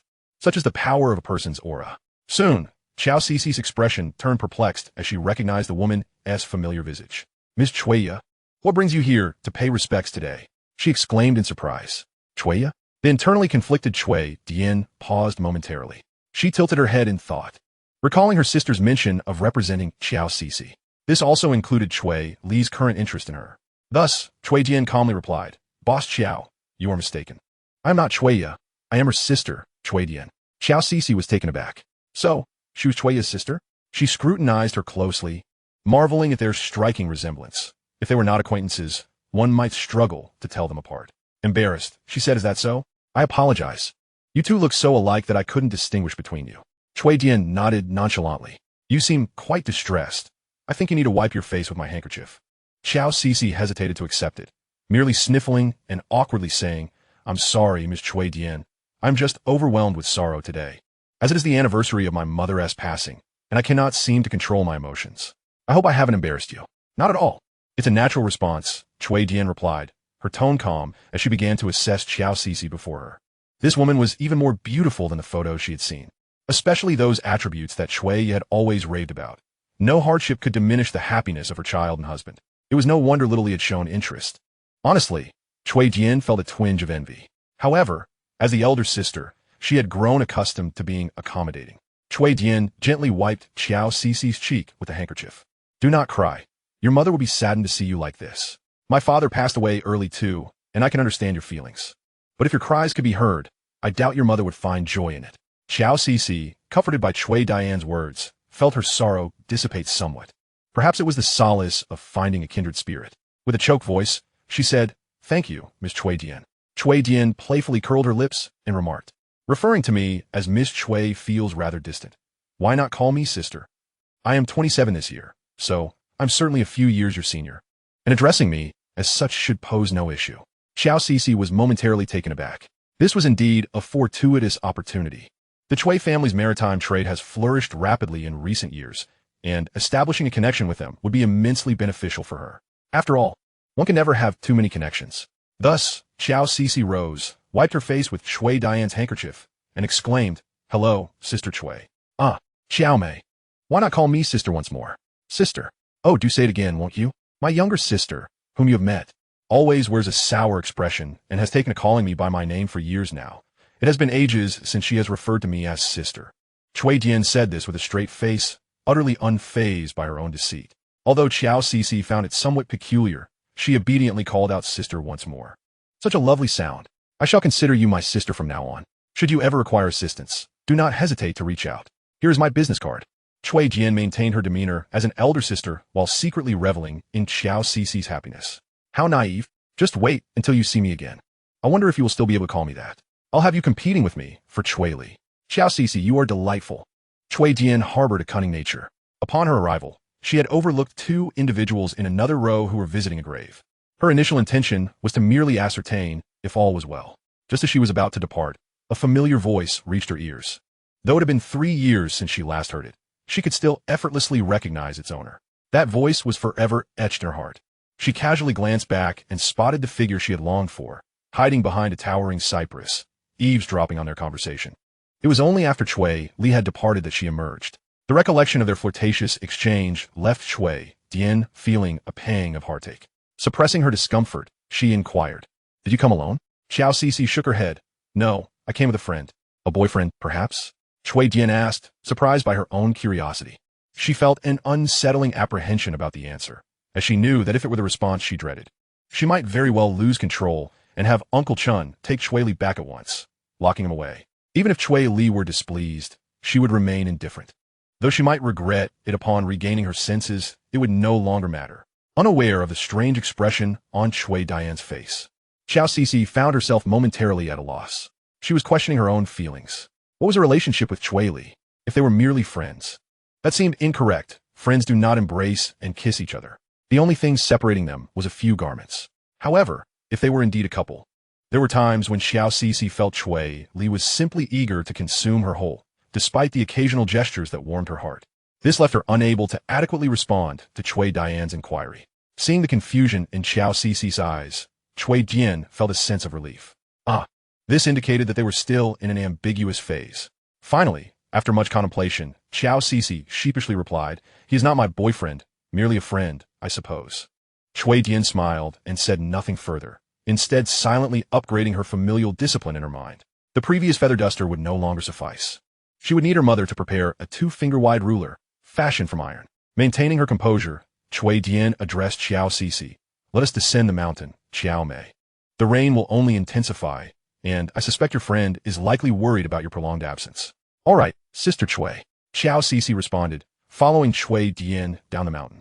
The thought of having made this acquaintance with Cui Dian lightened her heart as they descended.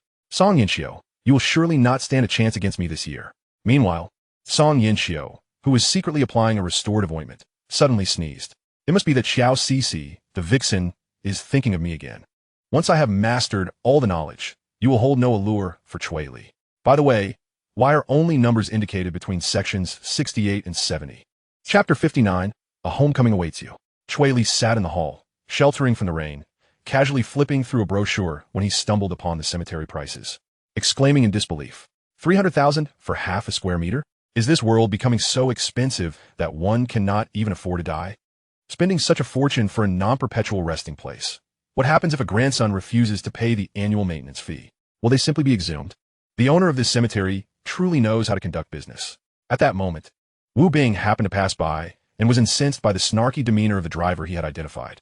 A surge of inexplicable anger welled up within him. If you can't afford it, don't buy it. If you know you can't afford to die, just wrap yourself in a straw mat and toss yourself into a ravine. I've tolerated you for long enough. You were just outside chattering, and now you've come in here. Do you want me to throw you out? Cui Li turned toward the source of the voice and recognized the man in the black suit. Observing his rotund figure, it was clear he indulged well and had likely profited from the deceased. Setting aside the promotional brochure for Royal Gardens, Cui Li adjusted his cuffs. "What are you barking about? Heh, do you even know who I am?" Cui Li regarded the middle-aged man with disdain. "You know who you are? Why ask me? What do you think you are that I should be aware of you?" Wu Bing's expression darkened as he glared at Cui Li, lifting the hem of his clothing to pat his belly, revealing a tattoo of a red carp and a green carp. The water Cui Li had just sipped spewed from his mouth as he struggled to contain his laughter.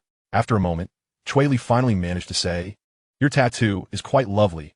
However, what would you do if I presented you with a red carp, a green carp, and a donkey?" Wu Bing pondered for some time before realizing that Cui Li was indeed insulting him. "What the hell? I am the owner of this cemetery. The very sight of you lot irks me. If you can't afford it, don't come to look. Is a burial plot like cabbage?" Fuming, Wu Bing recalled how a widow had run off upon hearing the price, aggravating him further. He had intended to employ some underhanded tactics. After all, being buried in the evergreen cemetery was a fashionable choice. Cui Li remained silent, simply tapping his fingers on the table. "What are you trying to act all aloof for? I'm telling you to get out of here right now." Cui Li rose, but did not leave. Instead, he produced the layout of the evergreen cemetery. "Boss, I noticed that the columbarium at the mountain's peak is significantly larger than what your brochure depicts." The once arrogant Wu Bing suddenly faltered. "And so what?" Cui Li replied with a smile. "Let us not pretend here. According to regulations, illegal constructions must be dismantled within a stipulated time frame.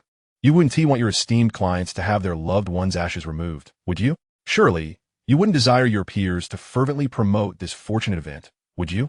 Wu Bing's expression shifted dramatically as he glared at Cui Li with gritted teeth.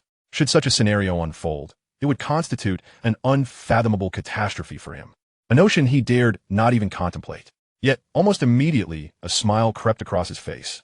Strangely, he found himself unperturbed by the prospect of being reported. "If you possess the audacity, go ahead and report me. I assure you, I will not allow you to leave this place," he declared, exuding a confidence he intended to back with force. "What a bold claim. Who do you intend to prevent from leaving?" Came the sharp voice of Xiao Cixi, cutting through the tension. Before Wu Bing could discern her identity, he opened his mouth in disdain. "And who the hell are you two?" Cui Li, observing Xiao Cixi storming in like a furious little lion, diverted his gaze past her to the figure behind. "Good grief, sister." He instantly recognized the newcomer. Although he had no time to ponder why Cui Dian was present, it did not deter him from teaching a lesson to anyone who disrespected his elder sister. Without hesitation, Cui Li delivered a forceful kick to Wu Bing's knee. Wu Bing staggered but managed to remain standing. Cui Li's mouth fell slightly agape, astonishingly. His adversary had not crumbled under the first blow. Thus, he summoned all his strength for a second, more powerful kick. Wu Bing gasped in pain, collapsing onto the ground, and the floor beneath Cui Li trembled from the impact. The sight of Wu Bing writhing was almost mesmerizing. Cui Li seized Wu Bing's hair, shaking his head violently. "Have your eyes gone blind? Is your mouth too rotten to speak?" Wu Bing, evidently unyielding, shot a sidelong glance at Cui Li and spat curses. "Kid, I suggest you quickly bow down and apologize, or else." His words were abruptly cut off by a surge of pain as Cui Li forcefully lifted his chin, causing Wu Bing to bite his tongue, the metallic taste of blood flooding his mouth. "Motherf, help!" With every utterance, Cui Li raised his grip once more, and after a few repetitions, Wu Bing finally fell silent, spitting blood. In no time, a bodyguard clad in black rushed in, shouting, "Release my boss. Are you seeking death?" Wu Bing, blood trickling from the corner of his mouth, smirked. "What joke? If I lacked any ability, could I possibly run a cemetery in the Magic City? This is my territory." Yet, his moment of triumph was short-lived. Crash! The sound of shattering glass erupted as Lao Chun barreled through the broken door, discarding his suit to reveal a muscular physique. Despite his graying hair, he exuded a commanding presence. The source of De Chun's prowess was evident. In ancient times, this family would have undoubtedly produced martial scholars. The ensuing scene unfolded like a well-rehearsed play. "What? You are actually... I have been blind.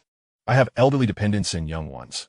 I beseech you, esteemed sirs, to overlook my transgressions. Are you all right?" Xiao Cixi inquired, standing before Cui Li, scrutinizing him. Cui Li, however, averted his gaze from her and focused on Cui Dian, who was observing him with an icy demeanor. Her silence punctuated only by a finger placed thoughtfully against her lips, followed by a sweet smile. Yet, Cui Li could discern the hint of displeasure lurking in her eyes. With a resigned sigh, Cui Li addressed Xiao Cixi. "I'm fine. You should head to the car. I need to use the restroom." "All right." Once Xiao Cixi departed, Cui Li took a couple of steps forward before being halted by Cui Dian's outstretched hand. She silently mouthed a message before turning to leave. Cui Li distinctly understood her parting words. "You'll regret this when we get home." Chapter 60. I'll show you a dance in fishnet stockings. Cui Li flicked the droplets of water from his hands as he approached the eagerly awaiting Xiao Cixi. Her spirits seemed high as she entered the car, chattering incessantly. She appeared just as I was crying, and with such gentleness, she handed me a handkerchief. She even asked me to call her sister. Can you imagine the connections I can forge with that title? I could easily cut ties with Song Yinxiu. Cui Li listened in silence, feeling a peculiar mix of emotions. It appeared that his elder sister remained unchanged, outwardly composed, yet harboring a darker nature within. Xiao Cici's thoughts were amusingly frivolous, making it hard for Cui Li to suppress a laugh. As they traveled, Cui Li abstained from speaking, quietly picking at his fingertips. Xiao Cici needed to head to her company, and he had her drop him off at the bar entrance. Coincidentally, Shen Baiwei was undergoing training at Cui Yi's company, and the rain prompted him to go retrieve her. While standing by the roadside near the bar, the Chun arrived, driving a luxurious Land Rover. As the passenger window rolled down, his jovial face beamed. "Boss, what are you staring at? It's me. Hurry up and get in. Check out my new ride." Cui Li placed his hand on the sleek black hood of the Range Rover, chuckling. "Why did you change cars? What happened to your previous Panamera?" "That car felt too cramped, so I gave it to my mother for grocery shopping." After settling into the vehicle, Cui Li examined the lavish interior, which was top tier, prompting him to shake his head in jest. "Being a bodyguard for the wealthy truly pays off. I bet Lao Chun's wealth has been entirely spent on you." Fortunately, this is a vehicle the second young lady hasn't used in a while, so the eldest daughter sold it to my father at a bargain price. Just $1 million. Did you remember to express your gratitude? Of course. That's good, now drive. As De Chun navigated the road slowly onto the elevated ramp, Cui Li remarked, "De Chun, do you realize that at this speed, people behind you will be honking? But I'm currently at 39. The speed limit is 40. I'm aware of the limit. But a slight exceedance is acceptable, you know? Just push it a little. Speed up. I don't care. Take it up with the traffic regulations." Cui Li glanced into the rearview mirror, noting a line of vehicles forming behind them. He could only conclude that De Chun's composure was commendable. Shen Baiwei stood at the entrance of her company, catching the cold raindrops with her hand, which felt icy and tainted. A phone call interrupted her thoughts. Reluctantly, she answered, "Hello, who is this?" Although she was initially hesitant to take the call, she eventually connected. A middle-aged woman's voice came through. "Baiwei, Mother has made your favorite glutinous rice cakes. When are you planning to come home to taste them?" Her tone radiated warmth. Yet Shen Baiwei could only feel a wave of nausea. The insincerity of such feigned affection was indeed the hardest to bear. Within a second, she grasped the true intent behind this call. It was likely yet another creditor knocking at her door, seeking to deceive her into returning. But how could such a shrewd individual as she ever fall for such a ruse? Shen Baiwei flicked the droplets of water from her hands and declared resolutely, "I will not return. I have told you countless times that my stomach cannot tolerate glutinous rice. Only your precious son has a penchant for those rice cake-like delicacies you call machi. If you make them, let him have them." On the other end of the line, Shen's mother furrowed her brow, her voice laced with anger. "What has become of you? Am I in the wrong for wanting to prepare something for you?" Shen Baiwei offered a bitter smile. "What is right or wrong? Consuming glutinous rice induces acid reflux for me. It feels as if my stomach is ablaze and, at times, it leads to heartburn. In the past, my aversion to rice cakes was met with scorn or slap. I have nothing more to say to you.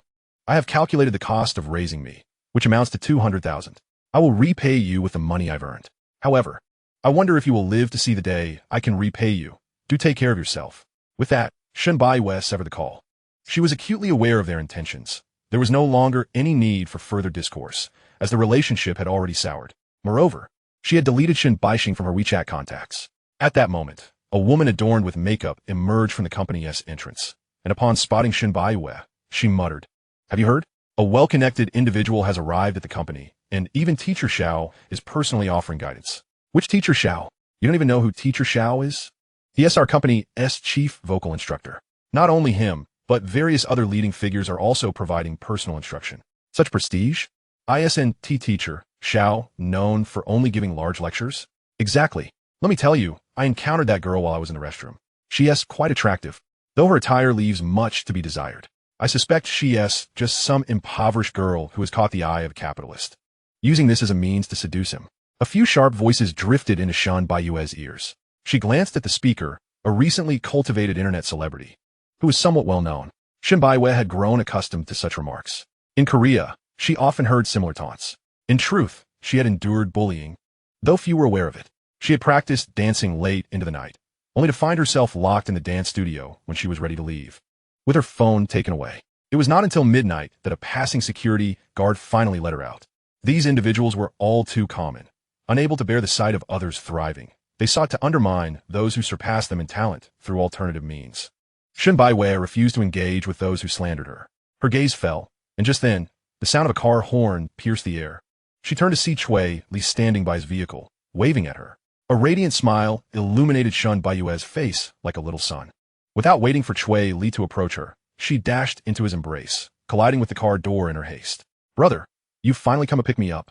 Currently, the only person she could rely on, aside from herself, was Cui Li. Through her brief period of learning, she had gained significant insights. She understood that she didn't hold much importance to Cui Li, but that was acceptable. Apart from her innate talent for singing and dancing, she had nothing to offer. Simply avoiding becoming a plaything for the wealthy was the best outcome she could hope for. Moreover, Cui Li treated her with such respect. Shun Baiyue wrapped her arms around Cui Li, tilting her head to gaze up at him. I've learned so many dances. Would you like to see? I can perform my tights for you. Chapter 61, The Alley Encounter. Cui Li smiled slightly at her words. Let us go. He ushered Shun Baiyue into the car, and the two departed, leaving behind the previously chattering women in stunned silence, followed by a flurry of whispers. The little internet celebrity, still somewhat unconvinced, scoffed. Who would have thought it was a Range Rover? Must be a wealthy tycoon in construction. Only such individuals would favor that sort of vehicle. That girl looks like she'll suffer tonight. The man is quite handsome, but his taste is questionable. He could do better than that little girl. As she continued to speak, her companion tugged at her sleeve. Don't say that. Let go of me, she retorted angrily, only to turn and find herself face to face with someone. Today, Cui donned a white shirt paired with a matching bodycon skirt, her long legs exposed to the air, exuding an air of authority that made her seem superior. The little internet celebrity immediately fell silent. Cui stepped forward, resting a hand on the girl's face. I sincerely apologize. That car was originally mine. Are you implying that I am unsophisticated? The celebrity's eyes widened in disbelief, struggling to grasp the implications of Cui's words. If that vehicle belonged to the boss, what did that mean for the relationship between the boss and the man? However, there was no time to ponder such matters. The little celebrity began bowing profusely in apology. I didn't mean it. I didn't know it was your car. I was merely teasing. You know, this is what they call the art of offense in stand-up comedy. Offense? What audacity to presume to offend others. Cui's expression darkened. If you're feeling itchy, find someone to remedy that. Those who cannot control their mouths will eventually bring trouble to our company. Cancel her training quota and blacklist her in the industry. What audacity to claim to have nurtured a man. Had it not been company grounds, she would have ensured this girl understood the consequences of her words. Once they reached a more secluded area, Cui pouted, muttering to herself, I thought he was coming to pick me up. Inside the car, Cui Li felt a twinge of nostalgia. The spacious rear seat of the Land Rover was quite accommodating. Even with someone squatting in the front, it felt roomy. Moreover, Cui had installed a small curtain in the vehicle, rendering the interior private once drawn. Cui Li tucked Shun Baiyue under his arm as they made their way toward the alley. It's your fault. My reputation was nearly tarnished. Shun Baiyue blushed. It was just that we almost got spotted by the traffic police. It's not like that's illegal. Cui Li, exasperated, continued walking, only to halt a few steps later. The atmosphere had taken a decidedly ominous turn, utterly wrong. The alley was shrouded in darkness, with only a few flickering flames visible. In the depths of the alley stood 3 or 4 shadowy figures, smoking cigarettes, their glowing tips intermittently illuminating their faces. As her eyes adjusted to the dim light, their forms gradually became discernible, each wielding a steel pipe that glinted coldly in the shadows. Cui Li furrowed his brow. The atmosphere had shifted from mildly uncomfortable to decidedly perilous. It seemed as though this dark alley had become a breeding ground for danger. The figures were unknown to Cui Li, but he turned to lead Shun Baiyue away. In these times of overwhelming pressure, there were far too many lunatics roaming the streets. One must avoid trouble. However, as he turned, several figures appeared at the entrance of the alley, quickly blocking their exit. An ambush? Clearly, they had come prepared. Hey kid, I hear you call yourself the boss of the underworld? A man squeezed through the crowd, his voice grating. He donned an oversized white suit, devoid of any undergarments, exposing his snow-white belly, which appeared as if it would ripple like water upon impact. A closer inspection of his visage revealed an unsightly scar, reminiscent of a serpent's coil. Cui Li grasped Shun Baiyue by the neck, gradually pressing her against the wall to shield her from potential assaults from behind. Who are you? He inquired. My identity is of little consequence, young man. I suggest you hand over that young lady beside you, he replied, his gaze glinting with avarice. Cui Li turned his attention to Shun Baiyue, who furrowed her brows in apprehension. She scrutinized the man intently, her face paling as realization dawned upon her. He seems to be the creditor of the Shun family. They refer to him as Brother Snake. With so many onlookers surrounding them, her trepidation escalated. Cui Li appraised the situation and remarked, he appears rather tenacious. Brother Snake nonchalantly picked at his teeth with a floss, igniting a cigar and inhaling leisurely. After a prolonged moment, he exhaled a thick plume of smoke. Let me make it clear, I haven't merely come to retrieve someone from you. I've heard you've appointed yourself as a crime lord, and I'm here to teach you a lesson on behalf of my peers. Have the little pups grown bold enough to boast? Cui Li was taken aback. When had he ever proclaimed himself a crime lord? Was this not mere slander? After a moment's contemplation, he discerned the truth. The clamoring of the clam and the fisherman's gain was evident, and that fisherman was none other than Shen Baixing. It seemed he had cunningly instigated discord between Brother Snake and himself, a true case of using a knife to slay. With this thought, Cui Li narrowed his eyes slightly. Shen Baixing, before this situation concludes, it would be wise for you to have fled the country. He is not a benign character when it comes to vengeance. He will employ the most ruthless methods. One of Brother Snake's henchmen interjected, "Boss, stop wasting words with him. We must act swiftly. The local gangs will not permit us to wreak havoc on their turf." Brother Snake merely chuckled, unperturbed. He had ample time. After savoring another puff of his cigar, he replied, "It's quite all right. I've already made arrangements with the local gang before my arrival. They have no objections to my actions, ensuring our stay is unrestricted, and they may even offer us assistance. I dare say this fellow has never paid for protection." The henchman immediately gave a thumbs up. "Boss, your insight is unparalleled. To have even contacted the local gang is truly admirable. Then let us proceed. To dare snatch a woman from my brother is tantamount to courting death." The sycophant had grasped the situation. Brother Snake laughed heartily, gesturing towards a red-haired man. "Mad Dog, you go first and test the waters." "Yes." With that command, the so-called Mad Dog charged forth, weapon in hand, initiating the first strike of the skirmish. The alley, already narrow, saw him swiftly confront Cui Li, swinging a steel pipe that sliced through the air with a dull thud. Shen Baiyue's pupils dilated in shock, yet she broke free from behind Cui Li, arms wide, positioning herself before him. If it meant taking a blow for Cui Li, she would gladly do so. Chapter 62. Are there experts? Little Beauty. Brother Snake's eyes filled with despair, unwilling to witness such a tragic scene. In the next moment, Cui Li pressed Shen Baiyue's head down, compelling her into a deep bow, while he leaned back slightly. The cold steel pipe swept dangerously close to Cui Li's chin. The henchman had not anticipated such an agile evasion from Cui Li, momentarily frozen in disbelief after feeling certain he would land the blow. This individual was not to be underestimated. However, Cui Li would not allow him the luxury of regaining his wits. He swiftly delivered a punch to the man's wrist. The opponent felt a jolt of pain coursing through his arm, and the steel pipe clattered to the ground. Cui Li discarded Shen Baiyue, who was still bowing, and bent down to retrieve the pipe, raising it with the intent to inflict the most excruciating damage without expending full force. The next moment, a sickening crack echoed through the alley. Brother Snake gazed at his fallen henchman, who lay on the ground cradling his groin in agony. The henchman remarked, "That was quite the strike." Brother Snake nodded, then, with a sinister grin, produced a knife. "Are you skilled in combat? What good is skill if you cannot take down us all alone? Everyone attack. Do not harm my little beauty." Just then, a loud shout resonated from the alley's entrance. A massive shadow loomed there. His stature was imposing, broad enough to intimidate, yet he exuded an aura capable of blocking all. It was Dechun. Having parked his car, Dechun sensed something amiss upon hearing the cries of anguish.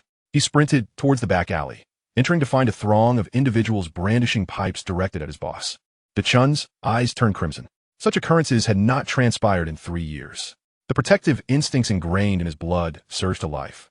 It had been far too long since he encountered such a crisis. How exhilarating! Dechun felt a surge of strength coursing through him. "Protect my master. Face my steamroller." He charged forward like a beast, arms crossed over his chest, using all his might to collide with several foes. What in the world is this black bear? Brother Snake stared in bewilderment at the suddenly appearing Dechun, completely flabbergasted. The local gang had claimed he was merely an ordinary bar owner. There are rules in every domain, and the local gang had shown a distinct lack of respect. This was a modern-day version of Su Chu.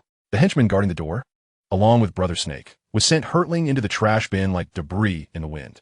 Both recyclable and non-recyclable trash found themselves neatly deposited in their respective bins, while hazardous waste was flung away. Brother Snake's rotund form became ensnared in the trash bin, his hefty legs thrashing helplessly.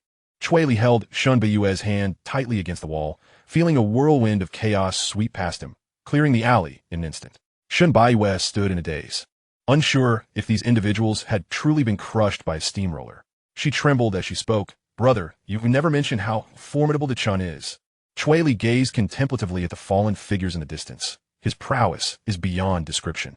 This is the epitome of innate talent. Cui Li would gladly bestow the title of god of alley warfare upon Dechun. Well done, Dechun. I'll reward you with an ice pop, Cui Li declared, patting Dechun's shoulder. Dechun remained silent, steadfastly guarding Cui Li's side.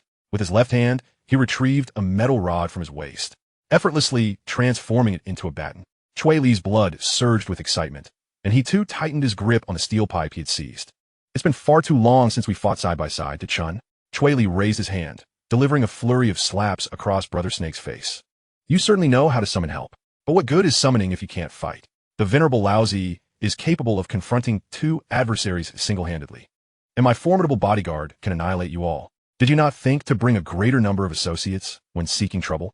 Cui Li waved his hand dismissively, casting a jovial glance at the prostrate figure of Brother Snake before him. Brother Snake had become quite subdued, rendered speechless and reduced to incessantly bowing before Cui Li.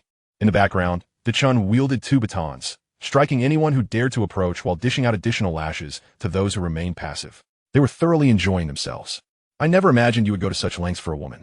Do you, a self-proclaimed kingpin of the county, dare venture into the city? Where did this rustic bumpkin come from, attempting to play the role of a gangster?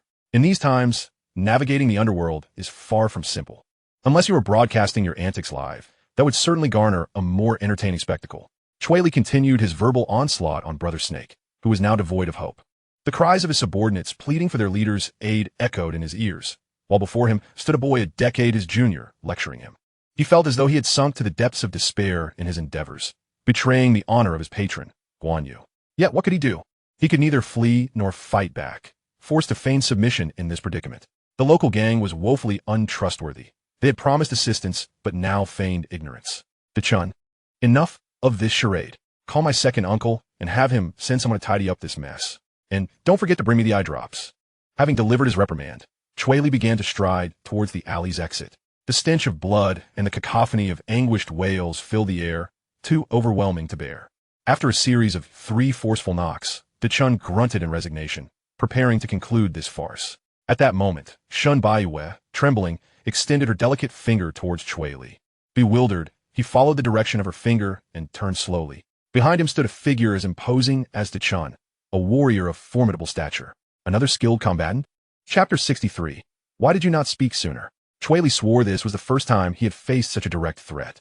At this proximity, a single punch could very well be fatal. Gazing at the female counterpart of Dechun, he murmured, "Might you share your name?" However, he received no reply. Only the unwelcome embrace of a pungent burlap sack, which enveloped him from head to toe, plunging his world into darkness. Damn it! I never imagined I would find myself in such a predicament. Inside the sack, all was pitch black. Just as Cui Li was about to call for Dechun's assistance, he felt powerful hands grasping his shoulders and lifting him aloft. A sudden sensation of weightlessness enveloped him, and he realized he was airborne. As he soared through the air, time seemed to stretch infinitely, and he could only think to exclaim repeatedly, "What the hell? Who had he wronged to deserve this?" Quite the unique experience. Before he touched down, several hands caught him, grunting as they hoisted him into a van that reeked of fish. The engine roared to life with a clatter, and as the vehicle lurched forward, Cui Li heard the sound of a stick slicing through the air, along with the curses of his captors. He could only surmise that a window had shattered. Their coordination was alarmingly swift, leaving Dechun no time to react. By the time he burst out of the alley, the vehicle had already sped away. A mere 20 seconds had elapsed, executed with astonishing professionalism. Furious, Dechun shouted, turning back with a menacing visage. "Do you still have tricks up your sleeve? I'll show you what it means to play dirty." Seizing Brother Snake, who still knelt upon the ground, he delivered a punishing blow to his face. Brother Snake emitted a pained groan, feeling as though his nose might shatter, warm blood streaming forth, dripping onto the ground in rapid succession. Shun Baiyue's countenance paled in fright, yet she brandished a metal pipe, striking Brother Snake's arm. Furrowing her brow, she demanded, "Listen here, you fat pig. Tell me where you've taken my brother. Wasn't your target me? Why have you abducted him? Speak up, or I'll make you regret it." Shun Baiyue could not allow anyone to snatch away her current support. Should Cui Li come to harm or face misfortune because of this, she would carry that guilt for a lifetime. Brother Snake coughed, still reeling from the agony. He managed to force a congenial smile, but given his corpulent visage, it resembled a taunt, as if to say, "Go ahead, try to kill me. In a fit of rage, Dachun unleashed 2 more punches upon Brother Snake's ample belly. Still unwilling to talk, if you remain silent, I possess ample methods to extract the truth from you. Precisely, Shen Baiwei added, her momentary panic subsiding as she poked Brother Snake's back with determination. The 2 righteous citizens were intent on ridding society of its scourge. Please spare me, Brother Snake whimpered, his mouth and belly aching, curling up on the ground like a shrimp. His subordinate limped forward, crouching over his fallen leader, voice trembling with desperation. Please let him speak. If you don't give him a chance, he may never utter another word. Dachun, observing his raised fist, instinctively tucked it behind him. How careless of me. I had forgotten my first strike had already silenced him. He recalled Cui Li's instructions. The first blow should incapacitate the legs to prevent escape, while the second was meant to silence cries for mercy. Since Brother Snake's legs had already been injured, it was now time to target his mouth. With renewed determination, Dachun hoisted Brother Snake upright, dusted off his sleeves, and spoke earnestly. Why did you not speak sooner? Must you endure such a beating? I have never encountered someone as dense as you, more obstinate than I am. Forced upright, Brother Snake's legs buckled once more, and he lamented his ill fortune in crossing paths with such a motley crew. Unable to fight back or flee, he felt utterly trapped. The Shun family had deceived him by using their daughter, leading him to kick a spiked steel plate. A flicker of resentment ignited in his eyes as he resolved to make the Shun family pay for this humiliation.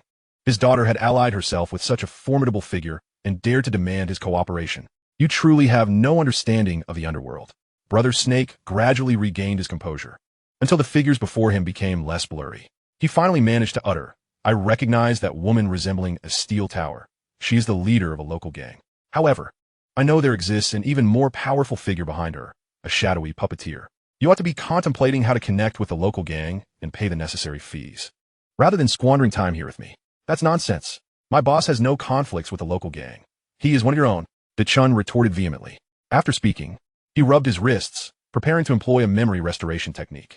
If Brother Snake continued to resist, he would unleash the blinding lights and booming bass of the bar to ensure he could not sleep for 2 days until he confessed. He had plenty of tricks up his sleeve. I swear I am not lying. Please, let the young lady come. She appears to possess more wit. Brother Snake felt utterly wronged. If he had such a capable subordinate, why would he need to keep them as a backup? Moreover, their commander was still present. What are you on about? At this moment, Shun Baiwei intercepted the descending fist of Dachun. She lowered her head, pondering for a moment before inquiring. Are you suggesting that the burly individual we just encountered is the leader of the local gang? You have met her, and they are aware of the purpose of your visit. Upon realizing that someone finally comprehended his words, brother, she was overcome with emotion, tears welling in his eyes. Indeed, when I arrived yesterday, I exchanged greetings with her. Would the gang leader deign to personally abduct someone? Shen Baiwei stroked her chin, lost in thought. If the 2 parties were truly in cahoots, the most logical course of action for the opposition would have been to rescue their beaten comrade. Yet they chose to abduct Cui Li instead. Drawing from her extensive reading, she swiftly reached a conclusion. The other side was indeed targeting Cui Li. Ultimately, Shen Baiwei resolutely declared to Dachun, I believe my brother has been marked, but there is a 90% chance he is not in danger. Nevertheless, we should promptly alert the authorities. Does Cui Li not have acquaintances in the police? They should be able to respond quickly. No worries, their SA tracking device. Dachun replied nonchalantly. After all, they would not take an hour to depart from Magic City, but in just 15 minutes, all exits would be manned by their own people. Dachun swiftly reported the situation to his father. Brother Shi, kneeling with numb knees, weakly asked, Can we leave now? Upon hearing this, Shen Baiwei's lips curled into a cold smile. The minds of these individuals were beyond comprehension. How could they commit such acts and still entertain notions of escape? Leave? How naive. Contact Shun Baixing and inform him that we have captured his brother. Arrange for him to come over, promising to absolve his family's debts. But that's your brother. Enough with the excuses. My brother must settle accounts with him. If this matter is not resolved before Cui Li returns, just wait and see how I will deal with you. Chapter 64. Take a deep breath. I am a good person. The van sped along, accompanied by curses from the drivers. Yet the tattoos on display quelled all doubts. Inside the vehicle, Cui Li found his hands unbound, which brought him a measure of relief. However, this did not eliminate the possibility that his captors were unfazed by his potential escape, given his capabilities. Clearing his throat, Cui Li spoke up. May I inquire whether this is a social gathering or an abduction? If it's a social occasion, your manners are atrocious. No water offered, and traveling in such a shabby vehicle. If it's an abduction, you are exceedingly unprofessional. Hurry up and tie me up, Laughter erupted within the van, yet no one responded. The only scents permeating the air were that of gasoline and a hint of sweat. Cui Li forcefully jostled against the sides. For heaven's sake, speak up. If you don't, I will. I am quite curious about your origins. Can anyone enlighten me as to why I am here? I was just in the alley, taking down 7 or 8 individuals, boasting about my prowess, when you rudely interrupted my moment of triumph. This is simply inhumane. Life is but a fleeting 30,000 days. Each second lost is a second gone. So please promise me not to remain silent. All right? Speak. No one replied. After 15 minutes of Cui Li's incessant chatter, someone finally cracked. A deep male voice resonated. The moon still lingers over the wilderness. Continue. His voice elongated. Continue. Until the distant sound of hooves faded away. Continue. Cui Li paused, then swiftly connected to Bluetooth and began to sing. Your song calls out to the four corners. Suddenly, the entire van erupted into song, although somewhat bewildering. It was at least less noisy. The vehicle was enveloped in a sea of joy. How irritating. At that moment, a booming voice pierced through, causing the eardrums of everyone in the van to throb, as if a train had blared its horn right next to them, startling the driver in a veering off course. Silence quickly descended upon the vehicle. Feeling bored, Cui Li queried, no more singing? If you don't sing, I will continue talking. Sister Buchong, why don't we sing a couple of lines? Otherwise, this fellow will start his monologue again. If we're going to sing, let us choose something pleasant. If you can't sing, let us play a word association game. A word association game? Sister, you know me. I attended New Oriental in high school, right? Sister, you know me. I went to a tourism school in high school. This was hardly fair to the gang members who had only undergone 9 years of compulsory education. Buchong gritted her teeth, realizing that her subordinates were indeed talented. After about half an hour, the vehicle came to a halt. The door swung open, and a nearly drowsy Cui Li was once again hoisted out. This was fine by him. He had no desire to walk. The sack over his head was removed.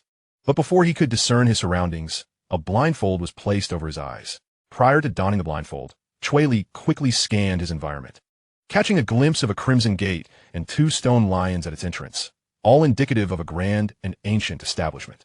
Once blindfolded, Cui Li inquired, are you all planning to indulge in some sensory deprivation? Starting off with such grandeur? Stop your nonsense. Buchong admonished, gripping Cui Li's arm and guiding him inside. The gentle sound of flowing water echoed in his ears. Apart from the natural sounds, there was nothing else, as if he had stepped into a garden. The winding stone path was somewhat uncomfortable underfoot, making the journey feel interminable. After ascending several steps, the ground beneath him suddenly leveled out. The sound of a door opening reached his ears, and Cui Li caught a strong whiff of disinfectant. He was taken aback. Was someone planning to lay claim to his prized organs? He had never undergone a comprehensive medical examination. As he entered the room, a twinge of panic surged within him. He soon felt himself placed upon a small bed. A mask was pressed onto his face, filling his senses with a peculiar sweetness. A woman's voice drifted into his ears. Do not be alarmed. Take a deep breath. I am a good person. Sister, your voice sounds somewhat familiar, Cui Li began, but before he could finish, he felt as though 1,000 hands were tugging at his eyelids, and he swiftly succumbed to a deep slumber. Damn it, it's an anesthetic. Just before drifting off, Cui Li mused that he possessed a will of iron and could surely endure, but in the next moment, his head drooped and he succumbed to sleep entirely. Youth truly has its advantages. After Cui Li fell silent, Wu Shuangshuang removed the anesthetic mask from his face. She carefully examined his pupils with a bright flashlight and, upon confirming everything was in order, gently touched his face. This marks our 4th meeting, doesn't it? She remarked, a hint of annoyance, as she shook her fist in the air. Buchong, you thick-headed fool. I initially intended to save this kid and have him owe me a favor. But how did it escalate into a kidnapping? I apologize, miss. I had no idea those people would be so incompetent. Buchong protested, feeling wronged. She had merely followed the plan. Wu Shuangshuang looked at the now slumbering Cui Li, rubbing her temples in frustration. Why did you bring him back without a word? And to top it off, I haven't even washed my hair, and you just brought him right in front of me. Wu Shuangshuang, speaking to herself, grabbed a handful of her hair and took a whiff. Today, her pink locks bore an unpleasant odor. Glancing in the mirror, she felt disheveled, resembling a beggar. Determined, Wu Shuangshuang resolved that, regardless of what transpired, nothing could hinder her from washing her hair and taking a bath first. After refreshing herself, she returned rejuvenated, even spritzed with a delicate fragrance. Complemented by her pink hair, she resembled a sweet, soft cake. Standing beside the operating table, she playfully poked Cui Li's cheek with her finger, her gaze inevitably drawn to his hands. His fingers, well-defined and striking under the lights, ignited a sudden fervor in her. Lowering her head, she softly murmured, "With such beautiful hands, surely the rest of your physique is equally exquisite. It must outclass those purchased skeletons. I wish to measure them." Wu Shuangshuang licked her lips, craving the bones. "Not a single touch is in vain. Just once. I'll record a data point. He surely wouldn't mind what I do with his body. After all, he wants to know." Chapter 65. Measure me with a tape. In the silent room, a white light loomed above Cui Li's head. He had lost track of time, feeling as if he were still trapped in a dream. Yes, it must be a dream. Otherwise, how could I wish to pinch my thigh without feeling pain? In reality, Cui Li had yet to regain control over his hands, which lay motionless on his abdomen. Suddenly, a voice broke through the haze. "Are your fingers really only 11 centimeters? They seem shorter than I imagined by .1. Cui Li, still dazed, only caught the latter half of the statement. This matter of dignity stirred a spark of determination within him, sharpening his awareness as he firmly retorted, "Nonsense." At that moment, Wu Shuangshuang, measuring Cui Li's finger length, trembled slightly and whispered, "I miscalculated the anesthetic dosage, allowing you to wake up mid-procedure." Cui Li heard her. Yet his mind was too foggy to process. He could only continue to murmur, "So, what are we having for lunch?" Wu Shuangshuang paused, surprised. It was common for patients to be disoriented post-anesthesia. She recalled a notably quiet young man who, after an overdose of anesthetic during a gastric lavage, had called for male models, causing quite the scene. Wu Shuangshuang still vividly remembered the disbelief on his parents' faces, unable to fathom their son's wild antics. Even as they heard the commotion, with this memory, she glanced at Cui Li, her cheeks flushing slightly. "You are a doctor. This is merely routine for you." She encouraged herself, subconsciously kneading Cui Li's knuckles. Beyond his exterior, she found herself enamored with his skeletal structure, thoroughly satisfied with his physical attributes. After a while, Cui Li slowly regained consciousness, pressing his fingers to his temples. He felt as though something had transpired during his brief plunge into darkness.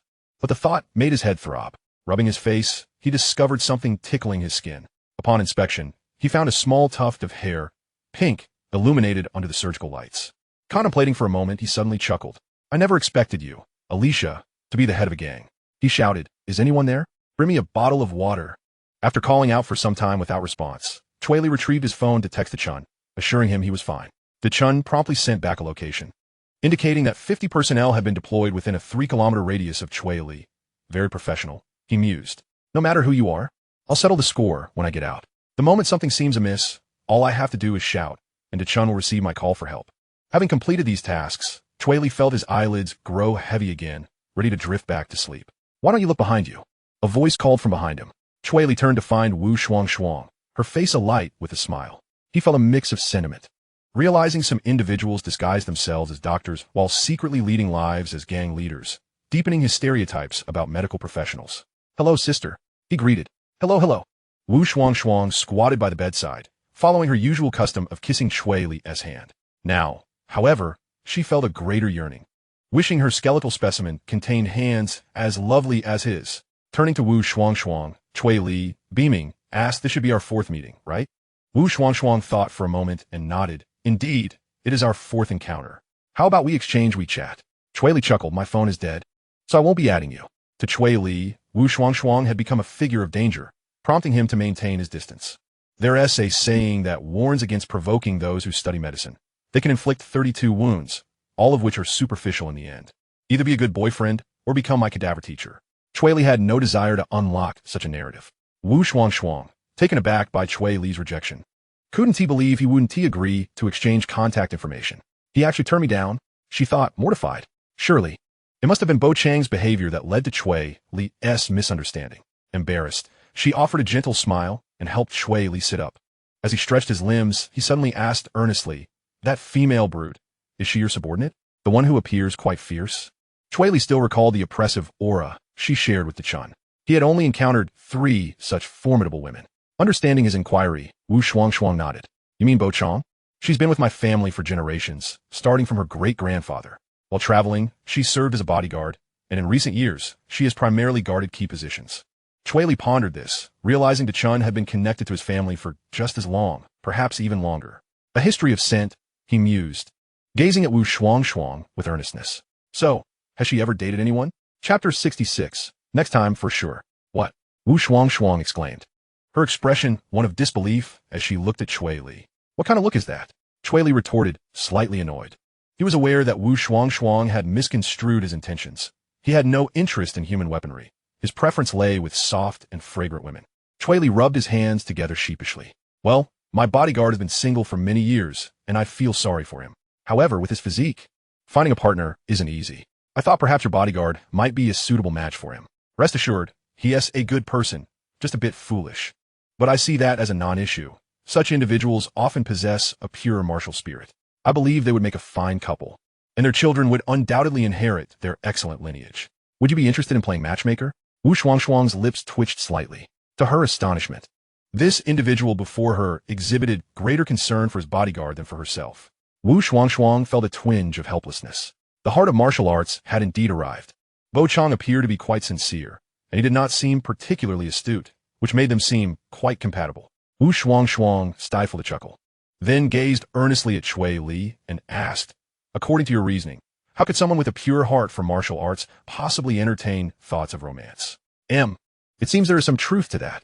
Over the years, the Chun's greatest delight has been indulging in ice pops. Well, there is no way Cui Li could stand by and watch his brother Chun remain single indefinitely. If all else fails, he could always show him a few Japanese love dramas to help realign his one-track mind. Cui Li fell silent, and a palpable quiet enveloped the two. Observing Cui Li's reticence, Wu Shuang felt compelled to initiate another topic.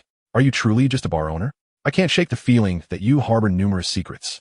You don't strike me as an ordinary rich second generation. Some things are universally understood. Anyone capable of affording such a rare bodyguard is undoubtedly not from a commonplace background. Cui Li operated a bar merely to save her life. In the Magic City, countless wealthy scions indulge in such ventures. When one casually enters a uniquely decorated cafe and notices flamboyantly dressed patrons surreptitiously appraising their attire and expressions, one need not ponder. It is the rich and their companions scrutinizing you. This is one of their amusements. They silently critique you in their minds, ultimately sharing a knowing smile. Come closer, and I'll tell you, Cui Li remarked. Upon hearing this, Wu Shuang took a few steps toward him. In the next moment, she found herself pinned against the operating table by Cui Li. With a playful giggle, she expressed no fear. What are you planning to do?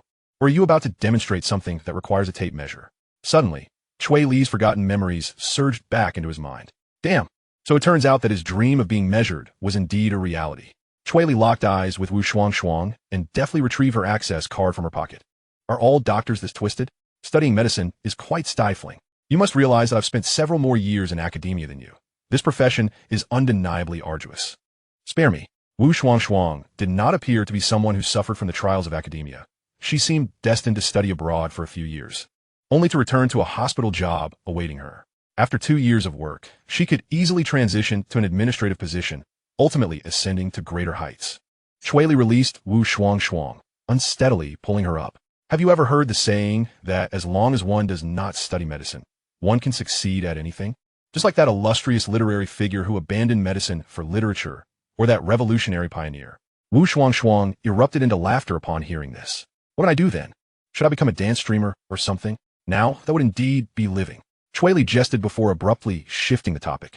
Are you perhaps interested in my bar and deliberately getting close to me, intending to coerce me into selling it to you for a mere $1? Wu Shuang was momentarily taken aback. She realized that Cui Li had misunderstood her intentions, although he did indeed resemble someone who had been abducted. An awkwardness washed over her. Clearly, the people handling matters were not to be trusted. This is merely a misunderstanding, she began. Let me explain. Yesterday, a local ruffian claimed he intended to kidnap someone on our turf, and he showed Bo Chang a photograph. Coincidentally, Bo Chang recognized you and informed me of the situation. I had already orchestrated a grand rescue plan, ready to spring into action as soon as they surrounded you. Who would have thought that your bodyguard was so formidable, single-handedly resolving the conflict? Upon hearing this, Cui Li's lips twitched. He could already foresee what Wu Shuang was about to say next. Sure enough, she continued, albeit somewhat awkwardly. I didn't anticipate that Bo Chang would be so inflexible. Once given an order, she strictly adheres to it, which is how she ended up bringing you here. I'm truly sorry. How amusing. Cui Li found it absurd that such a foolish event had transpired in his life. It felt strangely reminiscent of a meticulously crafted folly. I understand. This is indeed a misunderstanding, and I harbor no ill will towards you. Really? Wu Shuang visibly sighed in relief. She feared that Cui Li might form a poor impression of her. After all, how could she invite him to hang out in the future if that were the case? After a brief silence, Cui Li suddenly rose to his feet. Well, my mother is calling me home for dinner. Let's end our conversation here for today. With that, he waved at Wu Shuang and opened the door, stepping outside. Wu Shuang patted her pocket, only to find the access card conspicuously missing. Wait, you're leaving just like that? Dinner is ready at my place. My home is also prepared. All right, but the route to my house is rather convoluted. It's easy for anyone to get lost. Perhaps I should escort you out? Are you certain you're not lost? Cui Li asked, uncertainty lacing his voice. He felt a strange familiarity with the tree-lined path he had just traversed. Every cluster of flowers and foliage seemed oddly recognizable. Wu Shuang tightened her grip behind her back and casually replied, how could that be? The exit is just ahead. Cui Li crouched down and picked up a dry cicada shell, exclaiming, this is the third time I've seen this little thing. How embarrassing. Realizing that she had led Cui Li in circles, Wu Shuang could only guide him to her doorstep. Why don't we exchange WeChat contacts? Cui Li shook his head. Next time for sure. Wu Shuang sighed in resignation. Then at least leave me your name. I'm Wu Shuang. What's yours? Cui Li. As Cui Li got into the car, it was no longer the fishy van, but rather a pristine white nanny car. Lowering the window, he smiled at Wu Shuang and said, Miss Wu Shuang, how about we still exchange WeChat? I'll make your bodyguard as WeChat. All right. Wu Shuang watched as Cui Li departed, lingering in place to repeat his name a couple of times.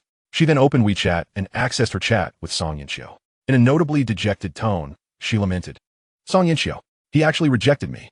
He would rather have Bo Chang's WeChat than mine. Wasn't it said that only golden retrievers are the losers? Why have I, a pink-haired girl, become one too? This is my first time being interested in a boy. I feel like crying. At that moment, Song Yinxiu was venting her frustrations at Secretary Qiao. She had just received word that Xiao Cixi would soon be signing a contract with Cui Li.